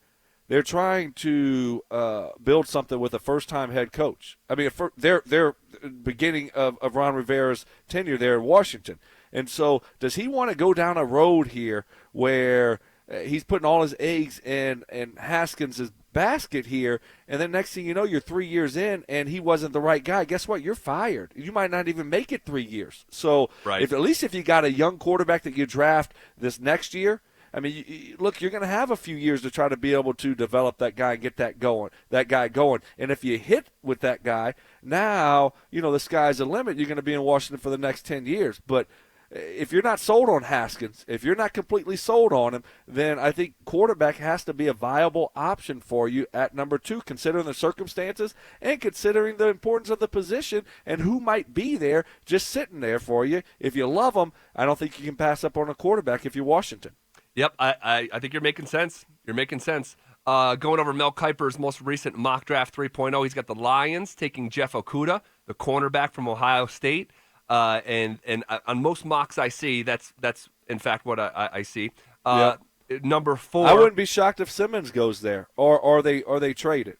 You know what? No, that's very much in play. Both of those wouldn't surprise me, but everybody has them taking Jeff Okudah, the cornerback out of Ohio State. But again, I think them trading back a little bit is not the craziest idea, and them sitting there and just taking Simmons instead of Okudah. Well, Mel Kiper, in his most recent mock draft, has the Giants drafting Isaiah Simmons with the 4th overall pick. Okay. The linebacker from Clemson, of course, a hybrid guy. The 5th overall selection, according to Mel Kiper, will be Tua Tagovailoa, quarterback, Alabama, going to the Miami Dolphins at 5th overall. The 6th pick, he's got the Chargers selecting Justin Herbert, quarterback out of Oregon. With the 7th pick, according to Mel Kiper, he's got the Panthers selecting that big D tackle from Auburn, Derek Brown. Looks like a terrific player. And then with the 8th pick, he's got the Cardinals selecting Tristan Wirfs, the offensive tackle from Iowa. A lot of people around here at this radio station love Tristan Wirfs. He's got him going in the top 10. He's got the Jags at number 9 selecting Javon Kinlaw, the other terrific defensive tackle out of South Carolina. And then you get to the 10th pick. He's got the Browns selecting Mekhi Becton, the offensive tackle from Louisville, followed by the Jets selecting Jedrick Wills, the offensive tackle from Alabama. So the run on tackles, like, according to Mel Kiper, if you were hoping that that one of these guys was going to fall, he's got them going Wirfs number 8, Becton 10 to the Browns, Wills 11 to the Jets. And then he gets to the Raiders at number 12, Broncos' neighbor here in the West. He's got John Gruden selecting not Jerry Jeudy. Wow. C.J. Henderson. Wow. Cornerback from Florida. All right. So here we are, according to Mel Kiper's most recent mock draft. This guy does a great job. With the 13th pick, going into the 13th pick, rather, not one of these wide receivers getting selected, and pretty much all of the offensive tackles getting selected. Right. And I say pretty much because we get to pick number 13, San Francisco 49ers. That's when the first wide receiver goes, and it is Jerry Jeudy. Wide receiver from Alabama going to the 49ers. I'm sure Kyle Shanahan could dial up some fun stuff for Jeudy. I mean, that's a scary thought, isn't it? Yeah. And then you get to number 14, one pick before the Broncos. He has the Tampa Bay Bucks selecting Andrew Thomas, left tackle out of Georgia.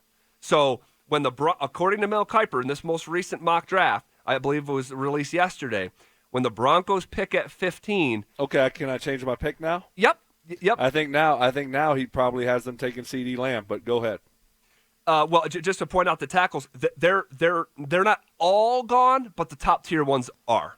Yeah, the top 5 now are gone. Yep. Mel Kiper's new mock draft, and originally before this started, I had them taking Ruggs, but now you got Ruggs and CD Lamb on the board, so I'll amend it right now, looking at what's happened, and I'll say that he probably has them taken because C.J. Henderson's gone. And Javon Kinlaw is also gone. That's right. They're gonna pick a wide receiver in that spot. I don't see them, and all the tackles are gone. So it's probably CD Lamb.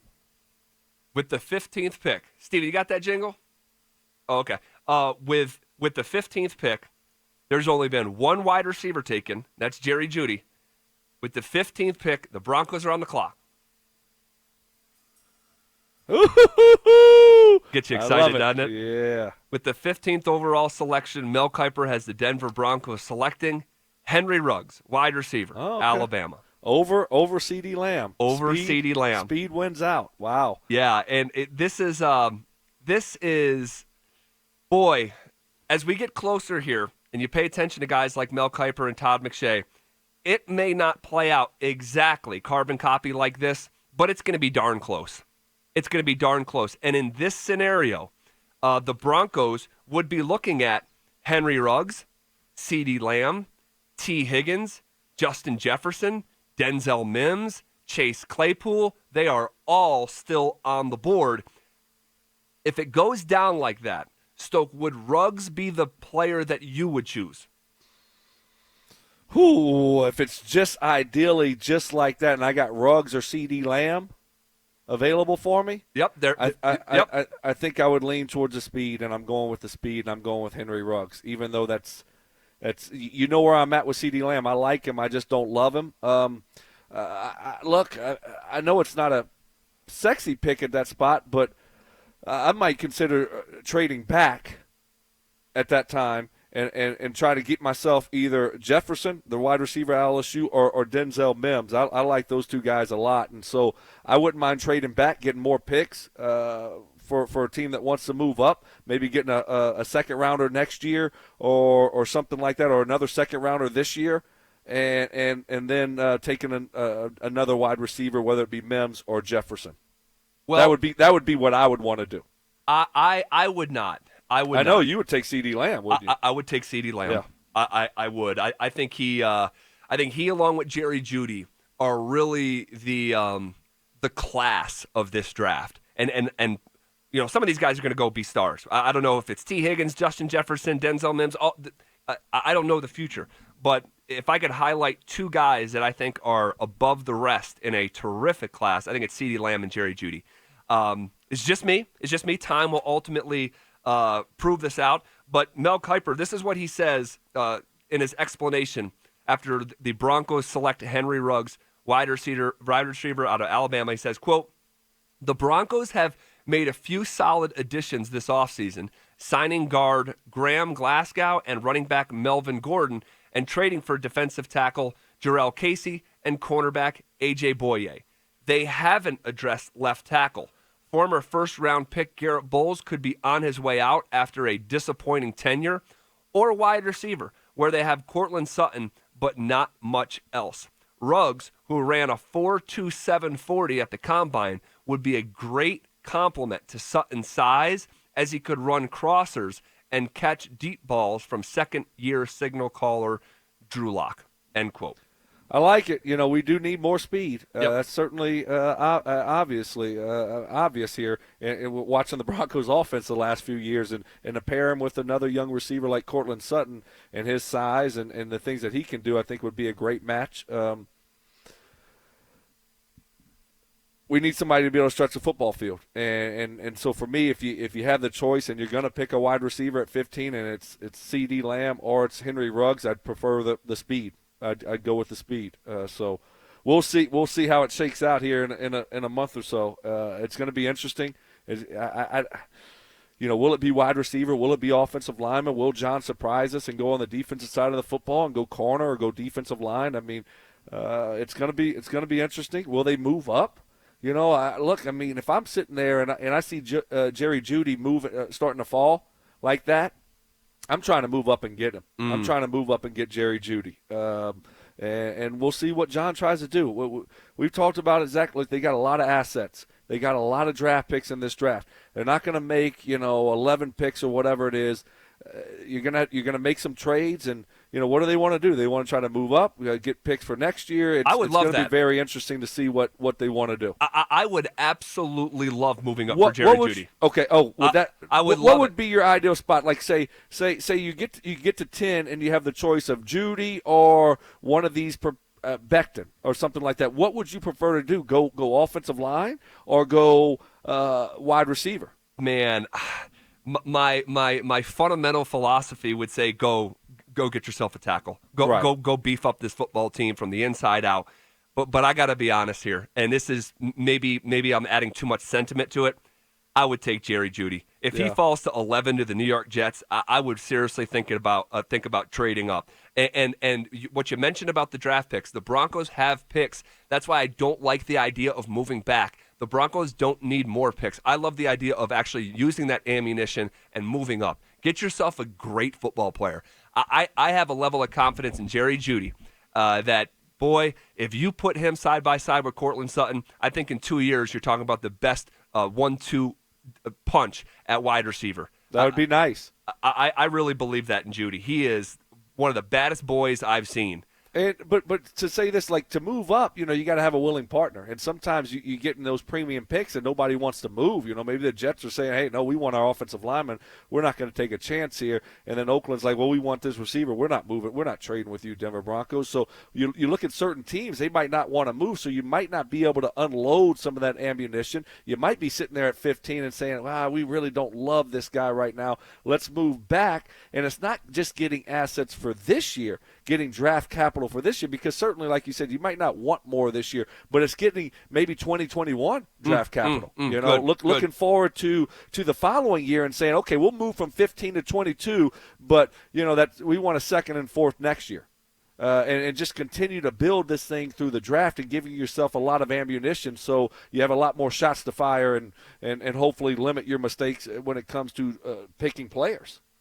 And I wanted to say this to you. The one thing that kind of bothers me about Henry Ruggs, and this is not his fault, but when people talk about Henry Ruggs, they talk about one thing over and over and over again, and that's the speed. when you talk about CeeDee Lamb or Jerry Jeudy, you talk about how great of a player they are.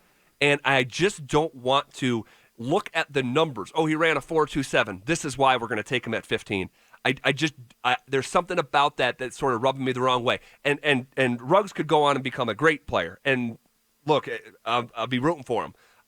But I just don't like that. That's speed. Well, is he a great football player? And with Jerry Jeudy and CeeDee Lamb, I have more confidence that these guys are just really good football players. Sure. Maybe not as fast as Henry Ruggs. Few are. But I value the tool set more than that physical attribute. Yep. I hear you. I've always said I don't like to draft speed at the wide receiver position early in the first round. So we'll see where Ruggs goes and what Elway's really truly looking for in this draft. I think you got to continue to try to build, put more weapons around Drew Lock. That's obvious, right? I mean, it's very obvious looking at the situation the Broncos are in. We don't have a number 2 wide receiver. Right. I mean, we don't. Right. I can promise you John Elway's plan going into next year isn't have Tim Patrick and Deshaun Hamilton as his number 2 and number 3. That's not his plan. And so right now we haven't picked up anybody to complement Cortland Sutton and be that second guy. So guess what he's going to have to do? He's going to have to draft one. Right. And I don't like being pigeonholed in that situation, but you're going to have to draft one in the first 2 rounds. I mean, I just don't think you can roll out the same group of wide receivers next year and say, let's go get him, Drew Lock. You got to add more pieces to that room. And we love Tim Patrick. And Deshaun Hamilton, he had an up and down year, and he finished strong. But you got to add more to the room and more to the group and to help Drew Lock out and see what he's got. And so that's probably going to be at 15, right? Yeah. I mean, how can you overlook that position? Now, you don't want to force it, but we've been here before. We've needed offensive line help. We needed a left tackle, and John Elway picked the left tackle. Right, I just think the thing is playing out where you're going to get to 15, and it's going to be Elway saying, "I don't have a number 2. I got to pick a wide receiver." Yeah, well, it's hey, guess what, partner? We don't have to wait long. We are within a calendar month now. We are of the NFL draft, less than a calendar month away. I believe the draft kicks off on the 24th, if I'm not mistaken. We're sitting here on starting on a Friday now.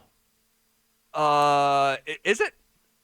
I didn't look. I didn't actually look at the. I didn't actually look at start on a Thursday, but that might have been. They've changed things so much, that they might just do prime time. Then Friday, Saturday, Sunday. That's probably the way it is. I guess I don't remember, but it's a month away. And actually, Adam Schefter had a really good idea about the draft that maybe we can talk more about tomorrow.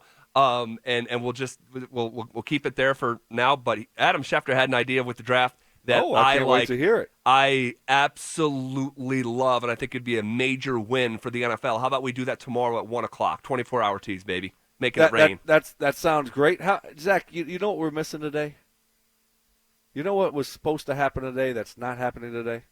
Opening day. Opening day. I know. That's one of our favorite days of the year. We're always down there at Blake Street, either today or tomorrow, depending on if the Rockies are at home. And bummer. Yeah. You just think about opening day and Rockies get going and bummer. Yeah, it stinks. This would have been our 4th consecutive opening day together.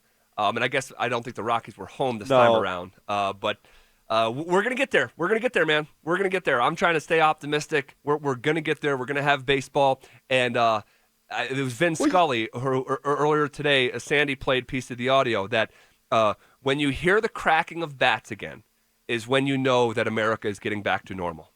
It almost gives me chills saying that. But when you hear the crack of bats, when you hear the ball start dribbling on the court? Yeah. How about that? Does that give you chills too? It does. It does. Good. I can't wait. And we're gonna get there. Okay. Look, I think you're looking at no opening day, and did you hear what Mark Cuban had to say? He predicted the under for the basketball season to start before June 1st. Really? To start back up. Yep. He took the under. He said June 1st. I'll take the under right now. That the basketball season will start back up. So he also prefaced with saying we're going to listen to the doctors and we'll see how this thing goes. But he's a pretty smart guy and he's well in tune with what's going on and. he took the under on it, so I thought that was some positive news in light of everything that's been going on. Yeah, it's encouraging. It's encouraging. Hey, another really fun show. We are pulling this thing off, aren't we? I mean, was there a doubt? I mean, you act like you doubted yourself. No, I didn't doubt our team. Come on, man. It's just different. But we persevere, man. We adapt. We overcome. You know, it doesn't matter if it's raining. Doesn't matter if we're playing at home, playing on the road. Doesn't matter if they try to split us up. We dominate. Okay, that's what we do. That's how we roll. I love it. I absolutely love it. We'll do it again tomorrow. By the way, I said the draft is on the 24th. It does start Thursday, April 23rd. So we're even. Cool. 1 month. I have a RamosLaw.com text. No more on the draft's the 23rd. Try to do better. You get paid for this. Yeah, keep them coming, baby. Keep them coming. Oh, baby. We're glad some things haven't changed. That's right. The text line is always the here for Ramos support. Law texters, baby, coming at us. All right. Glad to be here again. We're so blessed to do this, so blessed to keep on working, and hopefully we provided some levity for your day. Stokley, enjoy the rest of your afternoon, man. You too, my man. All right. We got The Drive coming up next.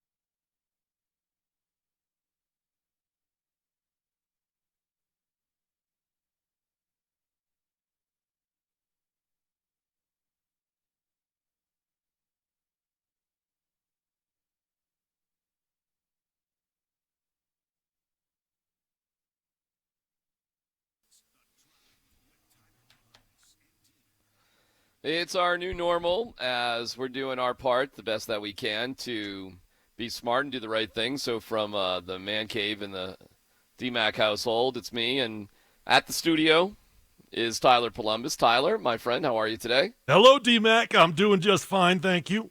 There's some breaking news that has just come out. We have just posted it, that there was a member of the Avalanche who came down with coronavirus, and I think has recovered. This is something that's just kind of coming out right now. So, Kevin, maybe if you have more details, you can let us know what those details are. And Tyler, I don't know if you even heard that. No, I'm unaware, actually. I don't know anything about it. I heard about it, seriously, 15 seconds ago. Okay. So, Kevin, and people back at the station, if you could get on that and let us know what's what, we'd appreciate it. That'd be cool. It's another day in the new normal. This is with the restrictions in the entire state. Did that impact you at all, my friend? No, well, I mean, I'm certainly restricted, just like the rest of us, but no, it was funny as I was driving in, it actually felt like there was a lot of cars on the highway, I'm not going to lie. Yeah, no kidding. Yeah, I mean, it certainly wasn't traffic or anything, but I was looking around like, gosh, all these people have something essential to be doing right now. Oh, interesting. Oh, that is interesting. Are you doubting that? You have your papers? You have your form? I do. Yes. So I officially have papers that if I get pulled over, I say, I am essential, Mr. Officer. Okay. All right. I'm getting a note here. The player has been home in isolation since the first symptoms appeared, has recovered and is back to normal. The Avalanche, let me see. So I'm just catching up with this. Let's see.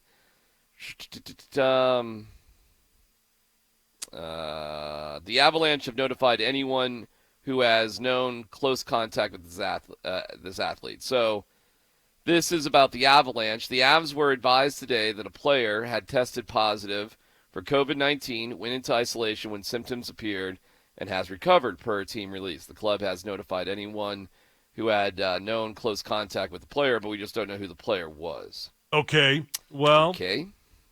I guess it sounds mostly positive, to be honest. It does. Yep. Yeah. Ugh, all this stuff. It's things aren't much different for me, by the way. I did though. Oh, dude. Do you know what a lip dub is? No. What is a lip dub? Okay, this started a few years ago, and I think it's more of a high school thing. But it's kind of a cool contest. Katy Perry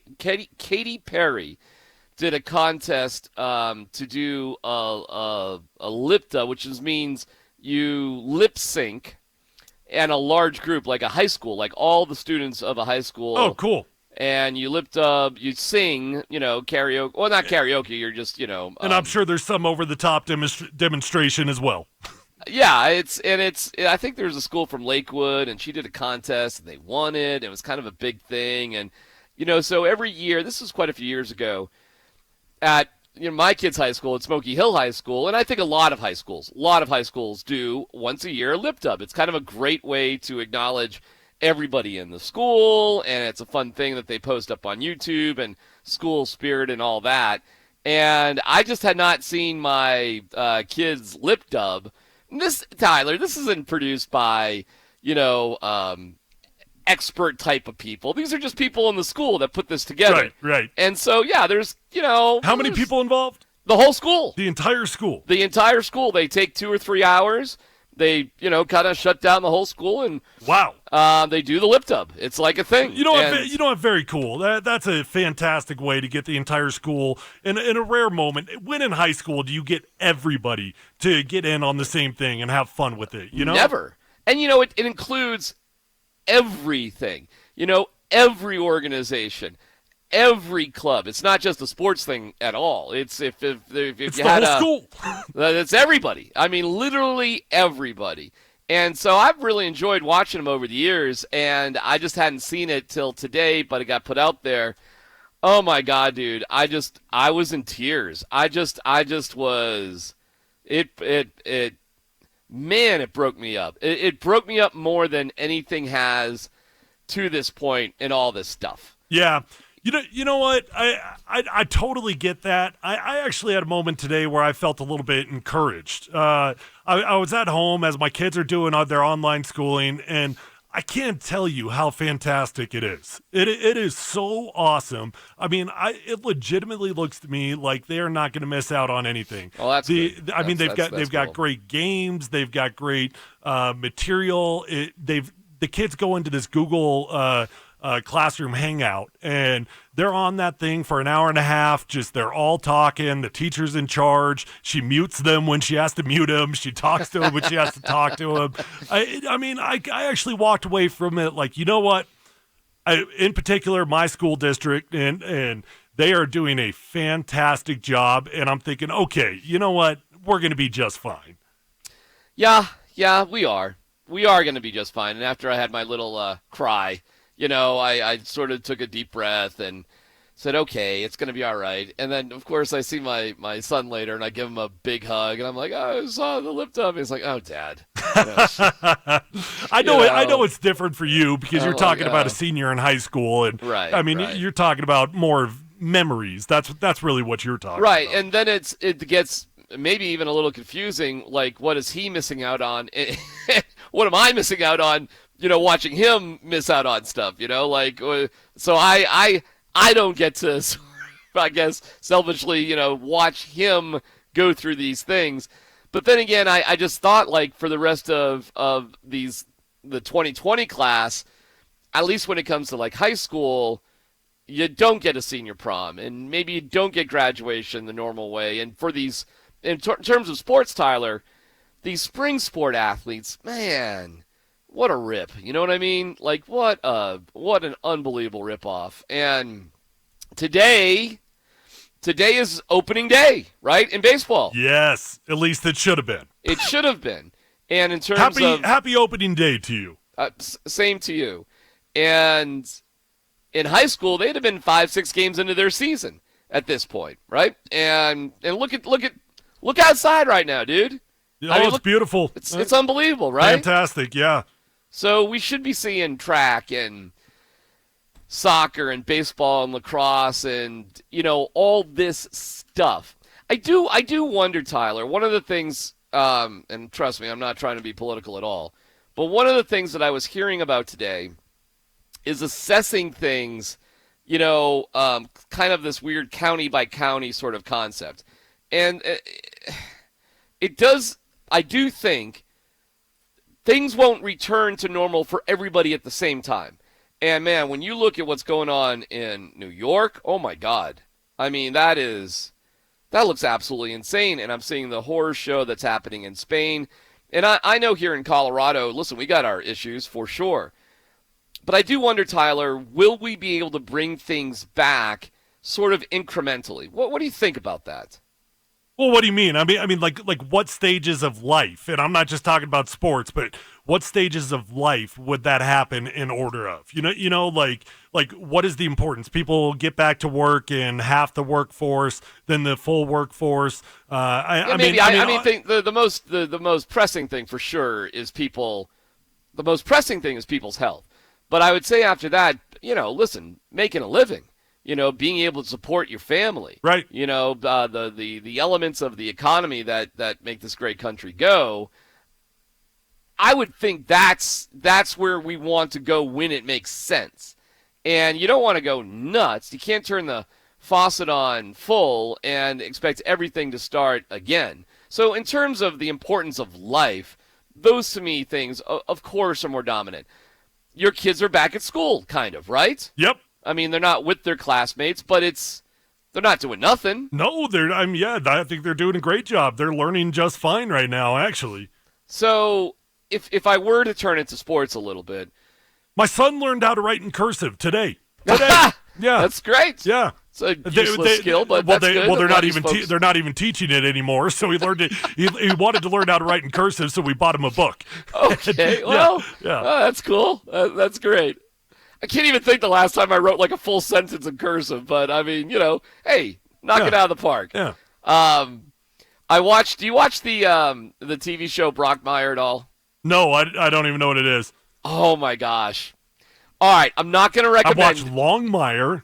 Yeah. No, Brockmeyer's with Hank Azaria. Listen, I'm not even going to recommend it because it is for it's a different taste, and sometimes I'm not even all that into this particular show. But basically, what he is a washed-up baseball announcer who goes through a bunch of trials and tribulations that are. It's a very dark comedy. Okay. But one of the things that he, in the new season, and I don't think this is really a spoiler alert, in the new season it jumps 10 years into the future, and things have fallen apart so badly, as the story of this goes, he is asked to be the commissioner of baseball. And, okay, fine, that's the story plot. It's interesting. It's 10 years in the future. And 10 years in the future, they paint a pretty blight picture of what baseball actually is. So today would have been opening day. The first pitch would have happened about an hour or so ago, and the Rockies would be playing the Padres, which means they would be winning in around, what, the third or fourth inning? Something like that, Tyler? Does that make sense? Yep, I got you. The question is, when it comes to, like, baseball, we're going to have Patrick Saunders on here in a second. Tyler, is baseball...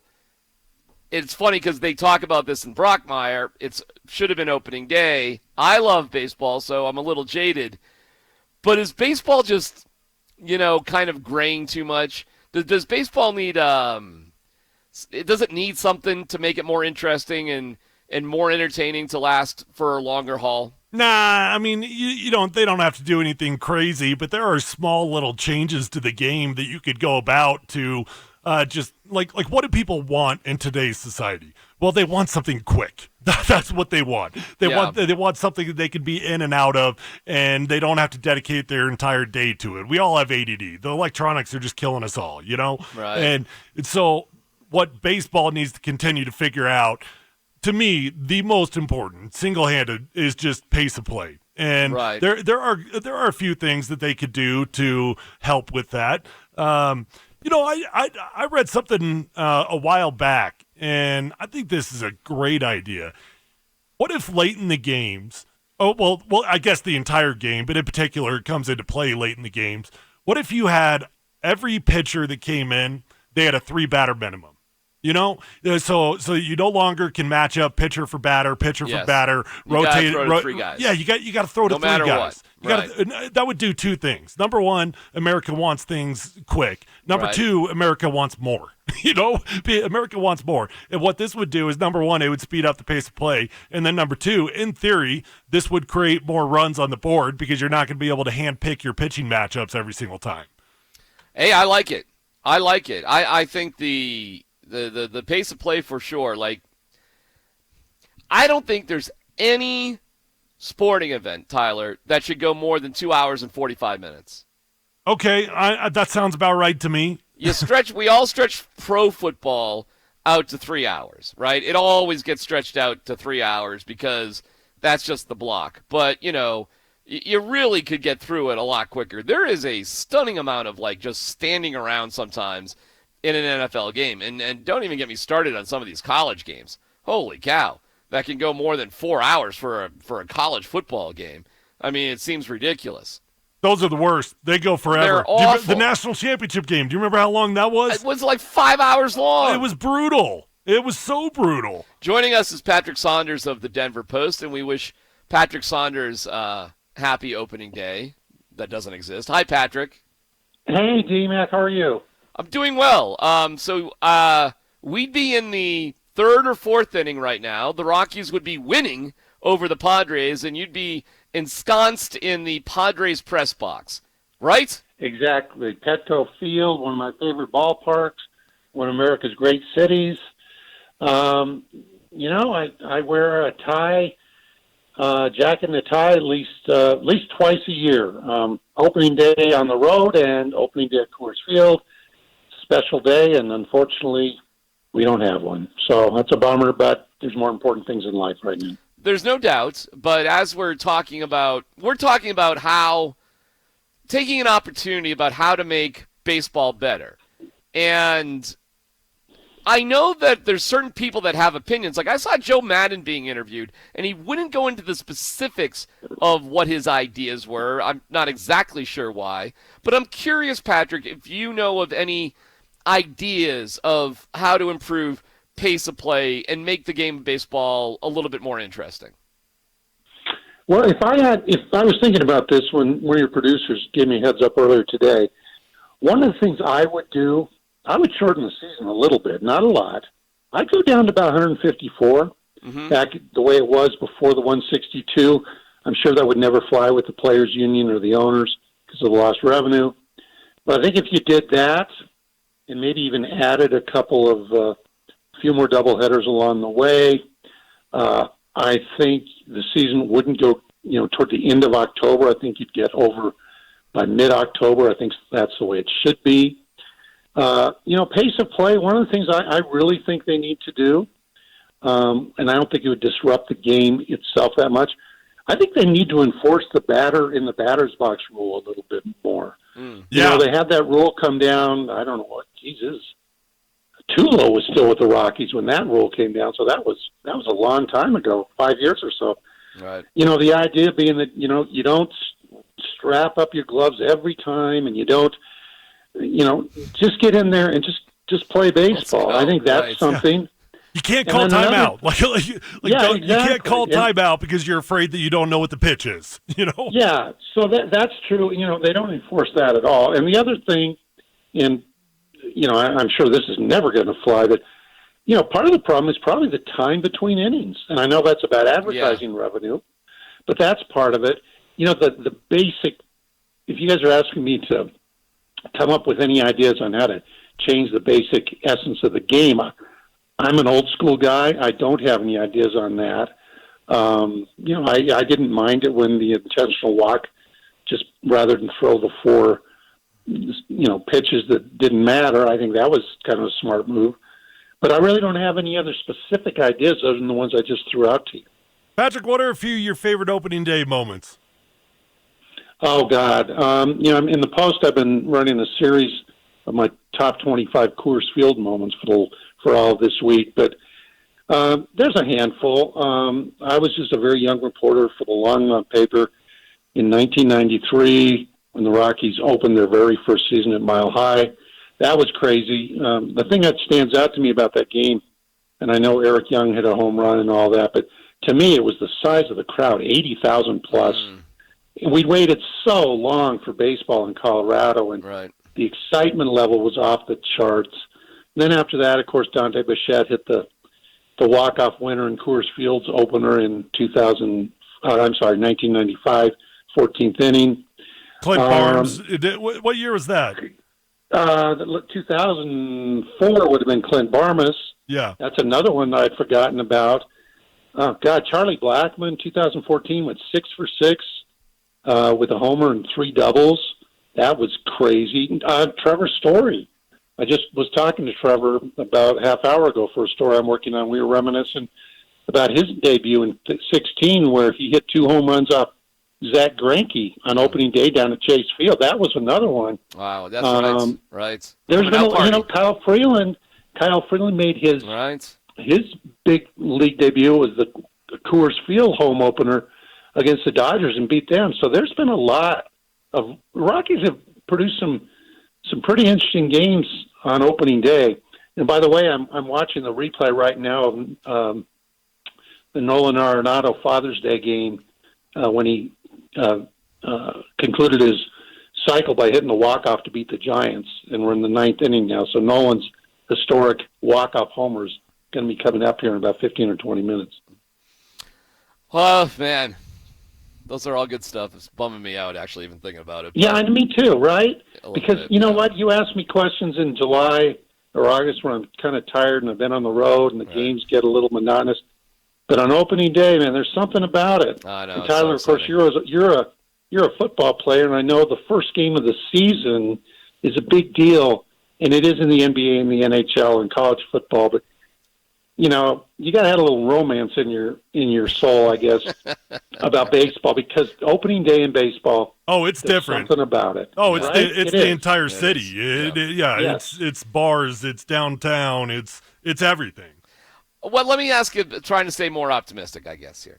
Yeah. There has been some conversation about what will happen once the season begins. And one of the ideas that I saw today was to do something like the NCAA tournament.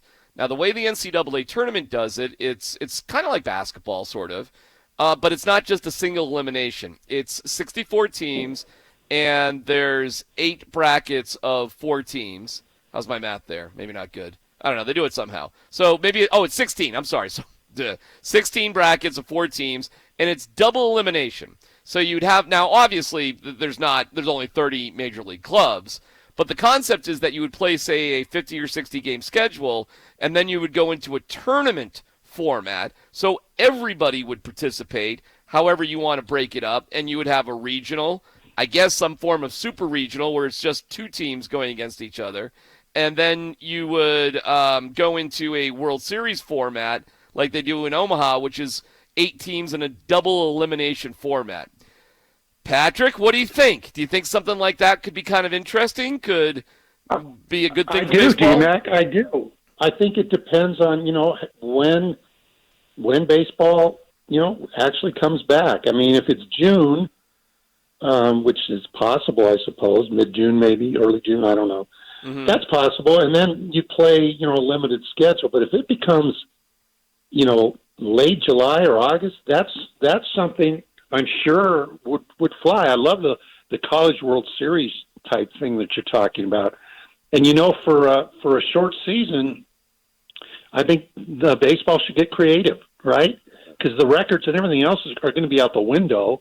It's going to be a whole new ballgame, so to speak. Right. I think something like that would be great. I've heard people say they should do it kind of like the World Baseball Classic does it. Now that would be, maybe not as cool as what you just described. What's their format? How does the World Baseball Well, Classic I'm not do it? sure because there's almost a play-in game thing, and it's they eliminate the weak teams very early in the process. So, that's almost more like World Cup soccer like. So I like your idea better, or the idea that you talked about, but it's going to be interesting to see. I've also heard that there's a possibility, and Bud Black actually endorsed this on the radio the other day, I heard, that if the season is shortened dramatically, but they would backload regular season games, that means the playoffs would probably have to take place in the World Series at a neutral warm weather site or a dome site. Well, okay. And I guess So that's what? okay. I mean, Yeah. the fans wouldn't get the chance to root their home team on in the playoffs, I suppose. But better that than no playoffs at all, or trying to squeeze in games at Coors Field on November 23rd or something. That would be ridiculous. All right. It would be kind of fun. Oh, my God. No, thank Yeah, you. it'd be kind of They fun. always leave the press box windows open, and I don't think I want to do that. Well, fortunately, they've reduced the size of the press box to basically a gym locker so you can stay warm, all theoretically huddled together. Exactly. Thank you, Patrick. We appreciate it. See you, man. Okay, guys. Be safe. Patrick Saunders of the Denver Post. When we come back, the water cooler. Tyler, Eric Dickerson, what is his problem? This dude is something else. Details next.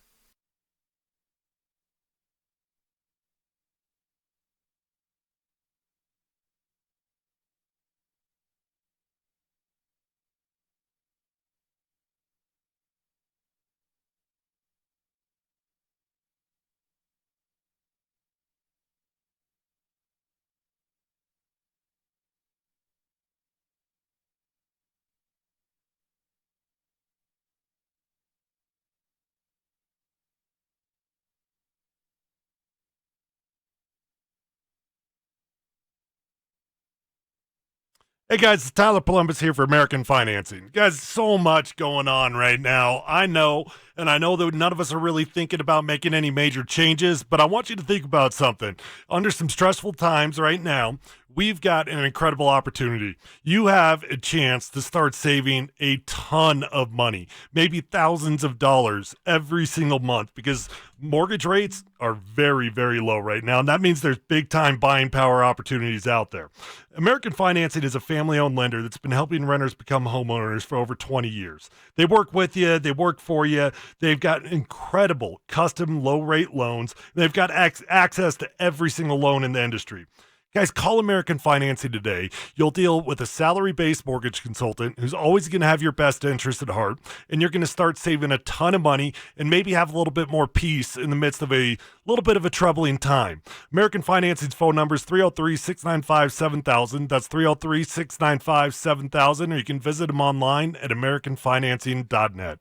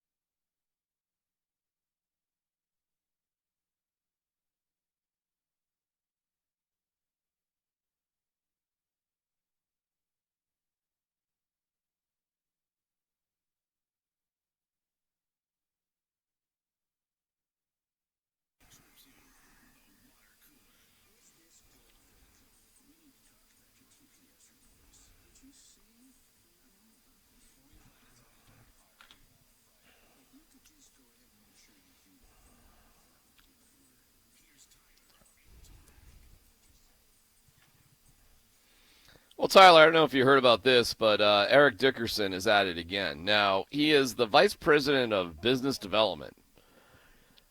Dude, that sounds just like a position you give somebody for a business card and, maybe you get a parking space and some tickets to the game. You know what I mean? Hey, you got a cool name. Maybe you should be associated with the team. Yeah, exactly. But they don't want to just make you the Eric Dickerson is signing things the Rambassador. So perhaps that should be on his card. But they put out a new logo for the LA Rams, and some people are frustrated about it. Amongst them, Eric Dickerson, a guy who technically works for the team. Now think about this just for a second. The Rams organization, led by Stan Kroenke, I guess, put together colors and a new uniform and new logos. And yeah, I get it. They're trying to sell stuff. Okay, fine. Everybody's trying to sell stuff. But then they put it out there. And all of a sudden, one of the most prominent members of your organization, in fact, your vice president of business development, goes out there and says, Rams fans, I reviewed your comments regarding new logos and share in your disappointment. I'll be speaking with the Rams on our behalf. Wow. Please like if you prefer the logo on the left and retweet and vote for the logo on the right. The Rams. In other words, Club. he's putting his own logos out Yeah. there. Hey, these logos that I kind of like. You Yes. know, maybe we can use our power and we can turn this into, like the real logo. Oh, Yeah. by the way, I happen to work for the team that I'm bashing. Yeah. I happen to collect a paycheck from these guys. Oh, if you want to take it to like the local level here in Denver to fully understand what this is, Yeah. think about Steve Atwater. Steve Atwater Right. works for the club right now, right? Right, He's right. like, I forget what his official title is, but he's at all the community events, and he's an ambassador for the club, more or less. Sure. That would be the equivalent of Steve Atwater, a Broncos legend and Right. paid ambassador of the organization, Right. coming out and blasting what the Broncos' decisions are. It's unthinkable. I mean, it's ridiculous. And he signs it the Rambassador, Eric Dickerson. Dude, I can't even believe that Eric Dickerson is still employed by the Rams. Do you remember? Me- do you remember going me back to neither. the Jeff Fisher era? Of course. Oh, He's upset gosh. about being. He's criticizing the team. He's ripping the team. Jeff And then Fisher. Jeff Fisher's like, you're no longer allowed on the sidelines. You're no longer allowed me. Just get out of my hemisphere. Right. Listen, Eric, if you want to just go be a talk radio show host, go for it. Find a radio station that cares about whatever you have to say. But this is, I am just stunned. What do you do when you walk into work and you're like, hey, guys, I am publicly trying to sabotage you right now. Your logo sucks. We all hate it, and I'm going to figure out a good one for you. I think I'm stunned, and the Steve Atwater thing, that is, it's even funnier on another level because we all know Steve. Well, yeah, Atwater's the world's nicest human being. Of course he is, right? Like seeing Steve upset about anything would be a first. But yeah, you're not too far off. Eric Dickerson's he's been at this for a long time. He is very, very vocal about all of his opinions when they are negative about the Rams. By the way, what do you think of the Rams logo? It's fine. Whatever. I don't care. I'll give you this. I kind of like the musclehead one that Eric Dickerson put out. The one that was on the right. I do think both of the logos that were, I guess, created by the fans, I actually do think are better than what the Rams put out there. So I'm not even going to say they're wrong about that. I agree. I totally agree. And, maybe the Rams should have put something out for some sort of public vote, put up a couple billboards or social media, draw some excitement like that. Hey, what do y'all think? But no, that's a terrible idea. Why is that a terrible idea? Because no matter what, then you're going to know that there's going to be a huge segment of people that do not like the logo no matter what. Fine, you're touching on something else. You just tell them what it is. Right. Eric Dickerson, nobody's going to like everything. You're never going to find, and the people that don't like things are going to be the most annoying about it. We just didn't expect, you, who works for us, to be spearheading the complaints. So, Eric Dickerson. Hey, on another note, and this is going back to our baseball conversation real quick. Tyler, what would you think, and I don't know if you heard about this, what would you think when baseball comes back, they do doubleheaders that are 7 innings a game? Okay, I'm into it. You're all right with that, huh? Yeah, I'm totally all right with it. What's the real difference? So you knock a couple innings off, so the strategy just shortens up. You get your starters out of there earlier. Matter of fact, it'd probably improve quality of play to some degree. I think so too. In fact, I think the concept of 7-inning doubleheaders should and could be something for the long haul. And it is 7-inning doubleheaders are very common in high school and college, by the way. All tournament and high school baseball is only 7 innings, period. But even college teams play, I'm talking like Pac-12, will play 7-inning doubleheaders, under a certain set of circumstances. Hey, and doubleheaders happen all the time in baseball up until Major League Baseball. There's a question on revenue with that, though. When you've got a doubleheader in baseball, do you sell tickets to both to separate events there, or is it one ticket and you stay in the building? Well, it depends. If it's a day-night doubleheader, they clear the building out, and then they bring everybody back in because there's 4 or 5 hours between games. So Okay. you have a game like at noon or 1 o'clock. I mean, ends I at 4, I guess 7 where o'clock. I'm headed is if you're not generating the multiples in revenue by having the doubleheader, I would say just get rid of the games. Just whatever the extra amount of games are, just get rid of them. There's plenty of games left to play. Yeah, I have another big idea with baseball too. See if you like this. All right. When I lived in Buffalo, I can't believe anything good came of my time in Buffalo, but when I lived in Buffalo, skiing was, not great around Buffalo. So there was this place, Kissing Bridge was the name of the ski place, and every run was about 20 seconds long. It wasn't much of a mountain, Tyler. So what they did is they sold 1 hour access. So you could buy an hour or 2 hours on the slopes. You didn't have to buy a full day or a half day lift ticket. What if in baseball you got a sliding scale for ticket prices based on the inning that was about to start? So you could show up just in the 5th inning? And, That's right.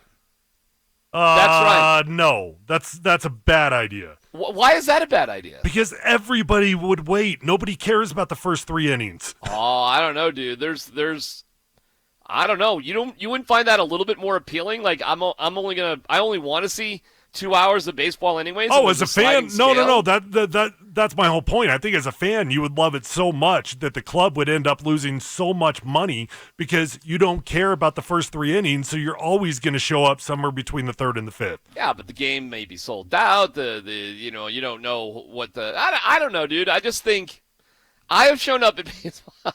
If I knew I could get into a baseball game, say if I was downtown, and I could get into a baseball game for, say, $5 in the 8th inning, and there's empty seats, there's seats to be had, why not? Sure. It gets me. It's like you get me in the park, I stay for about 45 minutes or so, maybe I buy a bunch of stuff. I guess what my point is here, Tyler, is because of what's going on, this is going to be interesting in sports because I think just about every sport is going to have to think about things differently. And I'll be very curious what changes because of that. And I think if there's any sport, and this is opening day, if there's any sport that needs to really rethink how they just kind of do everything, I think it's baseball more than any of the other sports. I really do. Well, maybe. Well, baseball is a game of the purists, though. You know that you talk. I mean, baseball fans are kind of similar to hockey fans in one way. They are very protective of their game. Yeah, they're idiots. I've dealt with them my entire life, and it's ridiculous.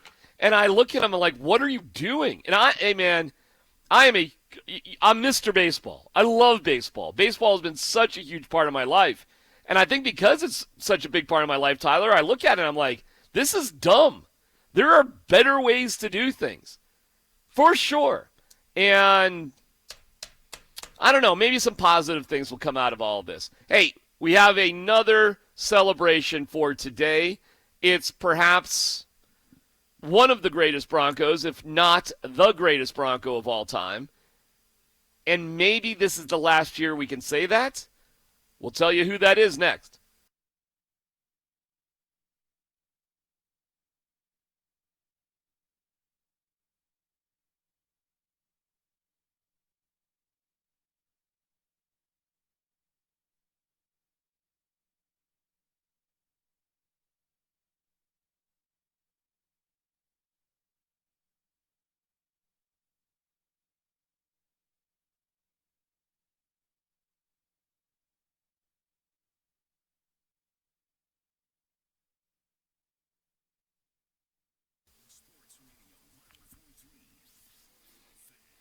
Hey, it's DMac for Golden Spike Roofing. This number is so important to put in your phone. 303-942-1386. I'll say it again. 303-942-1386. Keeping your home safe, that is essential.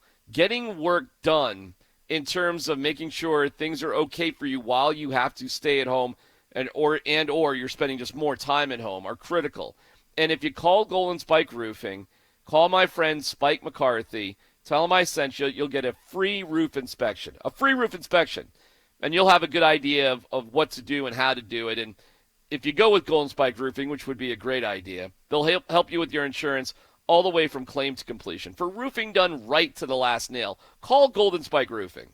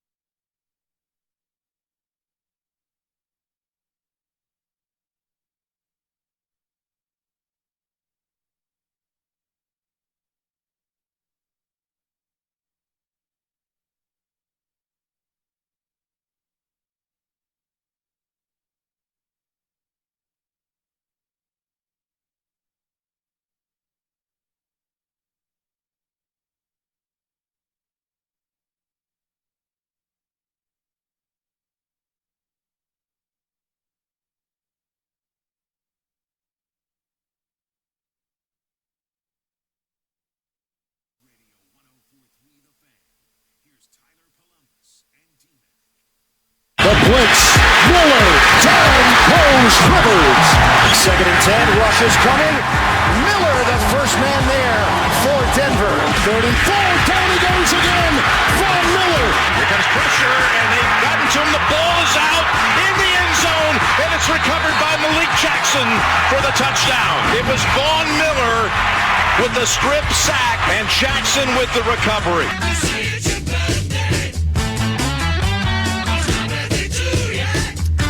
Well, happy birthday to Von Miller. Von Miller is 31 today. It's a big 3-1. Pretty good, 31, huh? Pretty jacked at 31. 31 for Von Miller. That was a hard out on the birthday Yeah, I music. know. That was like the party, like talk about a party that just ended. Party's over. Turn off the lights. Get out. That's enough, Vaughn. We don't care about you anymore. We're working through some things here, Tyler. You understand. Maybe next time Kevin can just run that. That'd be the way to do that one. But that's cool. Oh, that was your fault, huh? Okay. Okay. Oh, no. Nobody's fault. Nobody's fault in times like these, that's for sure.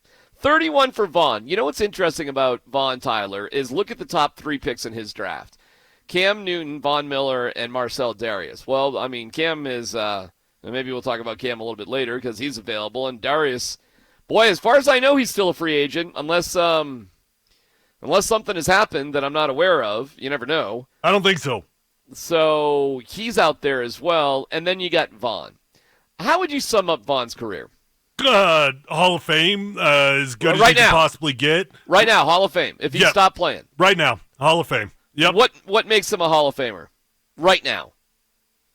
Man, just you got to take into, of course, all the sacks matter, but the most important thing is you've got a Super Bowl win. Not only do you have a Super Bowl win, you got the ring, you got the MVP of the biggest game that you could possibly play in. You've got a ridiculous amount of sacks. It's come year in, year out. You're only 31 years old. The amount of sacks is going to continue to stack up. But even if it were to end right now, what he's got on his resume is Hall of Fame worthy.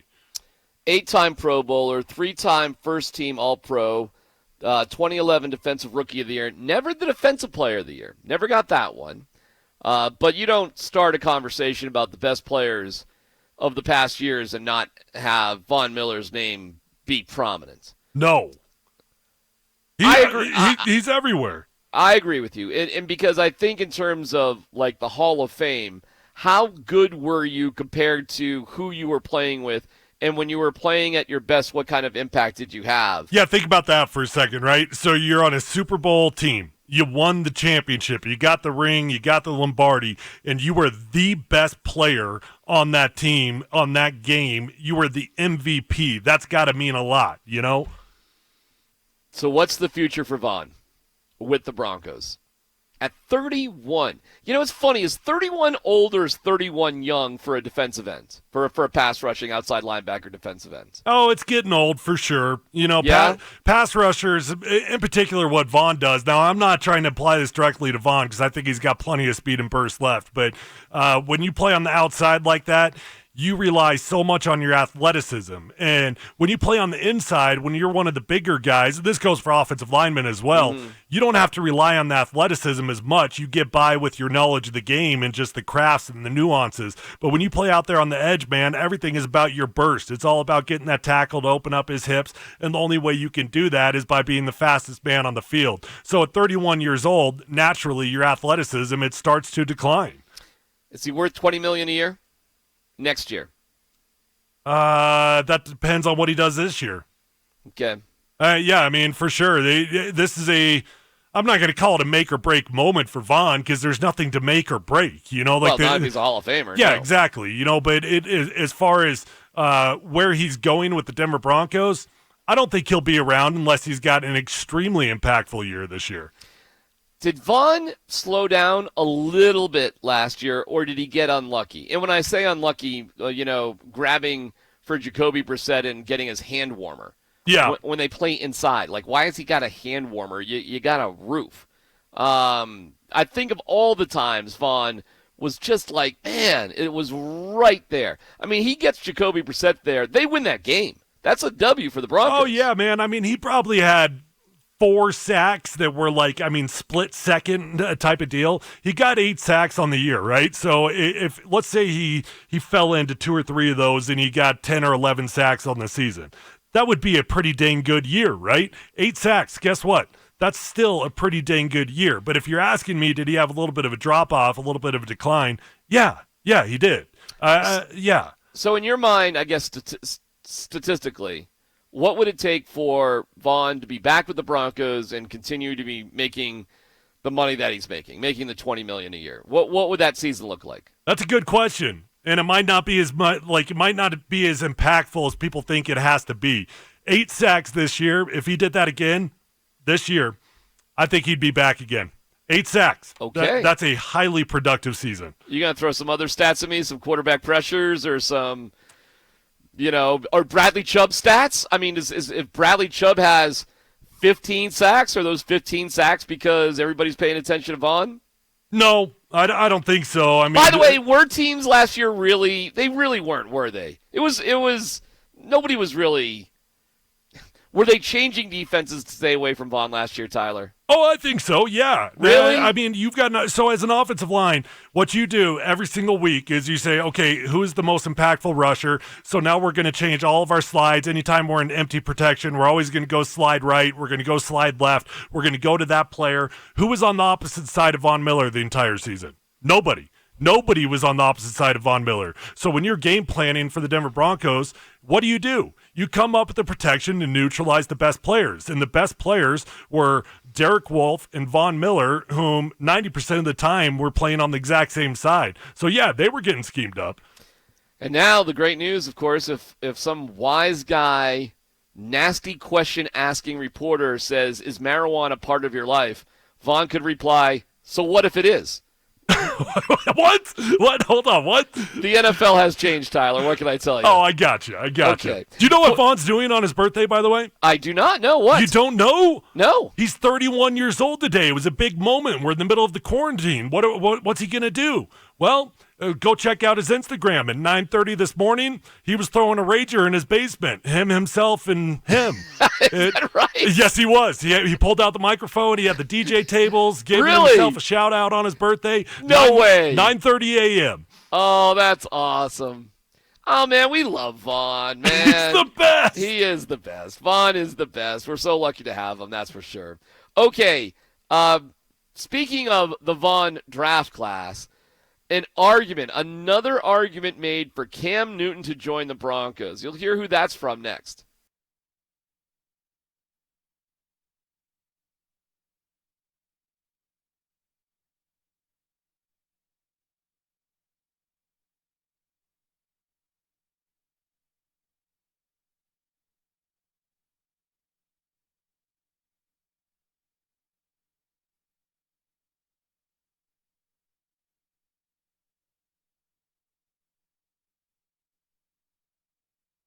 Hey, barbecue fans, Tyler Polumbus here. Everybody's looking for ways to find valuable time to spend with our family right now. And I tell you what, with everything that's going on, I love the fact that I'm able to go into my backyard, I'm able to use my wood pellet grill, and I'm able to cook some phenomenal food, and especially things that last us for several meals. And you know what? I love to check out Holy Smokes Barbecue the Grill and Shops for all the things I need to make my grilling easier and taste awesome. They have 2 stores in Castle Rock and Centennial, and both of them are open right now as a specialty grocery store. Guys, you can get all things related: sauces, rubs, seasonings, all the barbecue tools you could possibly need. You know what's really cool? They carry an awesome brand called Green Mountain, and Green Mountain is giving a stay-at-home discount on all grills right now. These are highly rated wood pellet grills at a great entry-level price. You're going to love these grills. More important than anything, though, know that Holy Smokes will deliver at no extra cost right now. They like to say anybody can be a backyard grilling superstar. Check them out at hsbbq.com.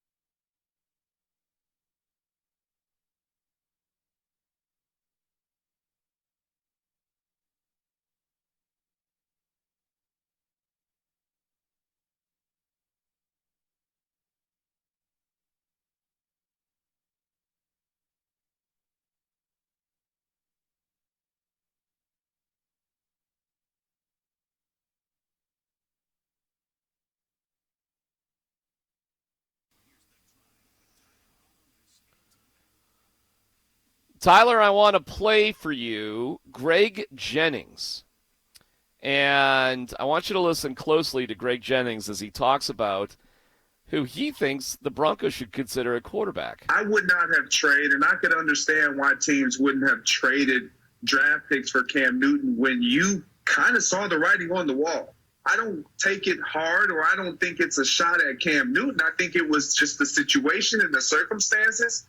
However, teams that are looking for quarterbacks or that could use his talents, the Denver Broncos, the Miami Dolphins, they should be chomping at the bit, in my opinion, to get a guy who's proven and who can also nurture a young guy if they want to bring up a young guy behind him. Cam Newton has success in this league. He's been a league MVP. He knows how to win, and he's going to bring that positive influence on that locker room wherever he ends up. You buying or selling Cam Newton to the Broncos? No, not yet. There might come a point in time where you need to consider every available veteran backup quarterback you could possibly find. But you bring Cam Newton into this team, it's going to be nothing but a distraction at this point. The reality is the point of saying we could get there, it's not that far off in reality where you'll be considering Cam Newton. I mean, certainly Jameis Winston if he were available at a point where you actually needed a quarterback. But that's training camp. If you get to training camp and Drew Lock hasn't had any OTAs, he hasn't had time with his guys, he hasn't had an opportunity to learn the new offensive system, man, it's going to be a little bit scary heading into a season with a guy that's essentially a rookie quarterback. You got a new play caller, your fifth offensive coordinator in 5 years, and they haven't had time to meet. Right now, though, man, if you brought in Cam Newton, that would create such a division in this locker room. It would be ridiculous. And then on top of that, I guess for me personally, my only interest in Cam Newton would be as a backup quarterback, not as a starting quarterback, right? He's probably done, man. Watching the way he was throwing last year, I would only want him as a backup guy that could come in, be a spark, use his feet, do creative things you weren't doing with your starter. And, you could use him in a limited role where he could still excel. Okay. Was he performing poorly, throwing the ball, having issues because he was hurt or because he's just lost it? Probably both, man. It's probably both.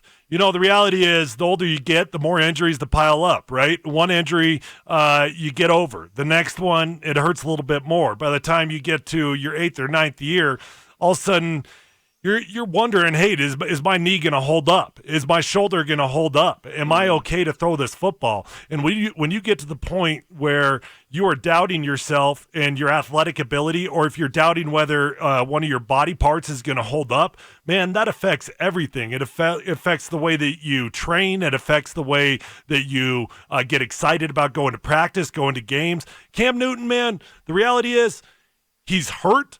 And he's hit a point mentally where he's questioning himself of whether he could even do the things that he used to be able to do. When you saw the way that he came out and he couldn't hit if he had a target that was 10 foot wide this year, he wouldn't have been able to hit that when he was actually in game mode. To me, it all just added up. He looks good in the workouts that he's posted on social media. He looks jacked. I mean, he looks like a middle linebacker. I'll tell you that much. The dude is swole. Yeah, does it amaze you, like professional athletes, when they post all these videos that are in like really kind of small gyms that don't feel like that's where a professional athlete would be training?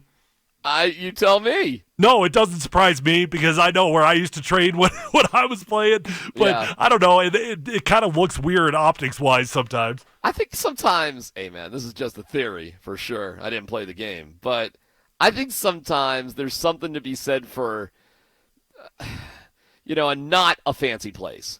Like it's more like mentally you're in the dungeon, with all respects to our buddy McChesney. I mean, I never trained at Gold's Gym, but I mean that's kind of what I'm picturing here. You go to Gold's Gym, you're going to show up, you're going to put your work in. We were lucky enough when I was doing the baseball tour with my son to get a tour of where Ohio State plays, and they had this pretty tiny room And they actually, the coach who gave us the tour was like, yeah, we put our weight room here on purpose. Like, it wasn't much more than a long, skinny closet. And it had like all this really expensive gear. But, he said on purpose we're doing this. And they said, if the guys, it's Ohio State, okay? It's Ohio State. So you can go work out at, some pretty amazing facilities they have there at good old Ohio State. But he said the guys preferred to just be here in this sort of environment. Like, it made them work a little bit harder. That's a thing, huh? I sort of. Sometimes I like country club benefits. Sometimes I like a nice little steam room, a nice little sauna, That's awesome. Is that hot tub clean over there? All right. So at the end of the day, Cam Newton, I think we agree on that. I think Cam's personality is just so big. And this is why I think Jameis Winston, Tyler, would be okay, though. I do not think you would get the same sort of issues. Okay, well, hold on. When you say okay, for what? What's he doing on this team? Backup quarterback. As a backup QB, you don't think that would be distracting? No. Well, what? not like Cam Newton. Not what? like Cam Newton. He just threw 30 touchdowns. Yeah, okay. Well, he all had right. 30 INTs as well. Well, I don't know. I mean, what was Ryan Tannehill compared to Marcus Mariota? Well, my point is, when you get in a situation like this, when you've got two names, one's young, one's proven, guess what? All it takes is one bad game. Not even two or three. It takes one bad game to plant a seed of doubt amongst all those teammates, and then you've got a huge division in the locker room. Let me ask you a bigger question about Jameis Winston. Because I think we're having some weird conversations about the mentalness of Drew Lock, and I am a little confused by that, because if you're really good enough to be the guy as the starting quarterback, you're a type A personality anyways. You should be able to handle any competition. You're missing the message here, man. At quarterback, it is about the team. It's not about the player. It's not so much about the position. It's about protecting the team. And when you've got two guys, nobody knows who really is the guy. That's a problem, man. The quarterback is the heartbeat of the team. Matter of fact, 99.9% of the time, your starting quarterback is the identity of your team. That's the message that everybody's going to follow. That's how guys are going to try to replicate. It just gets confusing when you've got guys like that in the building. All right, quick, not ethical, but quick sports dilemma question. Okay. Do you think Jameis Winston, starting now, has a better future in the NFL or in Major League Baseball? I would imagine the NFL.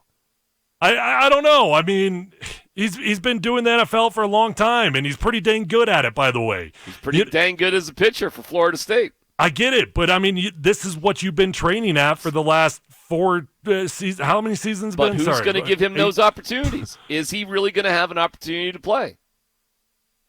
All it takes is one, man, and if the New England Patriots come calling, if somebody that has got a situation, heck, I mean, if I was Jameis Winston or Cam Newton, I would be begging the Broncos to give me a job, because there are very few opportunities where you see a young guy that has not established himself, and it's not. I'm not saying anything about Drew Lock. No. It's just the fact that you say that is a young player that I have no idea if that guy's going to succeed or not, and my opportunity is about 3 months down the road.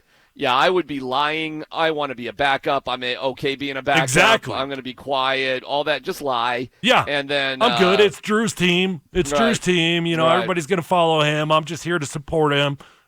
Yeah. All right. Well, we'll keep our eyes on it. Okay. When we come back, we'll find out where we are with our baseball quarantine. That's going on, where you want The Sandlot to be the best baseball movie of all time. And James Marilat will be here to stir the pot. That's happening next.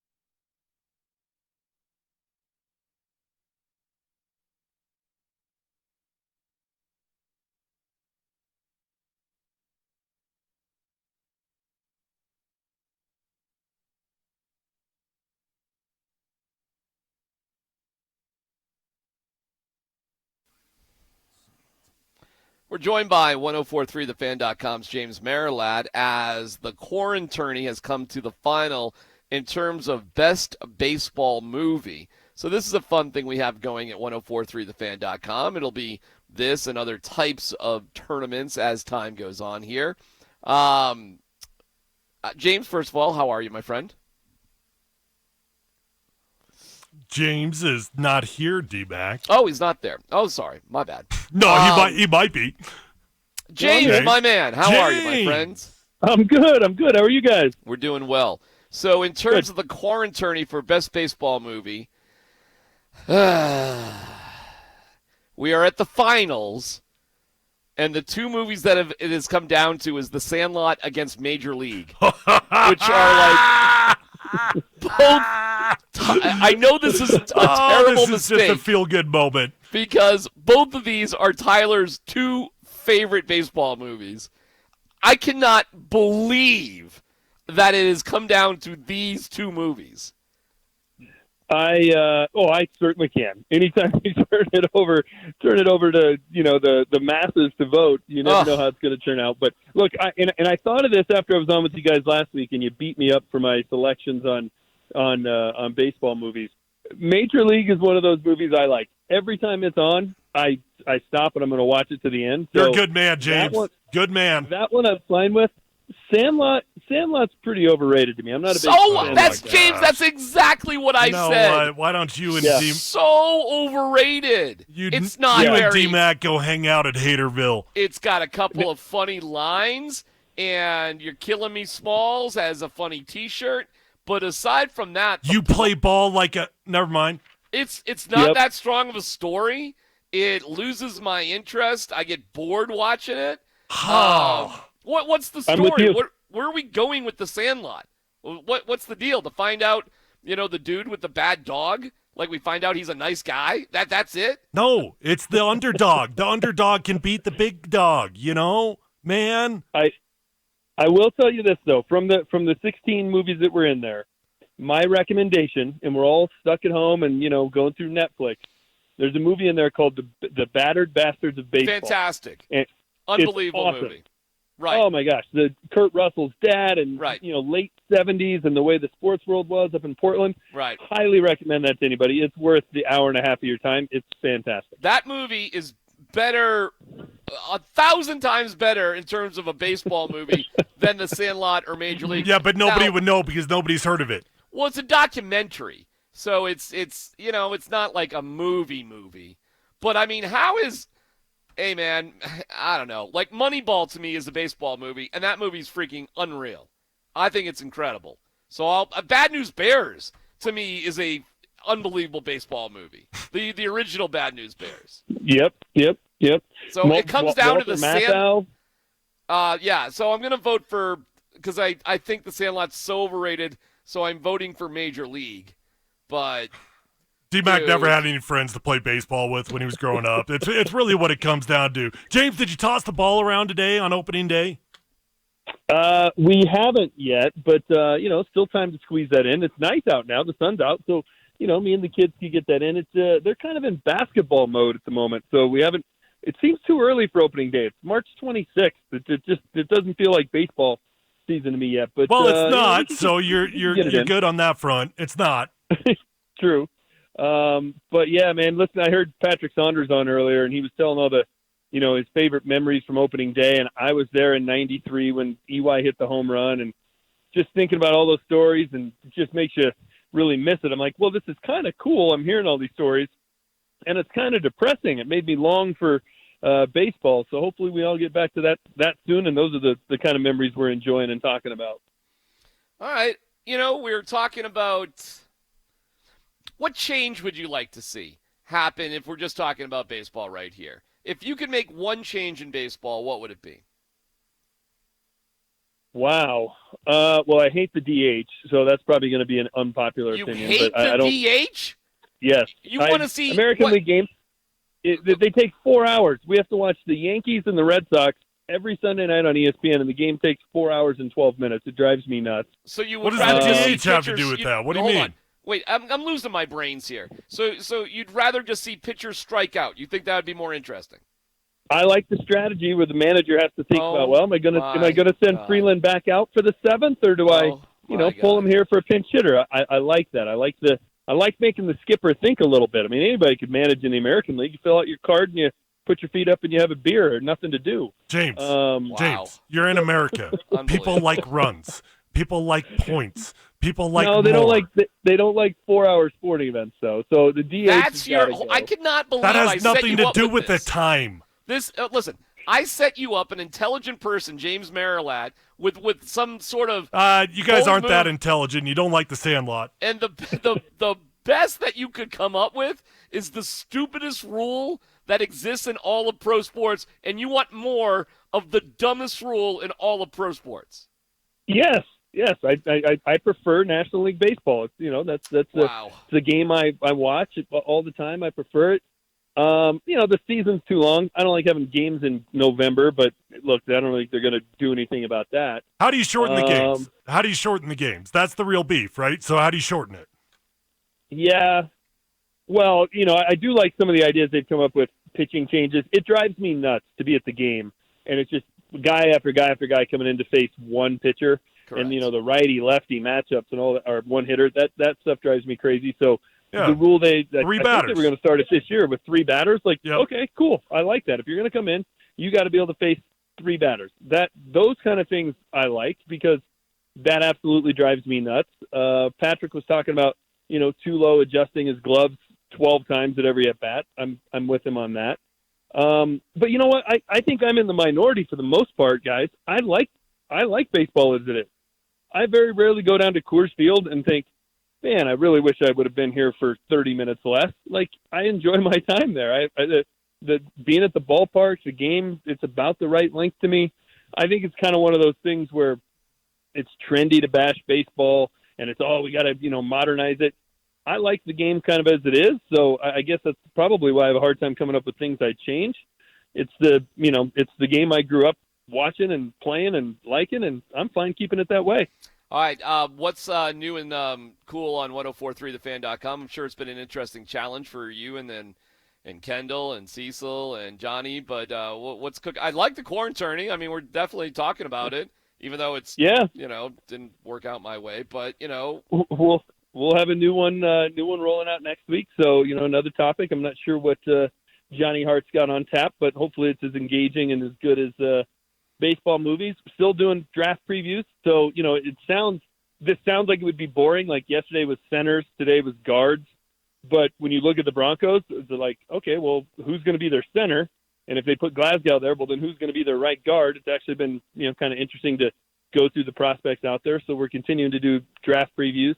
Working on a little project. I don't want to give away too much with you guys that could kind of work with some of the high school kids out there. So that'll be cool. A lot going on, a lot of cool things we're doing. We'll be going behind the scenes, kind of showing what hosts on the station do to fill their day while they're quarantined. So got to get creative, but it'll be fun. All right, James, we appreciate it. Thanks, James bud. Marilat, all right, guys. Brought to you by Old Chicago Pizza and Tap Room. That is James Marilat from 1043thefan.com, brought to you by Old Chicago Pizza and Tap Room. Okay, I'll kill you with truth, and I'll do it coming up, Tyler, where there'll be something positive. So it's not being me negative. I'm not Eric Dickerson here. This is good. This is a change. I'm gonna leap onto something positive that can come from all of this, and that's next.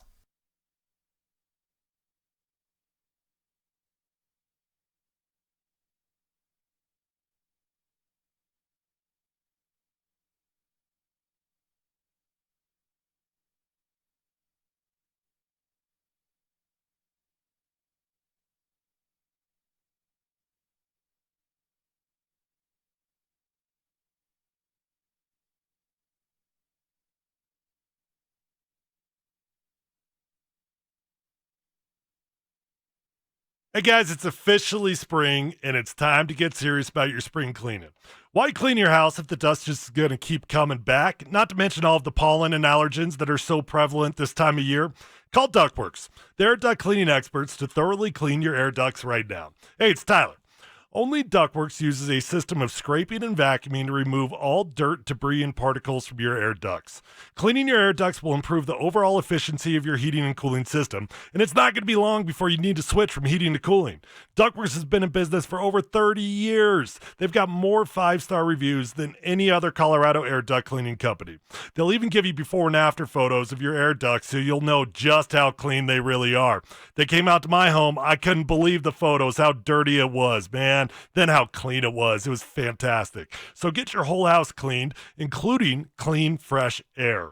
Call Ductworks today at 303-425-0985 or go online now to get a free residential or commercial estimate at ductworks.com.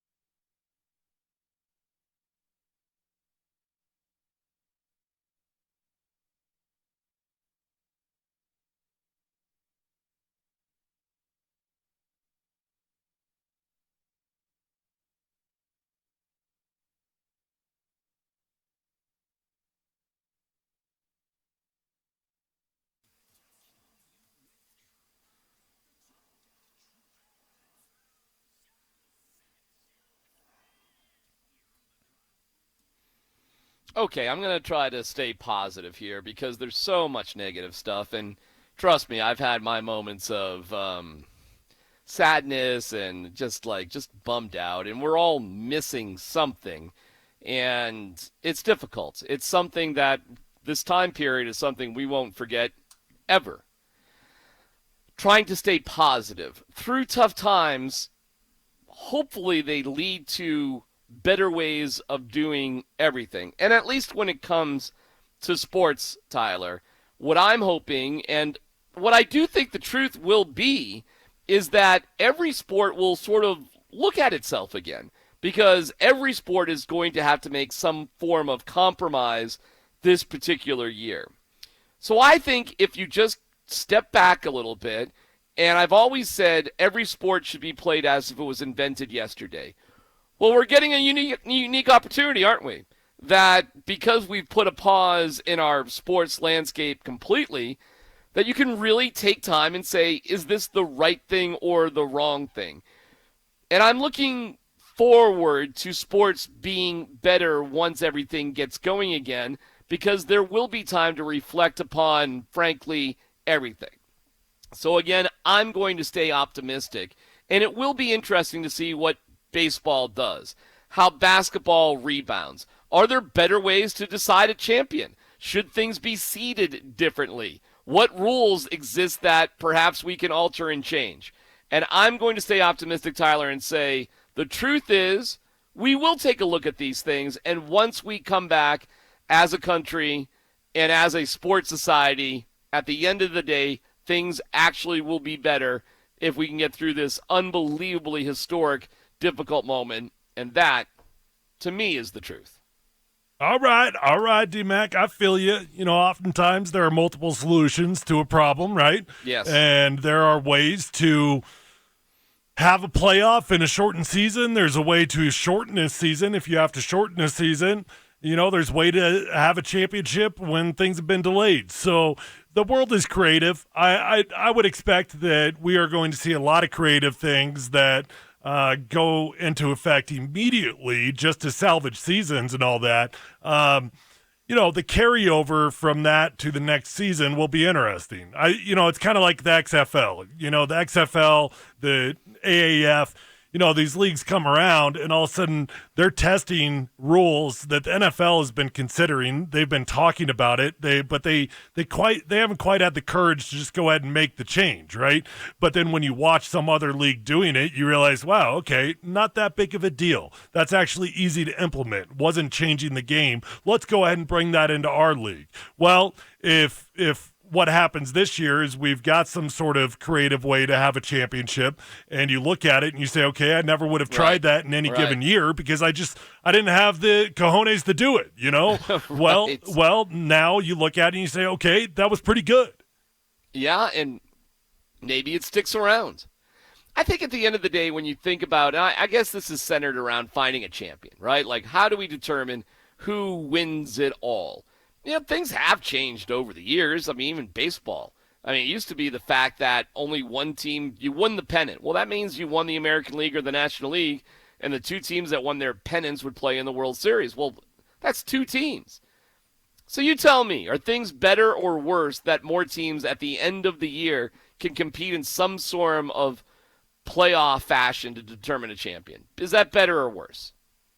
I would say worse because I mean, in the long run, you don't want teams that didn't earn the right, have the right to make the playoffs. You know, you have to earn the right to some degree. And so, of course, you're going to open up the gates here for some team that didn't deserve to be there actually have a deep run, right? Well, that's okay because they deserved it this year if they win the games. But yeah, in the long run, man, you gotta get rid of some weeds, you know?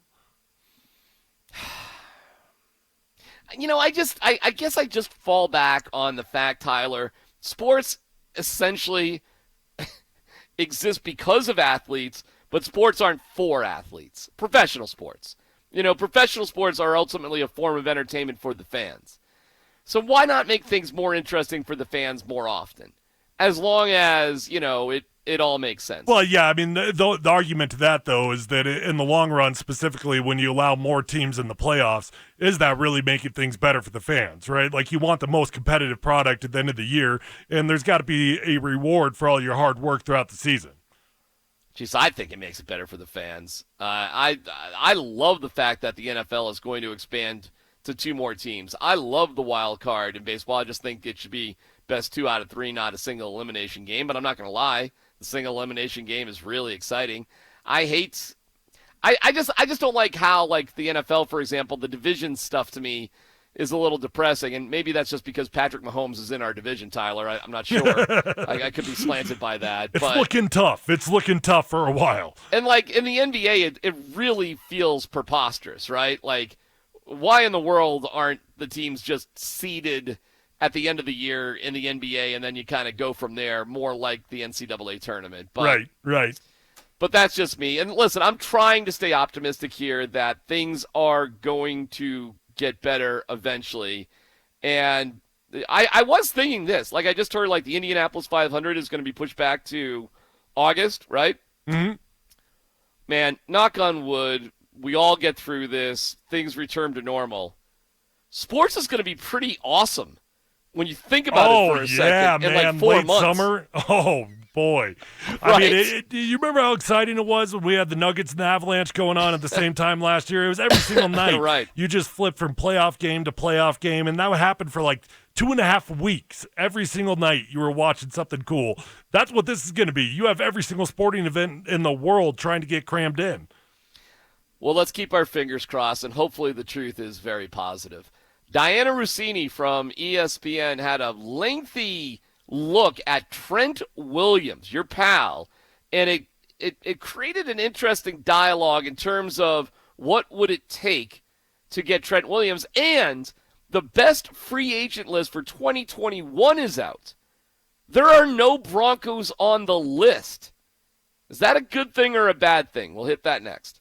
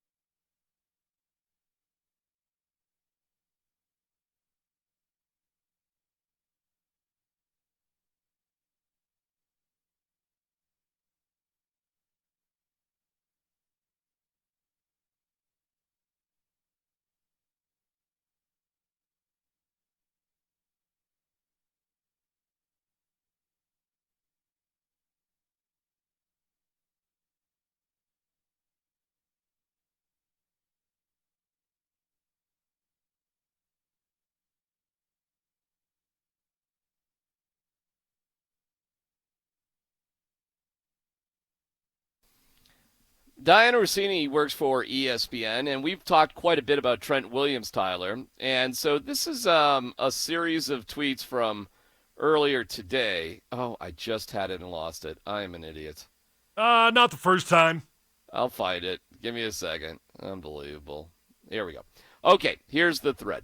It has been made clear to me there is no salvageable relationship between the Redskins and Trent Williams. I've spoken to multiple sources from both sides, and here's where it stands. Williams met with Ron Rivera for 10 to 15 minutes a couple of weeks ago, and afterwards there was not a feeling between the two that this was going to work. Trent and his reps noticed that the team met with free agent players before the meeting with him, which wasn't a strong first impression of the new regime. Sources say there are still players now on the roster Washington coaches haven't met with. This wasn't intentional, per sources. Okay. Trent has always respected and liked Dan Snyder. Isn't that interesting? There have never been issues. As a former captain, the 7-time Pro Bowler really wants to be able to move on from Washington, but still return one day and possibly be part of the Ring of Honor. He wants the relationship to be healthy. The Redskins shopped Williams leading up to the Combine and had interest per sources. Interesting. Days after the Combine, the club allowed Williams' agent to seek a trade partner. Since then, Williams' agency found a team who want to do business. I'm told Washington tried to negotiate, but believe they can't just give a player like Trent away for small value in return. From what I learned, Washington believes they have been flexible, and this is on Williams' agency. The agency believes Washington has been inconsistent in their ask. Woo! Okay. A lot to digest there. That is a lot, no doubt about it, man. First of all, let me just start with the relationship that Trent Williams has with Dan Snyder. Yeah. Sounds pretty positive. Sounds pretty normal. Dan Snyder is... You're going to be hard-pressed to find a superstar that doesn't like Dan Snyder. A superstar that has played for him, man, he treats him like gold, dude. I remember Brandon Lloyd raved about him. Trent Williams does. I know Robert Griffin had a fantastic relationship with him. I mean, shoot, he was paying for Robert Griffin's honeymoon in France. He treats his superstars like superstars, and it's hard to not like a guy that gives you the red carpet. Okay. So this issue then has just been with the coaching staff. But sort of. I mean, that's more or less Trent saying, Dan, thanks for everything you've done for me. I don't want to throw you under the bus on my way out. Okay. All right. And then he meets with Ron Rivera, and there's still a disconnect. What do you think that's all about? With Trent at this point, for a long time I thought it was just about the money, but I don't think it's just about the money for Trent. It's simply he wants out of Washington. He wants out of that culture. He wants a chance to start over. So the disconnect is that Trent Williams doesn't want to play for the Washington Redskins. That's the disconnect. Right. I mean, it's not about anything else. He flat out just doesn't want to play for that team. Okay. There was a team interested, but it didn't come through at the Combine. Interesting. Probably the Browns. Okay. The Browns have been in on him from day one. They made an offer that everybody talks about, and I know that they're still interested. So the Combine, that makes sense. Maybe it was the Broncos. They're not interested now. They got Jack Conklin, right? I said at the Combine. Oh, at the Combine. Okay. That was before Jack Conklin. Right. Trent Williams will be a free agent next year, no matter what. Do you think Trent Williams will still be available for the Broncos as a free agent next year? No. I think that something's going to happen. The Redskins are going to deal him, and Trent's going to get a new deal. So if you want Trent Williams, you got to go get him right now. The Redskins got a lot of power in this situation, but Trent's got a little bit of leverage himself. The Redskins, they say, okay, just don't play football, and Trent misses out on 2 extremely high-earning years of his salary, and he's not getting it back, right? So the Redskins are banking that he's not going to sit out another year of football. Well, Trent, the one thing that he's got in his bag is that if he sits out a year of football and he signs a free agency deal somewhere else, Guess how much the Redskins get back in compensatory value? How much? 0. Oh. 0. Okay. Yeah. That's not good. Yeah, right. They said that it could get up to as high as a 5th rounder, but it could be as low as 0. So how about that? I mean, you say to the organization, look, you can trade me right now. You can get a 2nd rounder out of it, or I'll just sit out another year of football. I'll come back. Wow. I'll be fine. I'll be 32 years old, and you're not going to get anything. Well, he's okay. Can he do that? Can he sit out and still be eligible for free agency? I believe so, yes. That's a good question. I believe he can because he is 1 year closer to free agency right now than he was last year, and he didn't play, right? Yeah, but I thought there were rules about stuff like that. Okay, I don't know all the details, but you're making sense. You're making sense. There's got to be because it would be way too easy for guys to do that all the time. Yeah, you're making sense. I'm following you. Okay. Yeah. Anyway, the list came out. I still think bottom line, DMac, if you want Trent Williams, you got to go get him because this isn't going to go on forever. You know, the team at some point is going to want to get some value out of a guy that is doing nothing for your team, right? At some point, they're going to cave and they're going to trade Trent. You know, I saw. Oh, did you? Sorry, I keep interrupting you, but did you see he came down on his salary demands as well? I did not see that. What's he down to? Well, the number was 20 previously. That was the number that everybody was expecting. Well, Trent's agent came out and said, well, if there's some team out there that wanted to pay Trent $16 million, that's not gonna end it for us. In other words, you want to pay him. We've come down $4 million. You want to pay us 16 instead of 20? Okay, he'll play. Right, because obviously, everybody is scared off by the 20, scared off probably by his age, even though he's been just unbelievable. I mean, there's weird things that go by every day. You know, of everything that's been closed and shut down, NFL free agency and deals, that's not one of them, is it? I mean, there's plenty of stuff that's been going on. Oh, it's moving. Yeah, NFL life is going on. So here we are, more than a week after free agency started. What does it tell you about guys who are still available? You're not you're not quite as valuable as you thought you were. I don't know how else to put it at this point. No, that's for sure true. It's for sure true. But there's going to be exceptions. You know, Robbie Anderson was an exception a couple days ago when he signed for a 2-year, $20 million deal. There's going to be guys out there that still get a relatively big deal, but the majority of guys, I mean, hello, like wake up call. The phone's not ringing. If the phone's not ringing, your value isn't very high, right? So if you want a job, it's probably a good idea at this point to just take a job. What do you think the Broncos could get Trent Williams for now? Man, I honestly wonder if you packaged Garrett Bowles, and it's not so much about him and his value as it is just somebody to plug and play for the Redskins, right? If you packaged Garrett Bowles and a 2nd rounder, maybe you got to add in a 3rd rounder, but if you packaged Garrett and a 2nd rounder, I bet it would be tempting for the Redskins. And then you'd have to be ready to do a new deal. Oh, well, of course. Yeah, I mean, that comes with it. Anybody that gets Trent has to be ready to give a new deal. But now we're down to $16 million. Yep. That's, and if they're down to 16, well, that's the starting point, so it probably could go down to 15, 14. I don't know. You liking this more and more? I love it. I mean, dude, I just don't understand why this hasn't been a no-brainer for us for a long time. Look, the reality is the offensive line is not fixed. It's not fixed, and we're not going to address it in the first round, more than likely. More than likely, we're going to take a wide receiver. And if you look at that offensive line right now and you tell me that you feel comfortable that Garrett Bowles and Juwan James are going to get through a 16-game season and neither one of them are going to be a problem, neither one of them are going to cause you to lose a football game or 3, well, I'd call you flat out a big dummy. You're a big dummy if you think that that's true, right? So, yeah, let's go solve it. Okay. Well, still on the radar. You know, there was a review of the Broncos free agency according to Pro Football Focus, and I want to dig into it a little bit, but they said that basically it's been a perfect free agency for the Broncos except for the Melvin Gordon deal. And everything about the Melvin Gordon deal is, well, with that money you could have got a receiver. And I'm just like, they didn't want a receiver.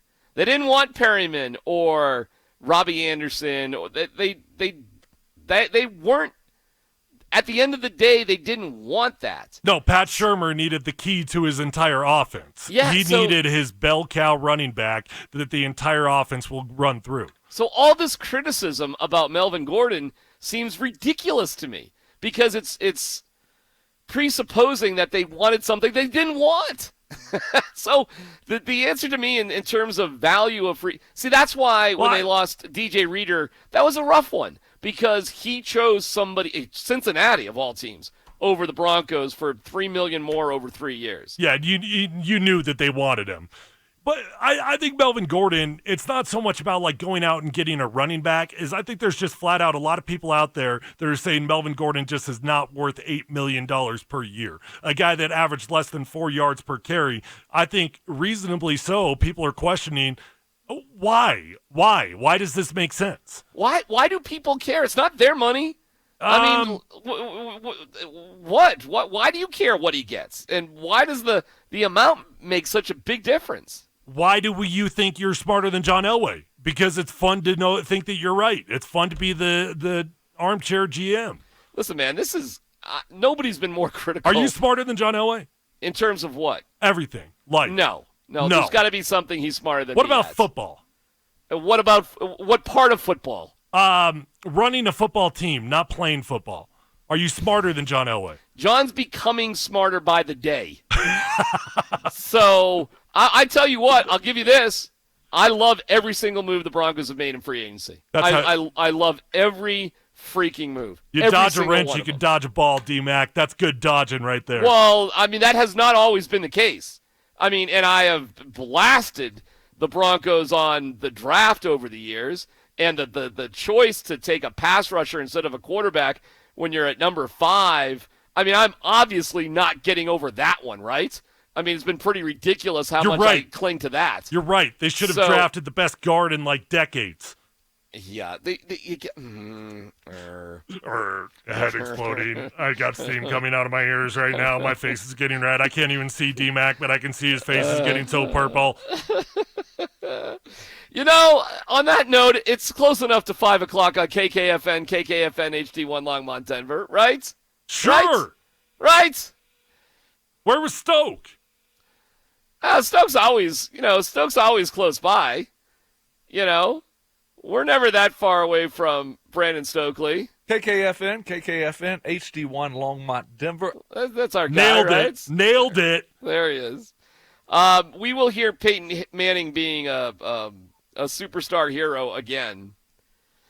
It's funny because everybody's got some time on their hands, right? Yes, even Peyton Manning does. Actually, maybe we could do this right now, Kevin. Are we good to go with this? Okay, cool. So, Tyler, your kids are doing school at home, correct? Yes. What are they using technology-wise to do the school stuff? How are they doing it specifically? Well, they've got a classroom portal that they're getting quizzes and tests and everything that comes through, and then they've got a Google Hangout that their class is all in, right? Can you see all the kids' faces at the same time? Yeah, you sure can. Okay. They got the teacher as kind of the biggest one, and then all the kids are just dialed in around the side. All right, well, I am no expert. But is it Zoom? Is that the name of the program that they're using? No, Zoom is just a different product. Does the same thing, You've got FaceTime, you've got Zoom, you've got Google Hangout. Yeah, they're all the same thing. Okay, so the concept is, this is a good concept because you see who's actually paying attention, right? You actually see who's in the class. You do, yeah. So the teacher theoretically could do attendance. Oh, yeah, they do. Matter of fact, we got one of those notices because technically the Google Hangout times are optional, because it's homeschooling. You don't know when the kids are going to be available. Yeah. And my son missed the first day, and we got an email that was like, hey, we missed you on the first day. Oh, no kidding. Yeah, no, I mean, she wasn't calling you out or anything. She totally understands. She's fantastic. But, yeah, no, they definitely know who is there and who is not. All right, this terrifies me for my 17-year-old that will be starting this second semester senior. I mean, he has already talked to us in length about how everything is BS at this point, and why don't they just let him graduate? And he only has 2 classes. No, he's got 5 classes but he only has to pass 2 of them to actually That's a great graduate. way to look at it. That's fantastic But he has to parenting. be- It's fantastic everything. But check this out. He has to be enrolled in 5 classes in order to be available for sports with CHSA. So, but what are we doing with spring sports, right? Like, where are we going here? Oh, stop it. You're like giving him an excuse for him. What are you doing? Dude, what do you think? I'm coming up with this? You don't think I'm being lectured by him about what's happening? No, I mean, you're supposed to shut it down, DMac. I'm trying to be nice to a kid who's losing out on so much stuff these days. Oh, that's a slippery slope. Give him the world, man. I'm just telling you, when I'm a parent of a teenager, I'm going to nail it. Okay, well, best of luck. I'm almost done. Thanks. So I'm sure you can do better than me. Yeah. That being said, Peyton Manning was sitting around. Everybody's sitting around, right? Like, if you're a superstar, you're no different than everybody else. And apparently, I don't know what his major was at Tennessee. Maybe it was communications, which would be appropriate, I suppose. And he was he joined a class via whatever. So the teacher, who must have some sort of relation with Peyton, just brought Peyton into a classroom. It was communication. Okay, well, there you go. So here's Peyton Manning joining a college class earlier today via Zoom or whatever. Mr. Thompson, I think you were late for class. I'm sorry, Dr. Haas. It's been a while. It's been at least since 1996, 7 since I've been in a class. So. Well, if you were here, I'd be making you run the stadium steps for being late. I understand. Well, these are unique circumstances. I'm sure this is the first virtual Zoom class you've taught in many years, I would think. And then but then he goes on. I want to play more. He goes on to give some advice to the kids. So here's Peyton Manning. I just wanted to drop in and say hello to all the fellow communication students there and realize this is a unique time and probably not the ideal way you guys expected to spend your senior year. But I just encourage you to keep a positive attitude, keep working like you're doing, and try to take advantage of the little bit of the extra time that you have to accomplish something else or help out somebody in need. A lot of people hurting out there during this time. Be thankful for what you have, and just know University of Tennessee is proud of you and is going to support you every way you can. And Dr. Haas and his department is going to do the same thing. Okay, come on. That That was an unexpected Zoom attendee, right? That's pretty cool. So a high five to Peyton Manning. High five. Yeah. Who do you think initiated that? Do you think that was Peyton Manning, like, hey, University of Tennessee, I'm bored, I want to do something? Or does Tennessee just call him and they're like, hey, can you just pop on in one of our classes? No, I think what's cool is I think specifically it's the professor, who we obviously had a relationship with. Yeah. I was asked to not have a relationship with any of my professors in college. That was a different set of circumstances, but it's conceivable that you have a good relationship with some of your professors in college. My mind is running circles around that one. Could you, Tyler? Yes? Off the top of your head, name your favorite professor in college. By name. It was not Churchill, I'll tell you that much. I don't know. What does that mean? Ward Churchill, do you remember him? No. Oh, you don't remember Ward Churchill? No. What's the deal? He was the Native American Studies teacher. Oh my God! Right. Okay, I do remember Ward. Wow, that is a blast from the past. Well, I've got a great story about him. Well, go ahead. So I took his class, and at the beginning, the very first class, he opens it all up, and the whole thing is just about how disparaging America is towards the Native Americans, right? And he starts the whole thing with saying there's been only one Hollywood-produced movie in the history of mankind that has ever portrayed Native Americans in a positive light. If you can find that movie, you do not have to take a test. You do not have to show up to class. You don't have to come to the final. You get an A. You Wow. get an A in the class. Wait. So What is the criteria again? you had to find the one Hollywood-produced movie that, in his mind, portrayed Native Americans in a positive light. So naturally, Wow. I'm a young college student that doesn't want to go to my class. So what do you think I do, DMac? I don't look up movies. I don't know. I go on a hunt. I go on an absolute hunt so that I don't have to go to class the rest of the semester. So I do that, and I actually track down. I go to the Native American Center in Boulder, and I asked their opinion. I came up with a handful of movies, and then I had to prepare a little report on why the movie I chose. And I can't even remember the movie name right now. I'm sorry, but I had to prepare a little report on the movie. I give it to him in class, and he says, "Wow, Tyler, very impressive. That is actually the one movie. See you later." So get out of here. No, I'm dead serious. I'm dead No serious. way. Yeah. So I don't show up to any class the rest of the semester, and I'm thinking this is the best thing I've ever seen in my life. Like, holy cow, So I don't show up for the final. I don't do one single thing for that class, and then I get my report card, and I had a C- in the excuse me, I had a D- in the class. Wow. And so I'm like, what? Like, how's this possible? I either got an A+ or I got an F, because I didn't come to class a single time the entire semester. So how could I have gotten a D- in this class, right? Yeah. So I take this thing to him. He's got no sympathy. He doesn't even have an excuse of why I get a D-. And so I take it to the dean, and the dean is more or less says to me, "Well, listen, you got two options here.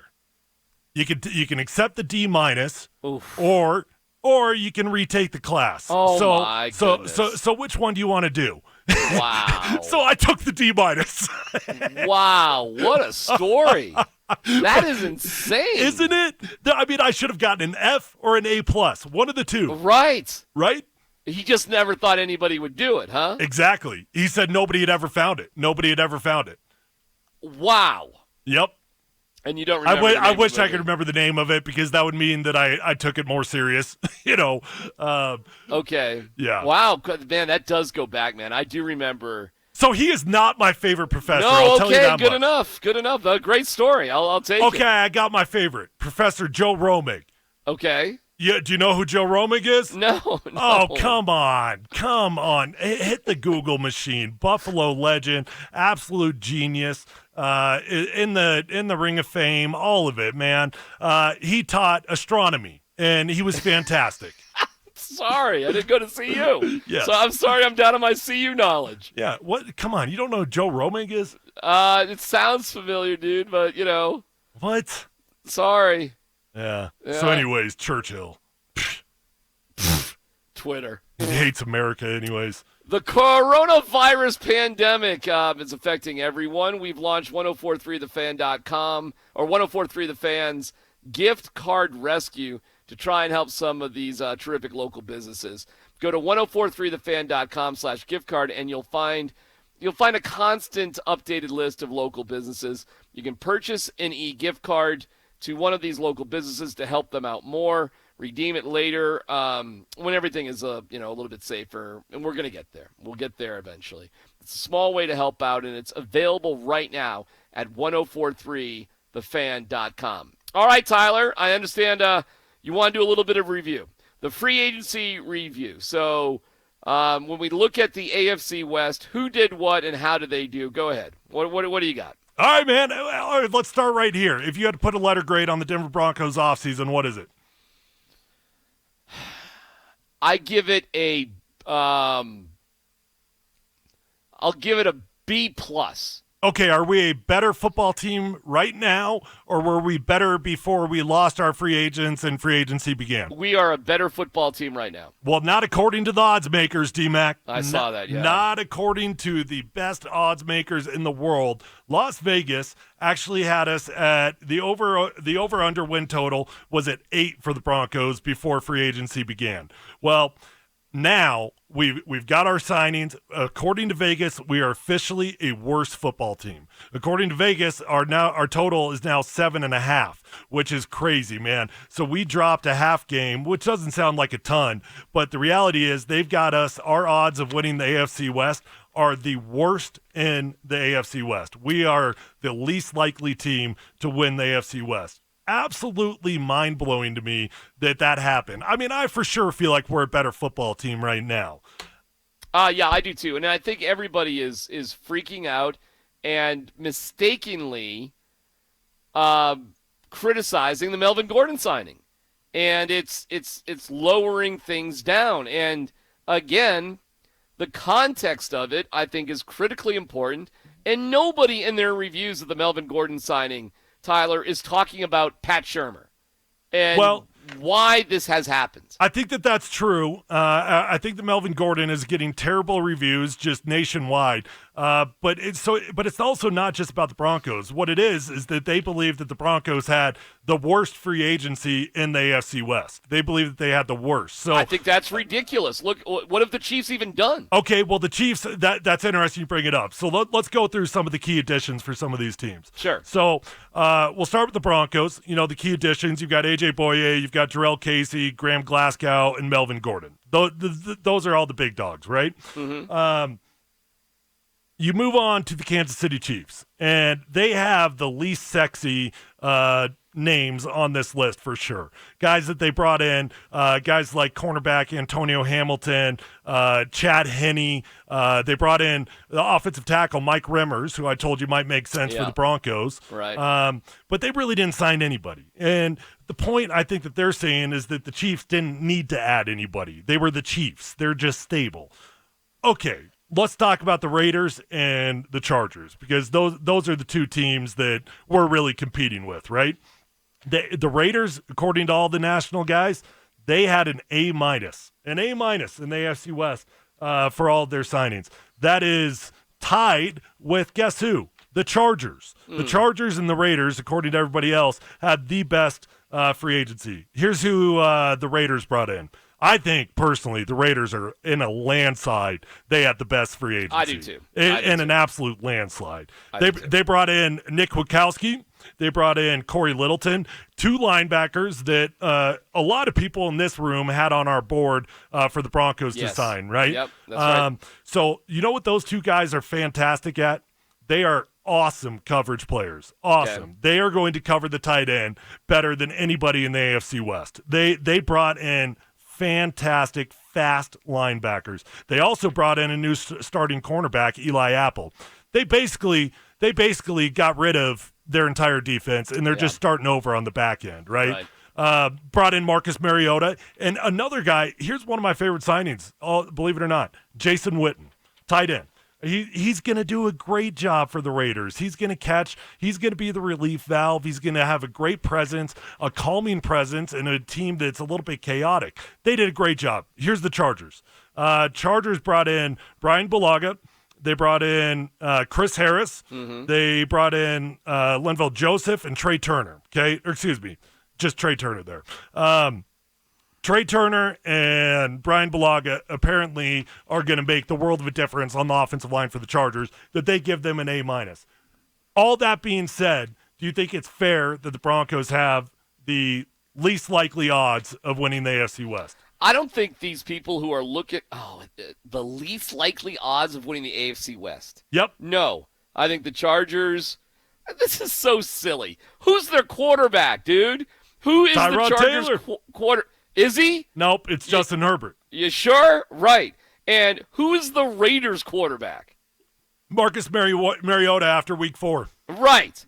And, the Chiefs are the Chiefs. No. I think the Broncos, listen.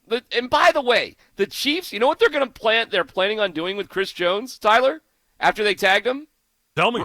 Trading him. Like every article I read today was they just tagged him so they could trade him later. Chris Jones is on the trading block right now. Yeah. They got no money. And they're about to, they have to, at some point, sign Patrick Mahomes to probably the richest contract in NFL history. I mean, they are so. But they've got the 5th-year option, DMac. They do, so there's no rush to do that. So they why don't would have they to do that freak early? Out. They don't need to. They shouldn't do it early. I have a steak dinner bet with Mark Schlereth about that very notion right there. Yeah, you're going to be wrong on this one. Really? Yes, So really. At what Wait, point, hold on. Let me ask a question. Is the bet specifically that they won't extend him before the 5th-year option? No. The bet is they won't extend him before training camp this year. Oh, okay. Before, okay. train when I bet you win that one. Well, that's right.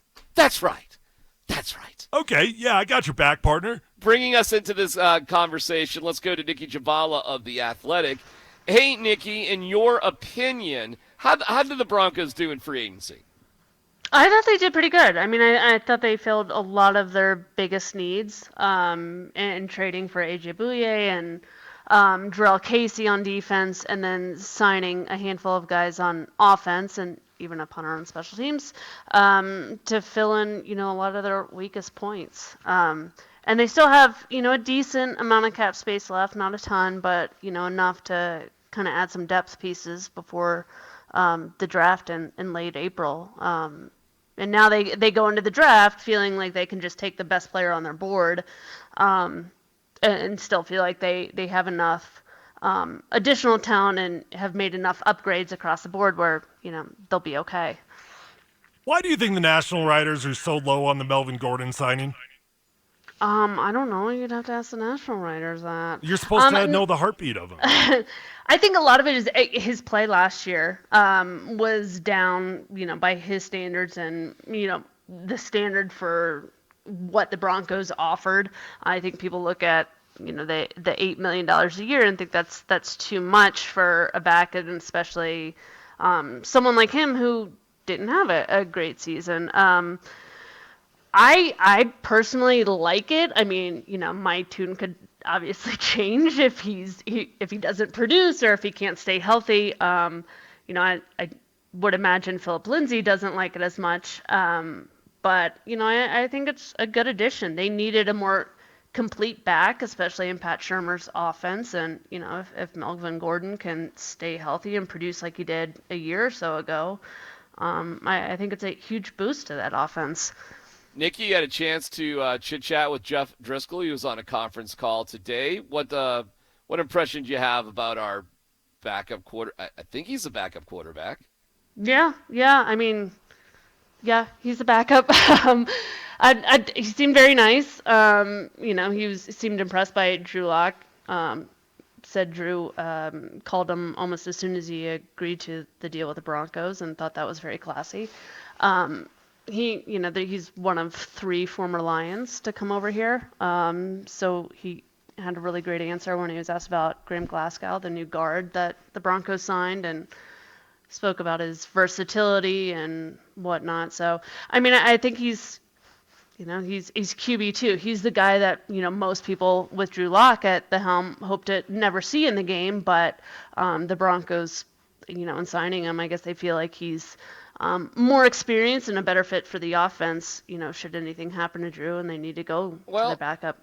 Let me ask you this. Is the door closed on backup quarterbacks, or if they could get Jameis Winston for a 1-year deal for $4 million, would that still be a possibility? I haven't heard anything of the like. I think they seem pretty settled. I mean, if they get something that cheap, maybe they consider it, but,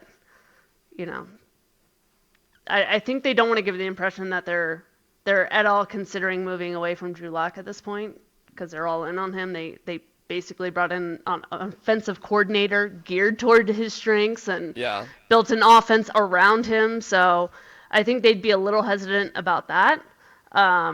So I haven't heard anything of the like. I mean, I always say never in this league, especially with this team, but I'd be surprised at this point anyway.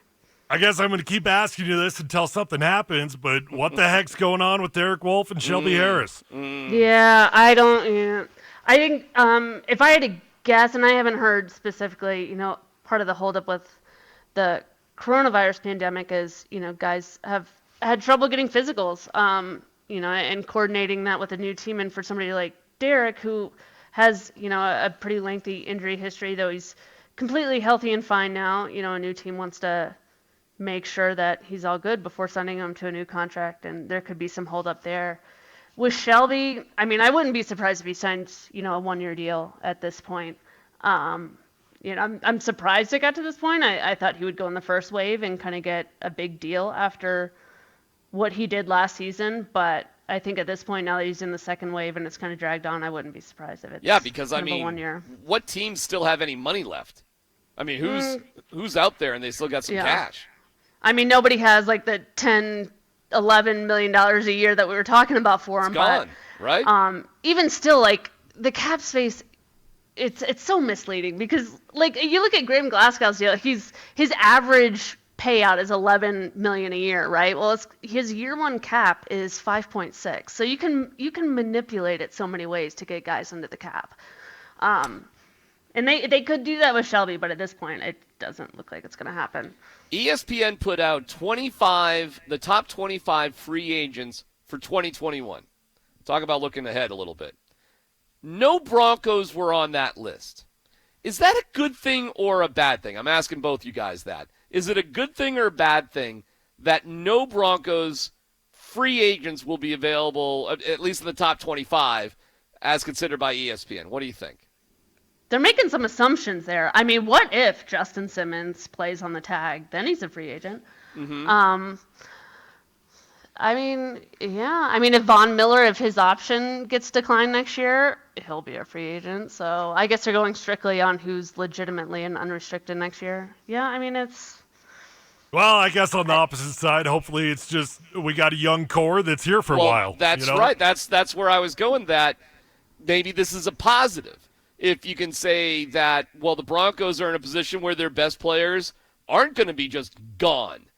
George Kittle will be available. Joey Bosa will be available. Jalen Ramsey, David Bakhtiari, Alvin Kamara, Patrick Peterson. I could keep going on. And the Broncos don't have any of those guys. Does that, to a certain degree, show their strength of what they have if you believe in the core of players they actually have? Yeah, but the best players rarely hit free agency anyway. True. They reset the market because, that's what it is, but they're usually not the best players. Did you get Vaughn anything for his 31st birthday? Which is today, by the way. It is today. Didn't last year he got a Ferrari or something, I think, or was that From 2 who? years ago? From himself, I think. From himself. His brother, I think his family bought it, and so. I remember that video, yeah. Yeah. So. Oh my God! I got know that myself I a could. Ferrari. That's incredible. Look what I got myself. Right. I love how surprised he looked when he got it too. Like, how did you guys know? How did You guys that's are so sweet of amazing. you guys. Yeah, buy more stuff with my money. Yeah. Nikki, did you take Joey for a walk today outside? We've been on 3 already, actually. 3 walks. So, there's just not much going on right now, too. Yeah. Were there as many, not as many, population-wise, what struck you from being out and about today? I mean, I live in the suburbs. There's really nothing. It just kind of stays the same. It's nice out. No felt big like deal. any other No day. difference. Yeah, I mean, it's definitely quieter. I mean, like the nearby stores are closed and not as much traffic on Parker, so yeah, it's a little different, but I don't think it's nearly as different if I were living in New York. I think that would be pretty eerie. All right, well, we appreciate it, Nikki. Thank you. We'll talk to you soon. See you, Nikki. Okay, sounds good. All right, Bye, guys. Nikki Jabala of The Athletic. Hey, Tyler, John Elway was talking about Melvin Gordon and Phillip Lindsay. You got to hear his response. We'll have that for you next.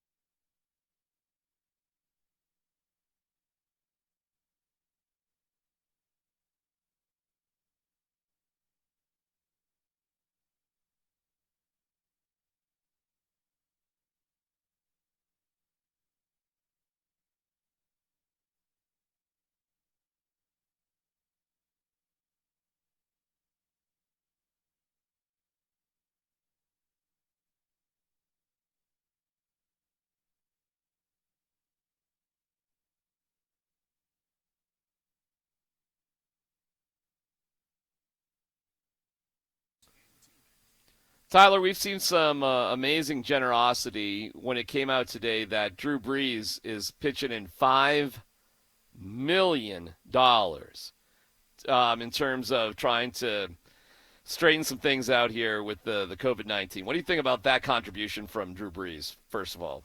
Mind-blowing. Absolutely just so generous. That number, I don't care who you are, is staggering. But makes sense, man. I mean, he is just one of the most first-class human beings that's ever walked through the NFL. Not surprised. Meanwhile, the Broncos are donating $500,000 to the Colorado COVID Relief Fund, and John Elway is kicking in $50,000. Hi, I'm John Elway. You all know me from throwing touchdowns, but it's your turn to be the quarterback. Our fellow Coloradans need our help. There are many ways you can get involved to help stop the spread. You can volunteer, donate blood, or contribute by visiting helpcoloradonow.org. Everything helps. It's times like this that we all need to do our part. So join me and help stop the spread and visit helpcoloradonow.org. Together, we will get through this and save lives. Pretty cool, dude. $50,000. Good for John. That's awesome. Yeah, no doubt, man. These guys are all generous. I mean, all these teams are... Every day we're reading some staggering number that every professional team in all the leagues are donating. Everybody's trying to rally behind this. All right. More. This is from the Broncos website with John Elway talking about free agency. And here is John about what they were trying to do and what they think they have done. Yeah, I mean, I think we feel like we can go into the draft and draft the best player possible that's going to be able to help our football team. And so felt like we've closed our glaring holes and therefore can go on the draft and try to pick the best football players for the Broncos. So they're going to have a chance to have good long careers in the NFL. Glaring holes. Was running back a glaring hole? No, but I mean, the majority of what they addressed was, I mean, you got yourself a corner, you got yourself a defensive lineman, you got yourself a star running back, which was that was more of a luxury pickup, right? Was it? Is that what it was? Yeah. I get it. We're all saying that we're all saying that the Pat Shurmur offense is going to be built around the bell cow guy, and he had to go get him. He didn't think Phillip Lindsay was going to be it. But the reality is, man, you had a very capable starter in place with Phillip Lindsay. That was a luxury pickup for sure. Well, I want you to hear his response about adding Melvin Gordon. Here's John Elway. Well, I think that obviously we had two good backs in Royce Freeman and Lindsay, Mr. Lindsay. What? Did you hear that, Tyler? Yeah, what was that? What was that? I'll play it for you again. And Lindsay, Mr. Lindsay, I don't know what to make of that one. We have two backs, Royce Freeman and who the Mr. Lindsay. Sometimes Lindsay's a first name also. Sometimes you get your merds mixed. I think he just got the last name first. Oh man. He's got Case Keesum. He's thanked himself before. I mean, there's a lot of names in the world. I'll play the rest of it here. We know that he is a guy that has had a great year for us. And I know there's, people going, well, why do you need another horse? Well, when you have an opportunity for Melvin Gordon to come in here, we felt like it was an addition to the team. He's a guy that obviously has had a lot of success, in this league, scored a lot of touchdowns and has caught the football a ton. So we feel like with him, with Melvin as well as Phillip, that we got a great one. Dude, he barely knows. I'll play it back. Listen to it. We feel like with him, with Melvin as well as Phillip. Oh, whoever, the Phillip. Mr. Lindsay. I did not catch this. I'll play the rest. You got a great 1-2 punch, and we'll only get better in the backfield. So, ultimately we have to score more points this year. We've struggled on the offensive side the last 2-3 years, and And, so we've got to get better on that side. And I think Melvin will be one of those key pieces to help us get better. That soundbite is like that soundbite is like Tiger King. You just can't tell what your favorite part really is. Is it the fact the woman fed her husband to the Tigers? Don't go too far. Don't go too. Sorry. I'm one episode in. You're one episode I'll in. probably be 7 in after the end of the night. I might not go to bed. Yeah. You haven't got to where everybody's a polygamist in the big cat world. You haven't got there yet? No. Stop. Okay, sorry. Stop. You'll get there. Stop. Yeah. The first time I heard Mr. Lindsay, I thought, you know what, maybe that was a make right. Maybe maybe he's trying to put some respect on Mr. Lindsay's name, Well, let's listen to it again then. Well, I think that obviously we had 2 good backs in Royce Freeman and Lindsay, Mr. Lindsay.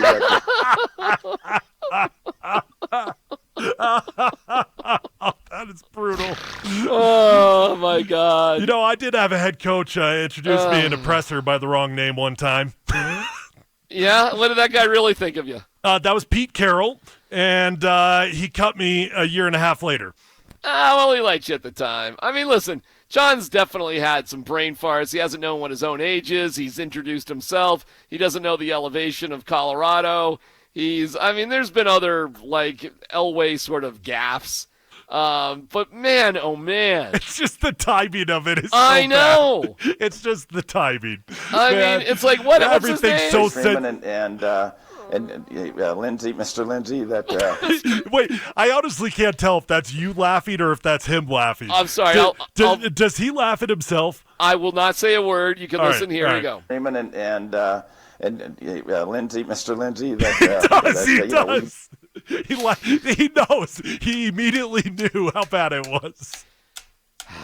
I'm going to give John credit and just say, hey, man. It was an oopsie. Yeah. The timing of it is brutal. We're so sensitive to Philip right now. Right, it's the other one here, too. We feel like with him, with Melvin as well as Philip, that we got You know what happened on that one, though. Well, he wanted to prove he knew Mr. Lindsay's first name. Well, yes, but, he got a little bit nervous right there. Sometimes when you mess something up and it comes back up within a minute, you're like, oh, man, am I going to crush this one, too? By the way, what happened to Royce Freeman? So we feel like with him, with Melvin as well as Philip, that we got a great 1-2 punch. What the hell? What just happened to me, Royce Freeman? You named me right off the top. Well, I think that obviously we had 2 good backs in Royce Freeman and Lindsay, Mr. Lindsay. Stop! I can't handle it. It's killing me. You know what? I got to say this. My eyes are watering. And don't forget, we started this segment with saying, way to go for the $50,000. And that's, listen, man, this is we're having some fun. But obviously, John Elway knows who Philip Lindsay is, I think. Stop. Of course he does. And Lindsay, Mr. Lindsay, Okay, well, maybe that contract negotiation is going to be a little tricky. Yikes. Okay. Yikes. And on that note, Tyler, my goodness. Good luck on this transition. Yeah. Well, I got more from Elway. Okay. I'm kind of scratching the surface here, and I do want to hear what you've seen of Tiger King. I won't give anything away, but I really do want to hear what you've seen so far. That's next.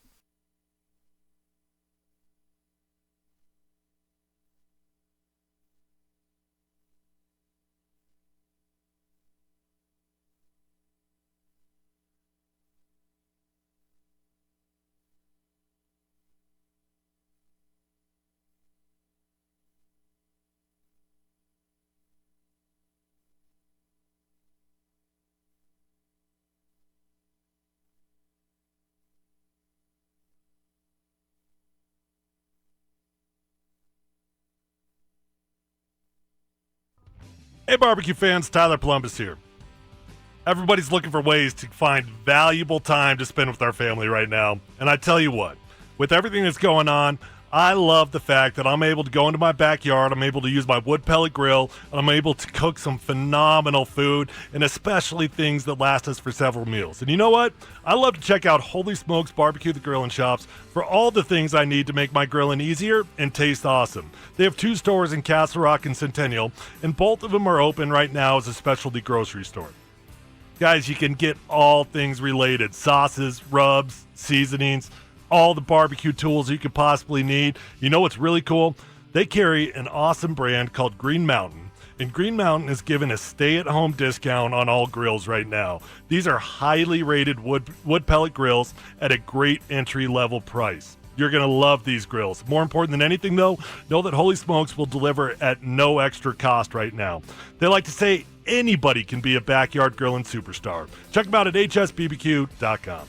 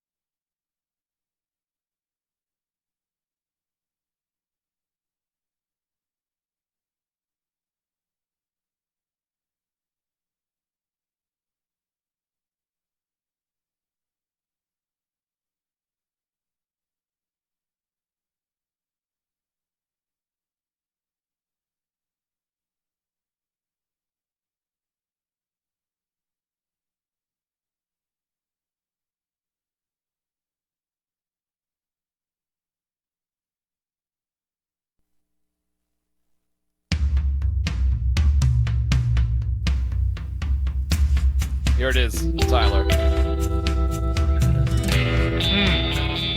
Listen to this for a second.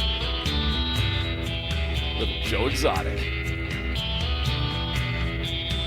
It's good so far. Oh, he's going to put you in the mood. My head's She was a rich woman, she had rich taste, she felt the blood running through her veins. She liked the life she had, she loved her big cats and the beauty of being a... Dude, this sounds like a legit song, doesn't it? It is. He's got albums, dude. Oh, I know. It sounds like this. Sweet as wine, but her husband went and disappeared. Husband went and disappeared.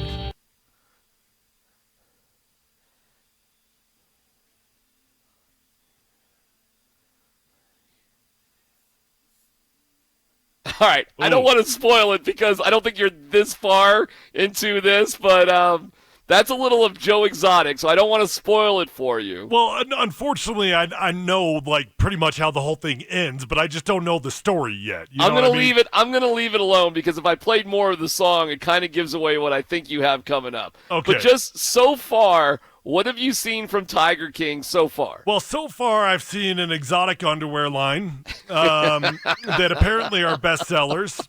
Right. I saw Joe Exotic, the country star, in many music videos. And by the dancing way, on top of a car. It's not. I mean, it sounds actually pretty good, huh? Oh, it's actually. I've heard a lot worse. Yeah, A lot worse. Right. A lot okay. worse. All right. Go ahead. What else have you seen? We've got Craigslist zookeepers. Guys that were hired off Craigslist to take care of all these animals. Right. Right. Yeah. They're all on drugs. I mean, every single one of them. It's like Last Chance U of zookeepers.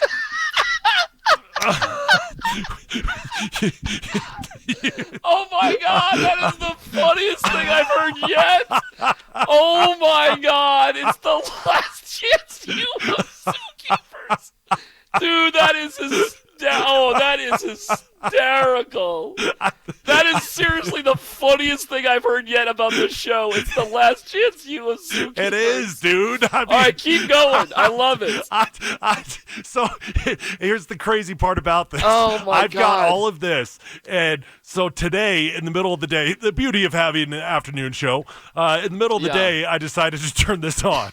And so my whole goal was I just wanted to give it a little test run to see if the wife and I wanted to watch it tonight. Yes. And the crazy part is I turned the show off after 15 minutes, and that's all that I took away. That's 15 minutes. That's 15 minutes. I haven't watched the entire episode But one yet. You know. I'm just like, I just knew immediately, all right, I got to stop this. This is going to be our new show. I'm coming back to it tonight. Okay, and you think your wife will like it? Oh, she's going to love it. I know she will. Okay. Yeah. Will you please just take... Here's what happened to me. First of all, I started watching it. I couldn't stop. So I forgot a lot of things because I binged it. What can I tell you? It was stupid. I was up till like 3 o'clock in the morning. Yeah, that's probably going to be me tonight. I'm not going to lie. So please, please, please do this. As you're watching it, and just something like, you got to be kidding me, happens, just take a little note. Just take a little note. Just listening to you like recap it just like that was awesome.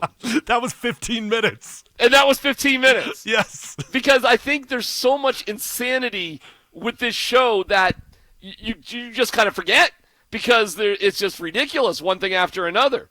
So you don't really have to review it. Just keep a note. Oh no, of every dude, insane thing that hits you. Like I promise you, like I joked about The Bachelor, but like this, I'm in. Like this is Okay. like I am watching every last second of this. All right, so boy, if you had the discipline to just watch one show a night and we could get a review the next day. Oh, I can't promise that. I can't promise that. Yeah. All right, well, do the best you can with it, but so that's the first 15 minutes of episode 1 of there's correct. 7. There's 7 episodes. I know that's a major bummer that there's only 7. I forgot about the underwear. I forgot about the Tiger King the leopard underwear. print.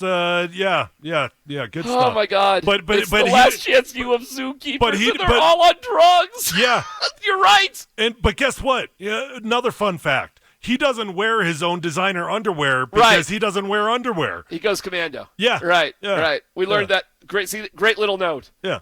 Yeah. Joe Exotic goes, oh, dude, you are in for such a treat. It's like